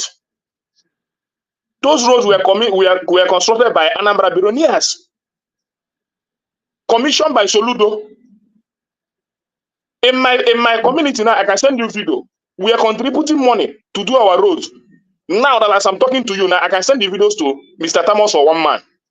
Then after we do that road tomorrow, and they may be for the purpose of using it this year, that road is being damaged. Soludo will not commission it. Then when we come and call Soludo to come and commission it, Remy, we see from afar and said that Soludo commissioned, did build some road.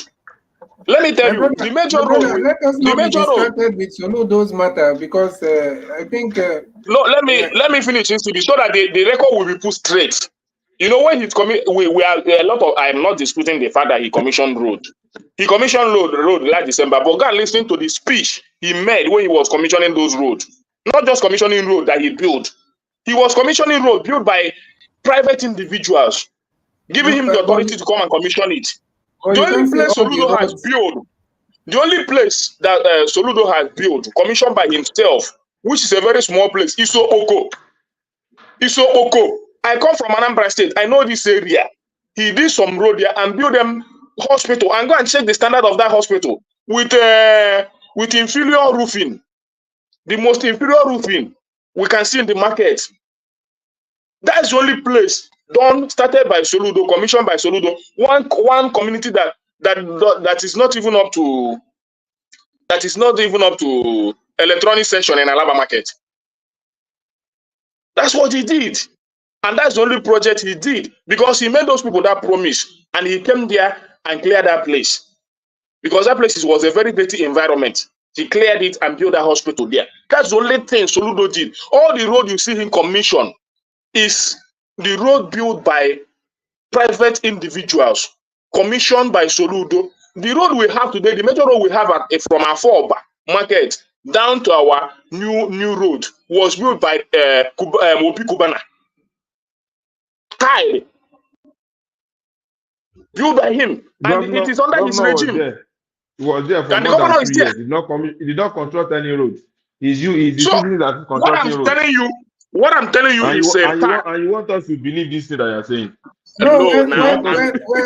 To be fair, Anambra and a lot of places in the southeast, even in what's the name of that place, Abriba, there's this thing of a lot of citizens doing constructing roads and building. I'm not saying some now. Let me finish because I have to. Let me put the record straight. Let me put the record straight. If you go to Nkwonewi today, Nkwonewi is one of the major markets in Anambra State. Thank God, he said it's from Anambra. So if you go to Nkwonewi today, it's one of the major markets in Anambra State. Nkwonewi is getting dilapidated. Nkwonewi now is one of the most secure places in Anambra State today. But is it Soludo legacy? No. It's individual legacy. The individual came up to say, what are we going to do? They come up with the idea to buy CCTV cameras and all that. They begin to mount it in every place of Nnewi. Nnewi now has CCTV cameras everywhere. And the government does not do anything. It's the citizens that are doing everything. Go and check the record now. Who did it? Okay. It is in Nnewi, in poor market people doing business there that came up with that idea. I believe you, sir. So then the major place now, the people that is not capable to secure themselves, just like the place I mentioned at Ihala. Go to Ihala today. Ihala is a very deserted environment today as I'm talking to you. Very insecure. And this guy is sitting there speaking English up and down, not doing anything about it. When we know that we had a governor that during his time as a governor, for almost all the years he was a governor, the report was given that there was nothing like Anambra State was one of the best secure states in Nigeria during his time as a governor. All the roads. You are talking about Peter Obi. The major road we have in Anambra State was constructed by him. Go and check the road network. The ones in Anyamelo. Anyamelo never had any roads when he came as a governor. He was the one that created it and constructed it. Anyamelo local government. So when we Anambrans are talking, we're not talking to the market Soludo. Soludo has a very long way to go to meet P2B legacy. How many schools has he built? Go and check the Southern school rebuilt by P2B. Go and check the campuses he built. What has he done? The major general hospital we have today was built by P2B. The one I have in my village, our general hospital was built by P2B. That place is getting dilapidated. He's not doing anything about it. The one in my town, that land was given to the state governor by my family land is also there. So what the hospital was really well equipped, transformers and everything put in there by P2B. So what today? Let me finish now. This is my village, Gogo. This is my village, Gogo. When you go to that place now, there is no doctors there, no workers there. That place is just open. Soludo cannot renovate and put in more work there. That place is now only used for HIV, giving people HIV medicine. That's what they're using it for now. But that's not the major purpose of that hospital. Because we have failed administration after P2P put those things in place. Hope you are not come and destroy it soon. Soludo come in again. And that hospital that we had in my village now is no more functioning as it used to function when P2P was there. That is my problem with you people, Anambra State, Anambra indigenous. In an attempt for you to market Peter Obi, it's not to market P2P. It's not to market. It's not B2B. No, it's not right. B2B is not to market P2B. We are telling you what the guide. If you go to Anambra State today, P2B is very proud to be a former governor in Anambra State. He can step in Anambra State whenever he wants. The people love him. Forget about the political class. Anambra was Eldorado. The same Anambra that doctors were on site for 13 months during his period. In fact, it's supposed to enter Guinness Book of Record. I'm not sure there's any other state that doctors went on strike for 13 months, more than a year. That's the Anambra. No, it's not. There is nothing like Anambra State. Anambra State. Go and check what is happening in that sector when he became governor. So that 13 months, it was caused by the previous government. Mbadiniju was owing workers for 2 years and day before he became governor. He was owing health workers for more than 2 years before he became governor. So in order to resolve it, is by now you should know. You don't know. Yes. You don't know how. Let me tell you. It's the same thing. Let me finish. No problem that Peter will be caused. It's only people else that are causing. Let me finish now. Let me finish. He solved the problem because ever since he left that sector, that sector has never gone. Nobody has owned that sector. He has put in structure that will make them be paid at the right time, at the appropriate time, and it's still going on today. He put in that sector. After that 30 months or whatever you put it, have there been any strike in Anambra again until he left office? Both our universities. No strike again up until today. He solved it permanently. The first governor to rule Anambra State for 8 years was P2P. No governor has been able to rule Anambra for 8 years. Go and check it. Under 8 years, we used to have 3 or 4 governors until P2P became governor. He was able to put in structures that will make governor to last for 8 years. This Baba Curtis, where is the man, sir? This Curtis governor in Anambra State. This Curtis governor that was minister under Buhari. I've not heard of him for some time. Is it okay? Who is that? The man okay? Who is that? He was a former governor too for 3 months or so. He was a minister under Buhari. He's been silent for some time. Is it Okwadike? No. He was the one that won when they brought back Obi, when they impeached him. Also. I mean, during the first time that they Yes, where is the man? Is he around? He is there. Now APC, he didn't give APC accused him of not supporting Tinubu well in the last election. Because I know he's been silent for some time. So they remove they couldn't give him some appointment this time around. But the man did well. The man did well. He did well in Anambra State. He built roads. And he was the first governor that opened the nyash of all our political godfathers, people like Oba brothers.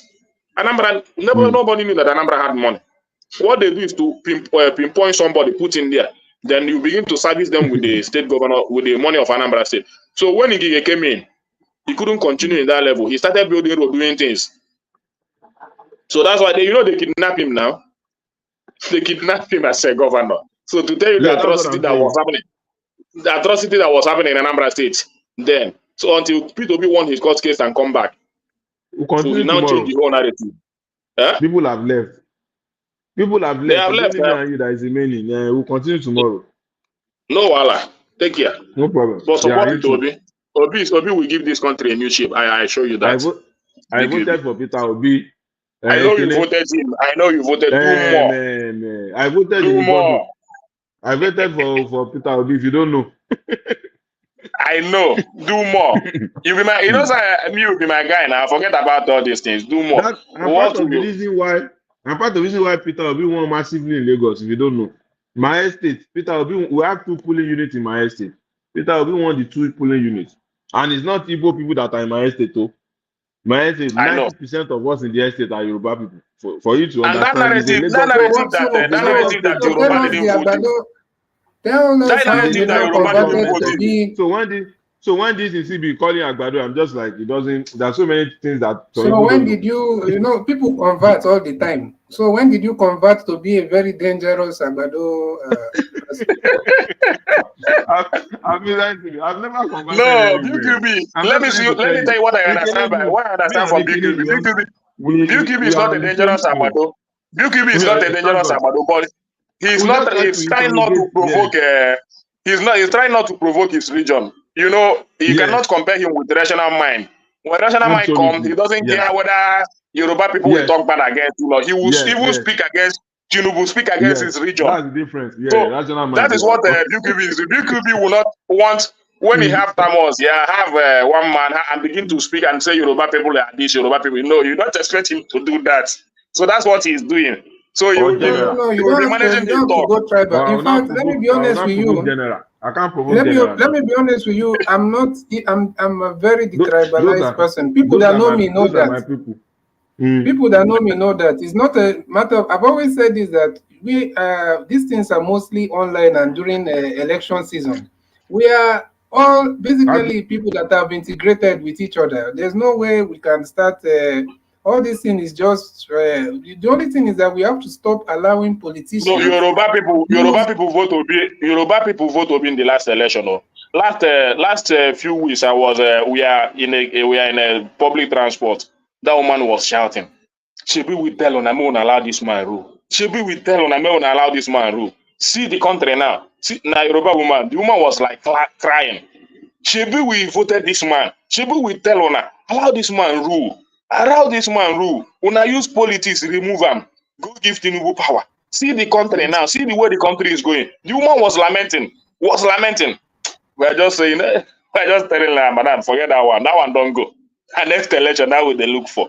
So Yoruba really supported him. And it's not without the first. addressing the issue, my brother, I can assure you, next election, these politicians will use the same tribal and religious sentiments, and they will still convince a lot of people.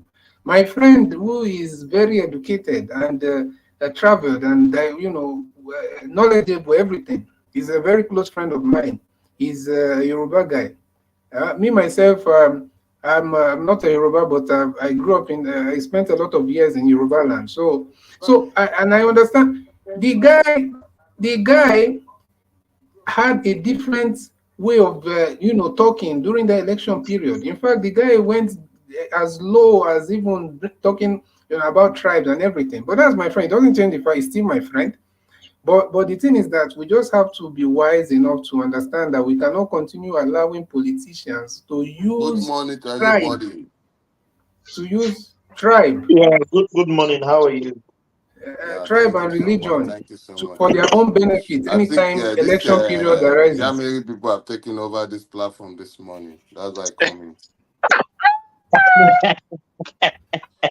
Can you hear that? I don't know what you are talking about. They enjoy don't know what you are talking about though. Yeah, they enjoy benefiting for where they did not sow. So they have taken over this platform this morning. So, I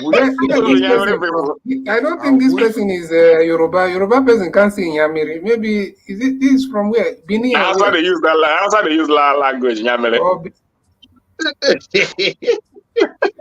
Now, Wala na like bad people. Ekene. You are benefiting a lot. You are benefited a lot. Every time they tell me something, I mean the benefits. Abdes, leave me alone, I beg. No, I will not leave you because you seem to be an ungrateful human being because all those things it trigger us a lot.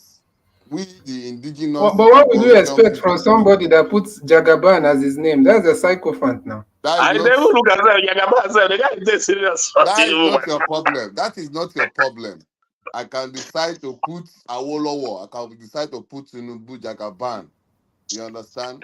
It is my leader, and it is our our father. But I hope you guys know that Tinubu is not tribalist like you guys, though. It doesn't matter. It doesn't matter. I don't know if you know. I don't know if you know that. Tinubu empower a lot No, of Tinubu might not be. Tinubu will not be showing it, but he's using them as an instrument. He make a He's lot of using them as an people to instrument. become human being in Lagos State. A lot He of make people to become human beings. So before they were antelopes. Then all of a sudden they became human beings. A lot of you people that came with better slippers and lalo bags. So they were hanging on trees. Tinubu made them have houses. You guys have been talking for so long. Can you all the things you're saying from the beginning, from your entrance, from everything is just total gibberish and rubbish now. Let him speak. That is his opinion. Yeah, I had it yesterday when you are speaking. Opinion. I had it yesterday when you are talking about. I want Ades to talk to me. Let Ades talk to me. I don't say that for me. I mean, come for Ades. I talk. Because I know Ekene is a bitter soul person. He always bitter.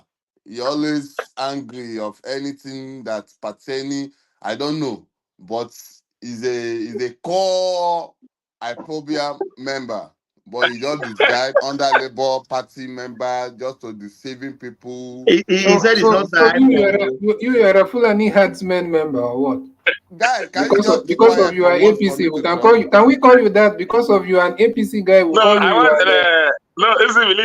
I want him to talk. Ades, na my guy. Make him finish and talk. Ades, I be chairman for my ward for Labour Party. Make you know how they talk to me. I be chairman for my ward for Labour Party. You go go to Anambra, go and be that your chairman. Now for this Lagos, now for this Ojo, for what can I be chairman? No, I know be vice. I know be secretary. No, for Labour Party. I may be chairman. So know how you talk to the chairman of Ojo. Most of their local government executive, they are IPOB. Most of them. That is why we are going to demolish all the old houses. All the old houses in that Ojo, we are going to demolish all those houses because those people that is kidnapping in Lagos. We'll collect our advance bank. 99 years as a last. Those people in Ojo. Demolition not the fear us again now.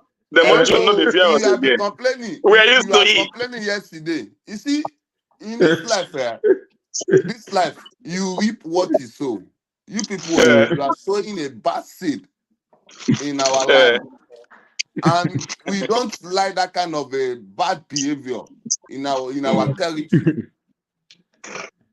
You complain that the person himself should let him speak. This one is quiet. Let him speak now. You know what is good. What is good. I don't blame him though. I don't blame him. They have created an environment for him to. They've created an environment for him to express his foolishness. You people don't have respect for Yoruba people. You are supposed to be worshiping us as a deities. Why you people don't have? When I'm talking, you should keep quiet. I'm a Yoruba man. We are supposed to be worshiping you. Yes, we are supposed to be worshiping you. You people are a slave to us. We made it to who you are. So you should keep quiet. Let me talk. How can you be interrupting me when I'm talking? Don't you have respect? This is a mentality high, yo. This is a mentality high, yo. Don't you have respect? Is that the way you talk when you're on Wednesday is talking? They don't come for you. When on Wednesday is talking, when Obi of your Nisha is talking, is that the way you interrupted him? Keep quiet. Let me say something to your brain. Where did you bring this guy from? I'm talking. You are still talking. Talk now. You guys are talking. You know, you're behind. Come on, remove me when I want to speak. When Pastor is talking on the platform, addressing Yoruba people, you keep quiet. You allow Pastor to insult us. Who is the person insulting Yoruba people here? You think we are that?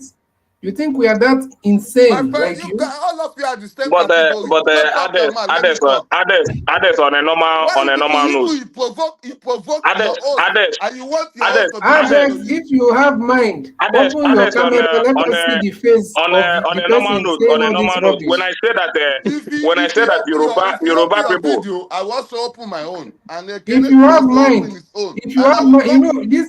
you can say anything as long as your real name and your real picture. I don't know the kind of human being that you people are. Open your camera if you know that you're confident in what you're saying. You said that some people are your slaves. He doesn't need to open his camera. Yeah, are you? I'm not. You know that me myself have not opened my camera. I can tell you that you can only say those things. You can only say those things because of nobody sees your face. Nobody sees your face. So that you are afraid of your what? Ades, so that you can go and kidnap him, Abi. It doesn't need to open any camera now. That's not the point. The point is that you cannot open your camera because you can't open your camera because that's why you're saying these things you're saying because nobody sees your face. No, you don't need to see his face. Let him make his point. Let him make his point. So that's the point to you guys. And you're definitely you're definitely worse than. Let me take your screenshots very fast. What do you need the screenshot for? You are a madman. You see what you are saying now. Even if you take the screenshot, what does it mean? What does that mean? No, it doesn't mean anything. But I can assure you that people like this we need to start setting Ades, hold on. Everybody, hold on. Ades, close your camera. I will bring you back. Close your camera. You don't need it. You don't need to do that. Close your close your camera. Yes, I'll bring you back. Yeah. You don't need to open your camera. You don't need what does it mean to open camera? Make your point. Make your point. Now so his point, his point is that Igbos are slaves to Yorubas. So that his point is valid, Abi. And this sick fool does not even look like a Yoruba person. You are a stupid coward for you not to open your camera. No. Stop. Let's stop name calling. Let's stop name calling. Mr. Alex, but this one is worse than IPOB. This guy is worse than IPOB. You guys allow this guy to come here and say all these things. You're pretending like you're laughing about it. We don't need to pamper you people. We need to use do you understand Yoruba? before you get sense. Do you understand Yoruba? Even Ekene was trying to be the bigger person and even laughing with this guy. But this guy is clearly a sick person. Ekene did the same thing. The first session of this show. Daniel Bwala. If you say that BQB, you're not being honest with yourself. This guy came here and started insulting the entire Igbo name, talking about people as slaves and all those rubbish.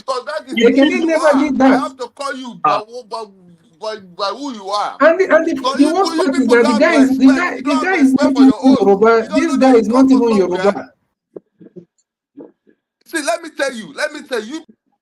If two of you are not letting me moderate this section, I will put you in the background. When you settle down, I will bring you back. You can't be insulting yourself. You can't be calling yourself names when I'm here. No, I don't take that. So I don't take that. Yeah, let's hear from Nigerman. Mr. Ades, make your point. Don't abuse anybody. Just make your point so that we'll move on. Good morning, everyone. Hello, Nigerman. Good morning, everyone. Nigerman, long time now. Good morning, my brother. Rescue us. That's why we have to calm down. Please, there's something we are. I agree to. Well done, sir. Well done. Sometimes we have to know what we are saying. All of us, even me, when IPOP do something, we always say IPOP. But when people want to start using Igbo, that big people, it makes it so insultive now. And Thomas, you are there now. You are a OU general. You're not supposed to allow something like that. If you want to insult IPOP, let me conduct it. I said stop it. Let's move on. I'm saying that now. You know me now. I don't tolerate insult. Yeah, that's If what you I. have been listening to us, you know Yeah, I don't tolerate insult. No, yeah. no, I don't I tolerate wonder. insult. That is why I bought it. I wonder Yeah. because if you are talking about IPOP, let's just specify the IPOP. It was All of very us know that the spontaneous. people It we was are against is spontaneous and IPOP. You unexpected. understand? But So when we now say Igbo, it become a very bad yeah, tribal it something. came You in as shock. understand? Yeah. Please, You please. can see I was kicking them out, muting them, Yeah. just for them to stop. That's what I was Even doing. No, what even make me took him even out. come in that speaker? What Passat say? This topic now is not Passat here. So you don't have to say what Passat said last year or last week. You want to bring it now. That is not making sense. All of us know Passat. Passat have abused me, called me minority, abused the hell out of me. So but that is his own. He doesn't speak for the Igbo. You understand? So when we talk about IPOP, even yesterday about Bwala, I was still commenting about IPOP back. Even me, you understand? But I know it's IPOP, but when you say Igbo, it become something very toxic and very insulting. No. It's not all Igbo, right?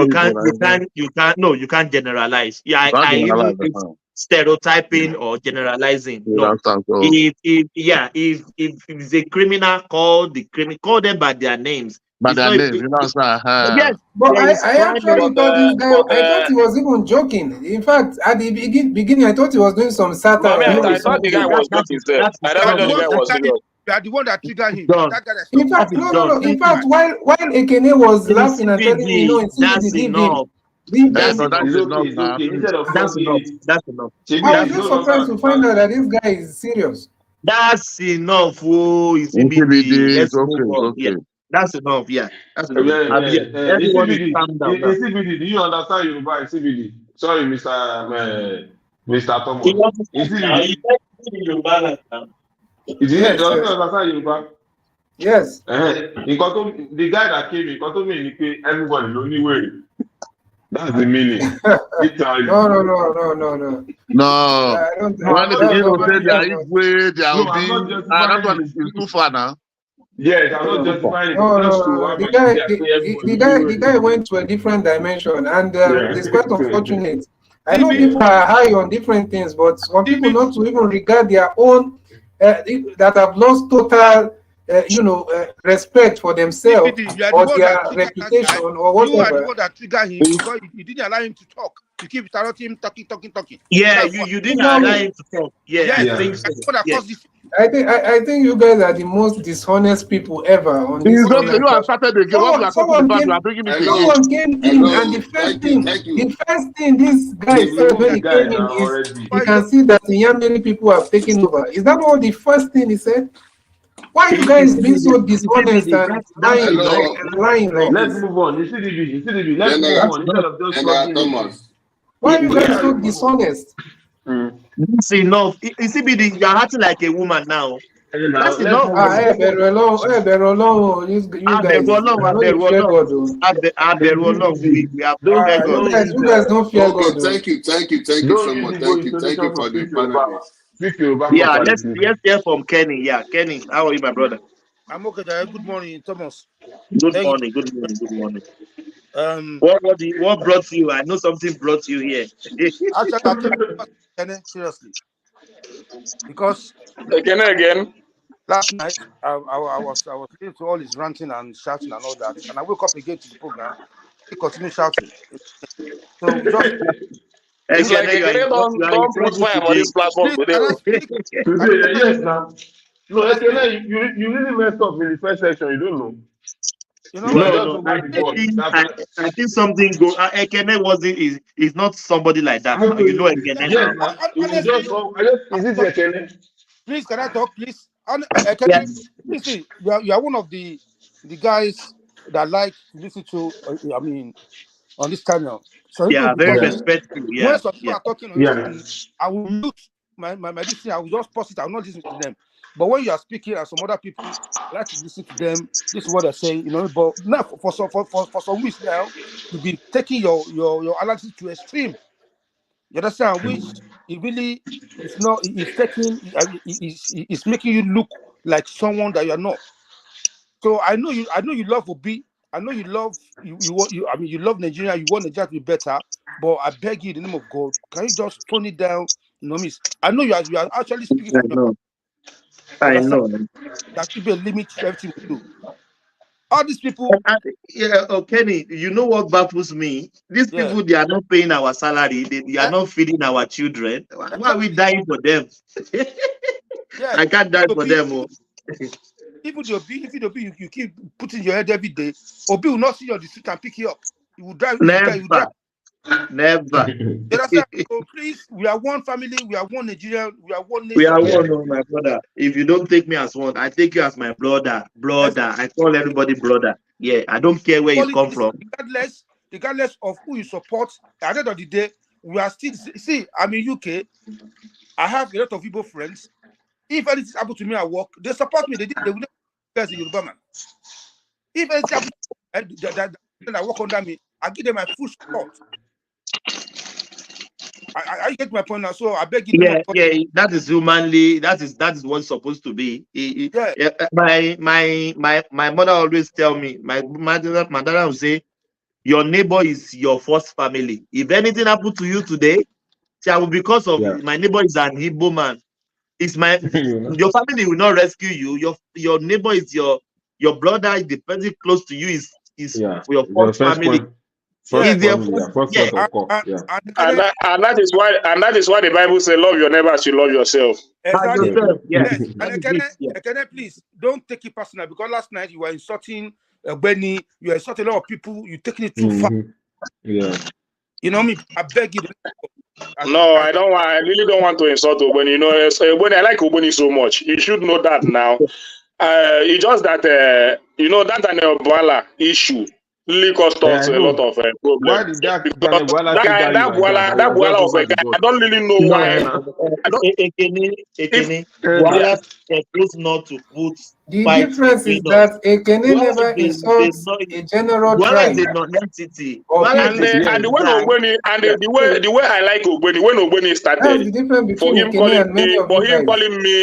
for him calling me an IPOB, he think I didn't capture it. I captured it, then I kept it. I didn't say anything until he finished making his submission. So when I came in, no. He said support. However you want to put it, I never come here at Tamos one day and said I am IPOB supporter. Have you heard that from me? I can only speak of anything that concerns my region, Igbo people. I can defend them. But I've never opened my mouth to say. Hold on. Sometimes you are sympathy with them. You support what they stand for. What they do? I will not deceive you. I can call you. For me, I would say you are a sympathizer. You sympathize with them. There is no way I cannot. Whether they are Tamos, I will be sincere to you. Whether they are IPOB, whether they are Biafran, whatever that happened. If anybody die from anything happen in Southeast, my heart goes to them so much. They are my people. They are your people now. You understand? Okay. So whether you call it IPOB, whether you call it Biafra, you cannot judge that to say that I support IPOB or I support the criminality that is going on in the Southeast. Then therefore you tag me an IPOB supporter. That's unfair from Ogbeni. And when he said that, I captured it, I kept it. So when I came up, I said, Boko Haram. I don't know. Nothing concerns me with Shetima record. So Shetima, you people say yes. Shetima is you don't say you people. Say what I say. Don't say you people. That's the problem. Now. Yes, because that's the difference between Ekene and all these. Don't say you people. Don't say you people. Say what I said. Say what I said. Take that your hate or tribal whatever to someone else. One voice. Can you guys talk? Can you allow me to talk now, please? Yeah. Let's allow you to talk. You point finger to someone, but Thomas, this is the type of environment that you guys have created. Then somebody like this will come here and be saying, just relax now. Relax. Let him speak also. If somebody like this is saying things like this, you take him off the platform. No. You don't have that kind of absolute control that you want to shut some people out. You can moderate them and guide them rather than be shutting everybody out.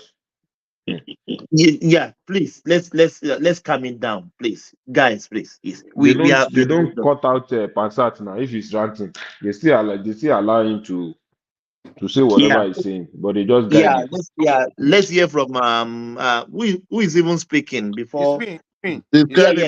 Go on, please. Yeah. So Go on, please. I know everybody have a lot of energy this morning. It's all because of the love we have for our Yes, the energy is very high, my brother. Absolutely, yes. So since the beginning, beginning of this show. I mean, I think today is the best show. Today is one of the best show. Mm-hmm. Whether you call it however you people want to put it. Today, let us speak our minds today. Let's know our mind today. And not every time we'll be pampering West. It's good that we put out heavy West today to know the direction everybody is going looking towards. So I don't regret today's show. So you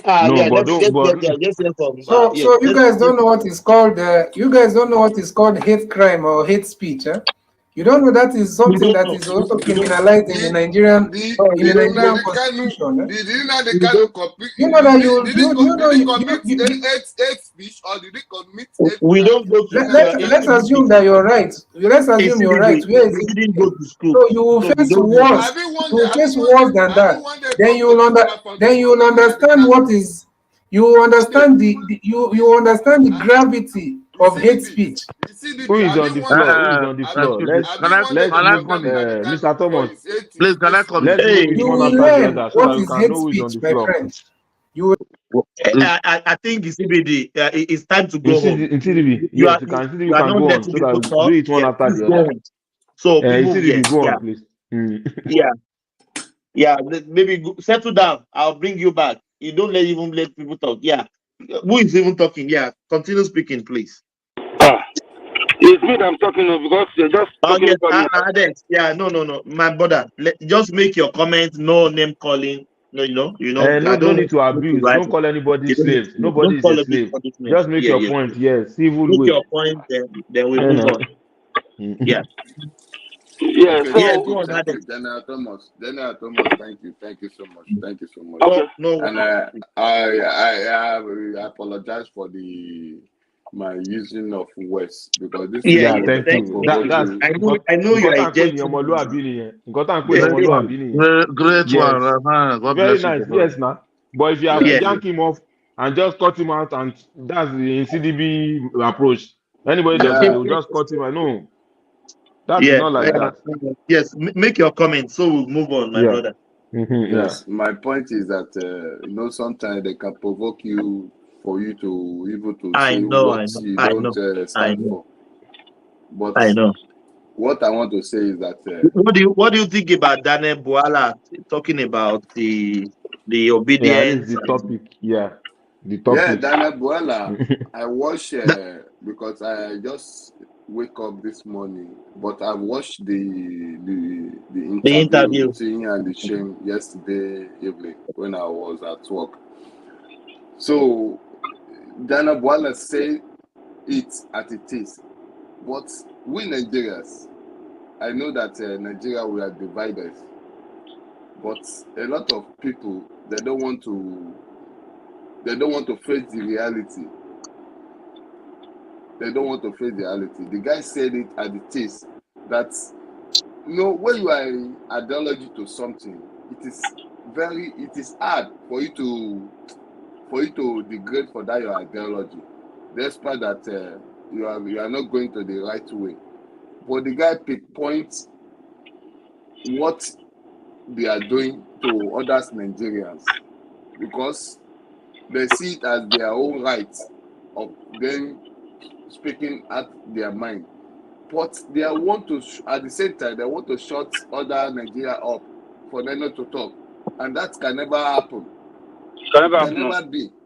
So other will say their own, you will say your own, and if you get offended, you should swallow it and go home. But when other people in Nigeria make their own comment on any issue, they will jump on that person. They want to kill that person. They want to crucify that person. So, and that is not right. But yet, you want to live in that person's house. You want to stay. You want to live inside his bedroom. You want to live inside his living room. That will never be. That person will use pleasure man to eat our head. They should be able to consider that. Make you not hit people, please. Oh. Yeah, they will use pleasure man to eat their head. So that to correct. There's an element of truth in what he's saying, definitely. Yeah, to correct their brain. to correct their brain. So you cannot come on top of my roof and be grandstanding, and you allow me to keep quiet because you don't want me to sleep. You want me to sleep. So I will come out. I will carry sledgehammer, come and eat your head. So I want to go to something that Ekene said because the reason why I came to this platform this morning because of Ekene. Ekene mentioned one thing yesterday that he have relocated his family back to Anambra State, and that is fine and well. And which I was so very happy when I heard that thing from me yesterday. Why are you happy?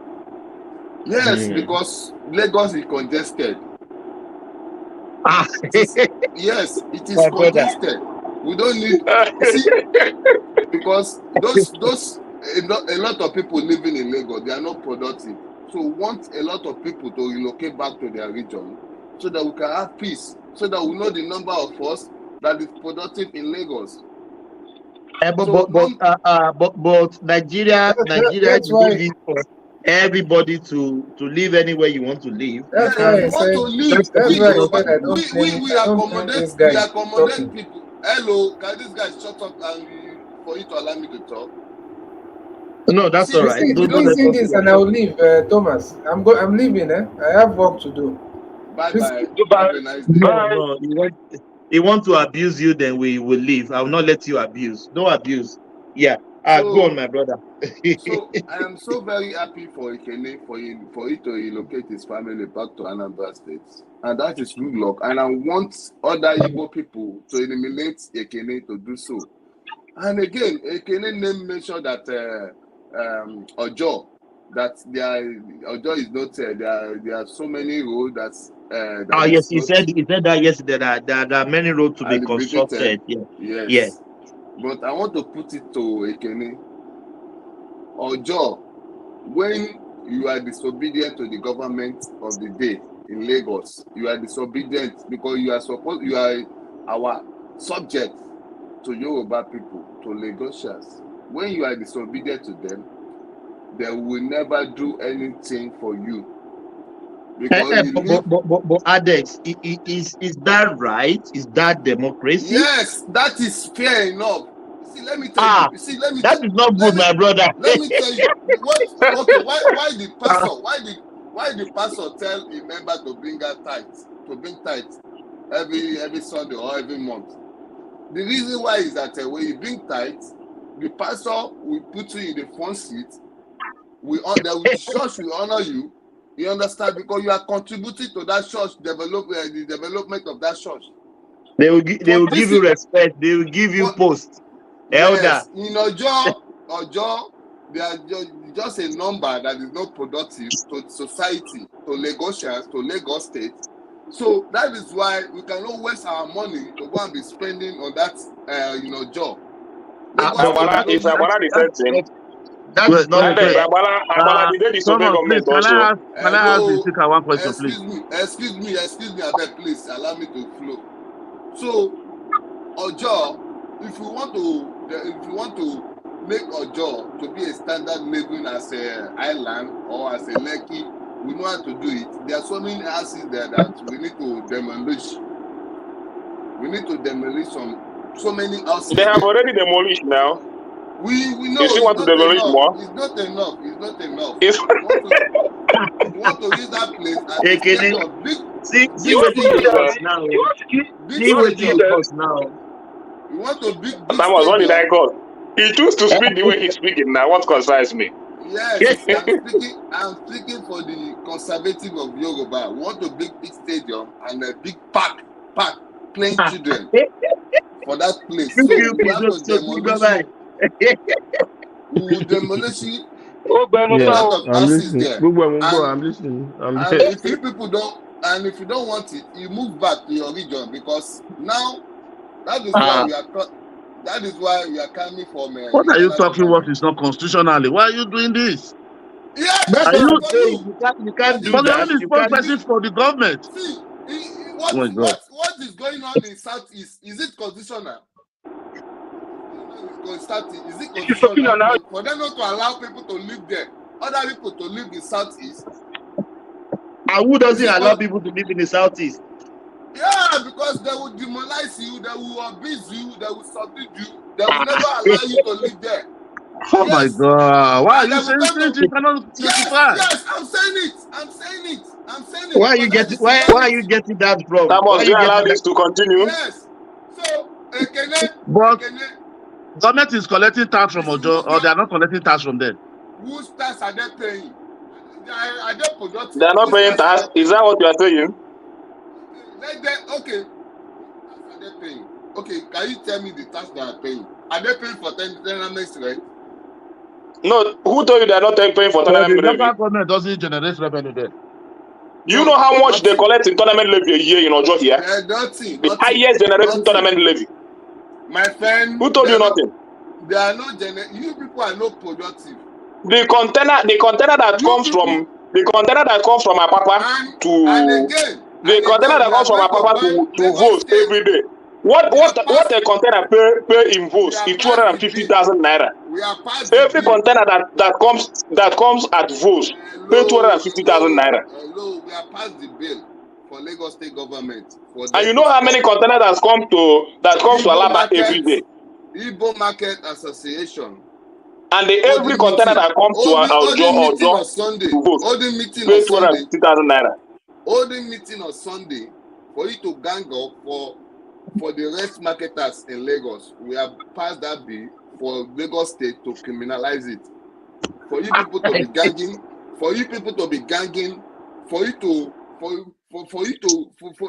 because in the I'm gonna stop this guy. I beg. Let other people speak.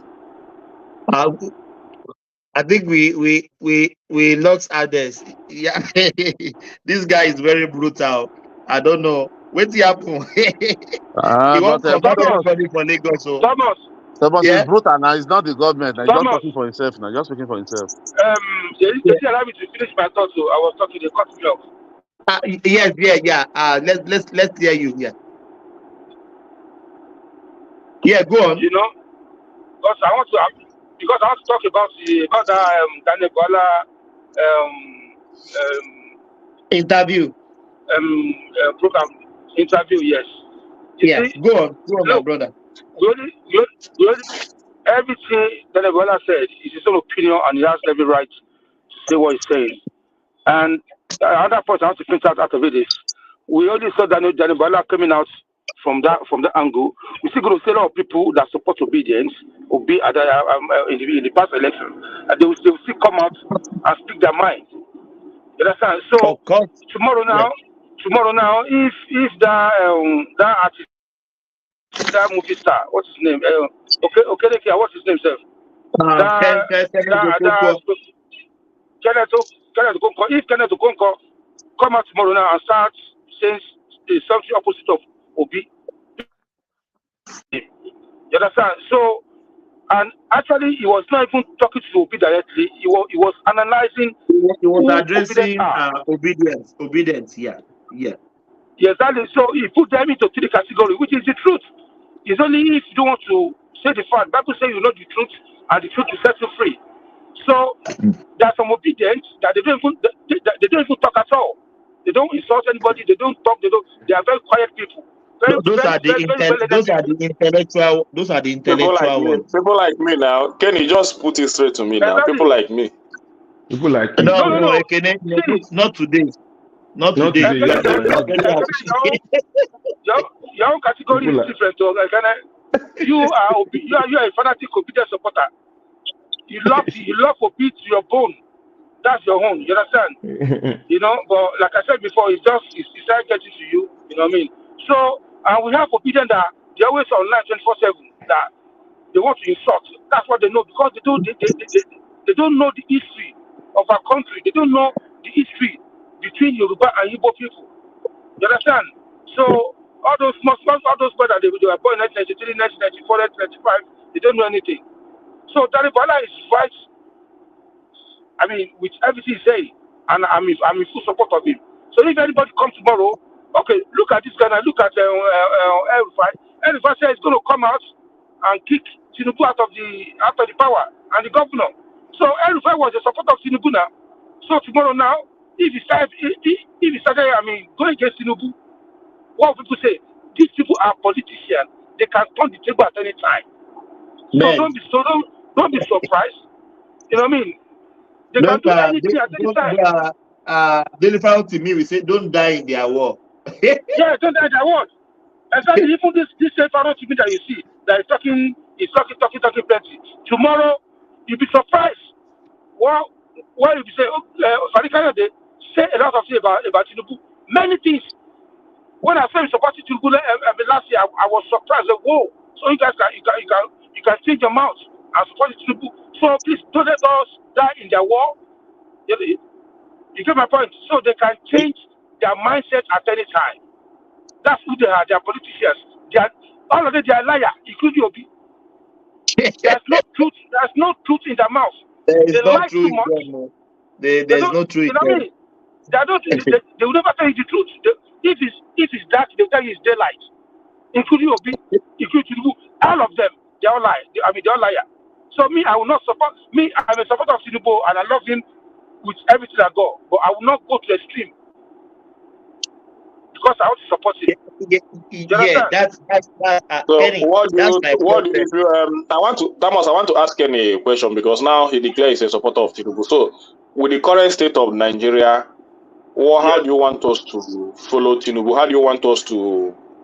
Are you still believing that he's going to turn around the fortune of this country and make this country great the way you believe in him? Now let me tell you. So which confidence are you giving us so that at least we'll pipe low because our blood pressure is high? Our blood is getting high about the way he's handling the situation of the country. So what are you going to tell us for us to pipe a little low? Yeah. Okay, let me tell you. See, we need to look at this Nigeria issue from different perspectives, from different angles. If you look at it as this present day, these are very bad. You know, you'll be passing wrong judgments. But see, if the foundation of your building is not laid on the solid rock, what happens to the building? The building will collapse. So we'll be making serious error from day one. Right back from the day of Obasanjo to Jonathan, up to this stage. Tinubu is doing the right thing. I disagree with Obasanjo. I disagree completely with Obasanjo. Hold on, please, wait. Yeah. Hold on. Yes, you can disagree. It's all right. You have every right to disagree. But what I'm saying to you is, Tinubu is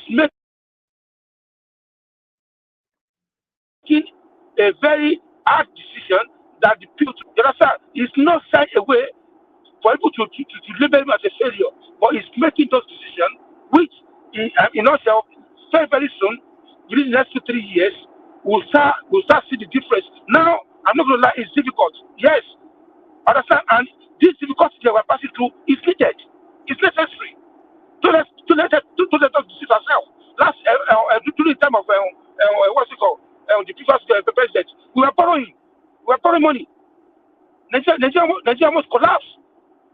So people are expecting Tinubu to continue borrowing, then there will be no Nigeria anymore. So we should just open our mind and think deeply.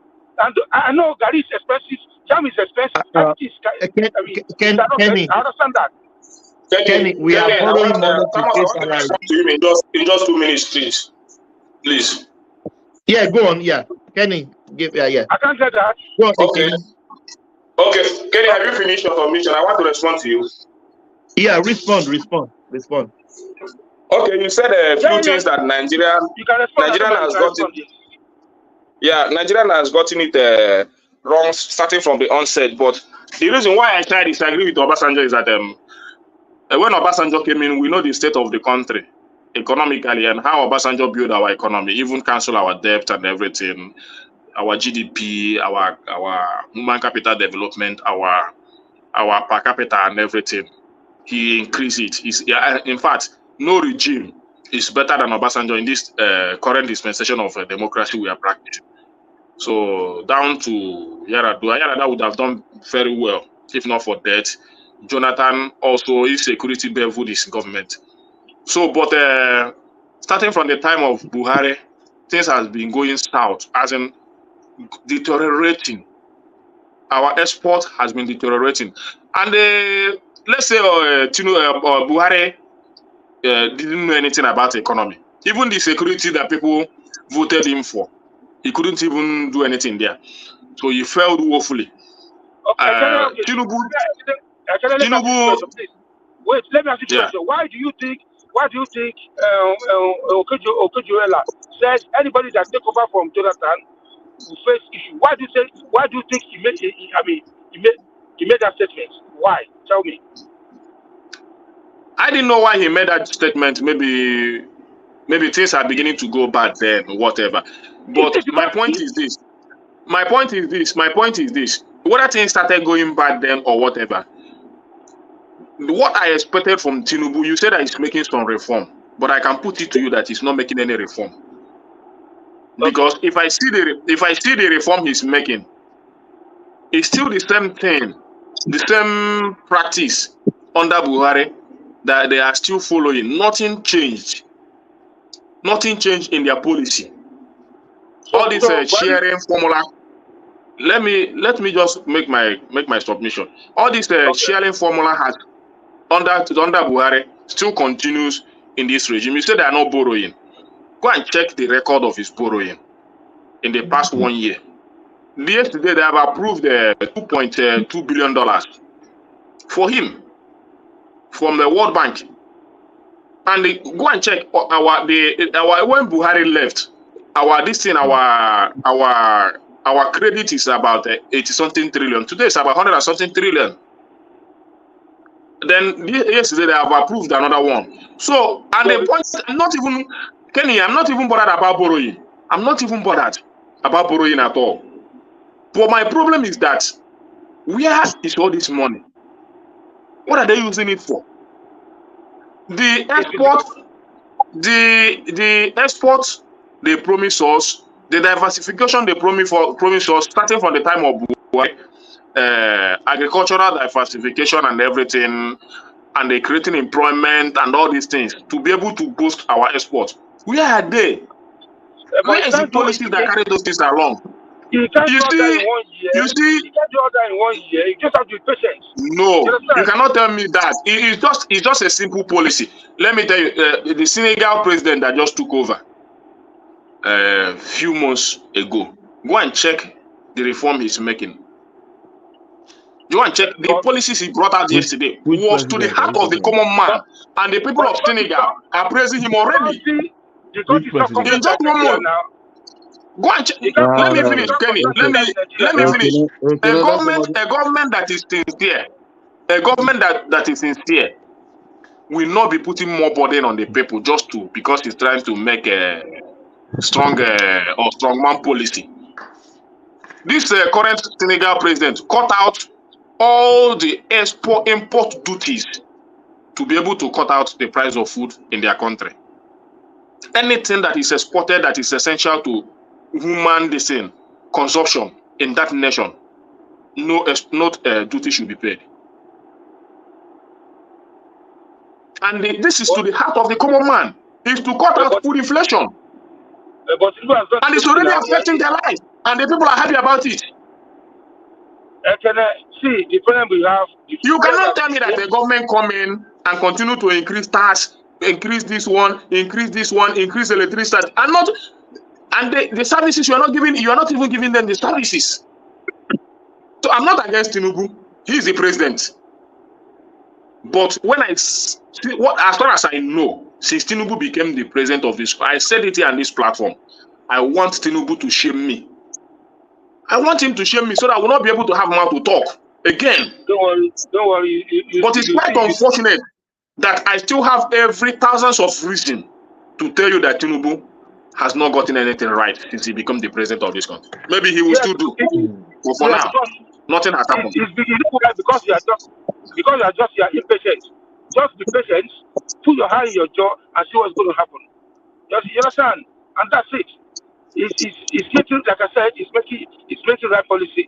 You cannot compare Nigeria with Senegal. Nigeria is still complex than Senegal. You understand? It's not comparable. You get me? So just be patient. No, this is a small boy that just took over government. That's a small boy, yo. A small boy that just took over government. Shady, let me come in small, please. Okay. Ekede, please. You see, this is the problem why people will think we are all against the country. I know you love the country, you have the passion for the country to move on.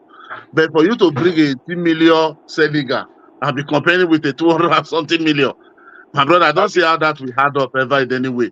Even the whole full Lagos is more than the whole country of Senegal. That is a little bit. Look at the states that have 5 billion, only 5 billion. Like my those states now 5 million.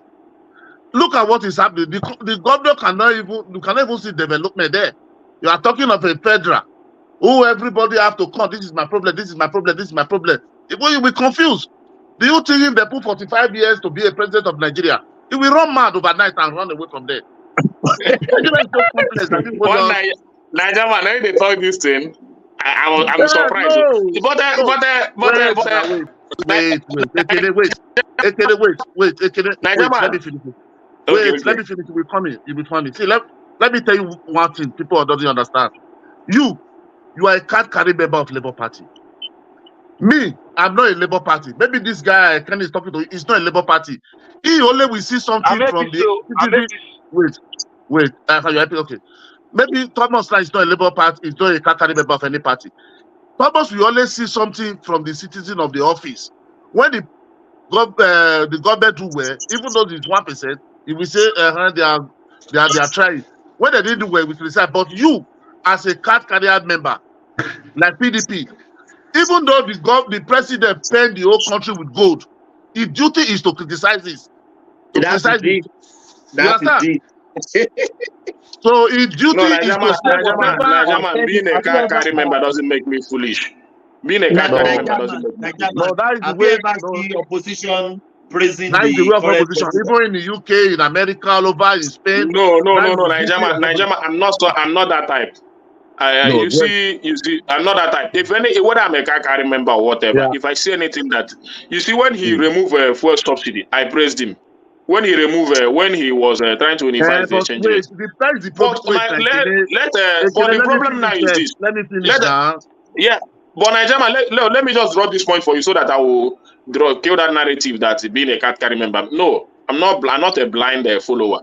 The issue is that when he does something that is right, I praise him. But when I begin to criticize him again, when I notice that at the back he's paying subsidy of this year alone, he's almost paid about 4 point something. I'm not the one that said it now. The record is there. 5 point something trillion. Yes. Being paid on the ground for subsidy. So I was asking question. How much is our budget for 2024? It's okay. Let's take it one. It's money already. Let me tell you one thing. Sometimes with Nigeria, one thing I believe. Me, I didn't support Tinubu. I didn't vote Tinubu. I vote Obi. You understand? But after the election is over, I was looking for governance. I began to stay in the citizen office. You understand? I'm not for nobody. I'm not against anybody. But the problem we have, I can see they are complaining about the obedience. Let's be realistic. The problem they have, because Nigeria, because majority of them doesn't like Tinubu face. Their prayer, I've seen people praying. Say Tinubu must fail. Let him fail. I'm saying this is something. I can give you video evidence. You understand? I've seen pastor telling us that dollar will be 2005 in a congregation. People was clapping. Stop gaslighting Nigerians. Stop gaslighting innocent Nigerians. Please, I'm talking now. When you're talking, this is the problem. When you're talking, nobody talking. It's okay. Please. I've been quiet all along now. Let somebody talk now. Be quiet, see, listen to everybody. Why are you doing like this? Most people don't talk. You know, I put in the background. There's no more interjection. This is democracy. You have to understand one thing. This is democracy. Everybody is free to have his own opinion, to say whatever he likes. The constitution gives you right. That is why they say the majority will only have their way. The minority will have their say. That is why election is number. Please, if I want to say anything, even though you like it, you don't like it, let me have my right of speech. Mama, yes, I'm not Najama, insulting. I'm not. Najama, you are a very. I see you as a very straightforward human being. I'm not disputing the fact. I'm not disputing the fact, and I appreciate your stand. But for me, it's not because I'm a Labour Party member or whatsoever. Me joining a party is not me. No, Niger man is a very. I understand what he's saying. That people is praying for the. See, me as a businessman, I cannot be praying for government to fail because it will affect me negatively in my business. Dollar going up and down is not good for me in business. How would I want my business to close because Tinubu is the president? I want him to bring if dollar comes down to 500 naira tomorrow, I'll be more richer. You see, Ekene, I see your point. It's very valid. What is affecting me is affecting me. I have a business. I have a business to protect. So why will I want the government to be making bad policies that will affect my business and I will be praising them? I don't have any other source of income. It's not bad policy. It's not because of. So I don't. People can be thinking like that. Maybe those people don't have business to protect. But for us that do business here, a lot of businessmen here knows what it takes when government make bad policies that affect their businesses. Hold on, please. Yeah, we are. Thank you. Yeah, we are shutting it down 10 hours. So we have like 18 minutes to go. So let's hear from the new voices that just came in. Yeah, Yakub. Okay. Let's hear from Yakub and let's hear from Kandu. Then we'll shut it down. Good morning. Tell me the bad policy that the government has made. Just tell me one or two. Tell me the bad policy. The policies they started with removal of fuel subsidy and the unification of the naira was not well thought out and was not well managed. I don't know why they couldn't manage it. Maybe because of the corruption in it. How? You know, when he talked about the issue of removing fuel subsidy, he said they saved trillions of naira. Hold on. Who removed the subsidy? Is it Tinubu that removed the subsidy? He announced it now on his inauguration speech. No, did you not listen to him? So the day he announced it, automatically the price of fuel rose from that day. Hold on. Don't run what you are saying. It was Bwala that removed the fuel subsidy now. And let me tell you, you are making a mistake. Do you know Emefiele lied to all Nigerians? Do you realize that? Do you realize that Emefiele lied to all Nigerians that we have reserve of $35 billion? And when they get there, they discover that we only have $3 billion. Do you realize that? It doesn't. So that the Emefiele lied to Nigerians. So yeah, I know that the Emefiele lied to Nigerians. I know that the Buhari government also said this. Hold on. What I'm telling you is this: Emefiele tell all Nigerians, even tell Tinubu that we have reserve of $35 billion. You know, but when they get there, that's why they arrest him now. We only have $3 billion. The former hold on. The former minister they already used it to borrow money now. They use it to borrow money now. It was when they want to take that out of that money to start using it to pay subsidy. That's when the World Bank tell them, no, you only have $3 billion left. So this money is for us. So we are taking it right away. So where do you want to see the money to run the country? That's the genesis of the problem. That's the genesis because I didn't lie to Tinubu. I didn't that money is there. Let me tell you something. Even if you listen to Baba Bode George, he said it now. He said what Buhari did to that country. Where do you see a country where what is the Minister of Humanitarian? He's taking 500 billion naira every month from Nigerian government without traces of where how they say 500 billion everywhere, and you are there. You are there. You never go to Casino to go and castigate Buhari, to go and shout and say, "You are coming here to tell us Tinubu this, Tinubu do that." It's not fair now. It's not fair. No, Yakubu, coming from the same camp, and the way Tinubu posted that he understand everything, and he will keep the ground running. Let me tell you. That's why a lot of people believe him now. I can hold on now. I told you they lied to him. I just told you now they lied to him and the whole Nigeria now. They lied to him now. If Obi had won this election, it would have been the same thing. It would have been the same catastrophe. There's a big problem. You guys just don't know. There is a big problem. It's just because the man has the political will and he has like the main support. He knows how to handle them. That's why we are still managing the country now. But he has still the country. Before he left, he cleaned the country both left and right. Let me use. There is something this former governor of Ekiti State said. Nigeria has been telling our governors and the president has been telling us to have patience since the last 40 years that things will get better, and that is where we see now. Get patience. Still for the last 40 years, go and check all the administration. Everything they're telling us, get patience. That's not what I'm telling you now. So we are still in that game of getting patience. You are a marketer. Yeah, you sell goods. Yeah, if I come to you, you come to me say you want to buy some goods for me, and I say, oh, this warehouse that you are saying, I have a lot of electronics inside that warehouse. I have 2 trailers of electronics inside the warehouse, and I give you the key to the door. And you already pay me. You already collect money from your customer, spend the money.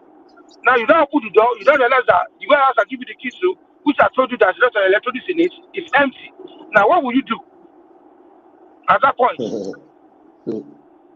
You look for another option. Maybe you go to another neighbor that have it and supply the goods first, then take your profit. Then before you start looking for the money. Where you already pay now. You already pay. You already pay. You already pay. Where you get the money to buy from? You already pay for that one now. No, necessarily. You ask me as a businessman now. Let me answer you as a businessman. If I tell you that I have a goose, if I tell you that I have a goose in my shop, the goose you are requesting for. Already pay you now. The man has already paid. I want to answer him now. I think he asked me a question, or should we answer him? Yes. Go on. So if you tell me that, if I tell you that I have a goose and you want me to supply that goose, then I go to my warehouse, I cannot find those goose again. It's easy for me to still supply you that goose. I will just go to my nearest neighbor or any other person that I know. Go to his warehouse, carry that goods and supply to you. Take my profit. Then when I come back, I will now begin to ask my secretaries or any other person. I'm looking for these goods. How did you sell it? How was this good being sold? You understand? But first of all, I have to do my business because I don't want to lose my customer. No, that's not the question I asked. You are not the owner of the warehouse. You want to buy from me. You understand? And I told you that warehouse is full of goods. And you already spent your credit. You don't have credit to buy from anywhere anymore. You should already spend your money. You understand? You've already given the money. Then I give you the key of empty warehouse. As I open the door to the warehouse, you realize that the goods that I told you that is there, out of 100, you know that it's only 2. It's only 2 cartons. Good morning, everyone. I still have other people that can still supply me the goods now. Because as it is today, we still have borrowing. We still borrow in this country. So there is no way that I would have exhausted my borrowing capacity to be able to get goods from another supplier. Yeah, let's hear from you. So you can stop that. Good morning. Good morning, my brother. Good morning, General. Good morning, everyone. Good morning, Mr. Ekene. I think to a degree, Mr. Ekene is very correct. They've been telling Nigerians, Nigeria go better since I was a kid.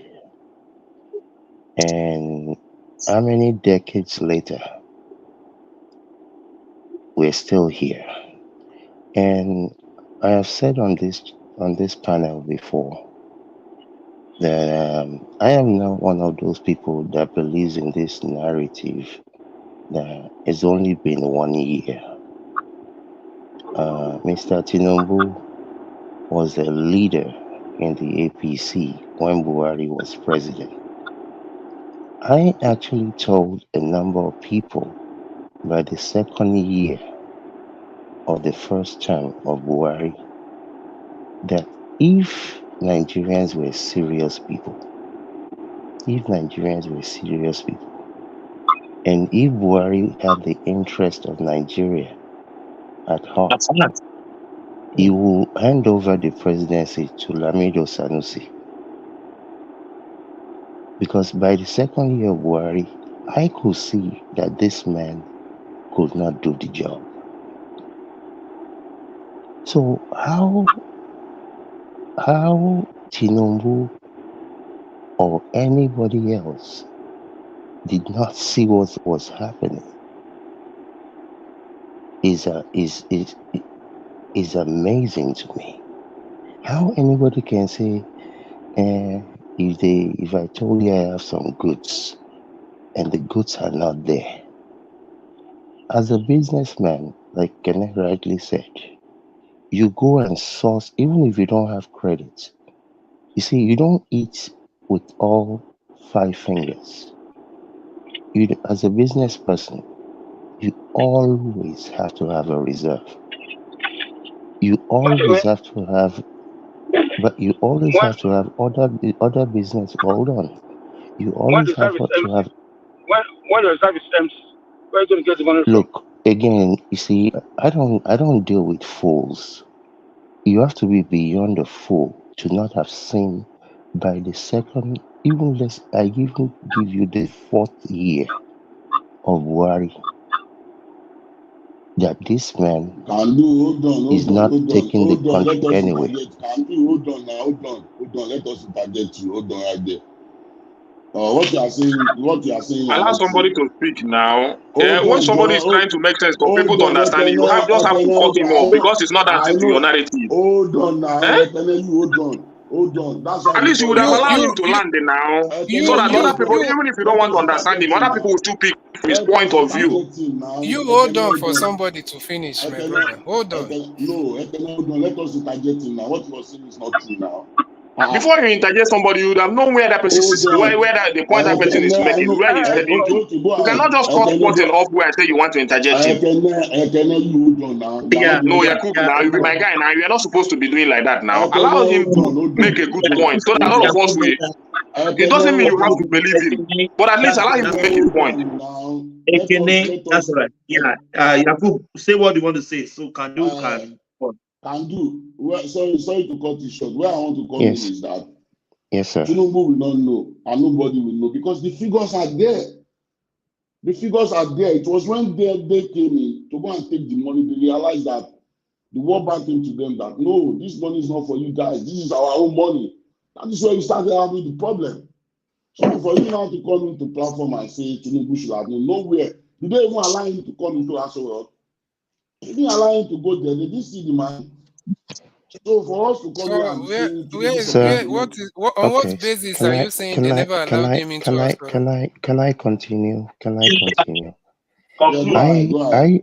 I was not, I don't, I think I visited Nigeria in 2015 and I didn't go to Abuja.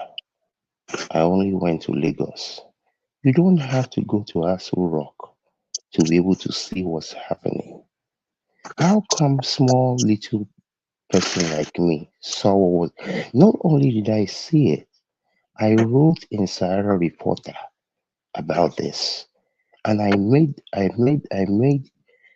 made several references to why if Nigeria was serious, Buhari will hand over to Sanusi. You see, part of our problem is your so-called leaders, they're not leaders. You see, real leaders You will hand over think to about. Sanusi. Did Nigeria Hold elect on, sir. Sanusi? Hold on, sir. Hold on, sir.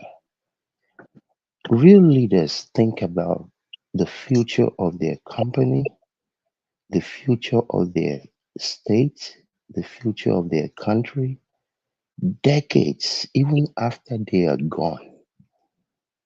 It's not about what they're going to gain.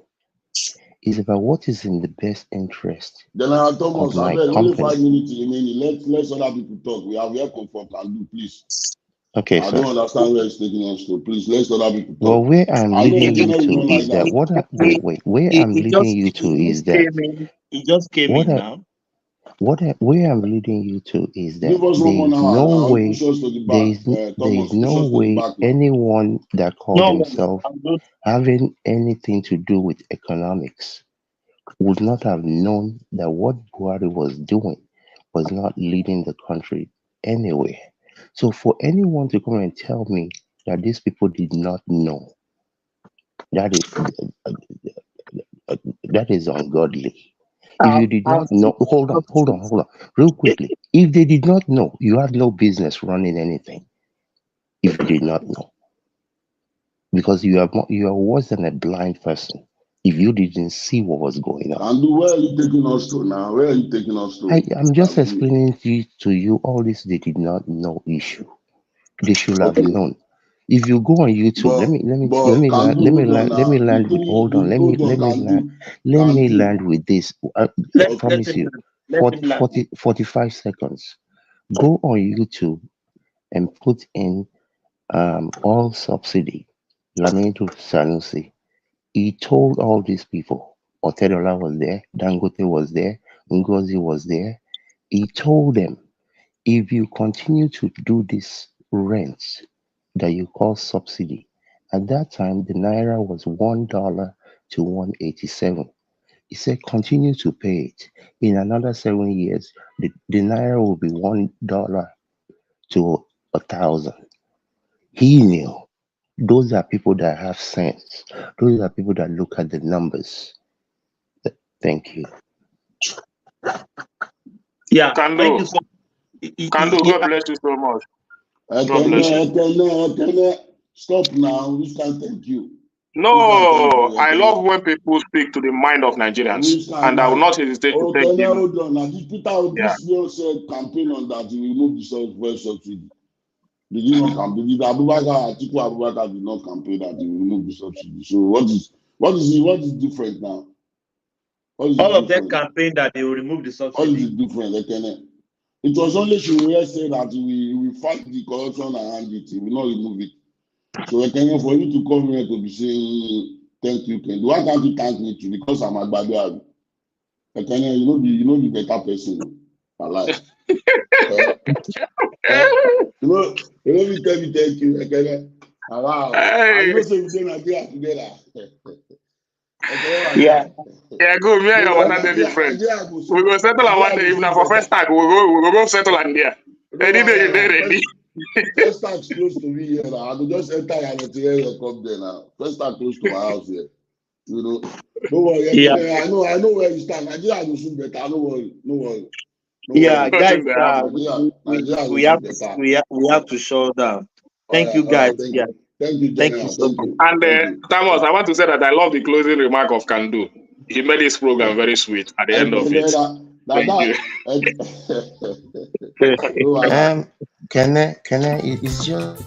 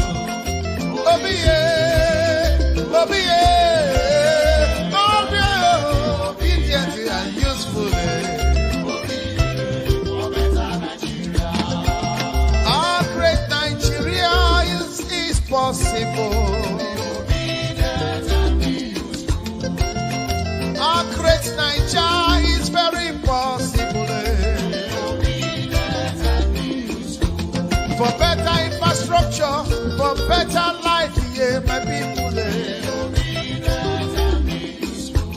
For better roads, yeah, for better hospitals and health, yeah. For to work for us, for Nigeria. Le, le, le, le, le, le, le, le, le. Yeah. No more hunger. Le, le, le.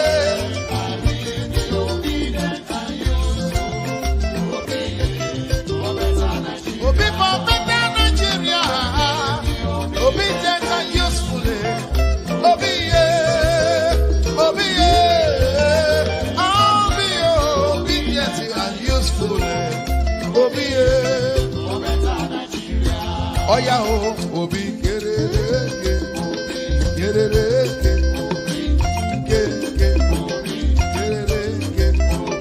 Hausa man, Yoruba man, Igbo man, Middle Belt, Niger Delta.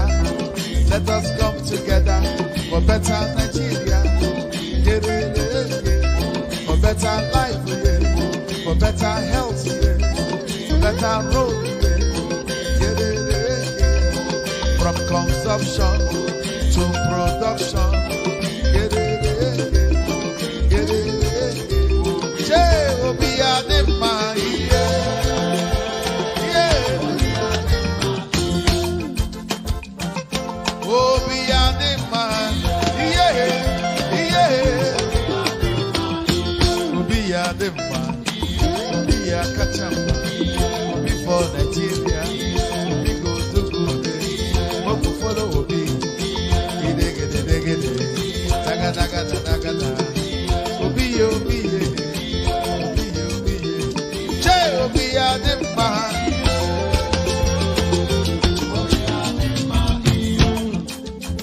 Okay now. Ewo, I beg you.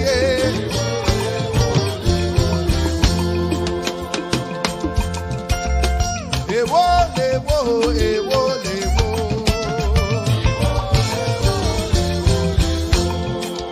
Oyibo lọ́tọ̀ bẹ̀lẹ̀ wá lọ́tọ̀ ìrọ̀sí lọ́tọ̀ kò wá ní lọ́tọ̀ Mọ̀rítàlá lọ́tọ̀ Ọbásanjọ́ lọ́tọ̀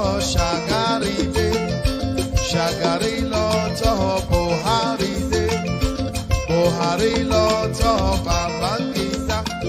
Babangida lọ́tọ̀ Ṣọ̀nẹ́kan lọ́tọ̀ Abacha lọ́tọ̀ Abdulsalam lọ́tọ̀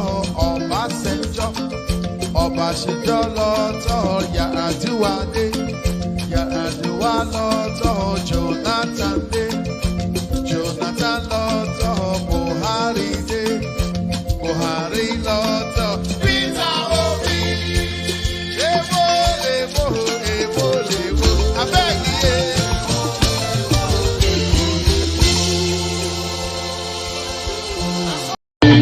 Ẹni bàbá ilé, Bọ́lá, ọmọ Tinubu, ìgbàlódé yọ̀dọ̀, báwo la nílùú ni, ìgbàlódé yọ̀dọ̀, àtẹnudíní, àtẹnudẹ́tì, àtẹnudẹ́ta, àtẹnudẹ́rí, àtẹnudẹ́rí, àtẹnudẹ́ta, àtẹnudẹ́tẹ́, àtẹnudẹ́tọ́, àtẹnudẹ́sọ, àtẹnudẹ́rẹ́, wọ́lá wúwúwúwú, ẹlẹ́yìí ò tọ́, àbẹ̀rẹ̀gbọ̀gbọ̀ ẹlẹ́yìí ò tọ́, àjẹmísílẹ̀ ọkùnrin ní ọ̀gbẹ̀rì aláàbàrà dábìlárú, ohun bẹ́ẹ̀ ṣe yóò fi lára, ìwà ẹ̀rù ló ń ta nílẹ̀rù, àrùnìsì wí àrùnìsì sọ.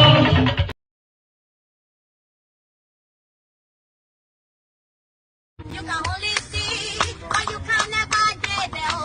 You can only see, but you can never get there. You can only see, but you can never get there. You can only see, but you can never get there. You can only see, but you can never get there. You can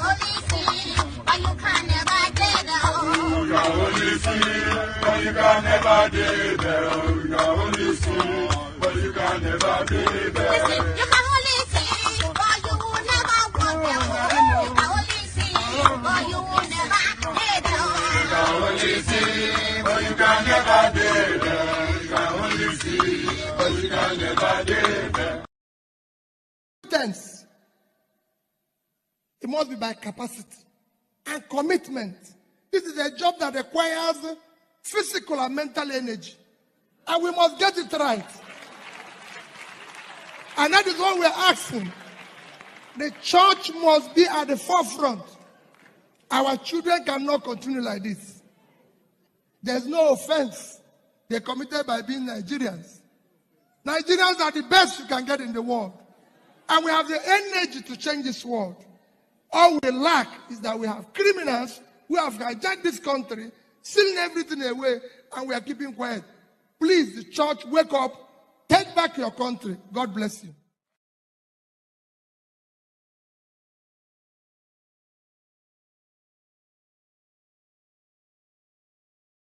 My convoy is 5 vehicles.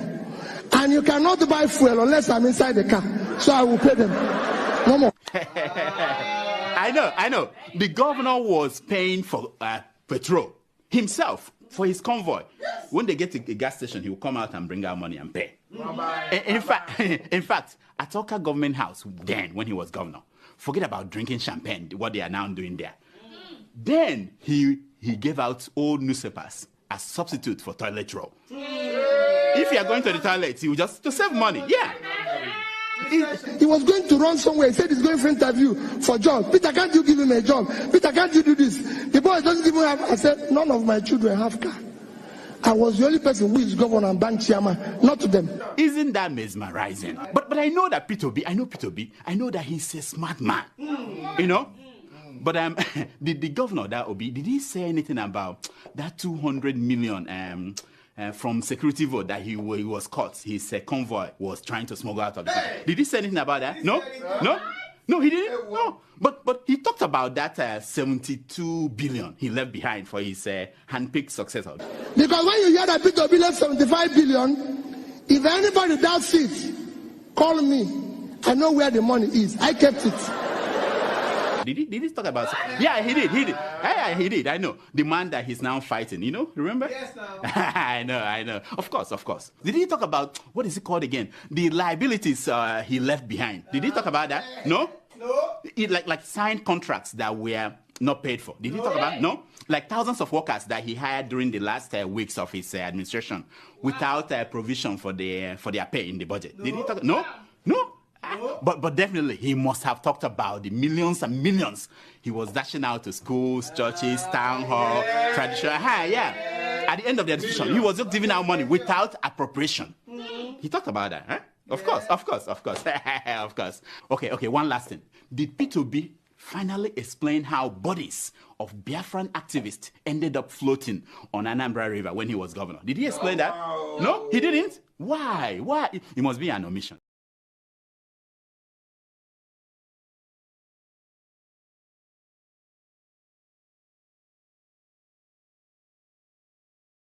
Ọmọ Nàìjíríà we hail thee, our own dear native land. Nigeria we hail thee, our own dear native land. Though tribes and tongues may differ, in brotherhood we stand. Nigerians all are proud to serve our sovereign motherland. Our flag shall be a symbol that truth and justice reign. In peace or battle honored, and this we count as gain. To and unto our children, Havana without stay. O God of all creation, grant this our one request. Help us to build a nation where no man is oppressed, And so with peace and plenty, Nigeria shall be blessed. And so with peace and plenty, Nigeria shall be blessed.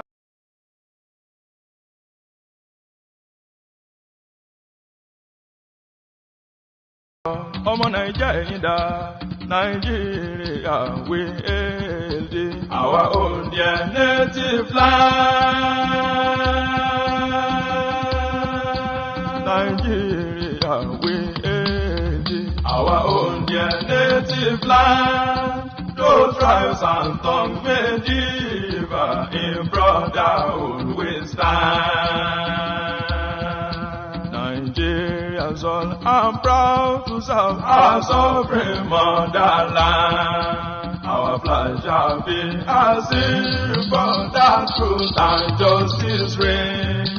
In peace or battle honored, and this we count as gain. To and unto our children, Havana without stay.